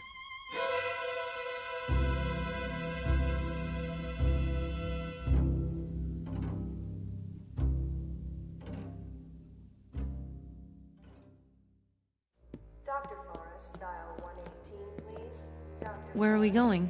This way, please. It's just at the end of the hall. What part of the hospital is this? They have the private offices down here. I thought Dr. Hortel was going to meet me. You mean Dr. Rex? He'll be along later. Miss Marilyn Cubero. Come in, Marilyn. Sit down. It's too dark. I can't see anything. Walk toward the desk. Wait. See the chair? Yes, but I can't see you. Sorry, the lamp must be right in your eyes. Let me adjust it. Who are you? I am Professor Friend, Sigmund Friend. You must call me Sig. Dr. Rex has told me about you. I'm here to help. Sit, please. Help me? Help rid you of your fears of this necessary and important... No, that isn't true. It's not necessary. This very necessary, very important step in your life. But why? Why does everyone want to force me to do something I don't want to do? Why else but for your own good? That doesn't make sense. Why else would the state go to so much trouble and expense? Many, many years ago, wiser men than I decided to eliminate injustice and inequality from this world. They saw in physical unattractiveness one of the factors that make men hate. And so they charged the finest scientific minds with the task of eliminating, or at least minimizing, ugliness everywhere. But I'm not ugly. I'm not pretty, but I'm not ugly either. To others, you may be. Not to those who love me. There's more to it than that. As we learn to reshape the features, remold the body, we also learn to eliminate most causes of illness, and thereby prolong life. Before the transformation, you might have expected to live 70, 80, perhaps 90 years. Now you may live twice that long, even 3 times. These are good things, don't you agree? Genuine advances for humankind. Yes? Your mother. She's lovely, is she not? At one time, her face and body would already have begun to show the marks of age, of decay. You would not deny her youth and beauty, would you? But you could do that part without changing me, couldn't you? I wouldn't mind just that. Someday you might. And then it would be too late for the transformation. No, I'll never change my mind. I've thought about it, and I'm positive. Why? Did you ever read Shakespeare? Or Shelley? Or Keats? Those books were banned many years ago. Where did you find them? My father gave them to me. And dozens more. Aristotle, Socrates, Dostoevsky. Did you know Dostoevsky was an epileptic? Ugly, deformed, but he wrote about beauty. Real beauty. Marilyn, I warn you. This sort of subversive talk... Those men wrote about life, about the dignity of the human spirit, about love. I've heard enough. Interjecting smut into this interview is not going to help your case, not at all. Then may I go now? I've arranged a room for you. You'll be quite comfortable. But I don't want to stay here. I want to go home. It's only temporary. Your mother will be informed, and you'll be allowed visitors. Mother, did you hear what he said? They want I'm to... not your mother, dear, but I am a number 12. This way. No, you can't make me stay here. I'm afraid you must let me decide what is best for you. This way. No, please. We're not going to hurt you. We're going to help you. Let me go! Let me go!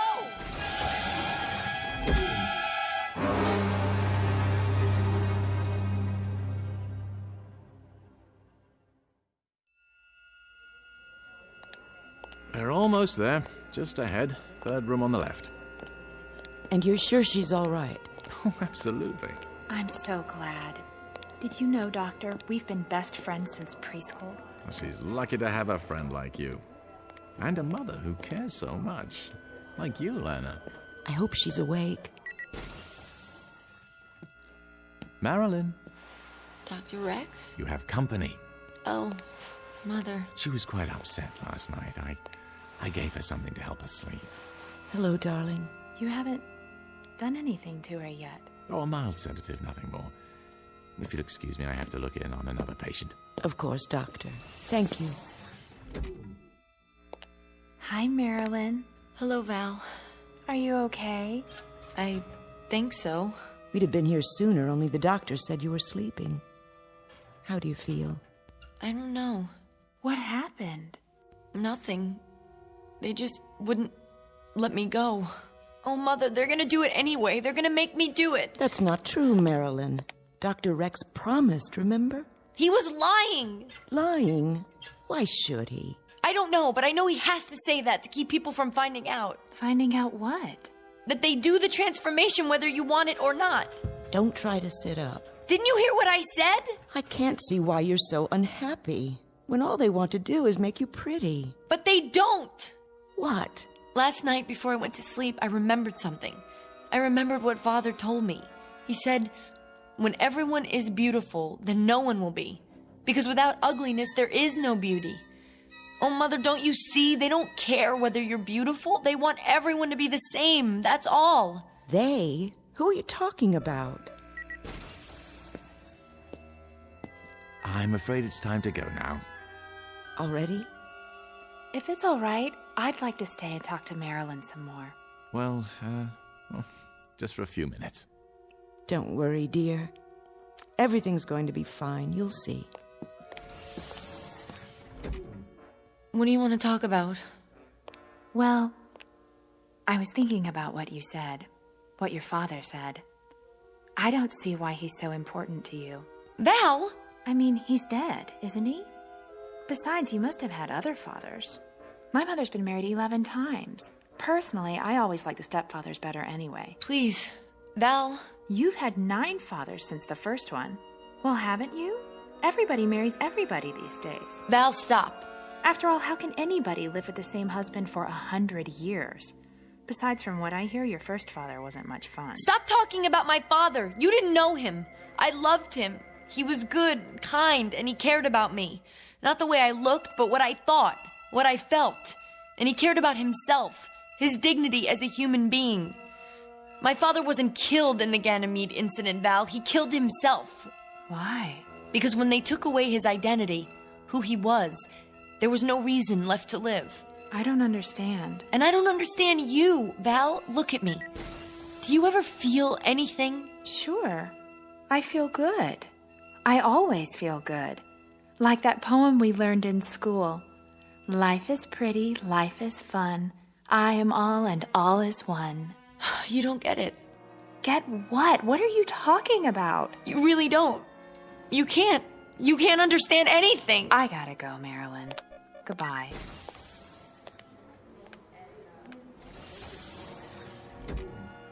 I have to get out of here.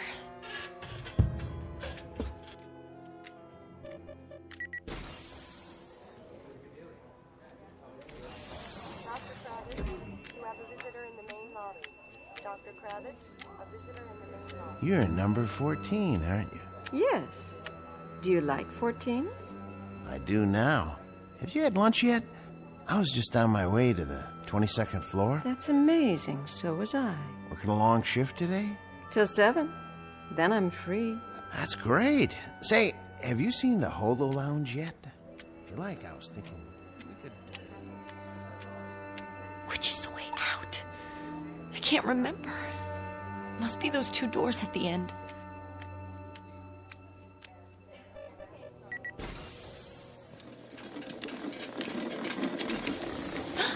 Mother? What's that? Is that my mother on the gurney? Is your mother pregnant? No. Then your mother must be at number 12. Are you all right? Yes, I'm fine. What are you doing in your hospital gown? I was just looking for the nurse. You better stay in your room. Push the button by the bed. The nurse will be along. Okay, I'll do that. Thank you.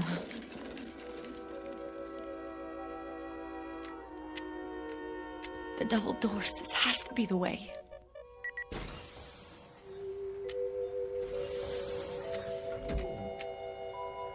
Hello? What is this place? Somebody? Hello, my dear. We've been expecting you. Dr. Rex? Where am I? What? This is an operating room. No! No need to run. Sooner or later, everyone decides to be beautiful. What number have you chosen? No, please, please!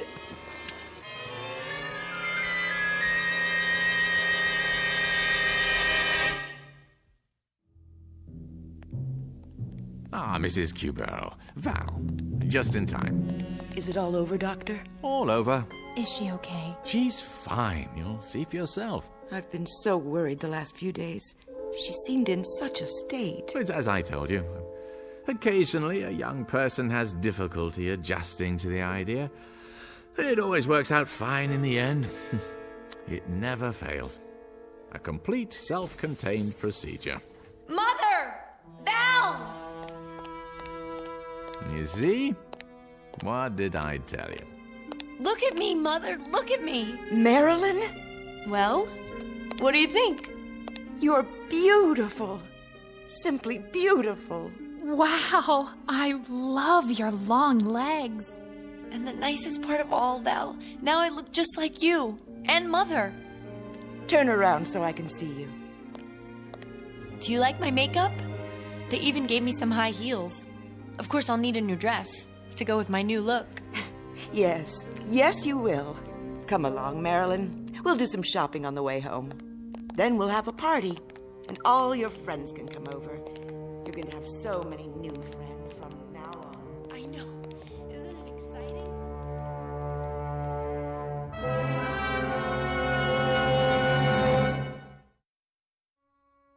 Portrait of a young lady in love for the first time with herself. Improbable? Perhaps. But in an age of plastic surgery, bodybuilding, an infinity of cosmetics, and an obsession with appearance, let us hesitate to say impossible. These and other blessings, some of them decidedly mixed, may await us in the not-too-distant future, or at least a future to be found in the Twilight Zone.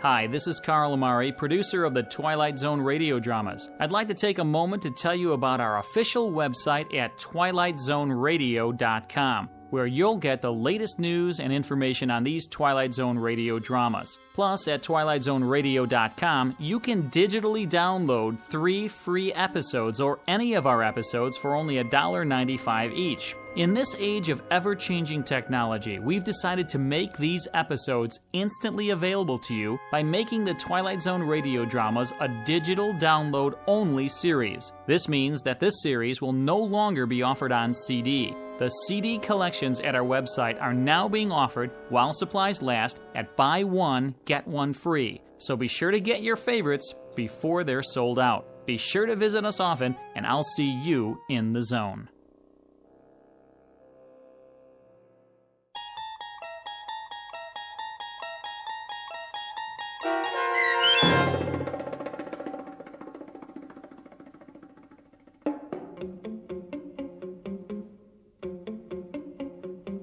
Number 12 looks just like you, starring Bonnie Somerville and Charles Shaughnessy, with Stacy Keach as your narrator, was adapted for radio by Dennis Etchison and written for The Twilight Zone by John Tomerlin from a story by Charles Beaumont.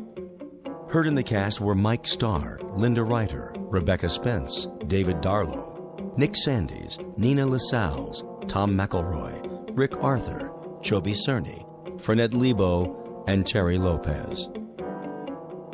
This copyrighted radio series is produced and directed by Carl Amari for Falcon Picture Group. Sound design and custom Foley effects for The Twilight Zone by Cerny American creatives Bob Benson, Craig Lee, Michael Slaybach, and Matt Sorrow. To learn more about the Twilight Zone radio dramas and to contact us, visit our official website at twilightzoneradio.com. Doug James speaking.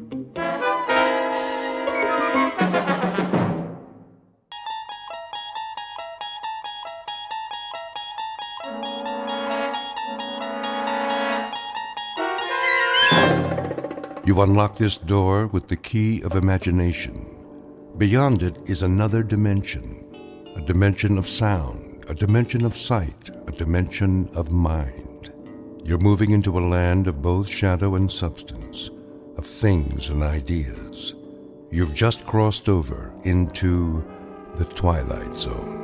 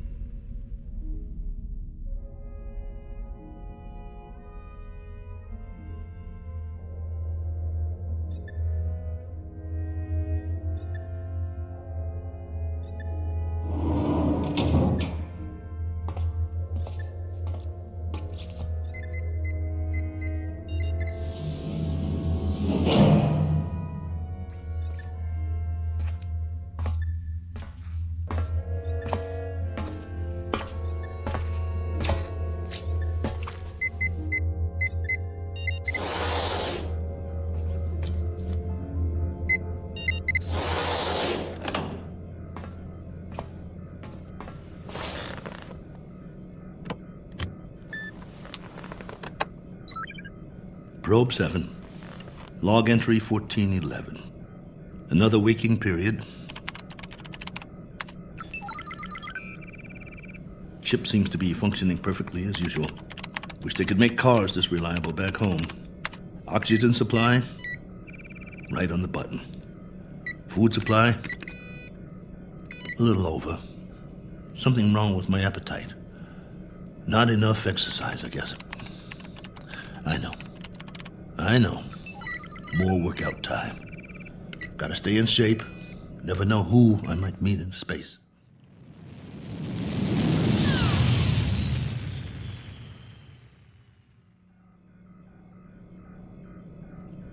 Coordinates on autopilot. Propulsion system humming like a top. Pressure flow, output, all right on the money. Oh, come on, guys.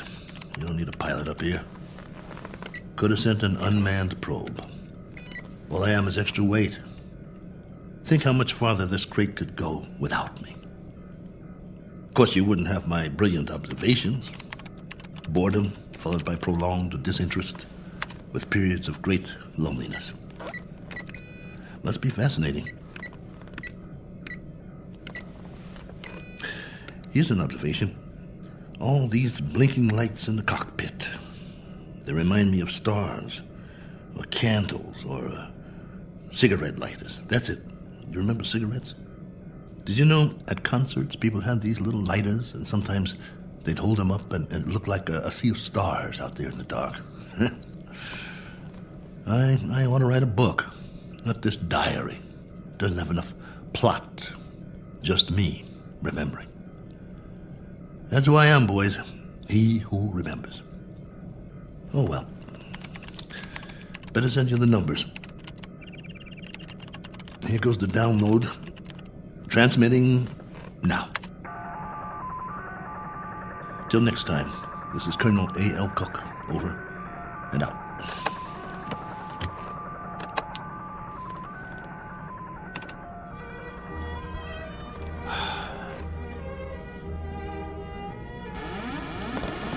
Hold on, I think we've got a malfunction here. Some kind of overload. Yep, there's the power drain. Initiating diagnostics. No time for that. Switching to manual override.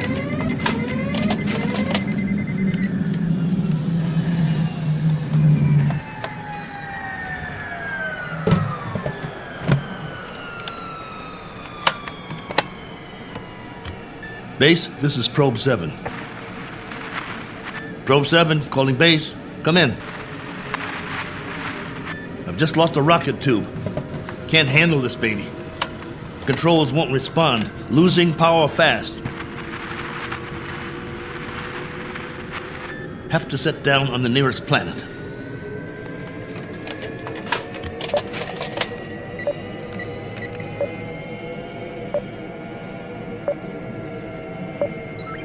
Got one in view now.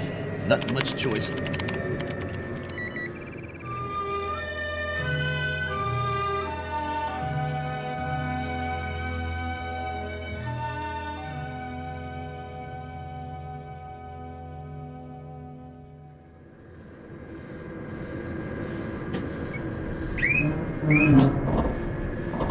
Entering atmosphere.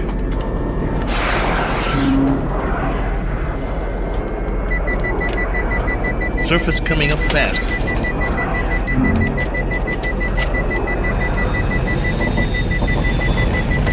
Can't slow down.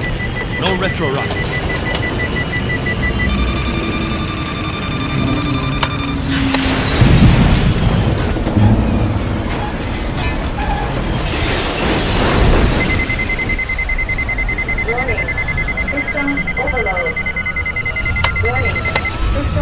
Ship's about to catch fire. Base, do you read? This is Probe 7. Probe 7. Mayday! Mayday!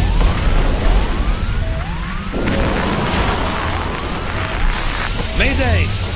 Mayday!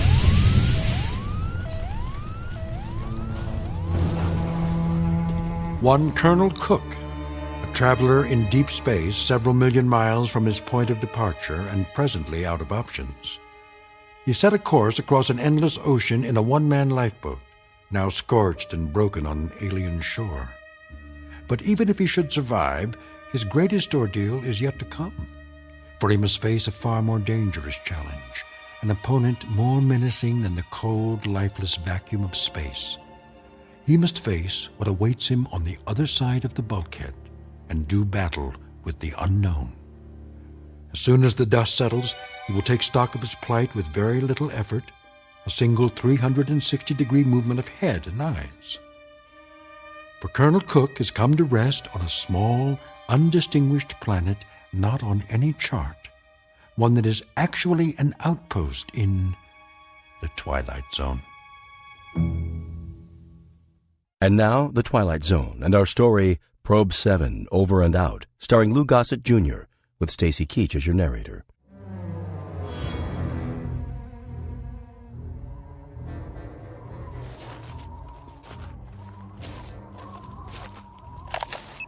Log entry 1412.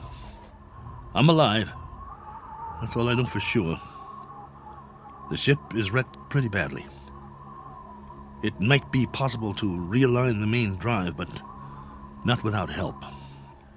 So far, I'm holding up. One badly bruised head and a broken right arm for which I've made a sling. A few more painkillers in the first aid kit, but after that, I'm on my own. The planet has an atmosphere, so I don't need the pressure suit. That's another stroke of luck, if you can call it that. The terrain is desolate. Sand, rocks, some low-grade plant life. That means there's water. The question is, how much and where? The ship has cooled down now, what's left of it. Main instrument panel is intact, so I'll try to contact the base directly, if there's enough power. More later. Cook, signing off.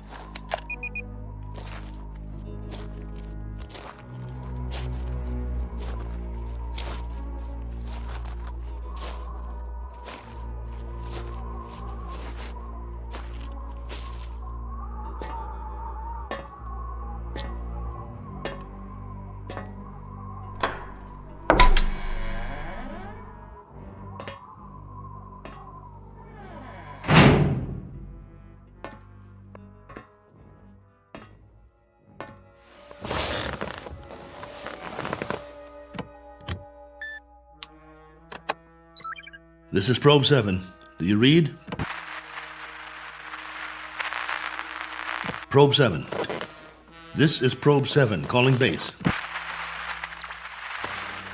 Probe 7, with a landing report and damage assessment. Over to you, base.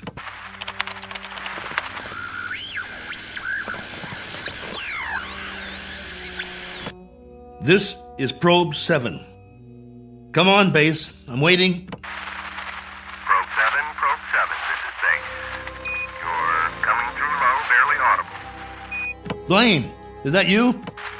Yes, this is Lieutenant Blaine. We read that you're... This is Cook, Probe 7. I'm glad to hear you. Cook? Cook, we thought we'd lost you. Your transmission was interrupted. Everything was interrupted. I'm lucky to be alive. Probe 7 made unscheduled landfall approximately 7 hours ago. What? Come again. Can't hear. I thought you said... I've crash-landed, Blaine, in another planetary system. Didn't have much choice. One of the thrusters broke off the ship. This planet is 92,900,000 miles from the nearest star. Good Lord, Colonel. We're having trouble seeing you on the monitor. Sorry, but I can't send or receive a visual. Most of my equipment was fried in the crash. Okay. How's your oxygen? And that's the least of my worries. There's an atmosphere here. I don't know its density or composition, but it's breathable. Probe 7, your signal's drifting. Can you increase power? Not much chance of that. Far as I can tell, this is the last of my juice, at least for now. I've got half a generator and 3 solar cells working. I was afraid it wasn't enough to get through it all. Okay. Can you effect repairs? Say again? Repairs. Can you make repairs? If you give me maybe 20 years, a good right arm, and a new head while you're at it, I might make a start. The bottom line is, I need help. Got that, base? Help. And right away.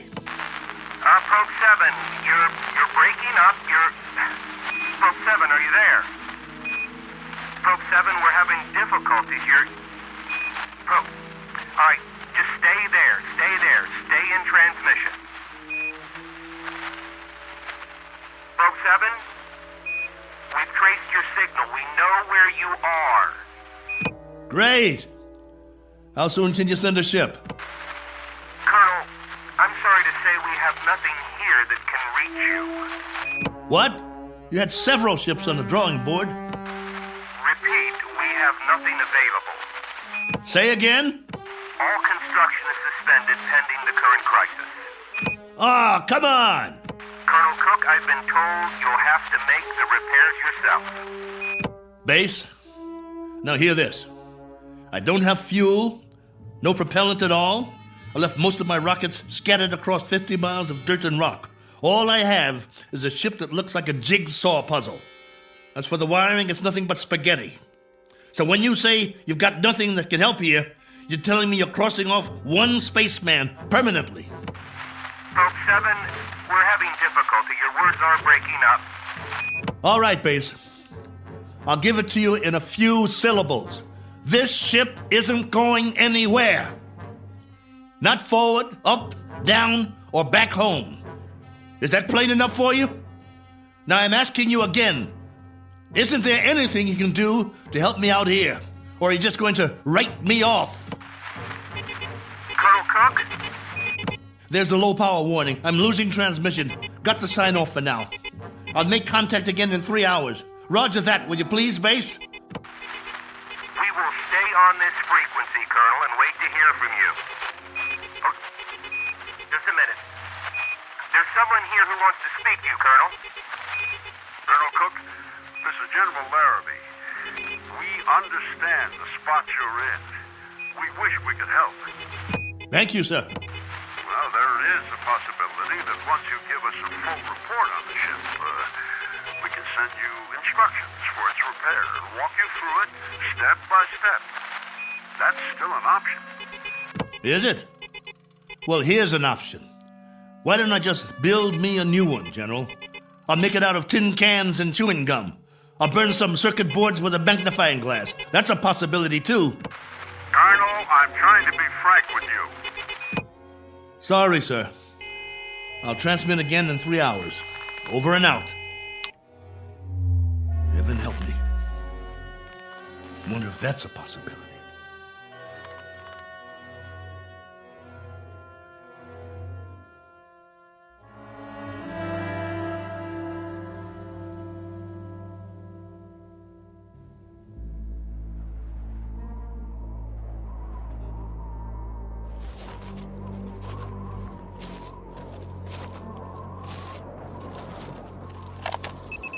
Log entry 1413. I'm standing on a hillside a few meters from the ship. You hear that? I think there's going to be a change in the weather. Back home we'd call it a sandstorm. Better head back soon. I see vines and some flowers down the other side of the hill. There's more life here than I thought. As to what stage of evolution it's reached, that's pure conjecture. No sign of animal life, but the vegetation grows thicker in certain areas, like the valley. Can't trust my leg yet. Better stay close to the ship. I've picked some plants for analysis. We'll see if there's anything edible. Hey! Anybody! Hey! Take me to your leader. I've got beads and wampum. Is anybody here?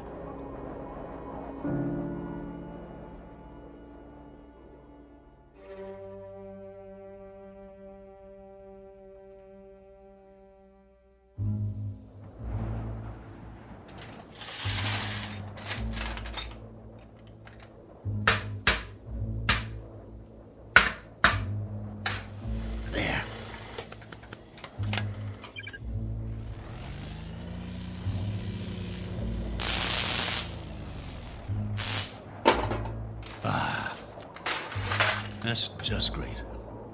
The last good wires in the whole ship. Here comes that sandstorm. I'm gonna get the hatch shut. Close, will you? That's it. A little bit more. There. That'll have to do.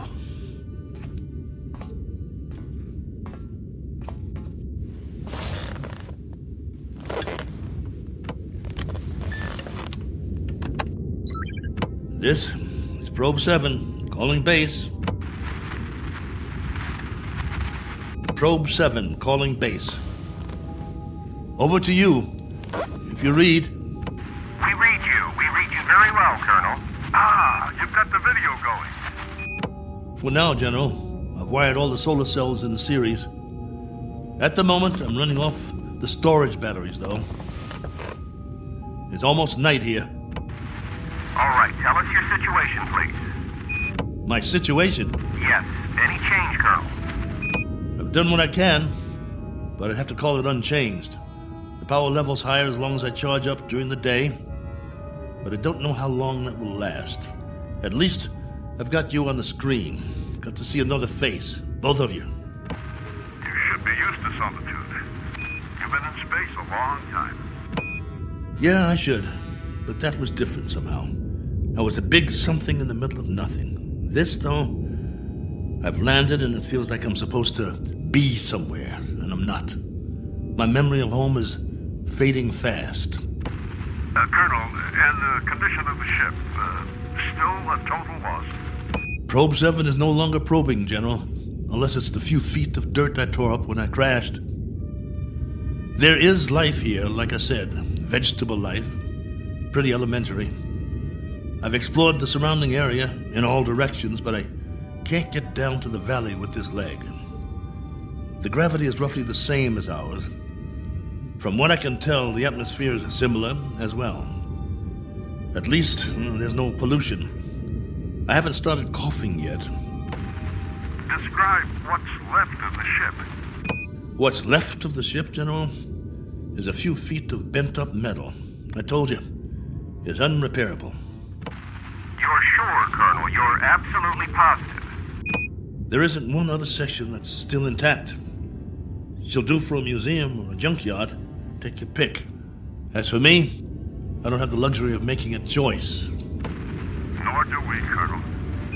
Nor do we. Right. The crisis. Listen to me, Cook. We've got a major problem here. Oh, you do? Since you left, we've had an international incident. A serious one. There's talk of war. The next 24 hours will be crucial. As long as I can remember, there's always been a crisis, and there's always been talk of war. Well, hasn't there? Yes. But this time, I'm afraid... You'll forgive me, General. But I've got a crisis, too. And it's a very immediate one. I have the remainder of my rations and 2 broken bones in one arm. You have my location. I need to know that help of some sort is on the way, or would you call that unreasonable? Now listen up, Colonel. The rest of the fleet's been taken out. There isn't another ship, unless we build one. And if we go to hydrogen war in the next few hours, there'll be nobody left to do the building. Do I make myself clear? You're serious? That's the realistic view, Colonel. It may go down hard, but I'm giving you the facts of life. 10 hours from now, maybe 6, maybe 4, we'll be fully committed. I'm talking about 500 million people, not just one man. That's about as clear as I can put it. Very well then, General. I guess that's it. We don't see any alternative. Will there be any point in making further contact with base? Yes, Probe 7. For 2 reasons I can think of. Both of some benefit to you. One, so you'll know that you're not alone up there. And 2, to confirm that your own world still exists. Though the latter is a moot question at this point. Over to you, Colonel. I can't think of anything else to say at the moment. Feel free to keep the signal open, if you like. Can't do that, General. I need to charge the batteries when it's light again. Here's that storm. Don't know how strong it'll be or how long it'll last. But I'll try to get through it. Nothing else I can do. Then, for whatever it's worth, know that we're still here. For now. Over to you, Probe 7. Roger, base. And out.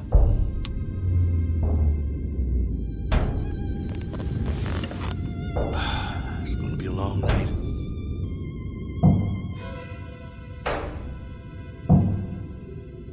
Wait. What's that? Hold on. Blaine? General?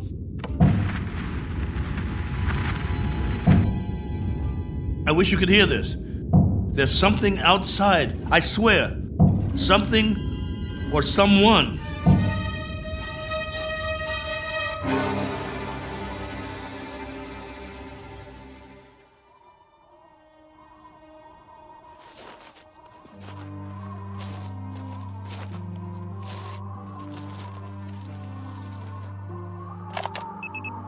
Log entry 1414. Just in case anybody ever hears this, I didn't get much sleep last night. I was waiting for the wind to die down. As soon as it did, I opened the hatch sometime around dawn. You see, I thought I heard something pounding on the hull, over and over. It couldn't have been an accident. It had to be something intelligent trying to signal me, to let it in from the storm. That was what I thought. Funny the way the mind works. I've never been so glad to hear anything in my life. And at the same time, so afraid. But I opened it anyway. Well, everything was covered with a fine layer of sand, silica crystals, very much like the soil back home. And that was the trouble. Whatever had been outside, there was no sign of it now. If there were tracks, the sandstorm had wiped them out. The ground, everything, smooth as a beach where no man has gone before. I did find something, though. A broken branch. So it was only the wind, after all, blowing it back and forth before it broke off. Had me going for a while. So much for my man Friday. Now I'm back to the old routine. Reconnaissance, hunting, and gathering. Just think, a few million years from now, something on 4 legs, or 2, or 8, may actually walk this barren planet again. A few million more years, and it will grow a bigger brain so the species can start doing the same things I'm doing. Foraging for food, trying to survive. Wonder if there'll be anything left of the ship by then. Probably not. Me? I'll be a fossil at the bottom of a tar pit somewhere, and no one will realize I was ever here. Well, onward he marched, for want of anything better to do.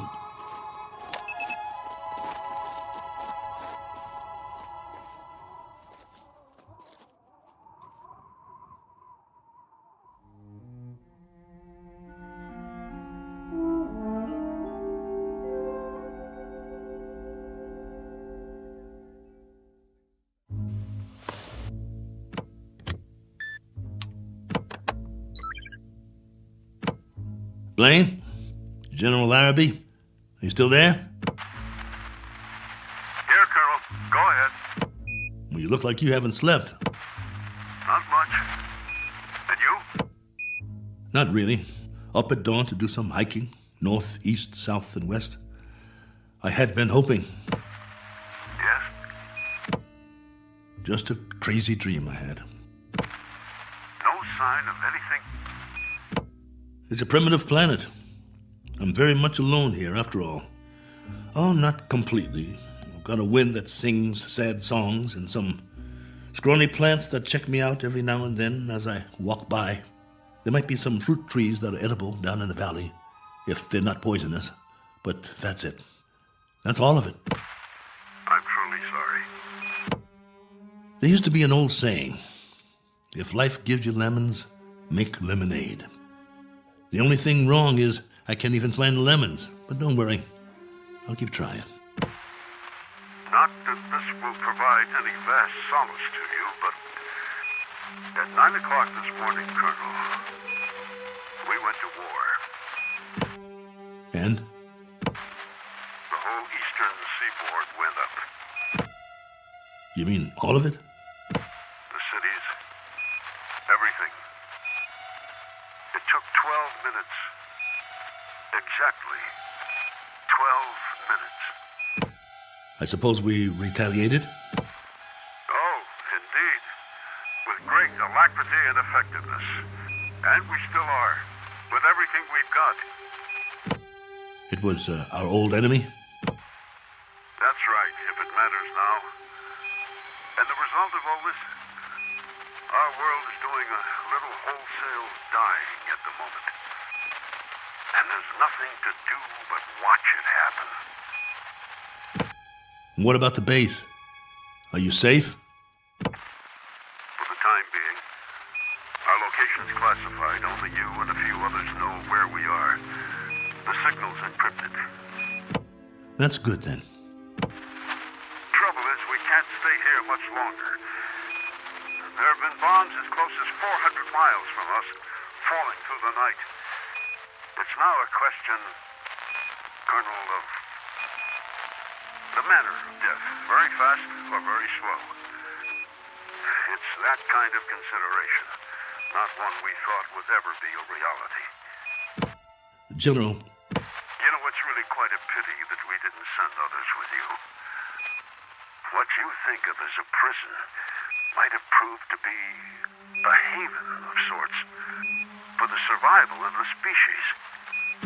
Don't have any illusions about it, General. What you think of as a haven is only a very sizable dungeon. A good-sized dungeon with a breathable air. But that's what it is, and there's no way out. I don't much care for solitary confinement, and neither would you. Unfortunately, both of us have very little choice in the matter. General, this is urgent. Give it to me. What is it, General? What's happening there? In a moment, Blaine. But, General... I said in a moment. Cook, I've just received his official communication. We're going to have to move out of here. Now, I don't know whether we'll be able to transmit again or not. If we are able to, I'll do my best to make contact. You have my word. Thank you. Try if you can. It means a lot to hear a real, live voice. I wish we could do more. Silence. Or cries. That's the story from our world. Silence or cries. God bless you. And good luck. Over and out. Probe 7. Yeah. Over and out. Not with a bang, but a whimper. Hell of an ending. To all my friends back home, take good care. Looks like I won't be seeing you again. Not in this life.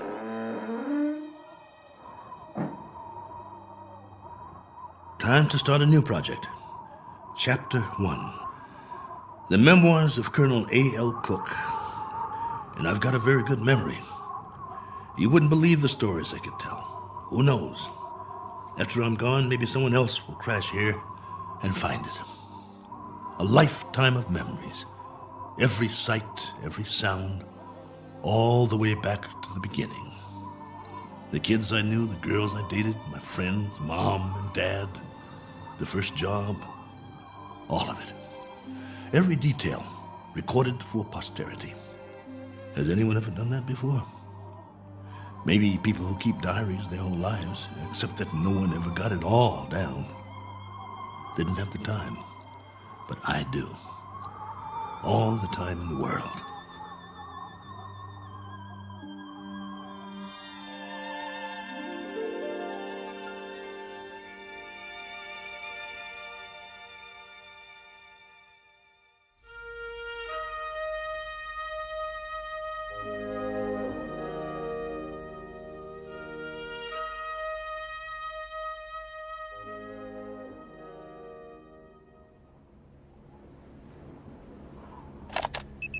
Log entry 1415.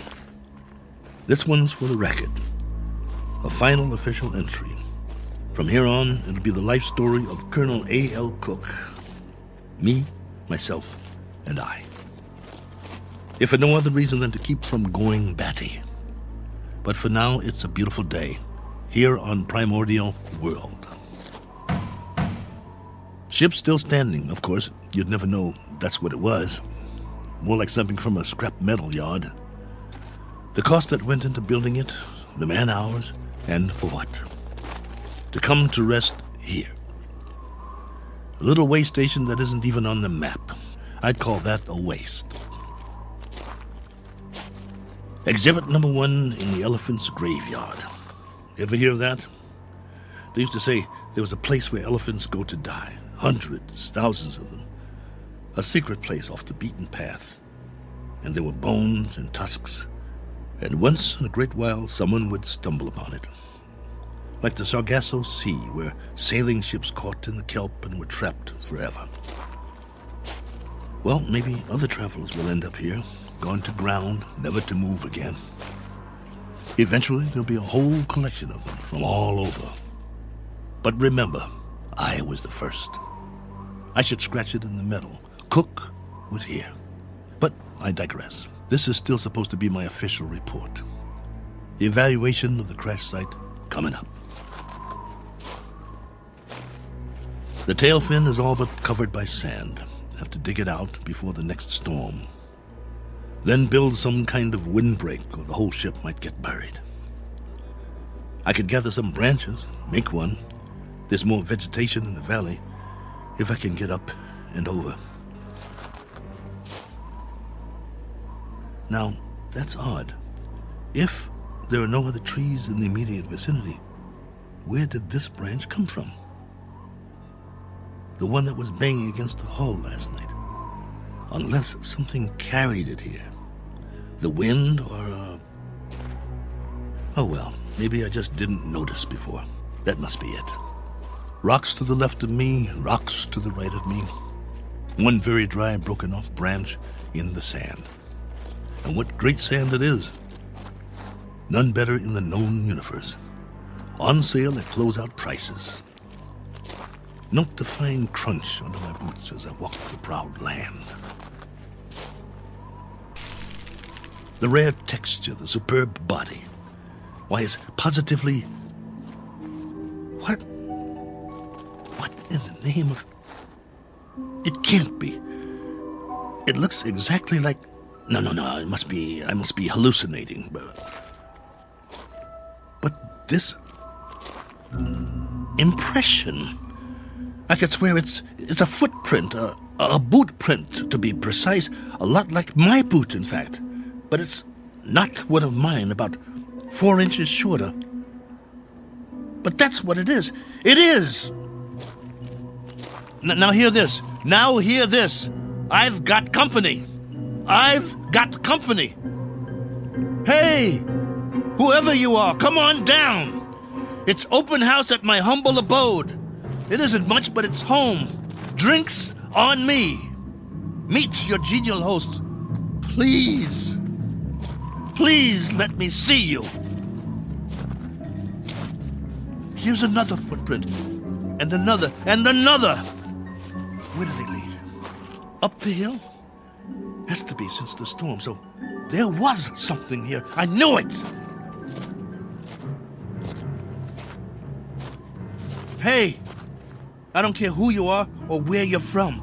Let's shake hands and be friends. Don't you need a friend? I do. Come on, friend. We can talk. I've got some stories, believe you me. Where you hiding? Behind that bush? Ugh!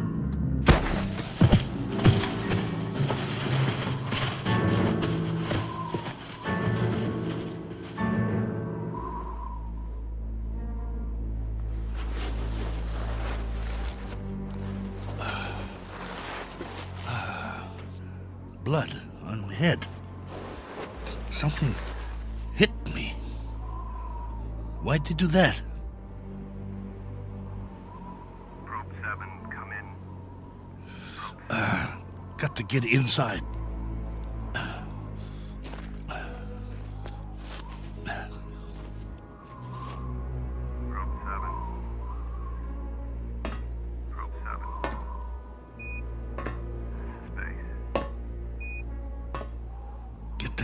Closed before they come after me. Probe 7. Can't let them get in. This is Base. With our last transmission, we got ours a few minutes ago. A 500% increase in radioactivity. Not much hope for us. Colonel, this is General Larrabee. I wanted to wish you well. From what we can gather, the enemy got it just as bad as we did. We wiped them out. And they wiped us out. One last forlorn wish for you, Colonel. If you ever meet someone where you are, whoever they are, and however it happens, in whatever circumstances, I hope it can come without fear. I hope it can come without anger. That's what they're going to have to put on the stone. The one we'll all be buried under on our world. Here lies a race of men who flex their muscles. One time too many. I hope your new world is different, Cook. I hope there's no such word as hate. I hope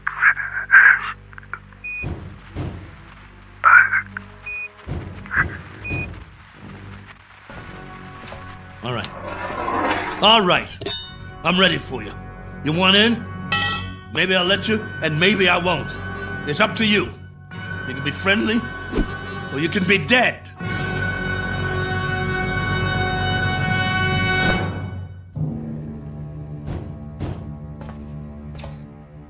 Hey, friend. You want to come in? Must be lonely out there. I hear you. What's the matter? Hungry? You're going to get a lot hungrier. Or don't you eat, friend? What do you say? Speak up. Can't talk, huh? No. You only know how to hit. Take more than that to put me down. What'd you use, a tree branch? Not very friendly, if you ask me. Well, I've got a nice piece of metal in my hand, and I know what to do with it. Won't catch me again. This has been going on for hours. I don't know about you, but I need sleep. I really need it. Understand? Sleep. And this king-size bump on my head doesn't help. Tell you what, we'll make a deal. I give you one more chance to get away. Go hide, I don't care. You may not understand the language, but maybe you get the message. I'll wait a while and catch some sleep. Then when I wake up, I'm going to have a nice freeze-dried dinner. If I don't hear you out there, we'll forget the whole thing. You stay up the hill, and I'll stay down here. Just remember to keep your distance. Otherwise, I might have to come up there and teach you a lesson. A man's got to have his boundaries. Oh, God, I hurt. I want to sleep just for a while.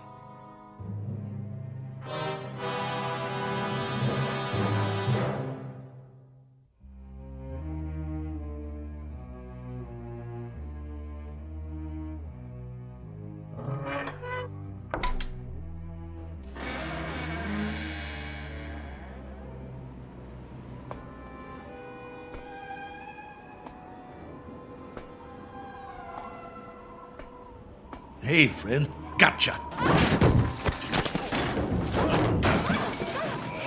Stay down. Pretty weak, aren't you? Let's see who you really are. Ituko. Miyena. Manda.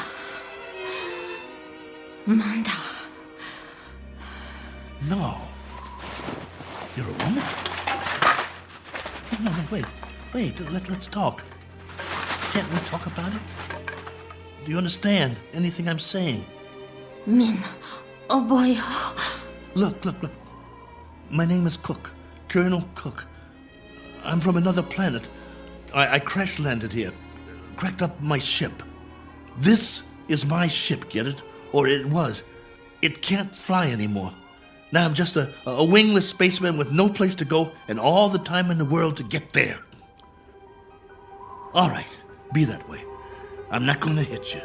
I'm putting my weapon down, see? Oh, what difference does it make? You're probably an illusion, and those prints you left on the ground, they're illusions too. I've been fighting a running battle between fear and loneliness, and loneliness took the prize. You can disappear any time now. Any time at all. Go on. Poof! In a puff of smoke.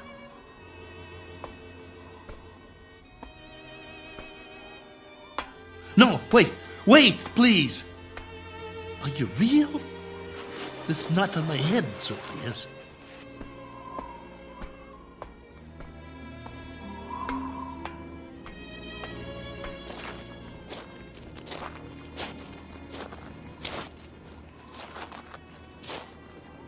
All right.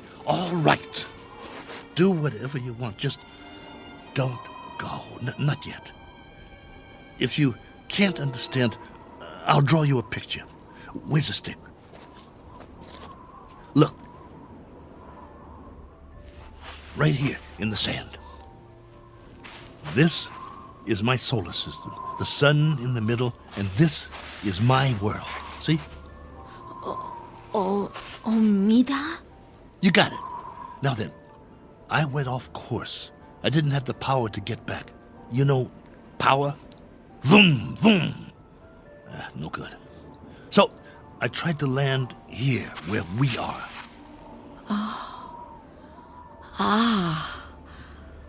Omida korum. Go ahead. You draw. Korum mistum. Oh, that's your solar system and your world. You came from there. Let me see now. It went out of orbit. Is that it? Your planet left its orbit and moved away from the sun. And the line, that's where you went and where your world went, right? I'm sorry. What about now? Where's your planet now? I understand. Gone. Disappeared.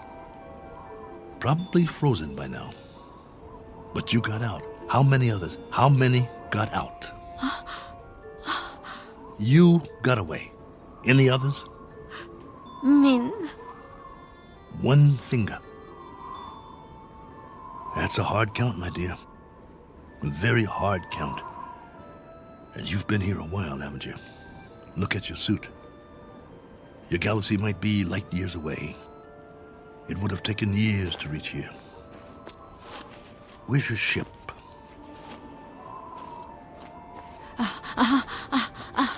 Ship. Where's your ship? It crashed too, didn't it? So you've been here a long time. A very long time. Me, Cook. Colonel Cook. You? Korava. Korava? Korava. Well, what do you know? I'm pleased to make your acquaintance. How does it figure? I thought you'd be a 50-foot flesh-eating ant or something. And you turned out to be a woman. Which is neither here nor there. Because however you slice it, we're stuck here. A one-armed man and one very tired lady. Quite a pair. What have you been living on? What food? You understand food? Eat? Well, I can offer you lunch or maybe it's breakfast. I'm not sure which. And some companionship. And we can spend the rest of our lives drawing diagrams in the sand, which will be somewhat tedious. But the brighter of us will have to learn the other's language eventually. I hope it's you. Because I got some stories to tell, believe me.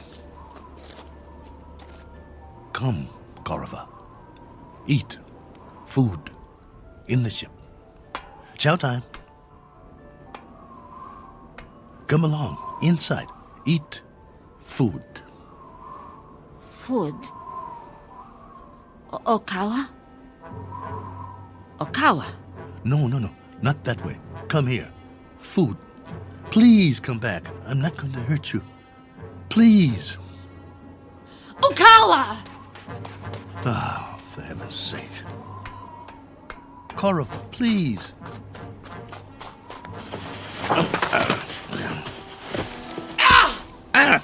You scratched me. What did you do that for?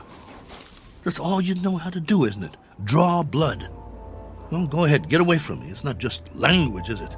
It's our animal nature, the way we instinctively respond to one another. In that case, there's not much hope. Go on. Go. If that's the way you want it, go.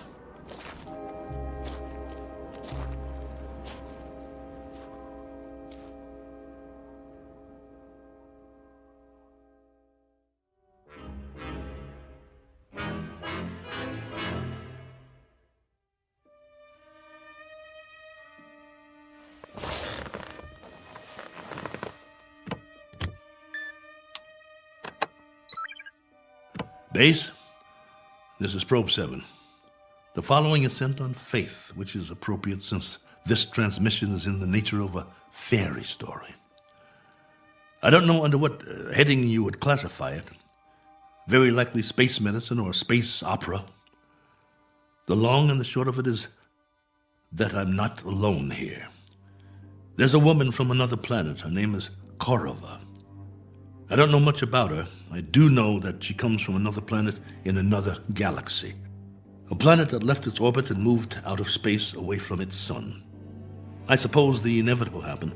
They just froze. She's not very old, so she must have been sent in a spaceship as a little girl. But now that ship is no more. They probably sent others too. God knows what happened to them. Died en route, lost their way, landed elsewhere, who knows. But somehow or other, she made it. Perhaps as a child on a preset course.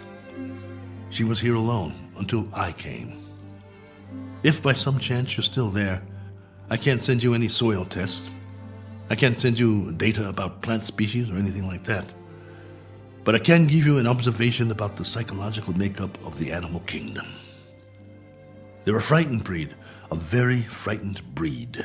It must be a universal trait wherever there are advanced life forms. Though it's questionable how advanced we really are, so I guess we aren't alone in that regard, which is really quite a pity, as you may understand all too well, if any of you survived.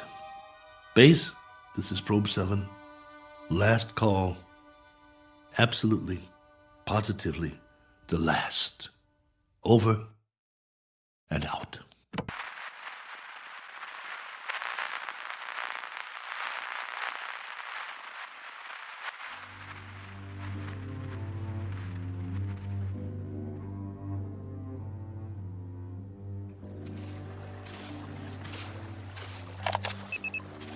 Log entry 1417. Well, the ship is history. I've left it for good. I finally made it up the hill and down the other side. And guess what? There's much more vegetation here. Fruit trees. Flowers as big as your head. And through it all, a stream of running water. I swear, it's like a garden. I brought what I need in a backpack. I'm going to set up shop on the banks of the river and try to live here, for better or worse. It will be the last great adventure. I only wish I could share it. Oh well, there's always posterity. If anyone should ever find this and play it back.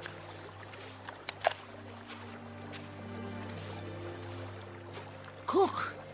Oh, you. Never mind. Talking to myself. But you wouldn't understand. Why don't you just keep your distance? Cook? Ah. Cook. Not going to hit me, are you? No? That's a surprise. Well, you're just in time to say bon voyage, friend. I'm going that way. There are even more fruit trees over there. No reason to get in each other's way. Cook. You want to come? You may, if you like. We'll eat and we'll live. I don't know how or for how long, but we can try. Cook. What? Dirt? Soil? What do you call it? Earth. Earth? What does that mean? Earth. Is that the name in your language? All right. We've just given this place a name. We'll call it that. We'll call it Earth. Cook. Korava. Earth. That's right. My name's Cook. My first name is... But there's plenty of time for that. No need to rush things. Okay, Korava. This is our home now. This is Earth. What's that? Food. So that's what you've been eating. Some kind of red fruit. Any good? Food. Eat. All right.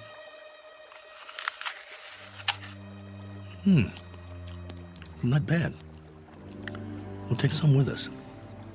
If you think it's all right. Come on. I wanted to tell you something, but now I've forgotten. I guess we'll have plenty to talk about, though.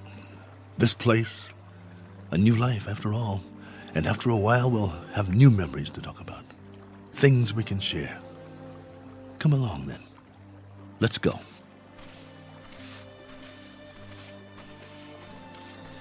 This route's all right. Any other life forms around? I hope not, for the moment.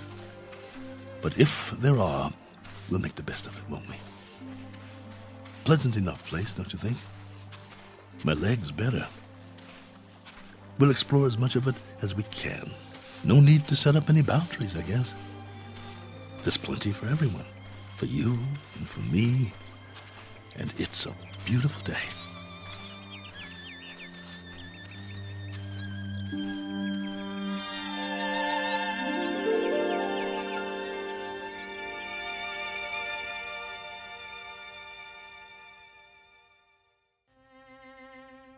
Do you know these people?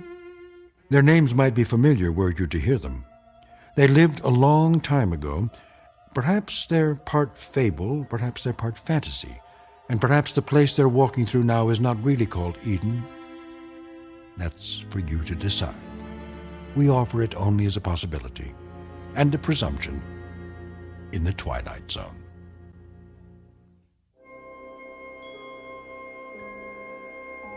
Hi, this is Carl Amari, producer of the Twilight Zone radio dramas. I'd like to take a moment to tell you about our official website at twilightzoneradio.com, where you'll get the latest news and information on these Twilight Zone radio dramas. Plus, at twilightzoneradio.com, you can digitally download 3 free episodes or any of our episodes for only $1.95 each. In this age of ever-changing technology, we've decided to make these episodes instantly available to you by making the Twilight Zone radio dramas a digital download-only series. This means that this series will no longer be offered on CD. The CD collections at our website are now being offered, while supplies last, at buy one, get one free. So be sure to get your favorites before they're sold out. Be sure to visit us often, and I'll see you in the zone.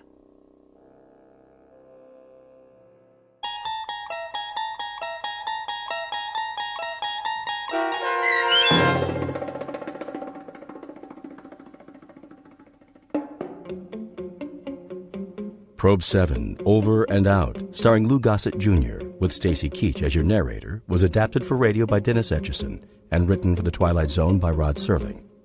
Heard in the cast were Tony Maka Sr., Sam Derrence, and Oksana Fedanushin. The producers of The Twilight Zone wish to thank CBS Enterprises and the Rod Serling estate for making this series possible.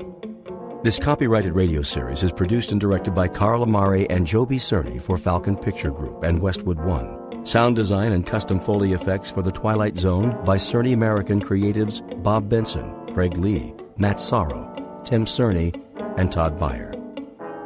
To learn more about The Twilight Zone radio dramas and to contact us, visit our official website at twilightzoneradio.com. Dutch speaking.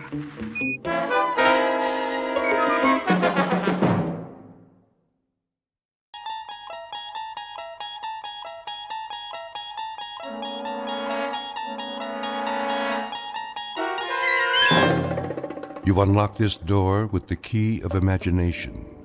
Beyond it is another dimension, a dimension of sound, a dimension of sight, a dimension of mind.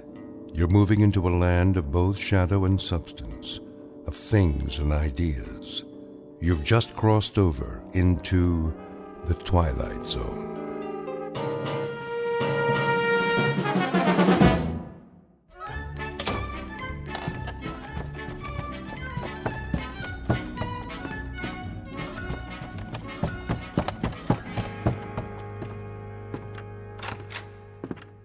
Morning, Mr. Poole. Morning, Mrs. Sullivan.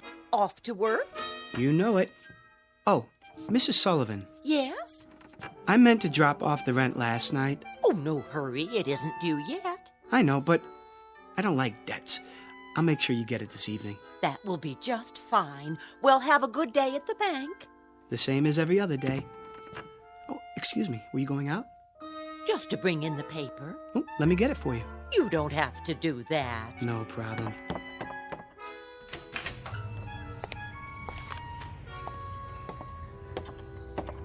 Here you are. Why, thank you, Mr. Poole. You're the perfect tenant. Absolutely perfect.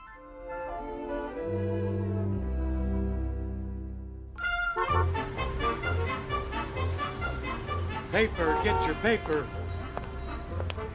You have the morning sports final? Sure thing. 25 cents, $0.25. Here.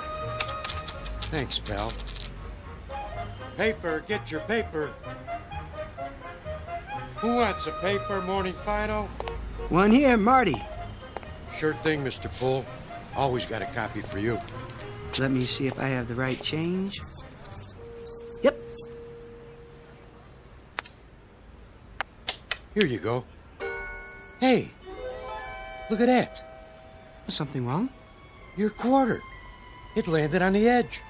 Didn't even fall over. Well, what do you know? That'll never happen again in a million years. This must be your lucky day. Oh, I hope you're right, Marty. A little luck never hurt anyone.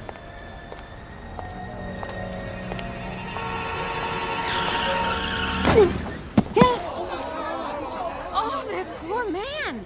What happened? That car, it hit him. Did you see it? Somebody call an ambulance. Mr. Hector B. Poole, resident of the Big Apple, the Glass Canyon, hoping to survive an assault on his senses, all 6 of them. Flip a coin and keep on flipping it. What are the odds? Half the time it will come up heads and half the time tails. But in one wild, freakish chance in a million, it will land on its edge. Mr. Poole, a bright human coin on his way to the bank in the Twilight Zone. And now, The Twilight Zone and our story, A Penny for Your Thoughts, starring David Eigenberg with Stacy Keach as your narrator. Stand back! Look what you did! I didn't see him, honest. He just stepped off the curb. Where's the ambulance? Oh, what happened? Easy, mister. You all right? Oh, I think so. Oh, just give me a hand. Look, lie still. I'll get a doctor. Oh, no. I don't need a doctor. I mean, if you'll help me get up. You sure? You ought to take it easy. Yeah, at least get an x-ray. Why? No scrapes, no scratches, no broken bones. I seem to be fine. He should stay down. I would. Something like that, he could sue the guy's pants off. Pardon? Oh, I just said, wait till you get to the hospital. You never know. No need for that, really. Oh, you don't know how sorry I am, sir. Oh, no harm done. I swear, I didn't see you step off the curb. If you were hurt, God, I could never forgive myself. You clumsy idiot. I wish you'd broken your fool neck. What did you say? I said, if you were hurt, I could never forgive myself. No, not that. The other part. I see no reason for you to be abusive. Abusive? I should have been more careful, but it was equally your fault. Are you certain you're all right, sir? I think so. Thank heaven for that. I'm simply trying to say how grateful I am that you weren't injured. Lame-brained jaywalker. That asinine stunt took 10 years off my life. Now, see here, I'm not Let me brush you off. Where were you headed? I was on my way to work. Well, I'll be happy to give you a lift if you like. No thanks. It's not far. I think I'd rather walk.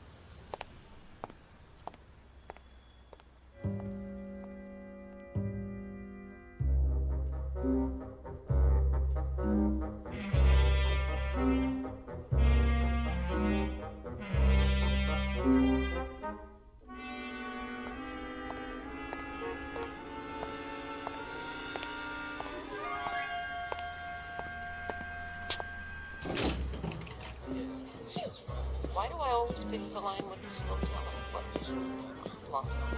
I've got to borrow against the life insurance as long as they don't call my husband. Wow, I hope they don't check my credit history. Did I turn the iron on?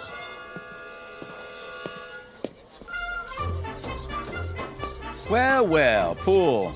Morning, Bran. Your watch stopped this morning? What's that? Must have. Not like you to be late. Oh, yes. No, no, it's not. It's 9:10. Something happened on the way. Did it? Bran, can I ask you a question? Go ahead. Well, why are they all whispering? Who? The customers. What about them? It's just that they're usually so quiet. I mean, nobody talks out loud in a bank, but this morning... What do you mean? You don't hear them? Hear what? Oh, I get it. Have a late night, did you? No, but, on the way here, I better grab some coffee. Miss Turner just put some on.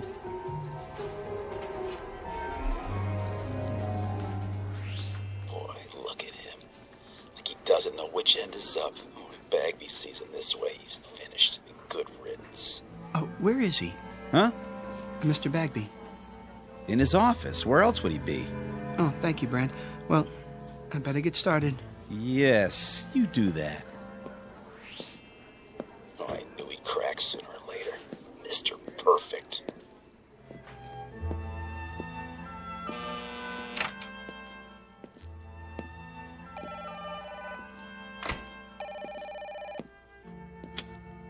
Hello? No, the vice president is on another line. May I take a message? Very well. Eileen.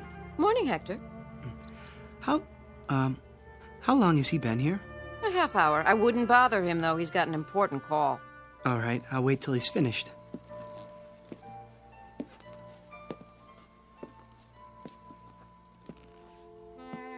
Oh, Felicia, baby! You know I care. But how would it look? And besides, Gladys has a nose for these things. Of course she would. I can see the headlines. Prominent banker divorces wife to marry chorus girl. No, Felicia, you misunderstand. I love chorus girls. I mean, not all of them. Only you. Yes, that's right. Look, how about this weekend? Just you and me. Yes? Mr. Bagby? Come in. Hold on. Someone's at the door.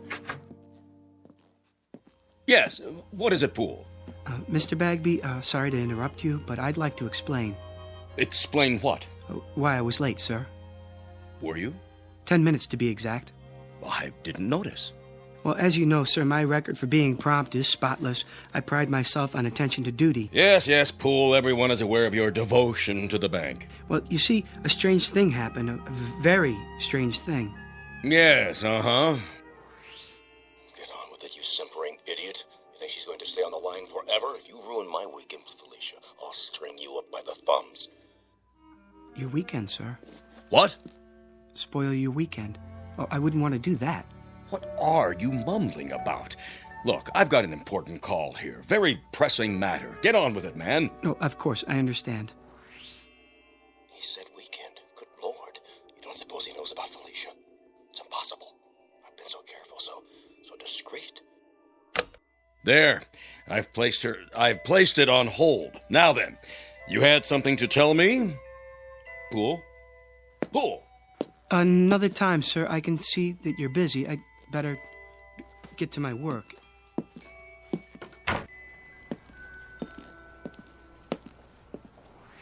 Poor Mr. Poole.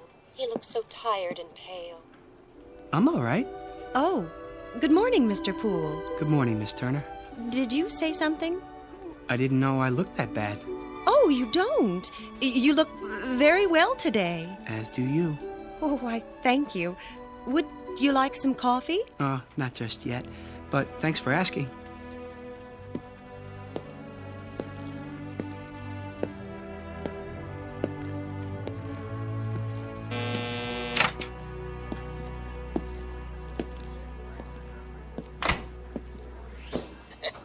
Gotta make it to the game on time. Here's the won't steal a bag of popcorn with that southpaw pitching. Who is pitching today? You say something? No, nothing at all. Good day to you, sir. Everything in apple pie order, I trust? Yes, thank you. Thank you very much. I'll bet you're the one who sent me that overdraft notice. No, sir. No what? I don't have anything to do with overdrafts. I work over there in the loan department. You do? Just see one of the tellers. I'm sure that they can straighten it out for you. Sure. Sure. I'll do that.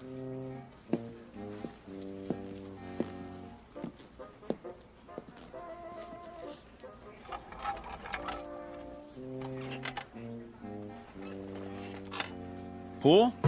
Yes? You know Mr. Sykes of Ajax Cement? Oh, yes, Mr. Sykes. How do you do? His loan has been approved. Will you see that the papers are in order? Of course. When do I get the check? Mr. Poole will take care of that for you. Here's the file. Certainly, Mr. Brand. Won't you sit down, Mr. Sykes? Everything's there. Oh, I'm sure it is. The check's for $200,000. I see. A loan for $200,000. That's quite a sum. Expanding the business, Mr. Sykes? That's right. Wrong. Well, which is it? Huh? You are aware that this loan must be repaid within 90 days? Sure I am. In full? Yeah. If I bet the money right, it'll come out to over $1 million. $1 million? No, 200,000. That's all I need. Put half on Lucky Lady in the 6. Split the rest between Nimble Runner and Crinoline at 5 to 1. Nobody will ever know I can pay back the loan with enough left over to save the company. It's gotta work. There's no other way. Or what? Bankruptcy? What did you say? Nimble Runner and Lucky Lady. Now look here, young man. And Crinoline at 5 to 1? What? That's a funny name. I don't have time for this. Am I gonna get the check or not?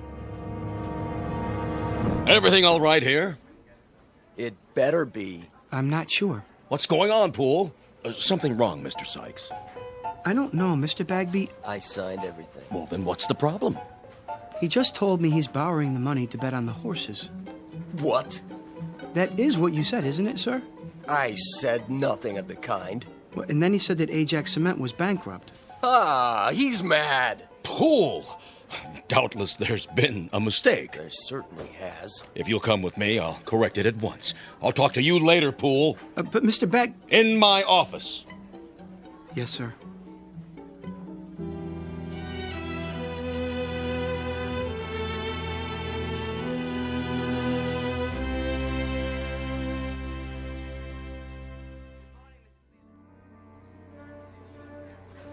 What are you trying to do? My job. He said. I heard the whole thing. I'm the one who took his application. What's going on, Poole? Will you tell me that? What? If I could tell you, I would. But I honestly don't know.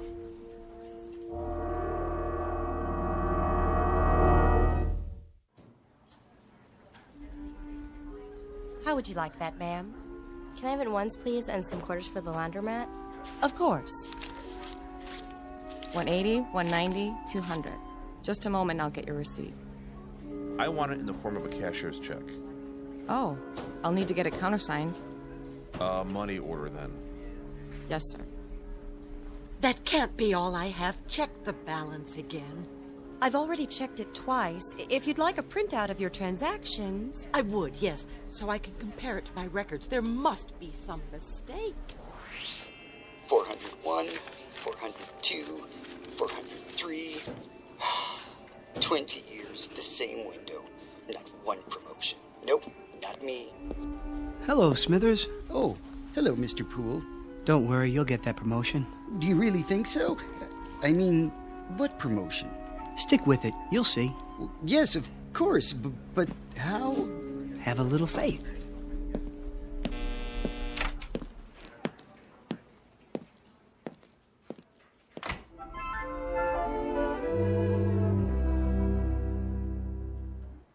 It's finally happening. It is? Yep, old nose of the grindstone seems to have flipped out. Who are you talking about? Poole, who else? He's been acting goofy all morning.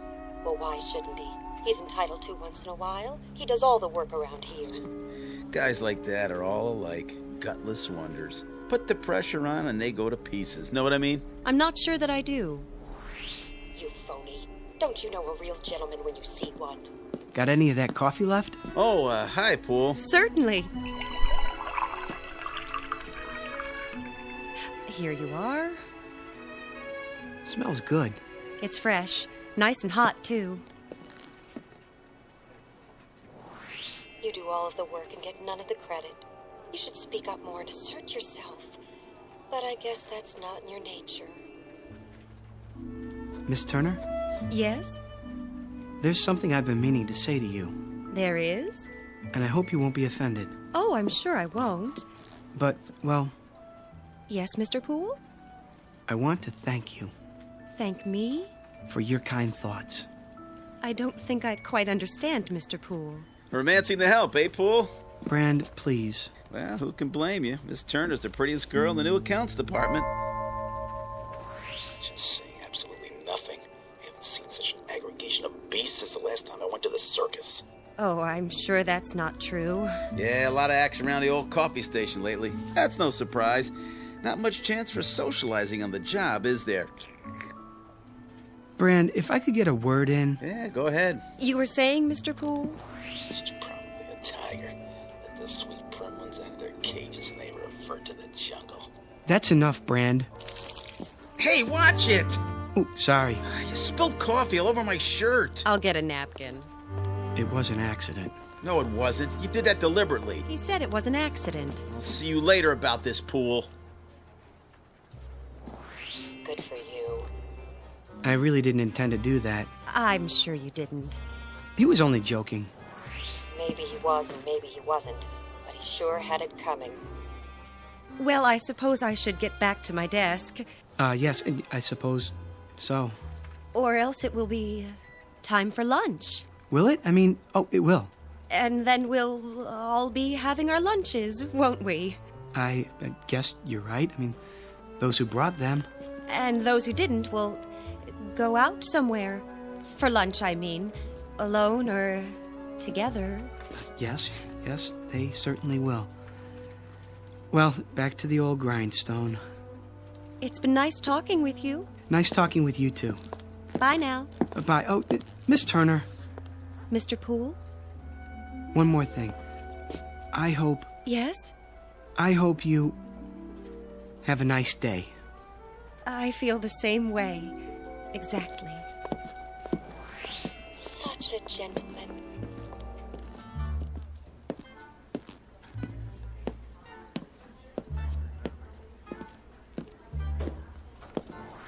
It isn't fair. Just isn't fair. I said, don't worry, Smithers. Who? Oh, Poole, were you speaking to me? Mr. Bagby's a fair man.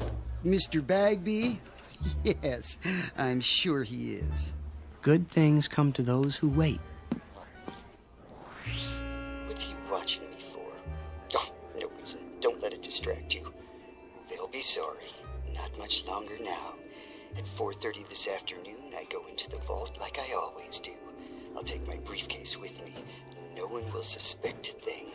I'll fill it with currency and be on a ship to Bermuda by nightfall. Yes, indeed. All that money. As much as I can carry. I wonder how long it will take them to discover it's gone. It's not possible. Smithers?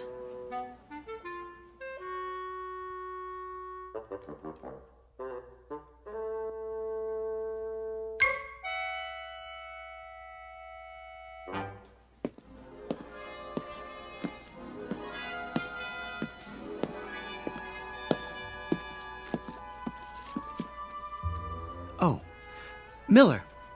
Hi there, Mr. Poole. Got a minute? Sure do. Pretty quiet morning. Is that what you call it? Well, as opposed to payday, then everybody and his brother shows up. Get a little rowdy sometimes, trying to cut in line and everything. But I keep 'em in order. Teach 'em respect for the uniform. You can count on me. I know I can. That's why I wanted a word in your ear. What's up? How long have you been a guard here?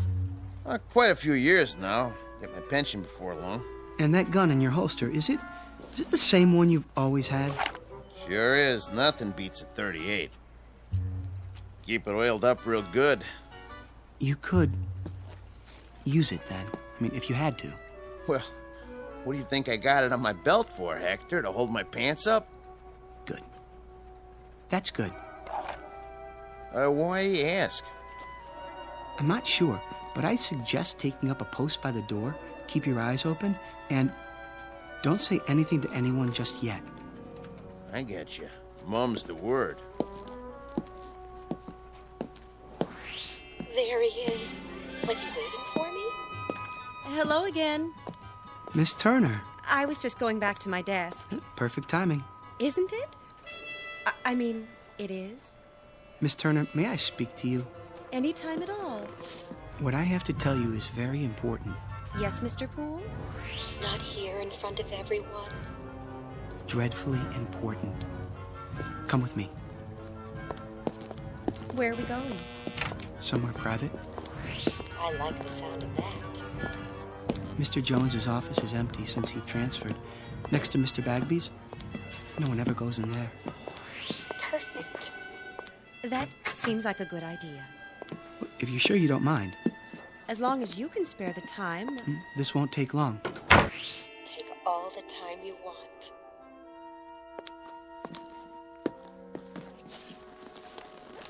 Well, what is it? You'll think I'm crazy. Is something wrong? Terribly, and I don't know who else to talk to. I'm here. Miss Turner, I keep hearing voices. People talking, their lips don't move. But I can hear their voices clearly. I've got this ringing in my head. Oh, no. Well, it's not what you think, Miss Turner. I mean, I can read people's minds. I don't know if I can help you with a thing like that. I'll prove it to you. Think something, anything at all.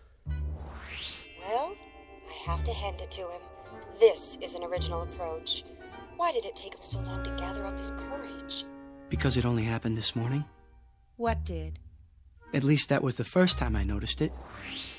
He didn't notice me until this morning? No, not you. The voices. Mr. Poole... They won't stop. Perhaps you should lie down for a few minutes. Maybe later. I'm trying to tell you something. I know you are. No, this is serious. Do you think I enjoy hearing people's thoughts? I'm sure I have no idea. Well, try to imagine. It's like seeing people with their clothes off. Which people would that be? Well, Miss Turner, I have reason to believe that someone may try to rob the bank this afternoon. Mr. Brand was right. He's coming unglued. No, I am not unglued. It's true. I mean, at least I think it is. You heard them say that? Well, in a manner of speaking. Well, then, in that case, you should do something about it. But what if I'm wrong? You have a responsibility to the bank, to the stockholders and depositors. I suppose I do. We could talk about it over lunch. I mean, one could, two people, whoever they might be, if they wanted to, that is. Otherwise, just one, alone, talking about it to himself. Of course, that might be a bit lonely, for some people at least, unless... There's no time to waste. No, definitely not. I have to get out of here. Why? I mean, what's your hurry? Have we finished our conversation? I thought... I've got to tell Mr. Bagby.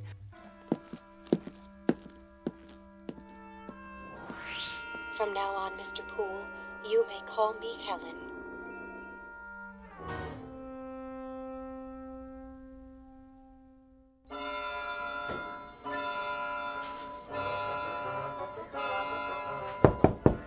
Come in. Mr. Bagby. Oh, there you are, Poole. I want to talk to you. Sir, I'm worried about you, Poole. About me? But sir... I've always considered you one of my best men. So why, Poole? Why what? Just tell me straight out. We lost the Ajax cement account this morning because of that nonsense a while ago. Something wrong at home? The wife, perhaps? I'm not married. Oh, well, something's bothering you. Yes. Have a seat. I'd prefer to stand. Then out with it. Well, I don't know how to put this, Mr. Bagby. Speak up, Poole. I'm with you. You won't believe me. Of course I'll believe you. You're as honest as the day is long. Well, you've been like a son to me. Well, a son-in-law, at least. If you were, which you're not, legally speaking. But nonetheless... Mr. Bagby, Mr. Smithers is... Smithers? Well, what about him? He's planning to rob the bank. Say what? See, I told you. Would you mind repeating that? Smithers. Old Mr. Smithers? Old Mr. Smithers. He's sitting on his stool right now, planning it out. At precisely 4:30, he's going into the vault. He does that every day. Exactly. But this time, he'll have his briefcase with him, and he'll fill it up with banknotes, as much as he can carry. And by tonight, he'll be on a boat to the Caribbean. How do you know? I heard him talking about it. But he's one of our oldest and most trusted employees. Well, he was here when I took over the bank. I absolutely refuse to believe. I swear it, sir. He has it all worked out. Wait a minute. I take your point. Who's the one who ends up stealing the company funds? Isn't it always the most trusted employee? The man you'd least suspect? The man who's completely reliable for years until that one moment when everybody relaxes their guard and... Gotcha! He strikes. Good work, Poole. I wish it weren't true. I sort of admire Mr. Smithers. He's always there, steady as a rock, going his own way. I wouldn't have believed it if I hadn't overheard it myself. Well, no time for sentiment. Quick now, tell me the details. Well, at 4:30 on the dot, it starts. Okay, and Mr. Smithers will finish counting out his drawer as he always does, by the numbers. Thank you, folks. Good night now. Don't work too hard. And as soon as we lock the doors... See you Wednesday. You take care now. Good night, Rich.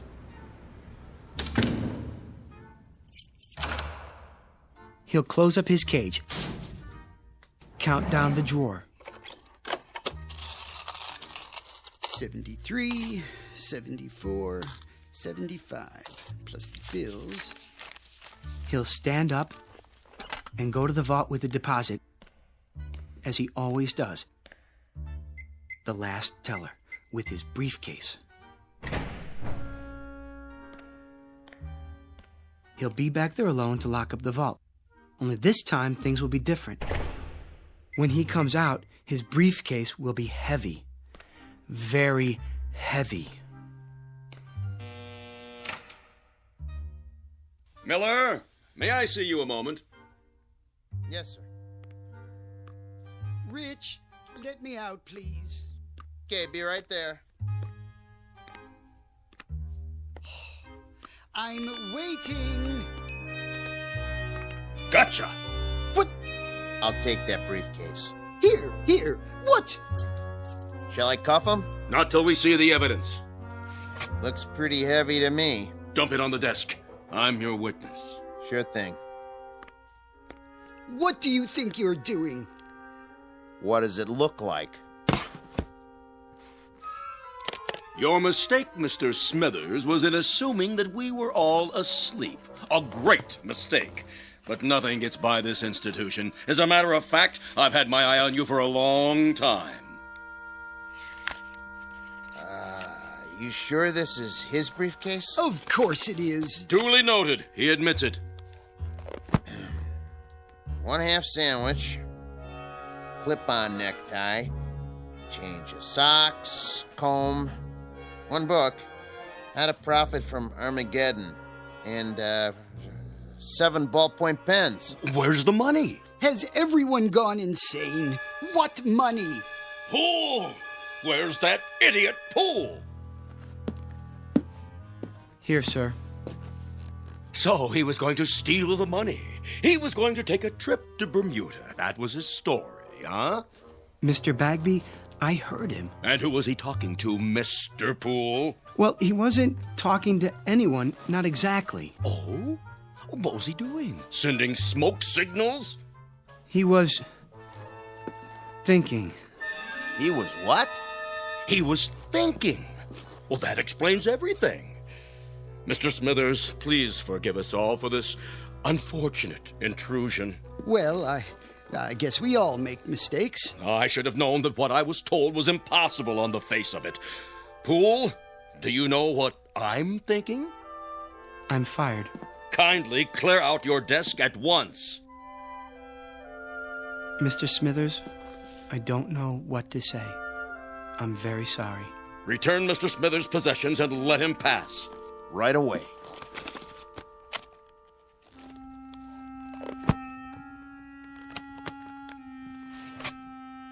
How did you know? What? It's true, of course, Mr. Poole. Yes, it's a little dream of mine. Have you ever had a dream?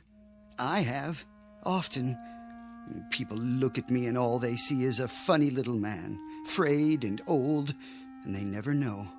I have the dream almost every day. I had it yesterday and the day before that. Well, I don't always plan on Bermuda, though. Sometimes it's London, Paris, Fiji, beautiful, exotic places, thousands of miles from here. Places where there are no ledgers to keep, where I'm not a little man with no future and no past. I think of filling my briefcase with the bank's money, but I never go through with it. Do you know why? I've lived with it too long. I'm old and set in my ways. And besides, Mr. Poole, I'm a coward. Smithers, please. Will you open the door now, please, Rich? Sure. Take care of yourself.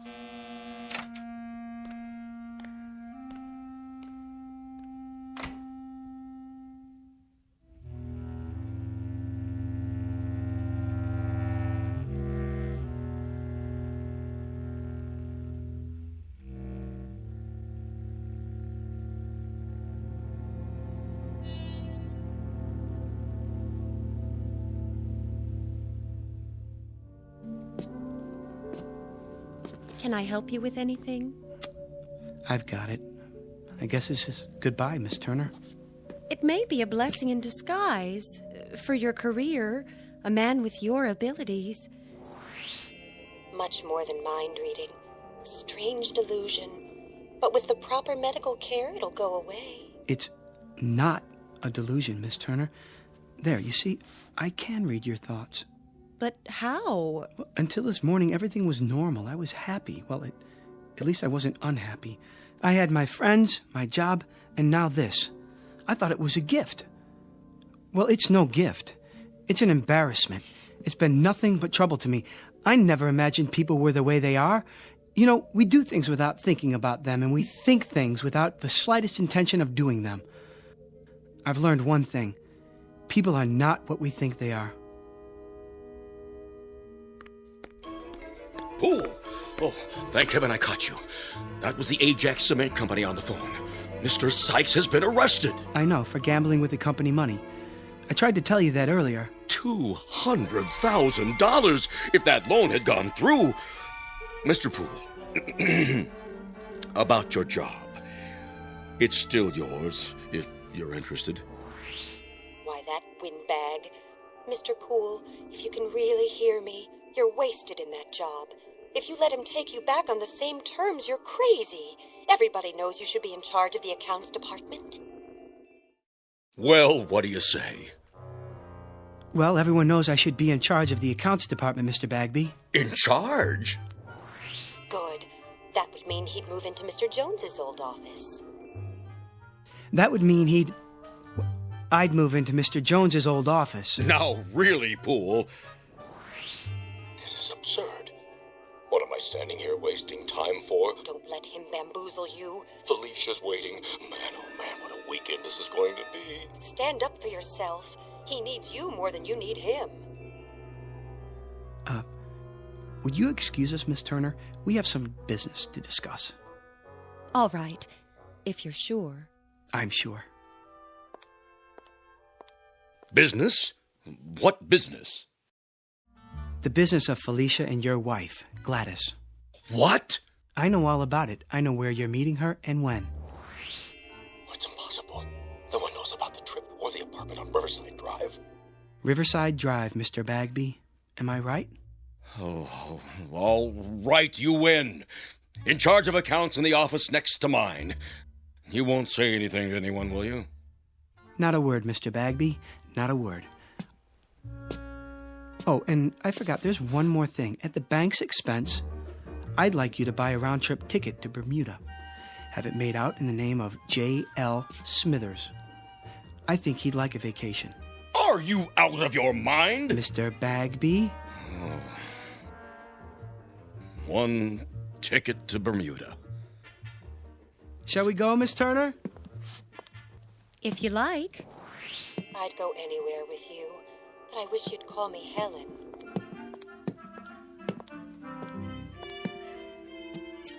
Have a good night, folks. We'll try.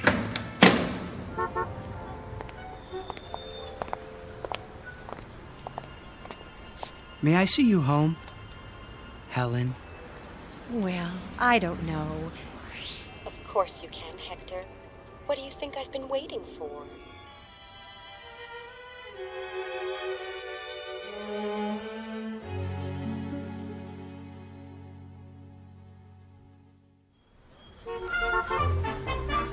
Paper! Get your afternoon paper. Latest stocks. Well, just a second. Do you mind? Not at all. Oh, hi, Mr. Poole. Well, was I right or was I right? Was it your lucky day? I'd say so. Give me a paper, will you? Sure, this one's on the house. Oh, no. I don't like to owe anybody. Heads. You win. Hey, why'd you do that? I had that other quarter standing up all day, and nobody knocked it over till now. Well, I guess if you're the guy who stood it up, you're the guy who can knock it down. There goes your luck.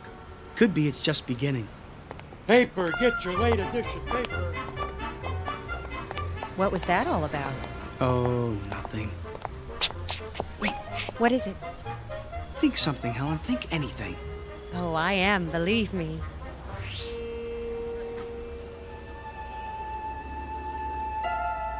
Did you get that?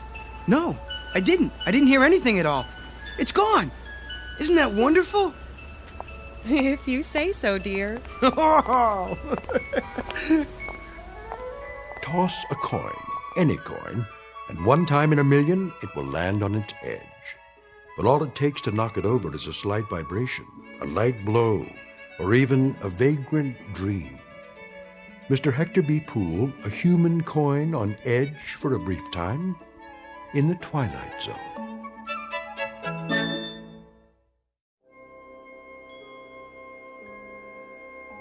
Hi, this is Carl Amari, producer of the Twilight Zone radio dramas. I'd like to take a moment to tell you about our official website at twilightzoneradio.com, where you'll get the latest news and information on these Twilight Zone radio dramas. Plus, at twilightzoneradio.com, you can digitally download 3 free episodes or any of our episodes for only $1.95 each. In this age of ever-changing technology, we've decided to make these episodes instantly available to you by making the Twilight Zone radio dramas a digital download-only series. This means that this series will no longer be offered on CD. The CD collections at our website are now being offered while supplies last at buy one, get one free. So be sure to get your favorites before they're sold out. Be sure to visit us often, and I'll see you in the zone.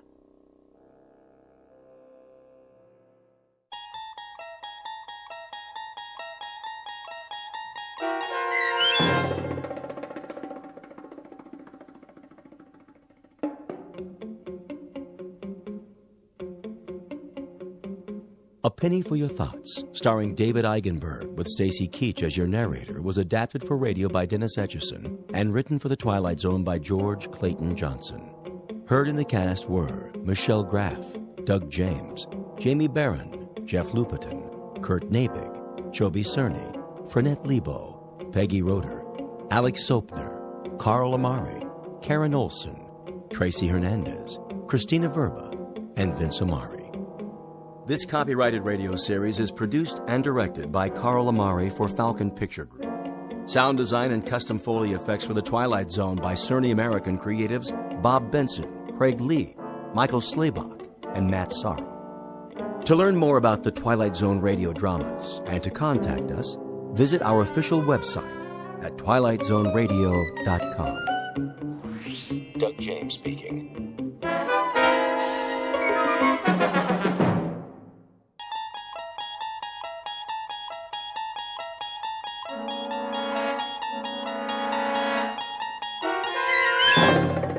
You unlock this door with the key of imagination. Beyond it is another dimension, a dimension of sound, a dimension of sight, a dimension of mind. You're moving into a land of both shadow and substance, of things and ideas. You've just crossed over into the Twilight Zone.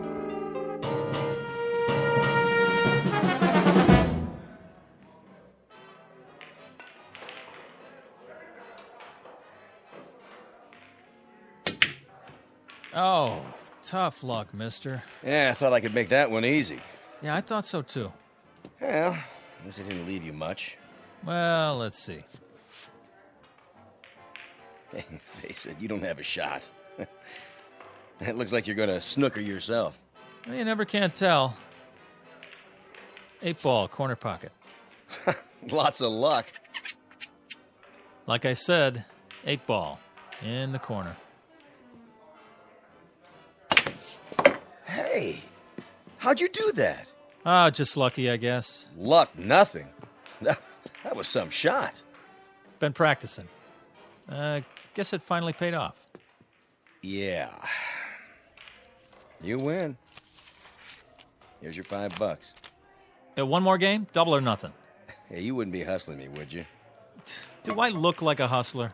I'm not sure. Oh, come on. Me? See, I just play on my lunch hour, whatever town I'm in.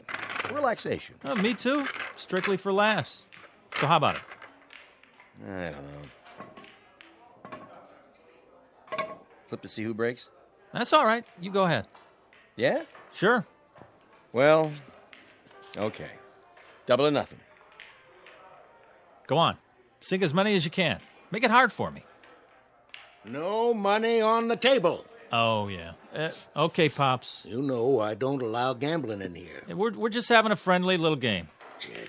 Jesse, why don't you give it a rest? He do this a lot? Every day. It's all he lives for, this one. So he is a hustler. What are you talking about? Tell him, Pops. I never hustled anybody. Not for money, for pride. Go outside, Jesse. Get some sun on your face. You'll feel better. I already feel better. Forget the money. We'll play for the fun of it. No stakes? Not a dime. That case, let's see how good you really are.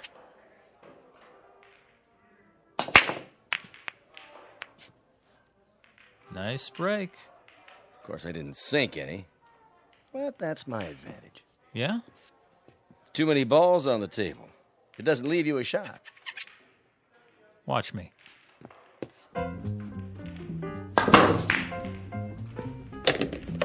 What in the... Bank shot, 3 cushion.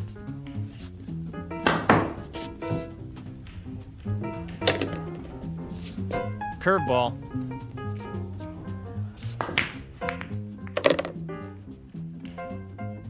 Top spin. Little English.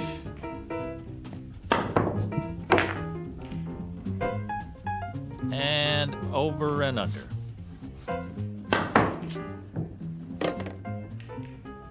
Now, my favorite shot. Took me years to learn this one. You're not going to believe it till you see it with your own eyes.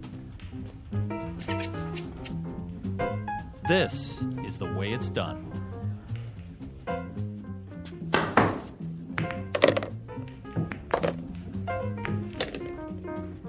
Pretty good. Pretty good? You kidding? Nobody ever made a shot like that in the history of the world. Yeah, it's not bad, I'll give you that. But you're no Fats Brown or anything. What? Put your glasses on. It was impossible, but I made it. Yeah, sure. Keep practicing. You'll get there. Hey, here's for the beer, Pops.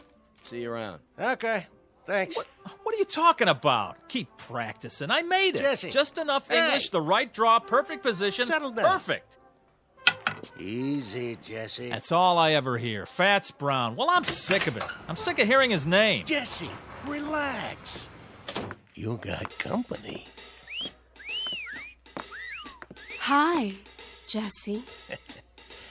Jesse, you are a lucky man. Rita, what are you doing here? I thought we had a date. Oh, that's tomorrow night. Thursday night. Tonight is Thursday night. What? Oh, I guess I lost track of time. I'm sorry. I was supposed to pick you up at 8 o'clock. 7. 7. It's 9. Wow. Wow. You look great. Don't change the subject. But I did get dressed up special just for you. Well, we can still go out. It's pretty late for dinner. Well, how about if we go out for a drink? Or a movie? How did you forget about our date? Yeah, how did you do that, Jesse? I was shooting pool, and I guess I just lost track of the time. Uh-huh. The guy I was playing started baiting me, saying, I'm no Fats Brown, I'm no Fats Brown. Can you believe that? How could I not be better than a guy who's been dead for 15 years? When it comes to dating, it's a draw, Jesse. Okay, I deserve that. Look, I'm sorry. I'll make it up to you. Come on, let's get out of here. Why not? There's nobody left to hustle. Right, kid? You bet, Pops. I beat them all. Fats might have been good in his day, but this is my day. I'm Jesse Carter, the best pool cue on Randolph Street, the best player ever. Maybe. Too bad Fats is dead. Now, you'll never know for sure. I know, and it's killing me. I would have given anything to play him.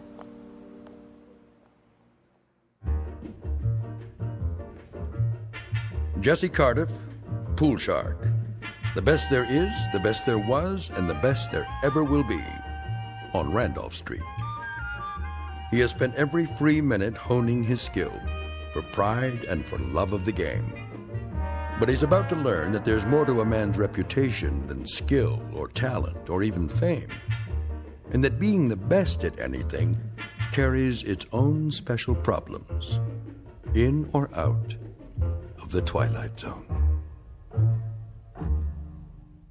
And now, The Twilight Zone and our story, A Game of Pool, starring Wade Williams with Stacy Keach as your narrator. So, what's the big deal about this dead Fats guy? Don't you know nothing? Fats Brown is a legend. Where you been?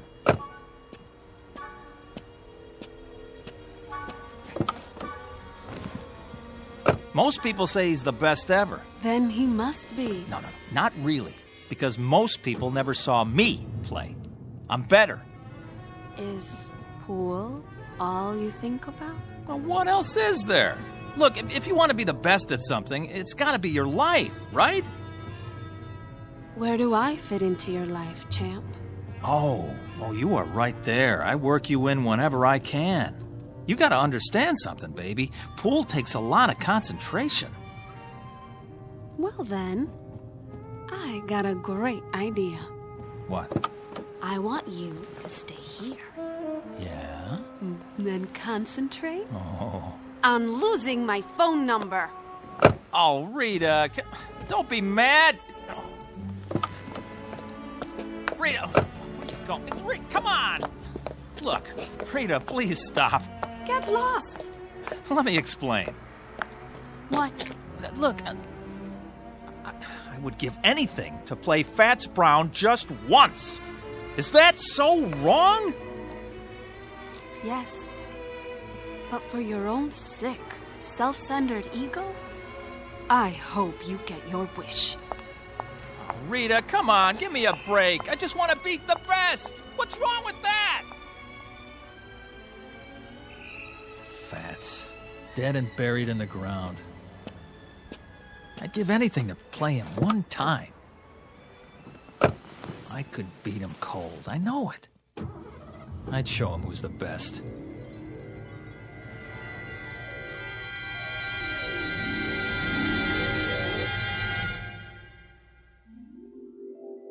I'd give anything to play him one time.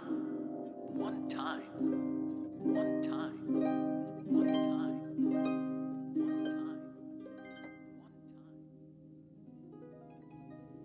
Fats Brown. Mr. Fats Brown. Report to Lister's pool room. Randolph Street. Who is it this time? Fats Brown. You're needed. Lister's pool room. Randolph Street. Chicago. I'm on my way. Mr. Fats Brown. One game.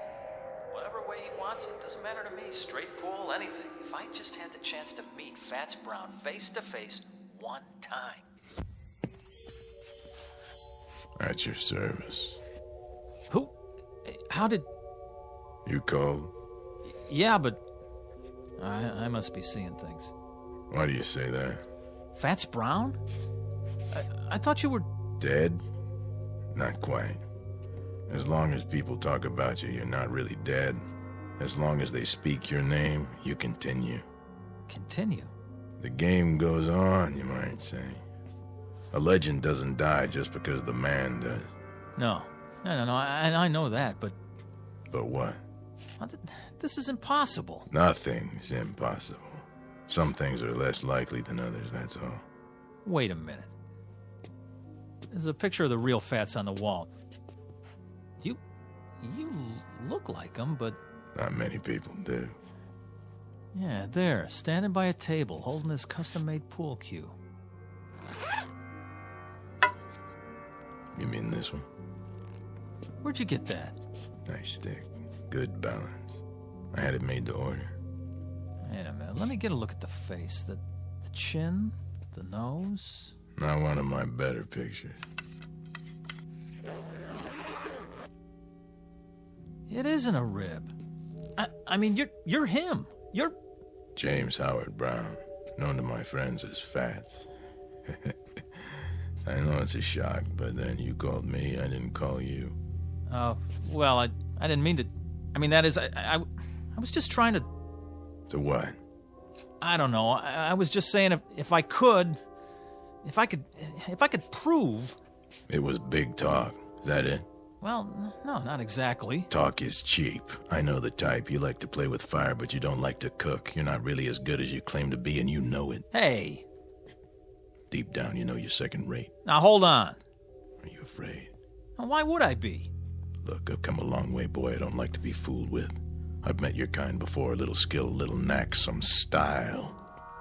But when the heat's on, you fold. That isn't fair. You've never seen me play. Maybe not, but I've seen plenty like you. You have, huh? How do you know I can't beat you? How does anyone know anything? We learn to read the signs. Well, take another look. It's possible, isn't it? That's not the point. It's a matter of what's likely. But it is possible. Sure, it's possible. Things change. Records get higher. Once upon a time, nobody could run the 4-minute mile. But people get better. Then you admit it. Yes, it's possible you could beat me. But the only way you'll do it is with a pool cue. You'll never get the job done with your mouth. All right, fat boy. Dead or alive, I'll tell you something. Maybe you are some kind of a legend, a tin god, but you know what you are to me? A big balloon, just waiting for someone to stick a needle in you. Well, I'm the someone, and here's the needle. Where? My pool cue. Oh, it'll get the job done, don't you worry. You're like all the other legends. You get by on your reputation. One time I heard a man in this very room swear he saw you make a 9-cushion bank. And you don't believe it? Now, you hit a ball that hard, it won't stay on the table. The guy had more imagination than brains. Is that so? Well, let me tell you. That's not what counts. The question is, can I back it up? Oh, how right you are. I know how good I am, but you... Then you'll play me? Rack the balls. Are you sure? Sure, I'm sure. What about the stakes? The stakes? A little something to make the game more interesting. Well, here's what I got. I'll shoot it all, my whole bankroll. Any or all of it. Put it back in your pocket. Why? My money not good enough for you? Come on, use your wits, boy. What good is money to me? Then what? Something to make the long journey worth my while. Name it. You said you'd give anything for a game with me. Anything? What are you getting at, mister? Just what kind of stakes you talking about? Life or death. What? You beat me, you live. You lose, you die. You're pulling my leg. The proposition is simple enough. You're crazy. Interesting. What is? To see how much faith you have in your ability. Or should I say how little? Go chase yourself. You know something? For my money, you don't want it bad enough to be the best. Why, when I was your age, I would have jumped at the chance. But then I was better than second rate. Watch it.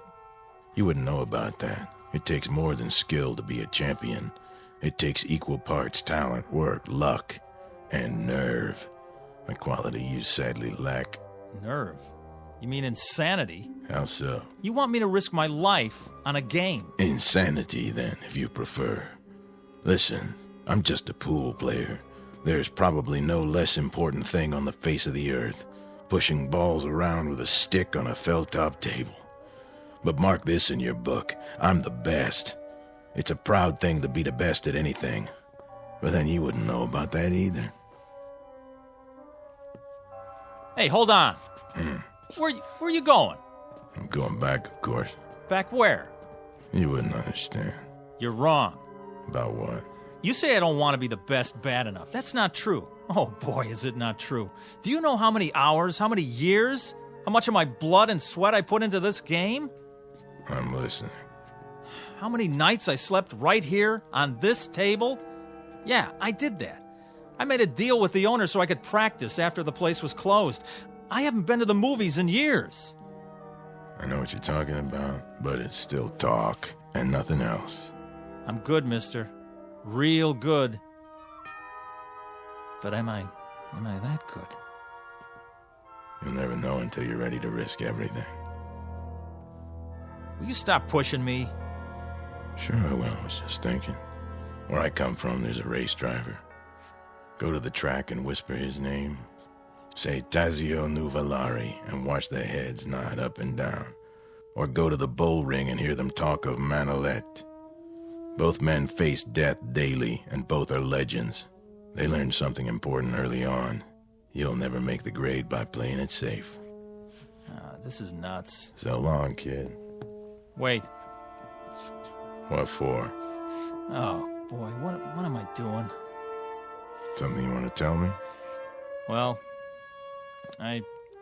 You accept the terms? Life or death? Rack 'em.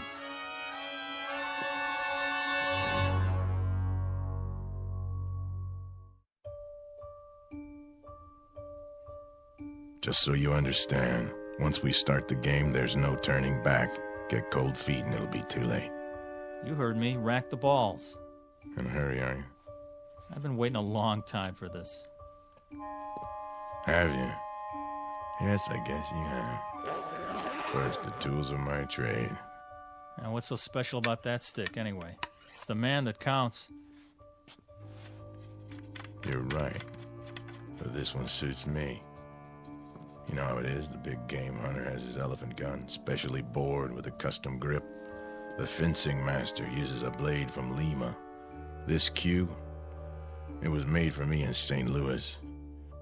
It cost $600 back then, and I made a living from it for 35 years. It never let me down. Well, there's a first time for everything. Yes, I guess there is. The question is, what's the most likely outcome? Look, if you're not going to rack 'em, I will.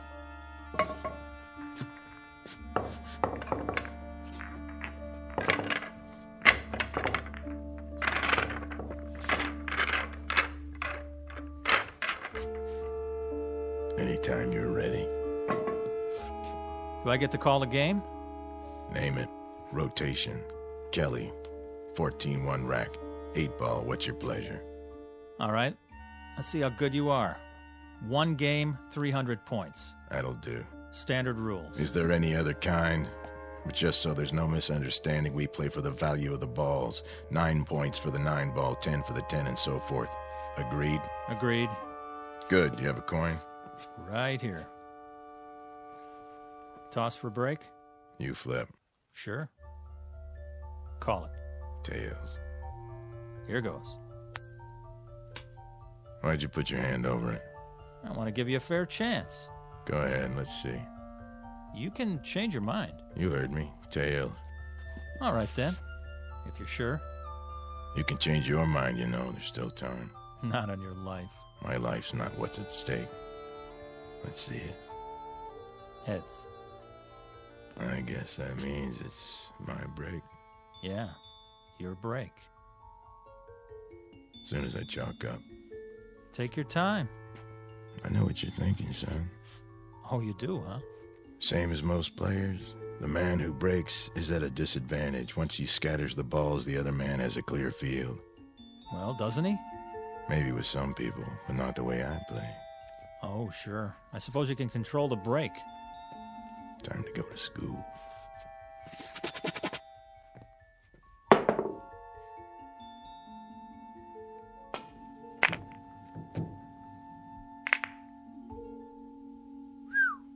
Wow. 2 balls into the rail, back to where they were. Exactly. No advantage given. That's a perfect break, all right. Mm-hmm. I bet it took you years to learn that. Oh, it did, but not the way you think. What do you mean? Takes more than practice. Not just setting up shots in an empty pool hall. You have to handle the pressure out there in the real world. Well, this is my world. You're on my turf now. I know this table like the back of my hand. Maybe, but who have you played here? Kids, two-bit hustlers, traveling salesmen? Step aside, fat man. Be my guest. Now it's your turn to scatter them. You'd like that, wouldn't you?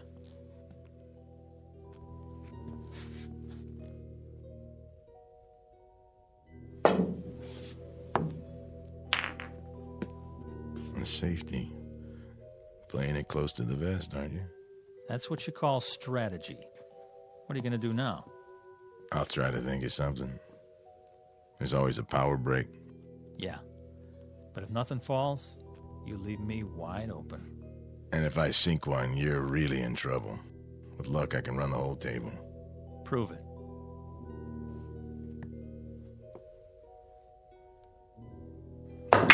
Keep your eye on the 15 ball. It's not going in. Funny thing, I was thinking it is. Corner pocket. Think again. Oh, well, quite a few balls around the one. Looks like you're sewed up. Yeah. If you don't connect, it'll cost you. If I don't. Mind if I smoke? If it makes you feel better. Yeah, you wouldn't have a fresh pack on you. I gave them up. Bad for my health. Oh, that's okay. I got one left. Nervous? Not me. Why is your hand shaking? Maybe I'm itchy to get this over with. Or maybe you're just trying to rattle me. Or maybe it's because you don't have a shot. Except for the bank.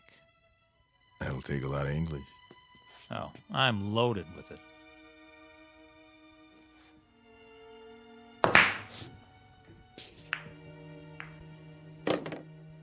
So you are. This time. Shall I keep score? I got it. Now what? The follow-up is important. You have to plan ahead. 3 rails, 2 ball in the corner. That's a hard combination. For some people. Watch your angle now. You watch it. Oh, I am.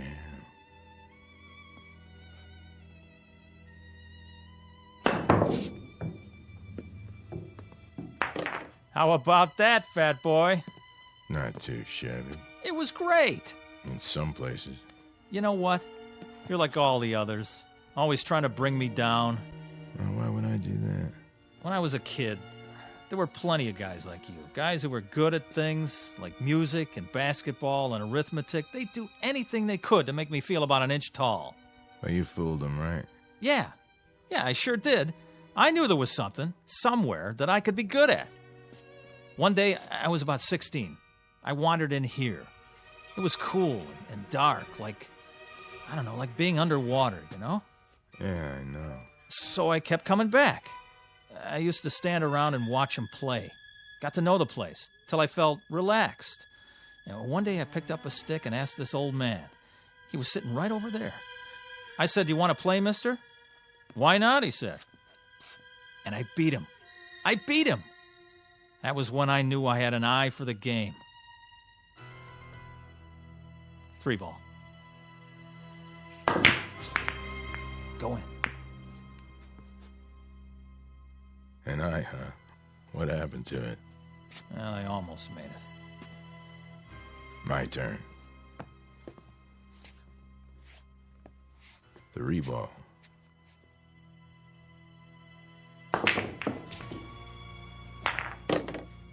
You know, almost works a lot of the time, but not in geometry. Well, what's that got to do with it?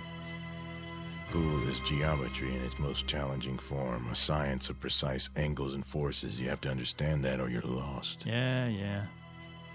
4 ball, other end.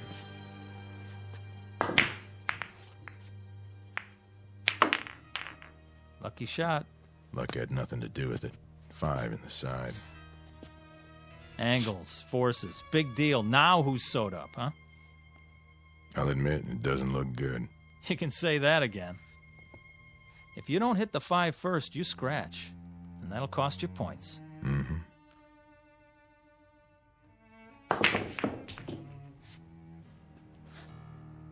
Your shot. Oh, man, is it. 5 ball.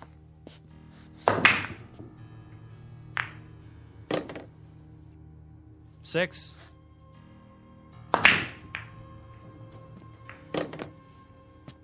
Seven.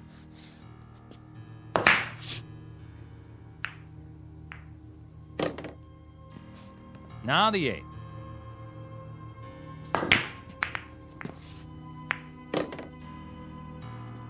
Nine in the side. 10.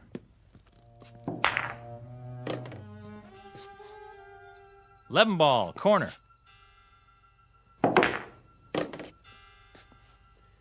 I have 59 points. You have 7. The game still has braces on its teeth. Rack 'em up.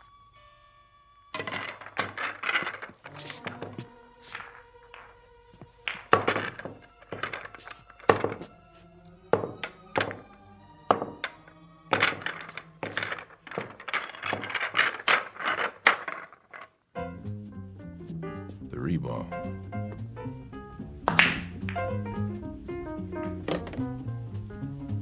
Four in the side pocket.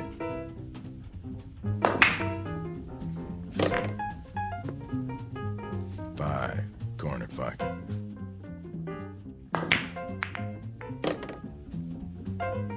Nine in the side.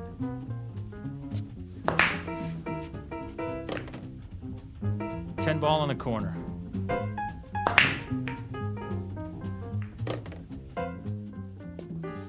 11.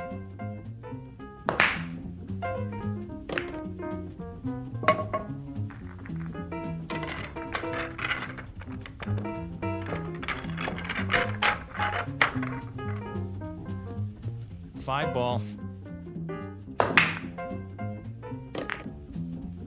6. 10. 15 ball. Ha! Your shot. No kidding. Just in case you lost track. Tell you what I'm gonna do, fat boy. Let me make it easy on you. No thanks. Hey, I'm trying to do you a favor. For what reason? 'Cause I got feelings. Come on, admit it. This must be humiliating. Oh, I wouldn't say so. Well, let me say it for you then. The game's as good as over. Is that what you think? You want to throw in the towel and walk away? I'll let you. You will, huh? Sure. That way it won't hurt so much. It's not over till it's over, son. Be serious. Look at the score. I got 299. So I see. Well, what does that tell you? I need any ball to win. That right? Time to face facts. There's no way. You might as well throw in the towel. I've been in tougher situations than this. When?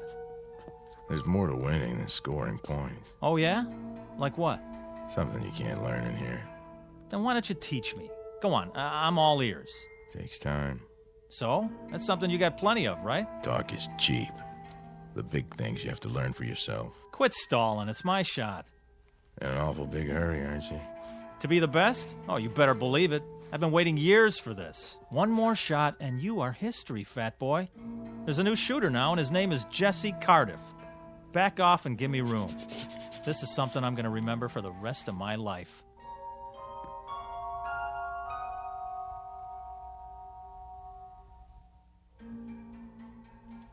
Don't let me hold you up. Oh, I won't, I promise. Yep, this is the big one. They don't come any bigger. Me and Fats Brown, and I need one to win. Feast your eyes on this. Number 5 in the corner. Funny. Something you want to say? I was just thinking. You do a lot of that. What is it this time? Just that there's more to life than a pool hall. No kidding. It isn't right you being cooped up in here all the time. You're all hard, Fats. You ought to get out a little, see what's going on. I've heard that before. From Pops. Now, what about you? What about me? Well, you didn't get to be the best sitting on a park bench. You spent a lot of time with a pool cue in your hands. You must have. Of course I did, but I found time to live, too. I've been to places where they never heard of billiards. If you call that living, why would you want to? Why bother? It's not easy to explain, but I'll try. I may not look the part, Jesse, but I've done other things, too. A whole lot of other things.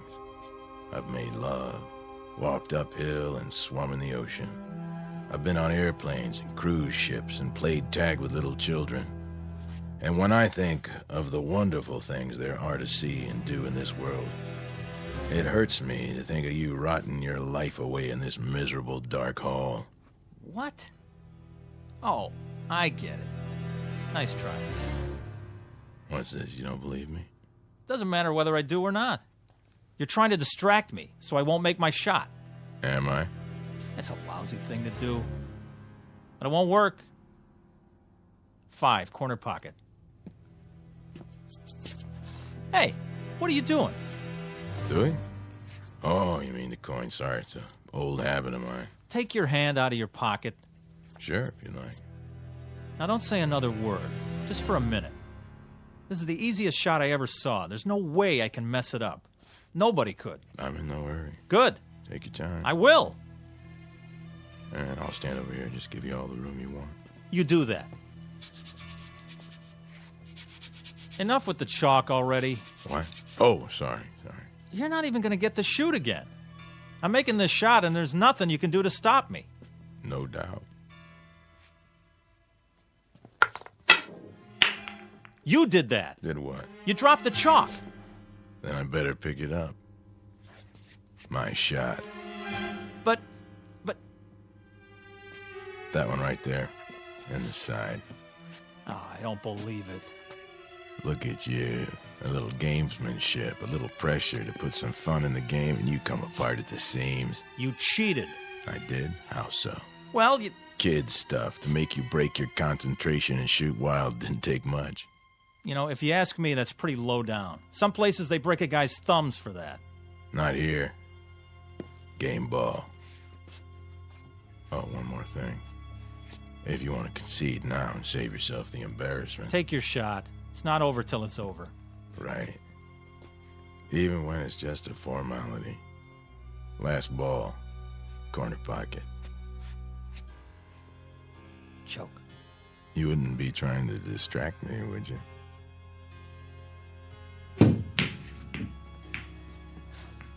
Ha! Almost. Almost doesn't make it. There it is, the game ball again, right in front of me. All my life. So you said. Okay, you had your fun. This ball has my name written all over it. Perfect angle, clear table. I was made for this. Give it some thought, Jesse.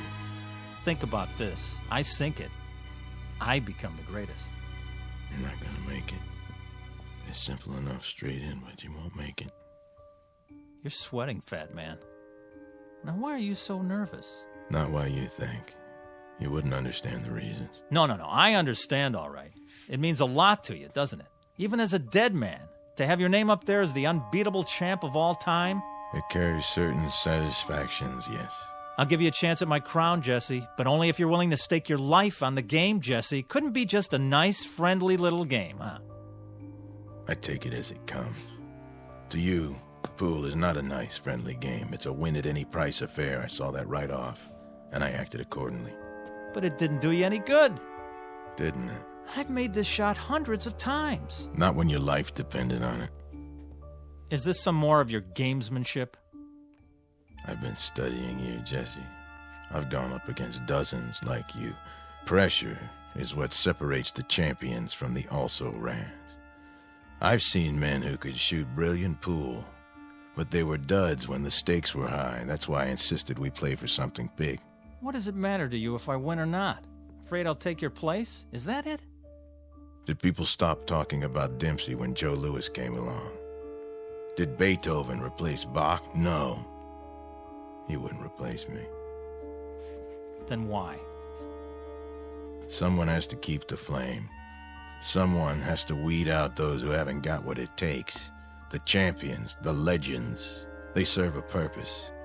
To be a challenge and an incentive. I don't need a challenge. Everyone needs a challenge, Jesse. Someone great out of the past to say, match what I've done, boy, and make it better. That's true of all walks of life. Music, politics, sports, you name it. Musicians all over the world have been better because of Bach and Beethoven and Mozart. There's a man in the White House who can look out his window and see the Washington Monument and the Lincoln Memorial. Don't you think it helps him to be a better president?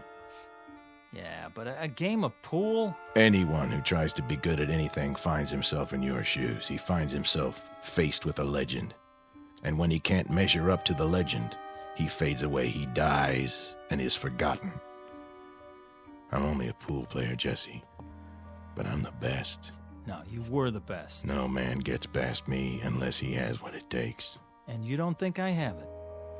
There's still one ball on the table, and it's taken you a mighty long time to get at it. You wouldn't believe this, Jesse, but personally, I'd like to see you win. Yeah, I've only been doing my job. Stand back and give me some elbow room. Wait, Jesse. Oh, no. I've been waiting too long. Before you shoot, think about one thing. What?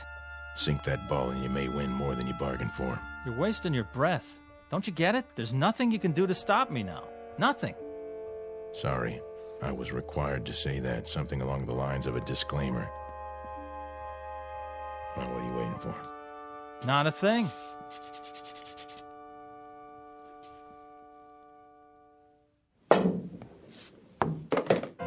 Ha! Win more than I bargained for, huh? Is that what you said? Well, it's over. I beat you. Looks like you did. Now I'm the best. I'm the best at something. So you are. You had to prove yourself under pressure, and you passed the test. Well, aren't you going to congratulate me? I'm not sure that's in order. Thanks. What do you mean, thanks? I beat you. I'm going to live. Of course you are. Those were the stakes. You'll live forever. Then why thank me, fat boy? You'll find out when the time comes for you to leave Randolph Street. You're a sore loser, that's all. I beat you fair and square. Yeah. You saw it. I beat the king of the hill, Fats Brown himself. So long, kid. Thanks for the game. Me, Jesse Cardiff. Now I'm the best. And I'm going to stay the best, because nobody's ever going to take it away from me. Not ever. From now on, it's me, Jesse Cardiff. You hear that, world? Jesse Cardiff. Jesse Cardiff. Jesse Cardiff. Jesse Cardiff. Jesse Cardiff. Jesse Cardiff. Jesse Cardiff. Jesse Cardiff. Yeah. Report at once to Mason's Pool Hall, Sandusky, Ohio. Mr. Jesse Cardiff. You're needed. Yeah, I'm on my way.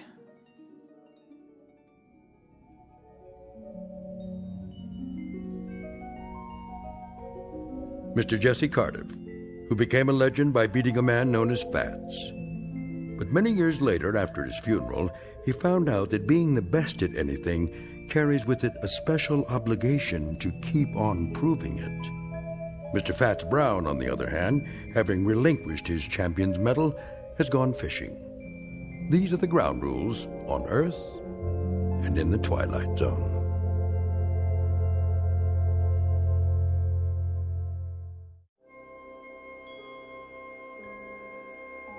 Hi, this is Carl Amari, producer of the Twilight Zone radio dramas. I'd like to take a moment to tell you about our official website at twilightzoneradio.com, where you'll get the latest news and information on these Twilight Zone radio dramas. Plus, at twilightzoneradio.com, you can digitally download 3 free episodes or any of our episodes for only $1.95 each. In this age of ever-changing technology, we've decided to make these episodes instantly available to you by making the Twilight Zone radio dramas a digital download-only series. This means that this series will no longer be offered on CD. The CD collections at our website are now being offered, while supplies last, at buy one, get one free. So be sure to get your favorites before they're sold out. Be sure to visit us often, and I'll see you in the zone.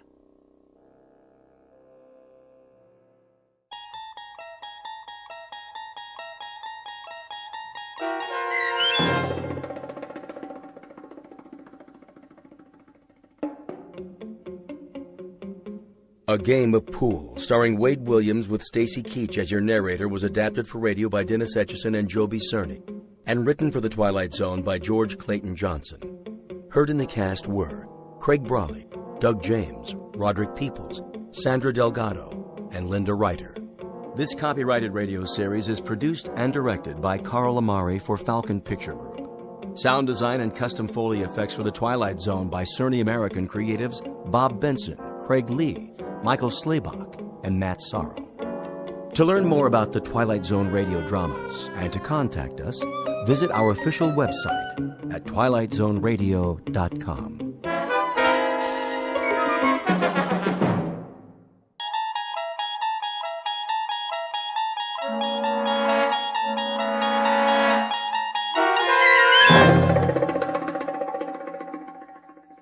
The Mighty Casey, starring Paul Dooley, with Stacy Keach as your narrator, was adapted for radio by Dennis Etchison and written for The Twilight Zone by Rod Serling.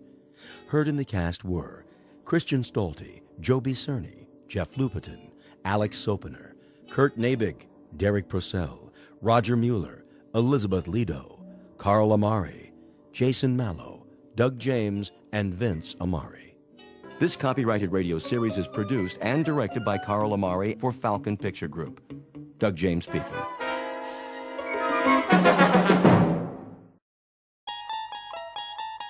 There is a fifth dimension beyond that which is known to man. It is a dimension as vast as space and as timeless as infinity.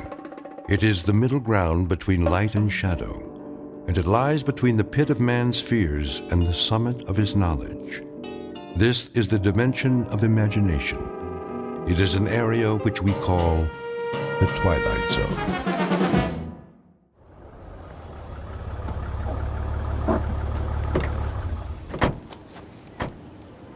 Okay, Pete, let's mark it off. Starting where? The dugout. Run a chalk line in front of the fence all the way to the gate so they can bulldoze it flat. Wait, what's the dugout? Where the team would wait. They'd sit on the bench, shoot the bull.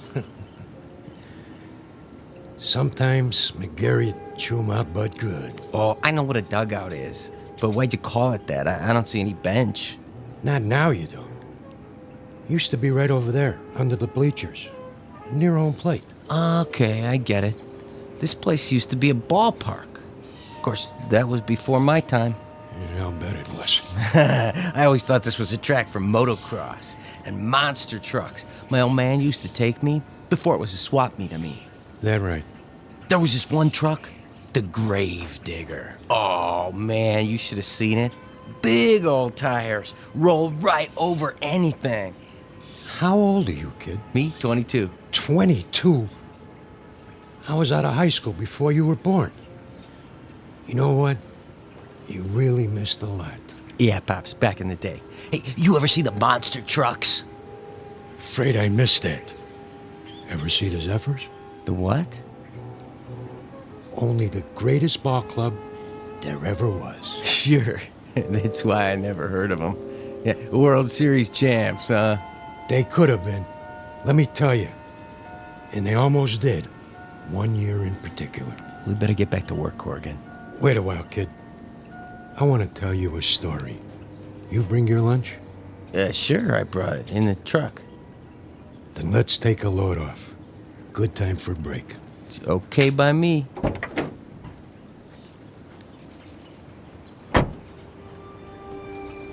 We can sit over there in the pitcher's mound. Of course, you can't see it anymore, but it was there. Fletch was the regular pitcher. He was a nice guy, but he had an arm like an old lady. Then one day out of the blue. Oh, you're not going to believe this. Oh, one day what? Well, it was, must have been July. Yeah, that's it. Middle of the season, everybody was talking about the Giants, how good they look, what a lineup, blah, blah, blah. The Zephyrs were stuck in a toilet. Then one day McGarry, that was the manager, he called for open tryouts. Why not? Couldn't be any worse than what we had. And that was when he came along. Didn't look like much. But when he wound up, man, what an arm. Who? I'm getting to it. Better start at the beginning. It was a hot one that year. No rain, the sun beating down.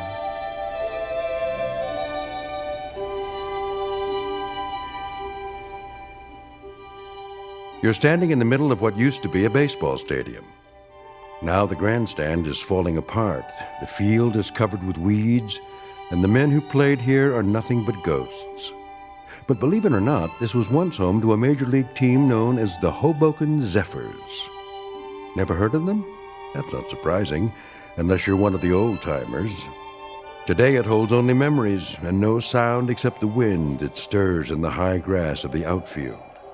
A wind that on occasion still carries a faint, eerie echo of the crowd that once sat in those bleachers.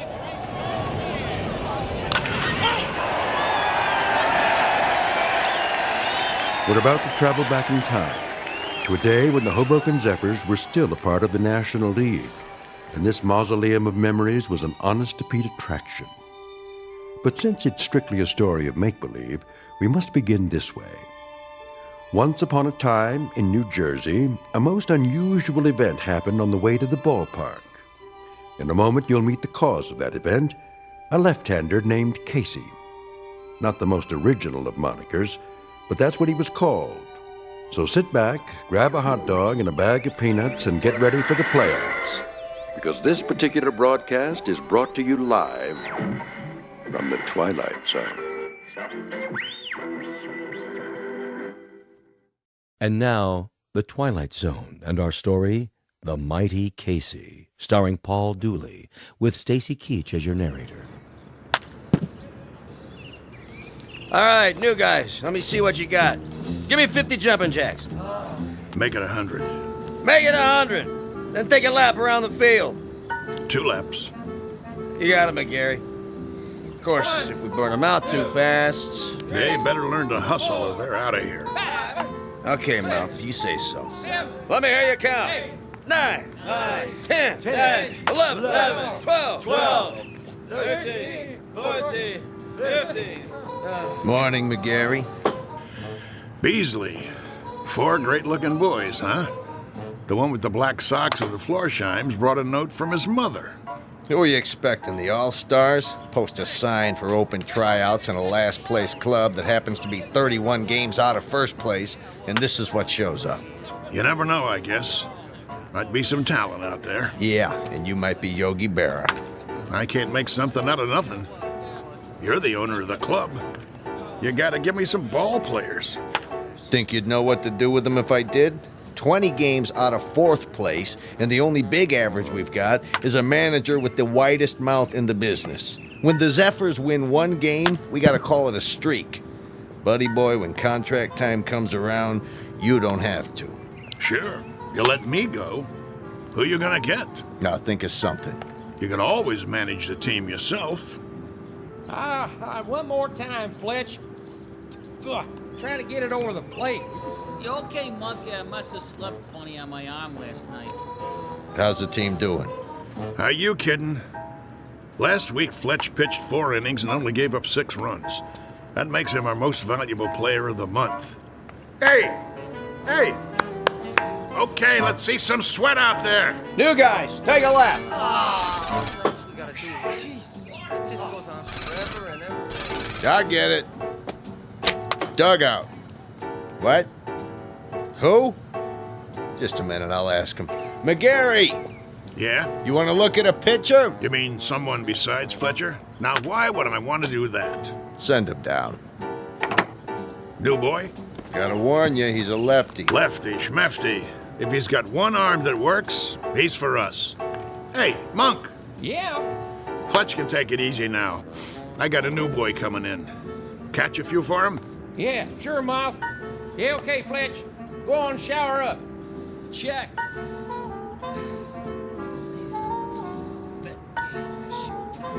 One more lap, let's go. You got the lineup for tonight? I'm working on it. Who's the starting pitcher? I don't know yet. You don't know? Have to see how it goes. Whoever's hot gets a shot. Make that lukewarm. Oh, Mike. Chavez, that's enough with the laps. They look like they're gonna pass out. Check. Take 5, boys. All right. All right, Gary, I've seen enough. Yeah, you and me both. What's that? I said I'll see you on the sports page. I'll stop by later. You do that. Mr. McGarry? Over there. Hey, Mouth! Your new man's here. You gotta be kidding. Mr. McGarry, is it? Okay, what's the gag? I don't know what you... Come clean, Gramps. Did old man Beasley put you up to it? I'm afraid Well, tell him I don't need a water boy. Thanks for coming by. Leave your name at the office. There must be some misunderstanding. I'm here about the pitching position. Right. Hardy har har. Oh, I'm not a pitcher, though I've thrown a few baseballs in my time. Of course, that was before the war. Yeah? Which one? The Civil War? You don't look old enough for Valley Forge, but come to think of it, was the winter really as cold as they say? I represent Casey. Oh, Casey. Straight from Mudville, I bet. Even got himself an agent. How much do you get? 10% of nothing? Here he is now. Him? What is he? 115 pounds soaking wet? Listen, no offense, but if a wind comes up, those ears will start flapping and he'll take off like Dumbo. Say hello, Casey. Nice one, Miller. Oh, pleased to meet you. Hey, watch out. I said watch out, the ball's coming down. Step aside, Casey. Now, boy. I said... Ooh. Ow! Right on the old beam. That must have hurt. You okay, fella? Oh, Casey's fine. Just fine. How come he's still standing? Must be out on his feet. I'll call an ambulance. Don't go suing us now. I wouldn't think of it. Casey, as I was saying, this is Mr. McGarry. He's the manager. Hello. Pleased to meet you. Do you want to lie down? Come on in the dugout. Shake hands, Casey. That's all right. You remember how to shake hands, don't you? Yes, sir. Right hand, Casey. Your right hand. Put her there, pal. Oh, ow! You can let go, Casey. That's right. Release now. Whoa! My hand. What a grip. Sorry, Casey doesn't know his own strength sometimes. Some arm. Never would have guessed it. Well, let's see what he can do. Mind if I try him out? That's what we're here for. Right, Casey? Correct. Okay. See that guy over there with the great big mitt? Yes, we see him. He's what's known as a catcher. His name is Monk. Ah. Go out there and throw him a few. Thank you, Mr. McCary. This I gotta see. Quite. You his father? Casey? Oh, no, he has no father. An orphan, huh? Not exactly. I guess you'd call me his creator. That a fact. It is, actually. Come from around here, does he? You might say so. Uh-huh. How old is he? Well, that's a little difficult to say. What's difficult about it? It's hard to discuss Casey's age in chronological terms. He's only been in existence for a brief time. What I mean is, he has the mind and physique of roughly a 22-year-old, but in terms of how long he's been here, the answer would be 3 weeks. Huh? Approximately. Would you mind going over that again? You see, I'm an inventor. I made Casey. You made? In my workshop. Well, that's swell, pal. There ain't too many homemade left-handers in the league. You don't understand. I'm serious. Sure you are. Anytime you're ready. Yes, sir.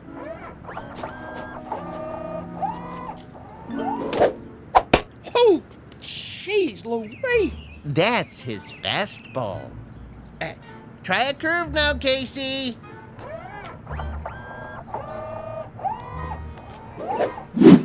His curveball. Hey, do that again. If you like.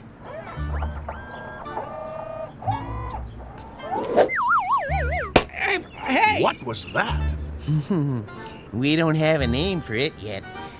Go ahead now, Casey. Don't hold back.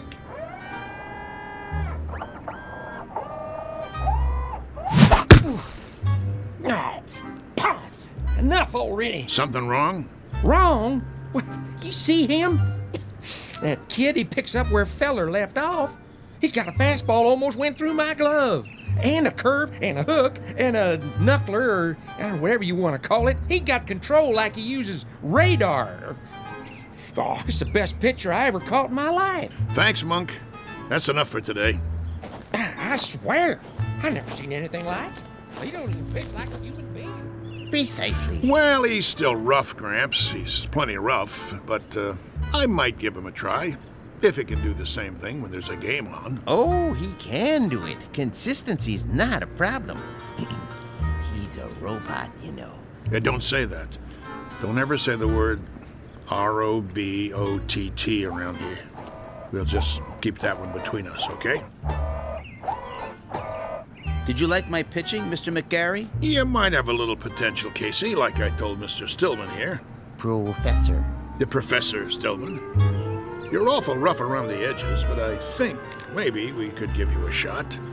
I like to help young ball players. Now you go on into the locker room and find a uniform that fits. He can wear a uniform, can he? Anything you like. Then go and change and come back, and we'll discuss a little contract. Just the three of us. That seems fair. Very kind of you, Mr. McGarry. Don't mention it. Go on now. Say thank you, Casey. Thank you, Casey. Thank you, sir. Come along. You're going to be a real baseball player now, just like I promised you. Isn't that wonderful? Yes. Wonderful.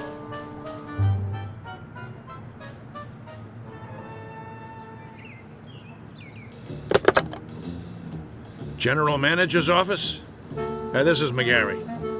Now listen. Draw up a contract. New pitcher, name of Casey. No, I don't know his last name. Leave that part blank. Just do it. The only thing that's between us and a pennant now is if this guy's battery goes dead or he rusts in the rain. Never mind what I mean. Draw up the contract before he gets away.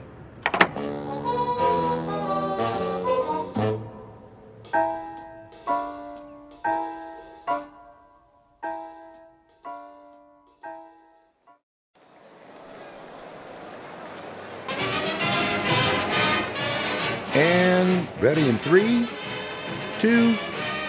Good afternoon, sports fans. We're coming to you live for the last in a series of home games for the Hoboken Zephyrs. The Bullets are already on the field, warming up, but there's been a delay. The Zephyrs are still in the locker room. Now, we understand they're getting a last-minute pep talk from their manager, the colorful Mouth McGarry, and knowing him, it's an earful. Peanuts, Red Hots. Well, the Zephyrs are at the bottom of the league this season, which means this is a make-or-break situation. And rumor has it there's a new pitcher on the team, but that's unconfirmed. Ah, yes, a beautiful sunny day. Local fans all here, ready to root for the home team. Still no sign of the boys from Hoboken. Well, this might be a good time for a break before the action starts. But we'll try to get word from the locker room, but till then, let's go to a commercial. And you're on. 60 seconds. How much longer do I have to fill? Beats me. What's with these losers? Well, if I was on that team, I guess I wouldn't want to show my face either. 45 seconds. Beer here, get your ice cold beer. Somebody get me a beer. I'm dying out here. What am I supposed to do? Play tiddlywinks? It's going to be another slaughter anyway. Hey, ask him if he's got anything stronger than beer. You can always read him the stats. There are no stats. If this team was any lower, they'd get stuck in the grass. What am I doing here? Get me another gig. Little League. The weather. I don't care. Just get me out. 20 seconds. The Zephyrs are charging onto the field. No. The Zephyrs look hungry this afternoon. Yeah, sure. Who am I kidding? They're not going to show. The game's canceled. You'll see. 10 seconds to air. Oh, those bums. It's the same old story.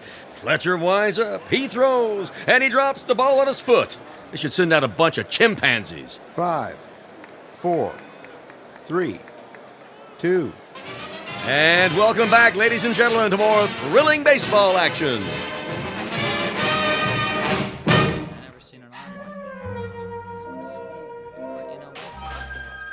All right, you got the signals down now, kid? There's no irons. Okay, when you're ready to throw, you watch my fingers. See, I'll give you the hand signals, just like we practice. Remember the one for the fastball? This one. Yes. And a curve?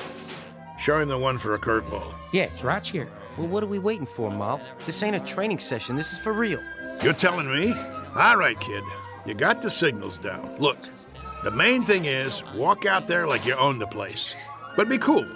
Nice and steady. Cool? He means don't be nervous. Nervous. Yeah, that's right. Whatever you're feeling, don't let it show. Pull your cap down over your eyes like this. You got nerves of steel. You know what I mean? Not steel, exactly. You know what nerves are, Casey.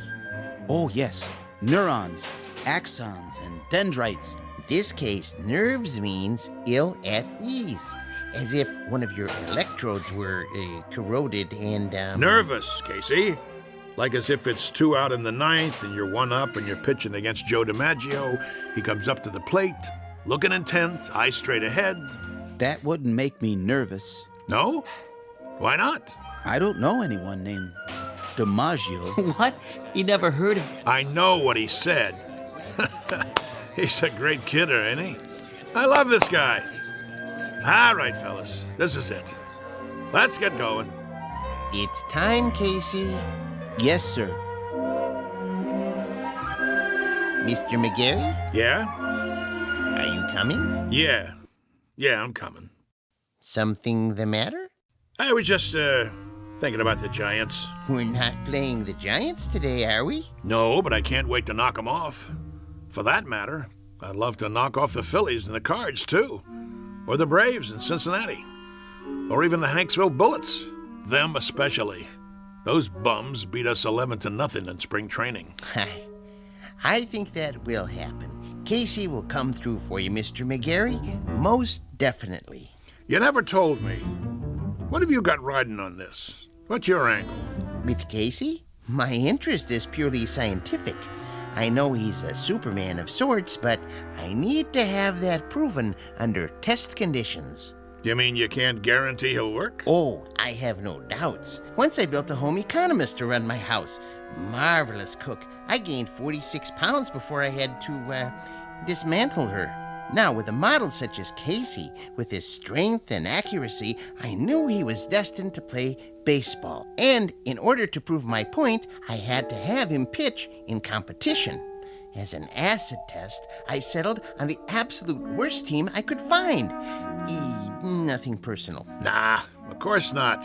Very nice of you to think of us, Mr. Stillman. Professor Stillman. Professor, I really appreciate it. No kidding.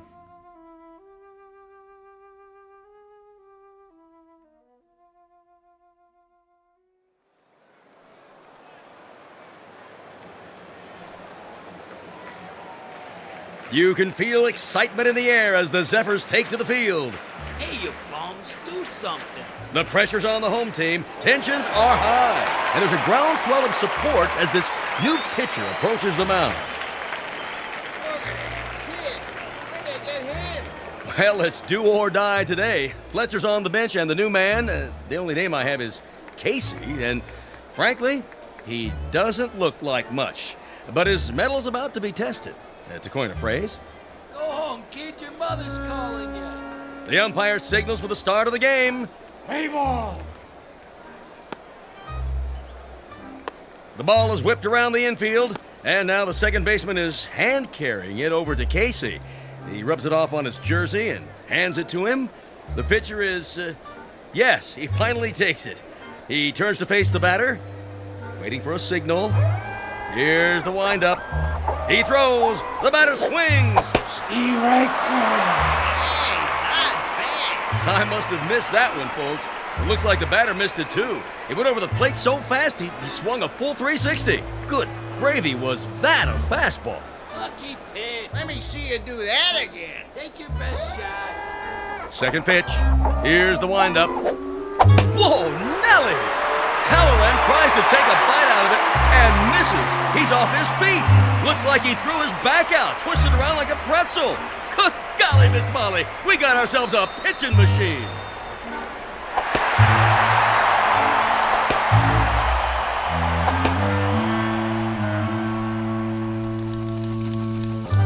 In baseball news, here's a cutie for you. Seems there's a rookie in Hoboken who's pitched 3 straight shutouts. They said it couldn't be done, but with a blistering performance to sew up 9 in a row. In a stunning comeback, the Zephyrs zoom to 4th place in the National League as Casey gets ready for number 14. And that makes 3 more no-hitters for the mighty Casey. The Zephyrs are locked into 1st place. Questions in the news this morning about the mysterious Casey. Where does he get his superhuman ability? Playoffs temporarily suspended as the Baseball Commission orders an investigation. Today's headline, the mighty Casey. Is he on steroids? Good day.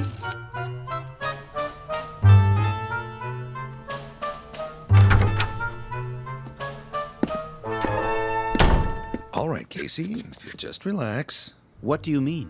He's relaxed. Let's get this over with, Doc. I'm going to sit down in front of you and strike your knee with this little rubber hammer. Why?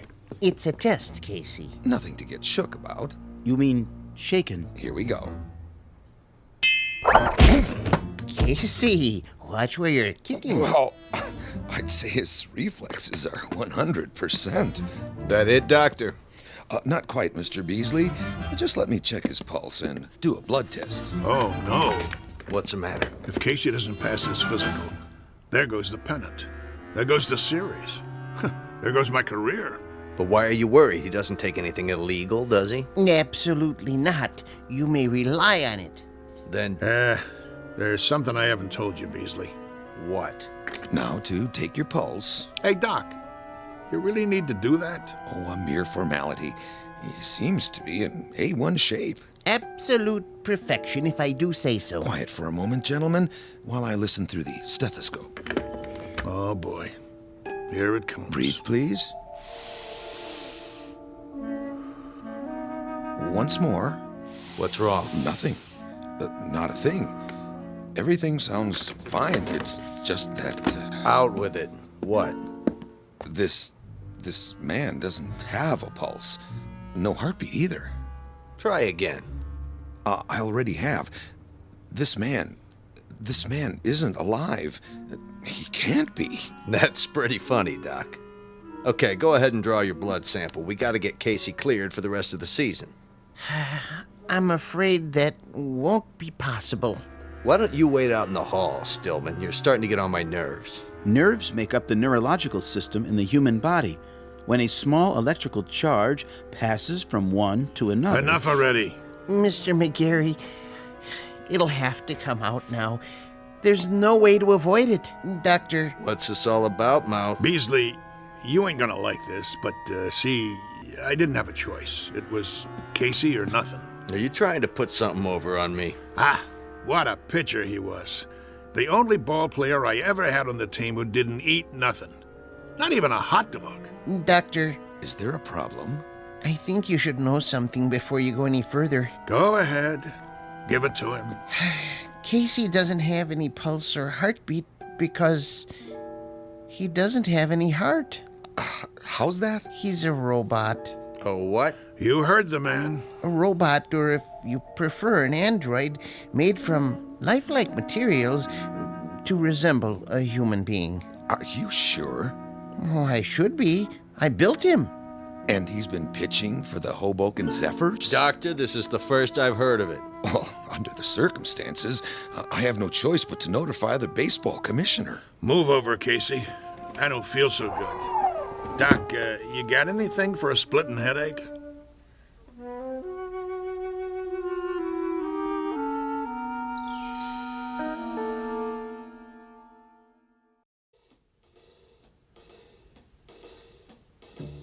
McGarry, you gave me your word. Yeah, that the team would win.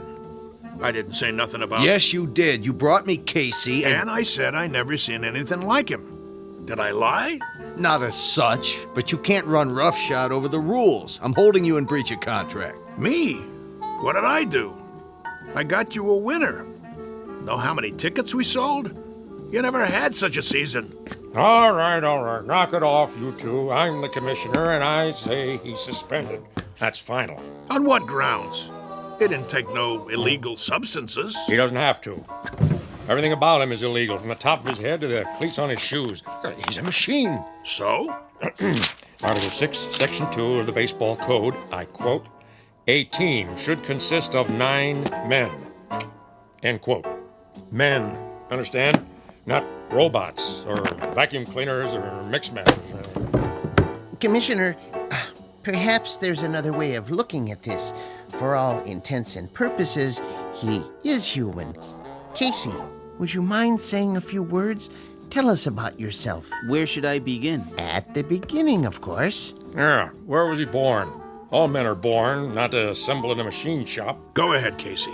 What state? I was born in a state of ignorance. There you go. My point exactly. Well, he can talk, can't he?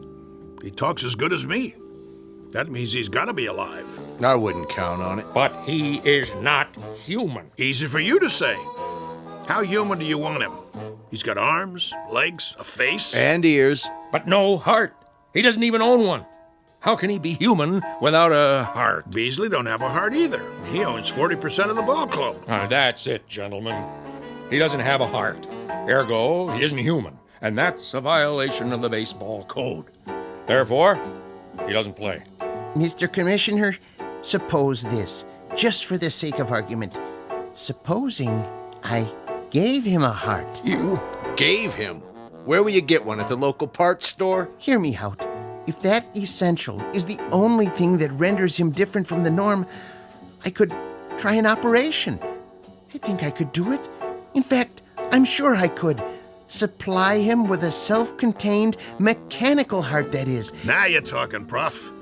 How about that, huh? What do you say? Well, it would be very irregular.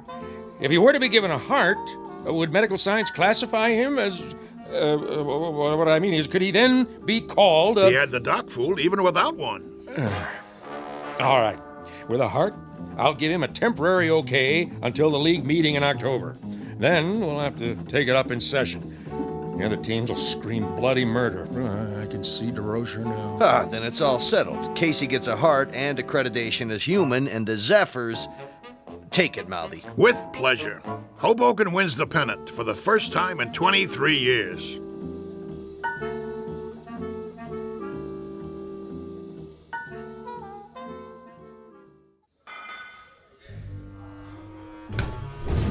So, where's Casey? Search me. He's supposed to be here. Yeah, well, thank you very much, operator. Well, how's Casey? Is he coming? I don't know. What do you mean you don't know? The operator can't get an answer at Stillman's house. Well, maybe he's in the middle of the operation. So he's in the middle of the operation. What's the matter? He can't use one hand to pick up the phone? We can't wait no longer. I gotta turn in the starting lineup. Corrigan? Yeah, Mouth. You'll pitch tonight. All the rest of you, same as before. Now listen, you guys. That's the enemy out there. That's the New York Giants. And while we're out there playing, a fella named Casey is lying on a table struggling to make it. And I know that the last words out of his mouth before the knife went into his chest were, "Go on out there and win one for me." And I'm going to tell you something else, fellas. From now on, there's going to be a ghost in that dugout. Every time you pick up a bat, look over to where Casey used to sit, because he'll be there in spirit, rooting for us, cheering for us, yelling, "Go, Zephyrs, go!" Hello. Oh, hi there, Professor. And I'm going to tell you something else about him. He has heart. Not a real heart, maybe, but that guy was lying there with a great big hole in his chest. He... Hello, Mr. McGarry. Hello. Now, as I was saying... Casey? Hey, how you doing? Hey, welcome back. All right. Knock it off. Quiet in here. Sorry we're late. Well, you got something to tell me? Go ahead, Casey. Listen, Mr. McGarry. I'm listening. He means his chest. Put your ear against it. Go ahead. Okay. Hear it, sir? I hear it. Casey, you got heart. And look at that smile on his face. That's the one thing I could never get him to do. Smile. How do you feel, boy? I feel... Well, frankly, I feel wonderful. Just wonderful. I feel togetherness with everybody. Then, let's go team! Yeah. Casey starts tonight. The new Casey. Now let's get out there and show them what we're made of.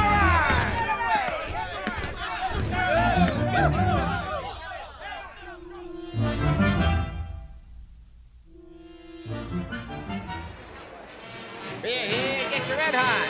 Ladies and gentlemen, boys and girls, this is what we've all been waiting for, the big one. Oh, there's joy in Hoboken tonight, let me tell you. I wouldn't miss this one for the world. One of the greatest comeback streaks in history. Casey takes the pitcher's mound. The umpire signals the start of the game. Casey winds up. He throws. And it's a high fly over the wall and out of the park. That's a home run for the Giants. What a way to start the game. Well, that'll be a big one on the scoreboard. What's he doing? Cool it, guys. Casey's just playing with him, making it more exciting. Know what I mean? If you say so, Mouth. Another run for the Giants. Now it's 3-0. What's wrong with the mighty Casey? That's what fans want to know.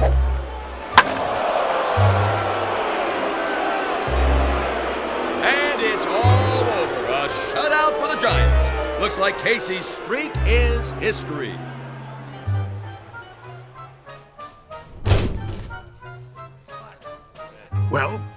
Well, 1 minute he's 3 Bob Fellers rolled into one, and the next minute he's a tanker with nothing. You want to tell me what's going on? It's rather complicated. Then you tell me, Casey. Start by explaining how one pitcher can throw 9 balls and give up 4 singles, 2 doubles, a triple, and 2 home runs. I don't know what to say, Mr. McGarry. Shall I tell him? Tell me what? It's because Casey has a heart now. So? He has heart. Big deal. The thing is, Mr. McGarry, I just couldn't strike out those poor fellows. I didn't have it in me to do that, to hurt their feelings. He felt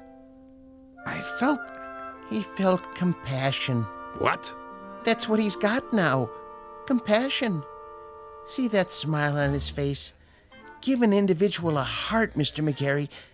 Particularly someone like Casey, who hasn't been around long enough to understand things like competitiveness or drive or ego. And it's bound to happen. Oh, my aching back. I'm sorry, Mr. McGarry. I just couldn't hurt their careers. Professor Stillman thinks I should go into social work. I'd like to help people. That's what happens to you. Should I tell you what happens to me? I get shipped off to a baseball farm system that consists of 1 silo and a McCormick Reaper. The only thing we get come spring is a wheat crop.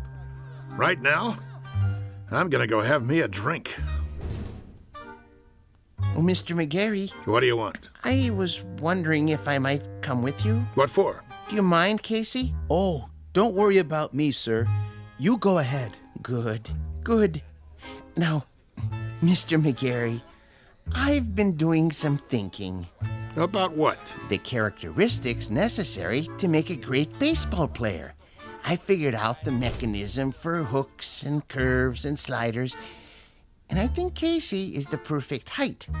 But when it comes to temperament, motivation, attitude, that sort of thing, there may be a better way. Such as? I might be persuaded to build another model, new and improved, who would work out even better.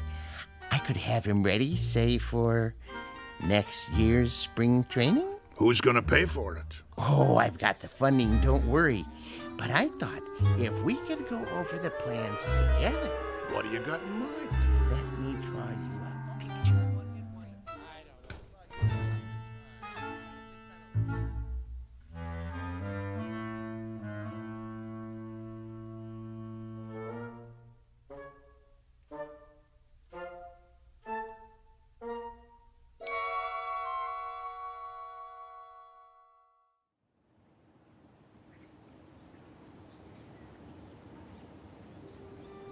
Geez, that's a heck of a story. Yep. Of course, it didn't work out.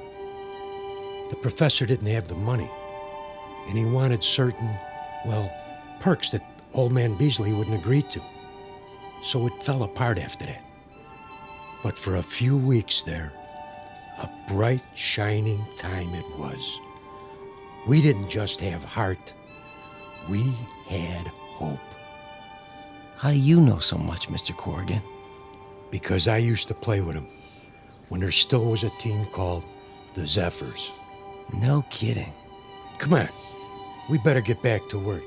You finish your lunch? Yeah. Then let's go. They're gonna flatten this place to the ground tomorrow. We gotta get it marked off. I guess so.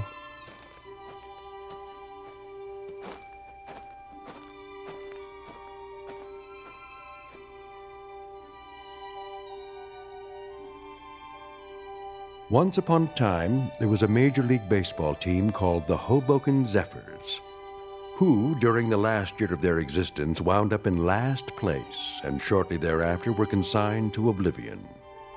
There is a rumor, unsubstantiated of course, that a manager named McGarry took some of them to the West Coast and wound up with a pennant and a world's championship not long after.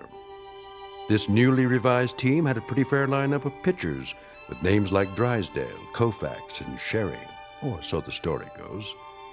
So if you're interested in where any of those now famous gentlemen really came from, here's a tip.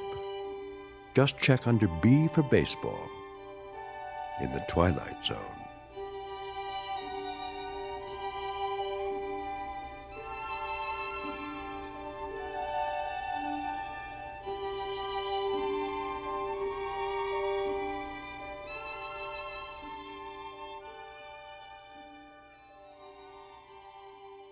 We'll return to the Twilight Zone in just a moment.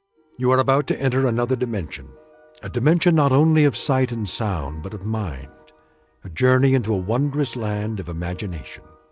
Next stop, the Twilight Zone. Hi, this is Stacy Keach. I'd like to take a moment to tell you about our Twilight Zone website at twilightzoneradio.com.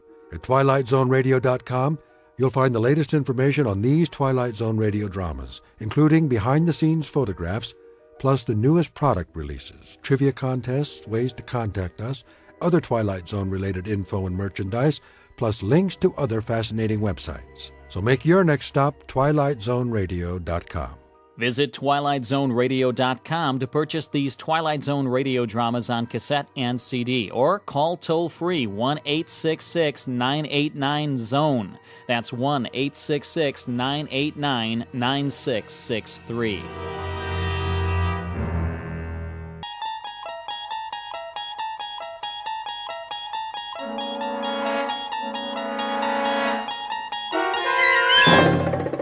You're traveling through another dimension, a dimension not only of sight and sound, but of mind, a journey into a wondrous land whose boundaries are those of imagination.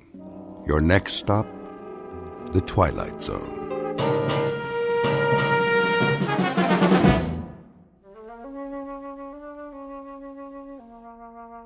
There, nice and creamy.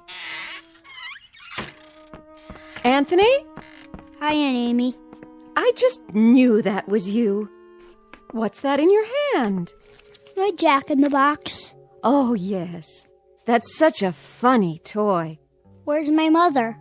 In the bedroom, lying down. She'll cook the rest of the dinner soon as I'm finished.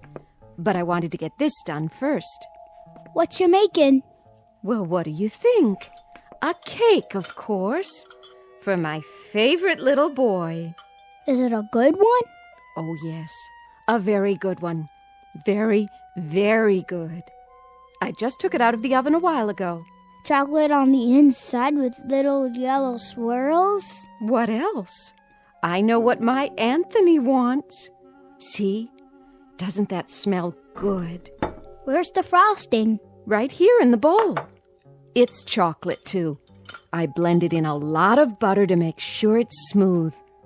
100 times. By hand. Milk chocolate? You bet. We don't like that dark chocolate, do we? Ugh. No. Hurry up, Aunt Amy. Don't you worry. It'll be ready in a jiffy. Put the frosting on. Plenty of time for that. Besides, we have to let the cake cool first. Put it on. Now. Oh, I know what you want. You want to lick the bowl. Well, you'll just have to wait. I don't want to wait. Be a good boy now. I am a good boy. I know you are. I know that. Of course I do. A very, very good boy. I'll just go ahead and frost it now. Why not? No problem, Anthony. None at all. I want lots on the top. Surely. Lots and lots. See how thick I'm putting it on? Swirls of chocolate butter frosting, and all of it for my favorite nephew. There. Some more around the sides. We don't want to forget the sides, do we, Anthony? The sides are good, too. So good. Anthony, stop that. Get your finger out of the bowl. Ow! There'll be plenty left for you to lick when I'm finished. When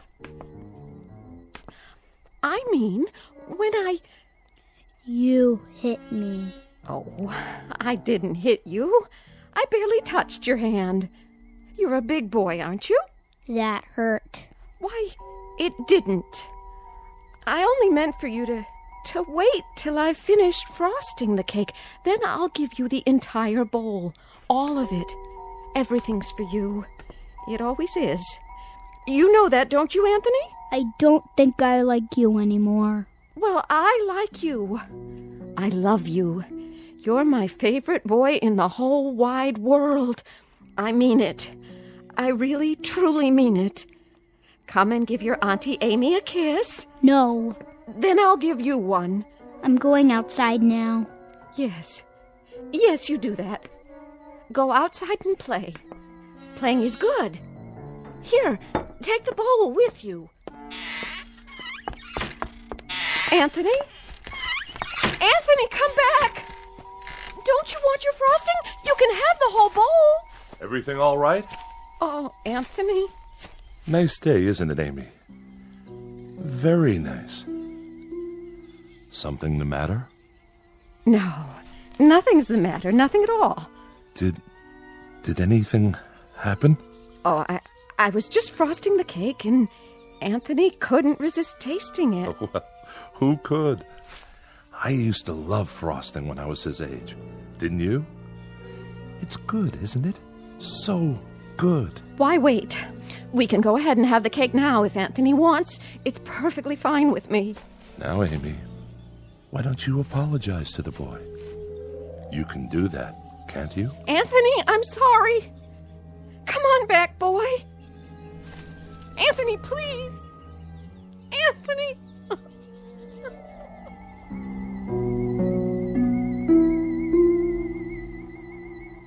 Welcome to Peaksville, Ohio on a hot July afternoon. At first glance, you'd think this is a farm like any other, and the little boy, Anthony by name, is like any other little boy. But Peaksville is a place not found on any map, and those fields of wheat and barley, they're not the only crop. Something else grows in Peaksville, and for want of a better term, we'd call it horror. One day, exactly 6 years ago, a boy was born. And as far as the people are concerned, that's all that matters. There isn't anything else. Because Anthony controls it all. In just a moment, we'll take a closer look at Anthony Fremont and the people in the village and the village itself. A world in which nothing exists except Peaksville. A world Anthony manufactured and which he now rules with absolute power. A nightmare of rare design, located dead center in the Twilight Zone. And now, The Twilight Zone and our story, It's a Good Life, starring Mike Starr, with Stacy Keach as your narrator.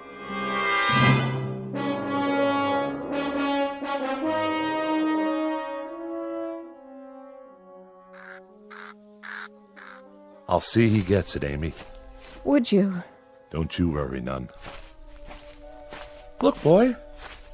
Look what Aunt Amy's got for you. Your own bowl of chocolate frosting. You like chocolate, don't you, Anthony? I know I do. Chocolate's good. I don't like her. Of course you do. She's your Aunt Amy, and she loves you. You know that. I hate her. Oh, that's a good joke. A very good joke. It's all for you, Anthony, all of it. And after you've finished, I'll make some more if you like. As much as you want. Get away. Oh, now, darling. Don't look at me. What? I don't like you to look at me. Hear that, Amy? Anthony's got a point.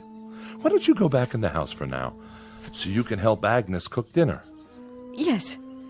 Yes, I'll do that. It's going to be a good dinner, isn't it? I believe it will be, yes. You know, just the way he likes it. Don't you? It'll be delicious, Anthony. You'll see. I told you, don't look at me. She's not... I'll make it so she can't look at me. So she can't look at anything ever again. Watch your step there, Amy. I can't see. What do you mean? Sure you can. That would be some joke. Just go on inside. The light. That's all I can see. The sun. It's so bright. The sun blazing in the sky. Like white fire all around. Amy? Help me. Please. I can't see.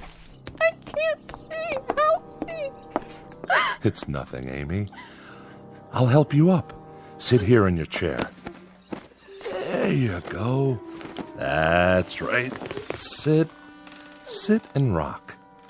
You'll feel better real soon, I'm sure. It's good to rock, isn't it? Yes, it's good to sit on the porch and rock. There now.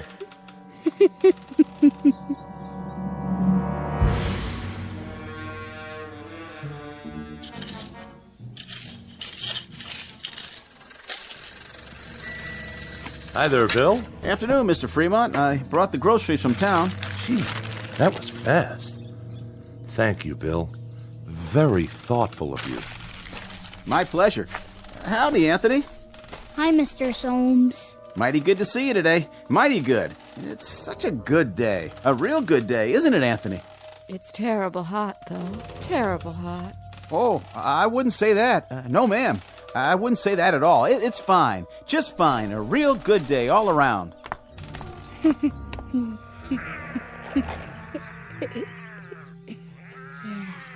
What are you doing, Anthony? Playing. My, that's real good. Whatever it is. You like it? Sure do. I was just wondering, what you were doing. I made something. By golly, you did. Know what it is? Can't rightly say that I do. Take a guess. Oh, I'm not very good at guessing. Guess.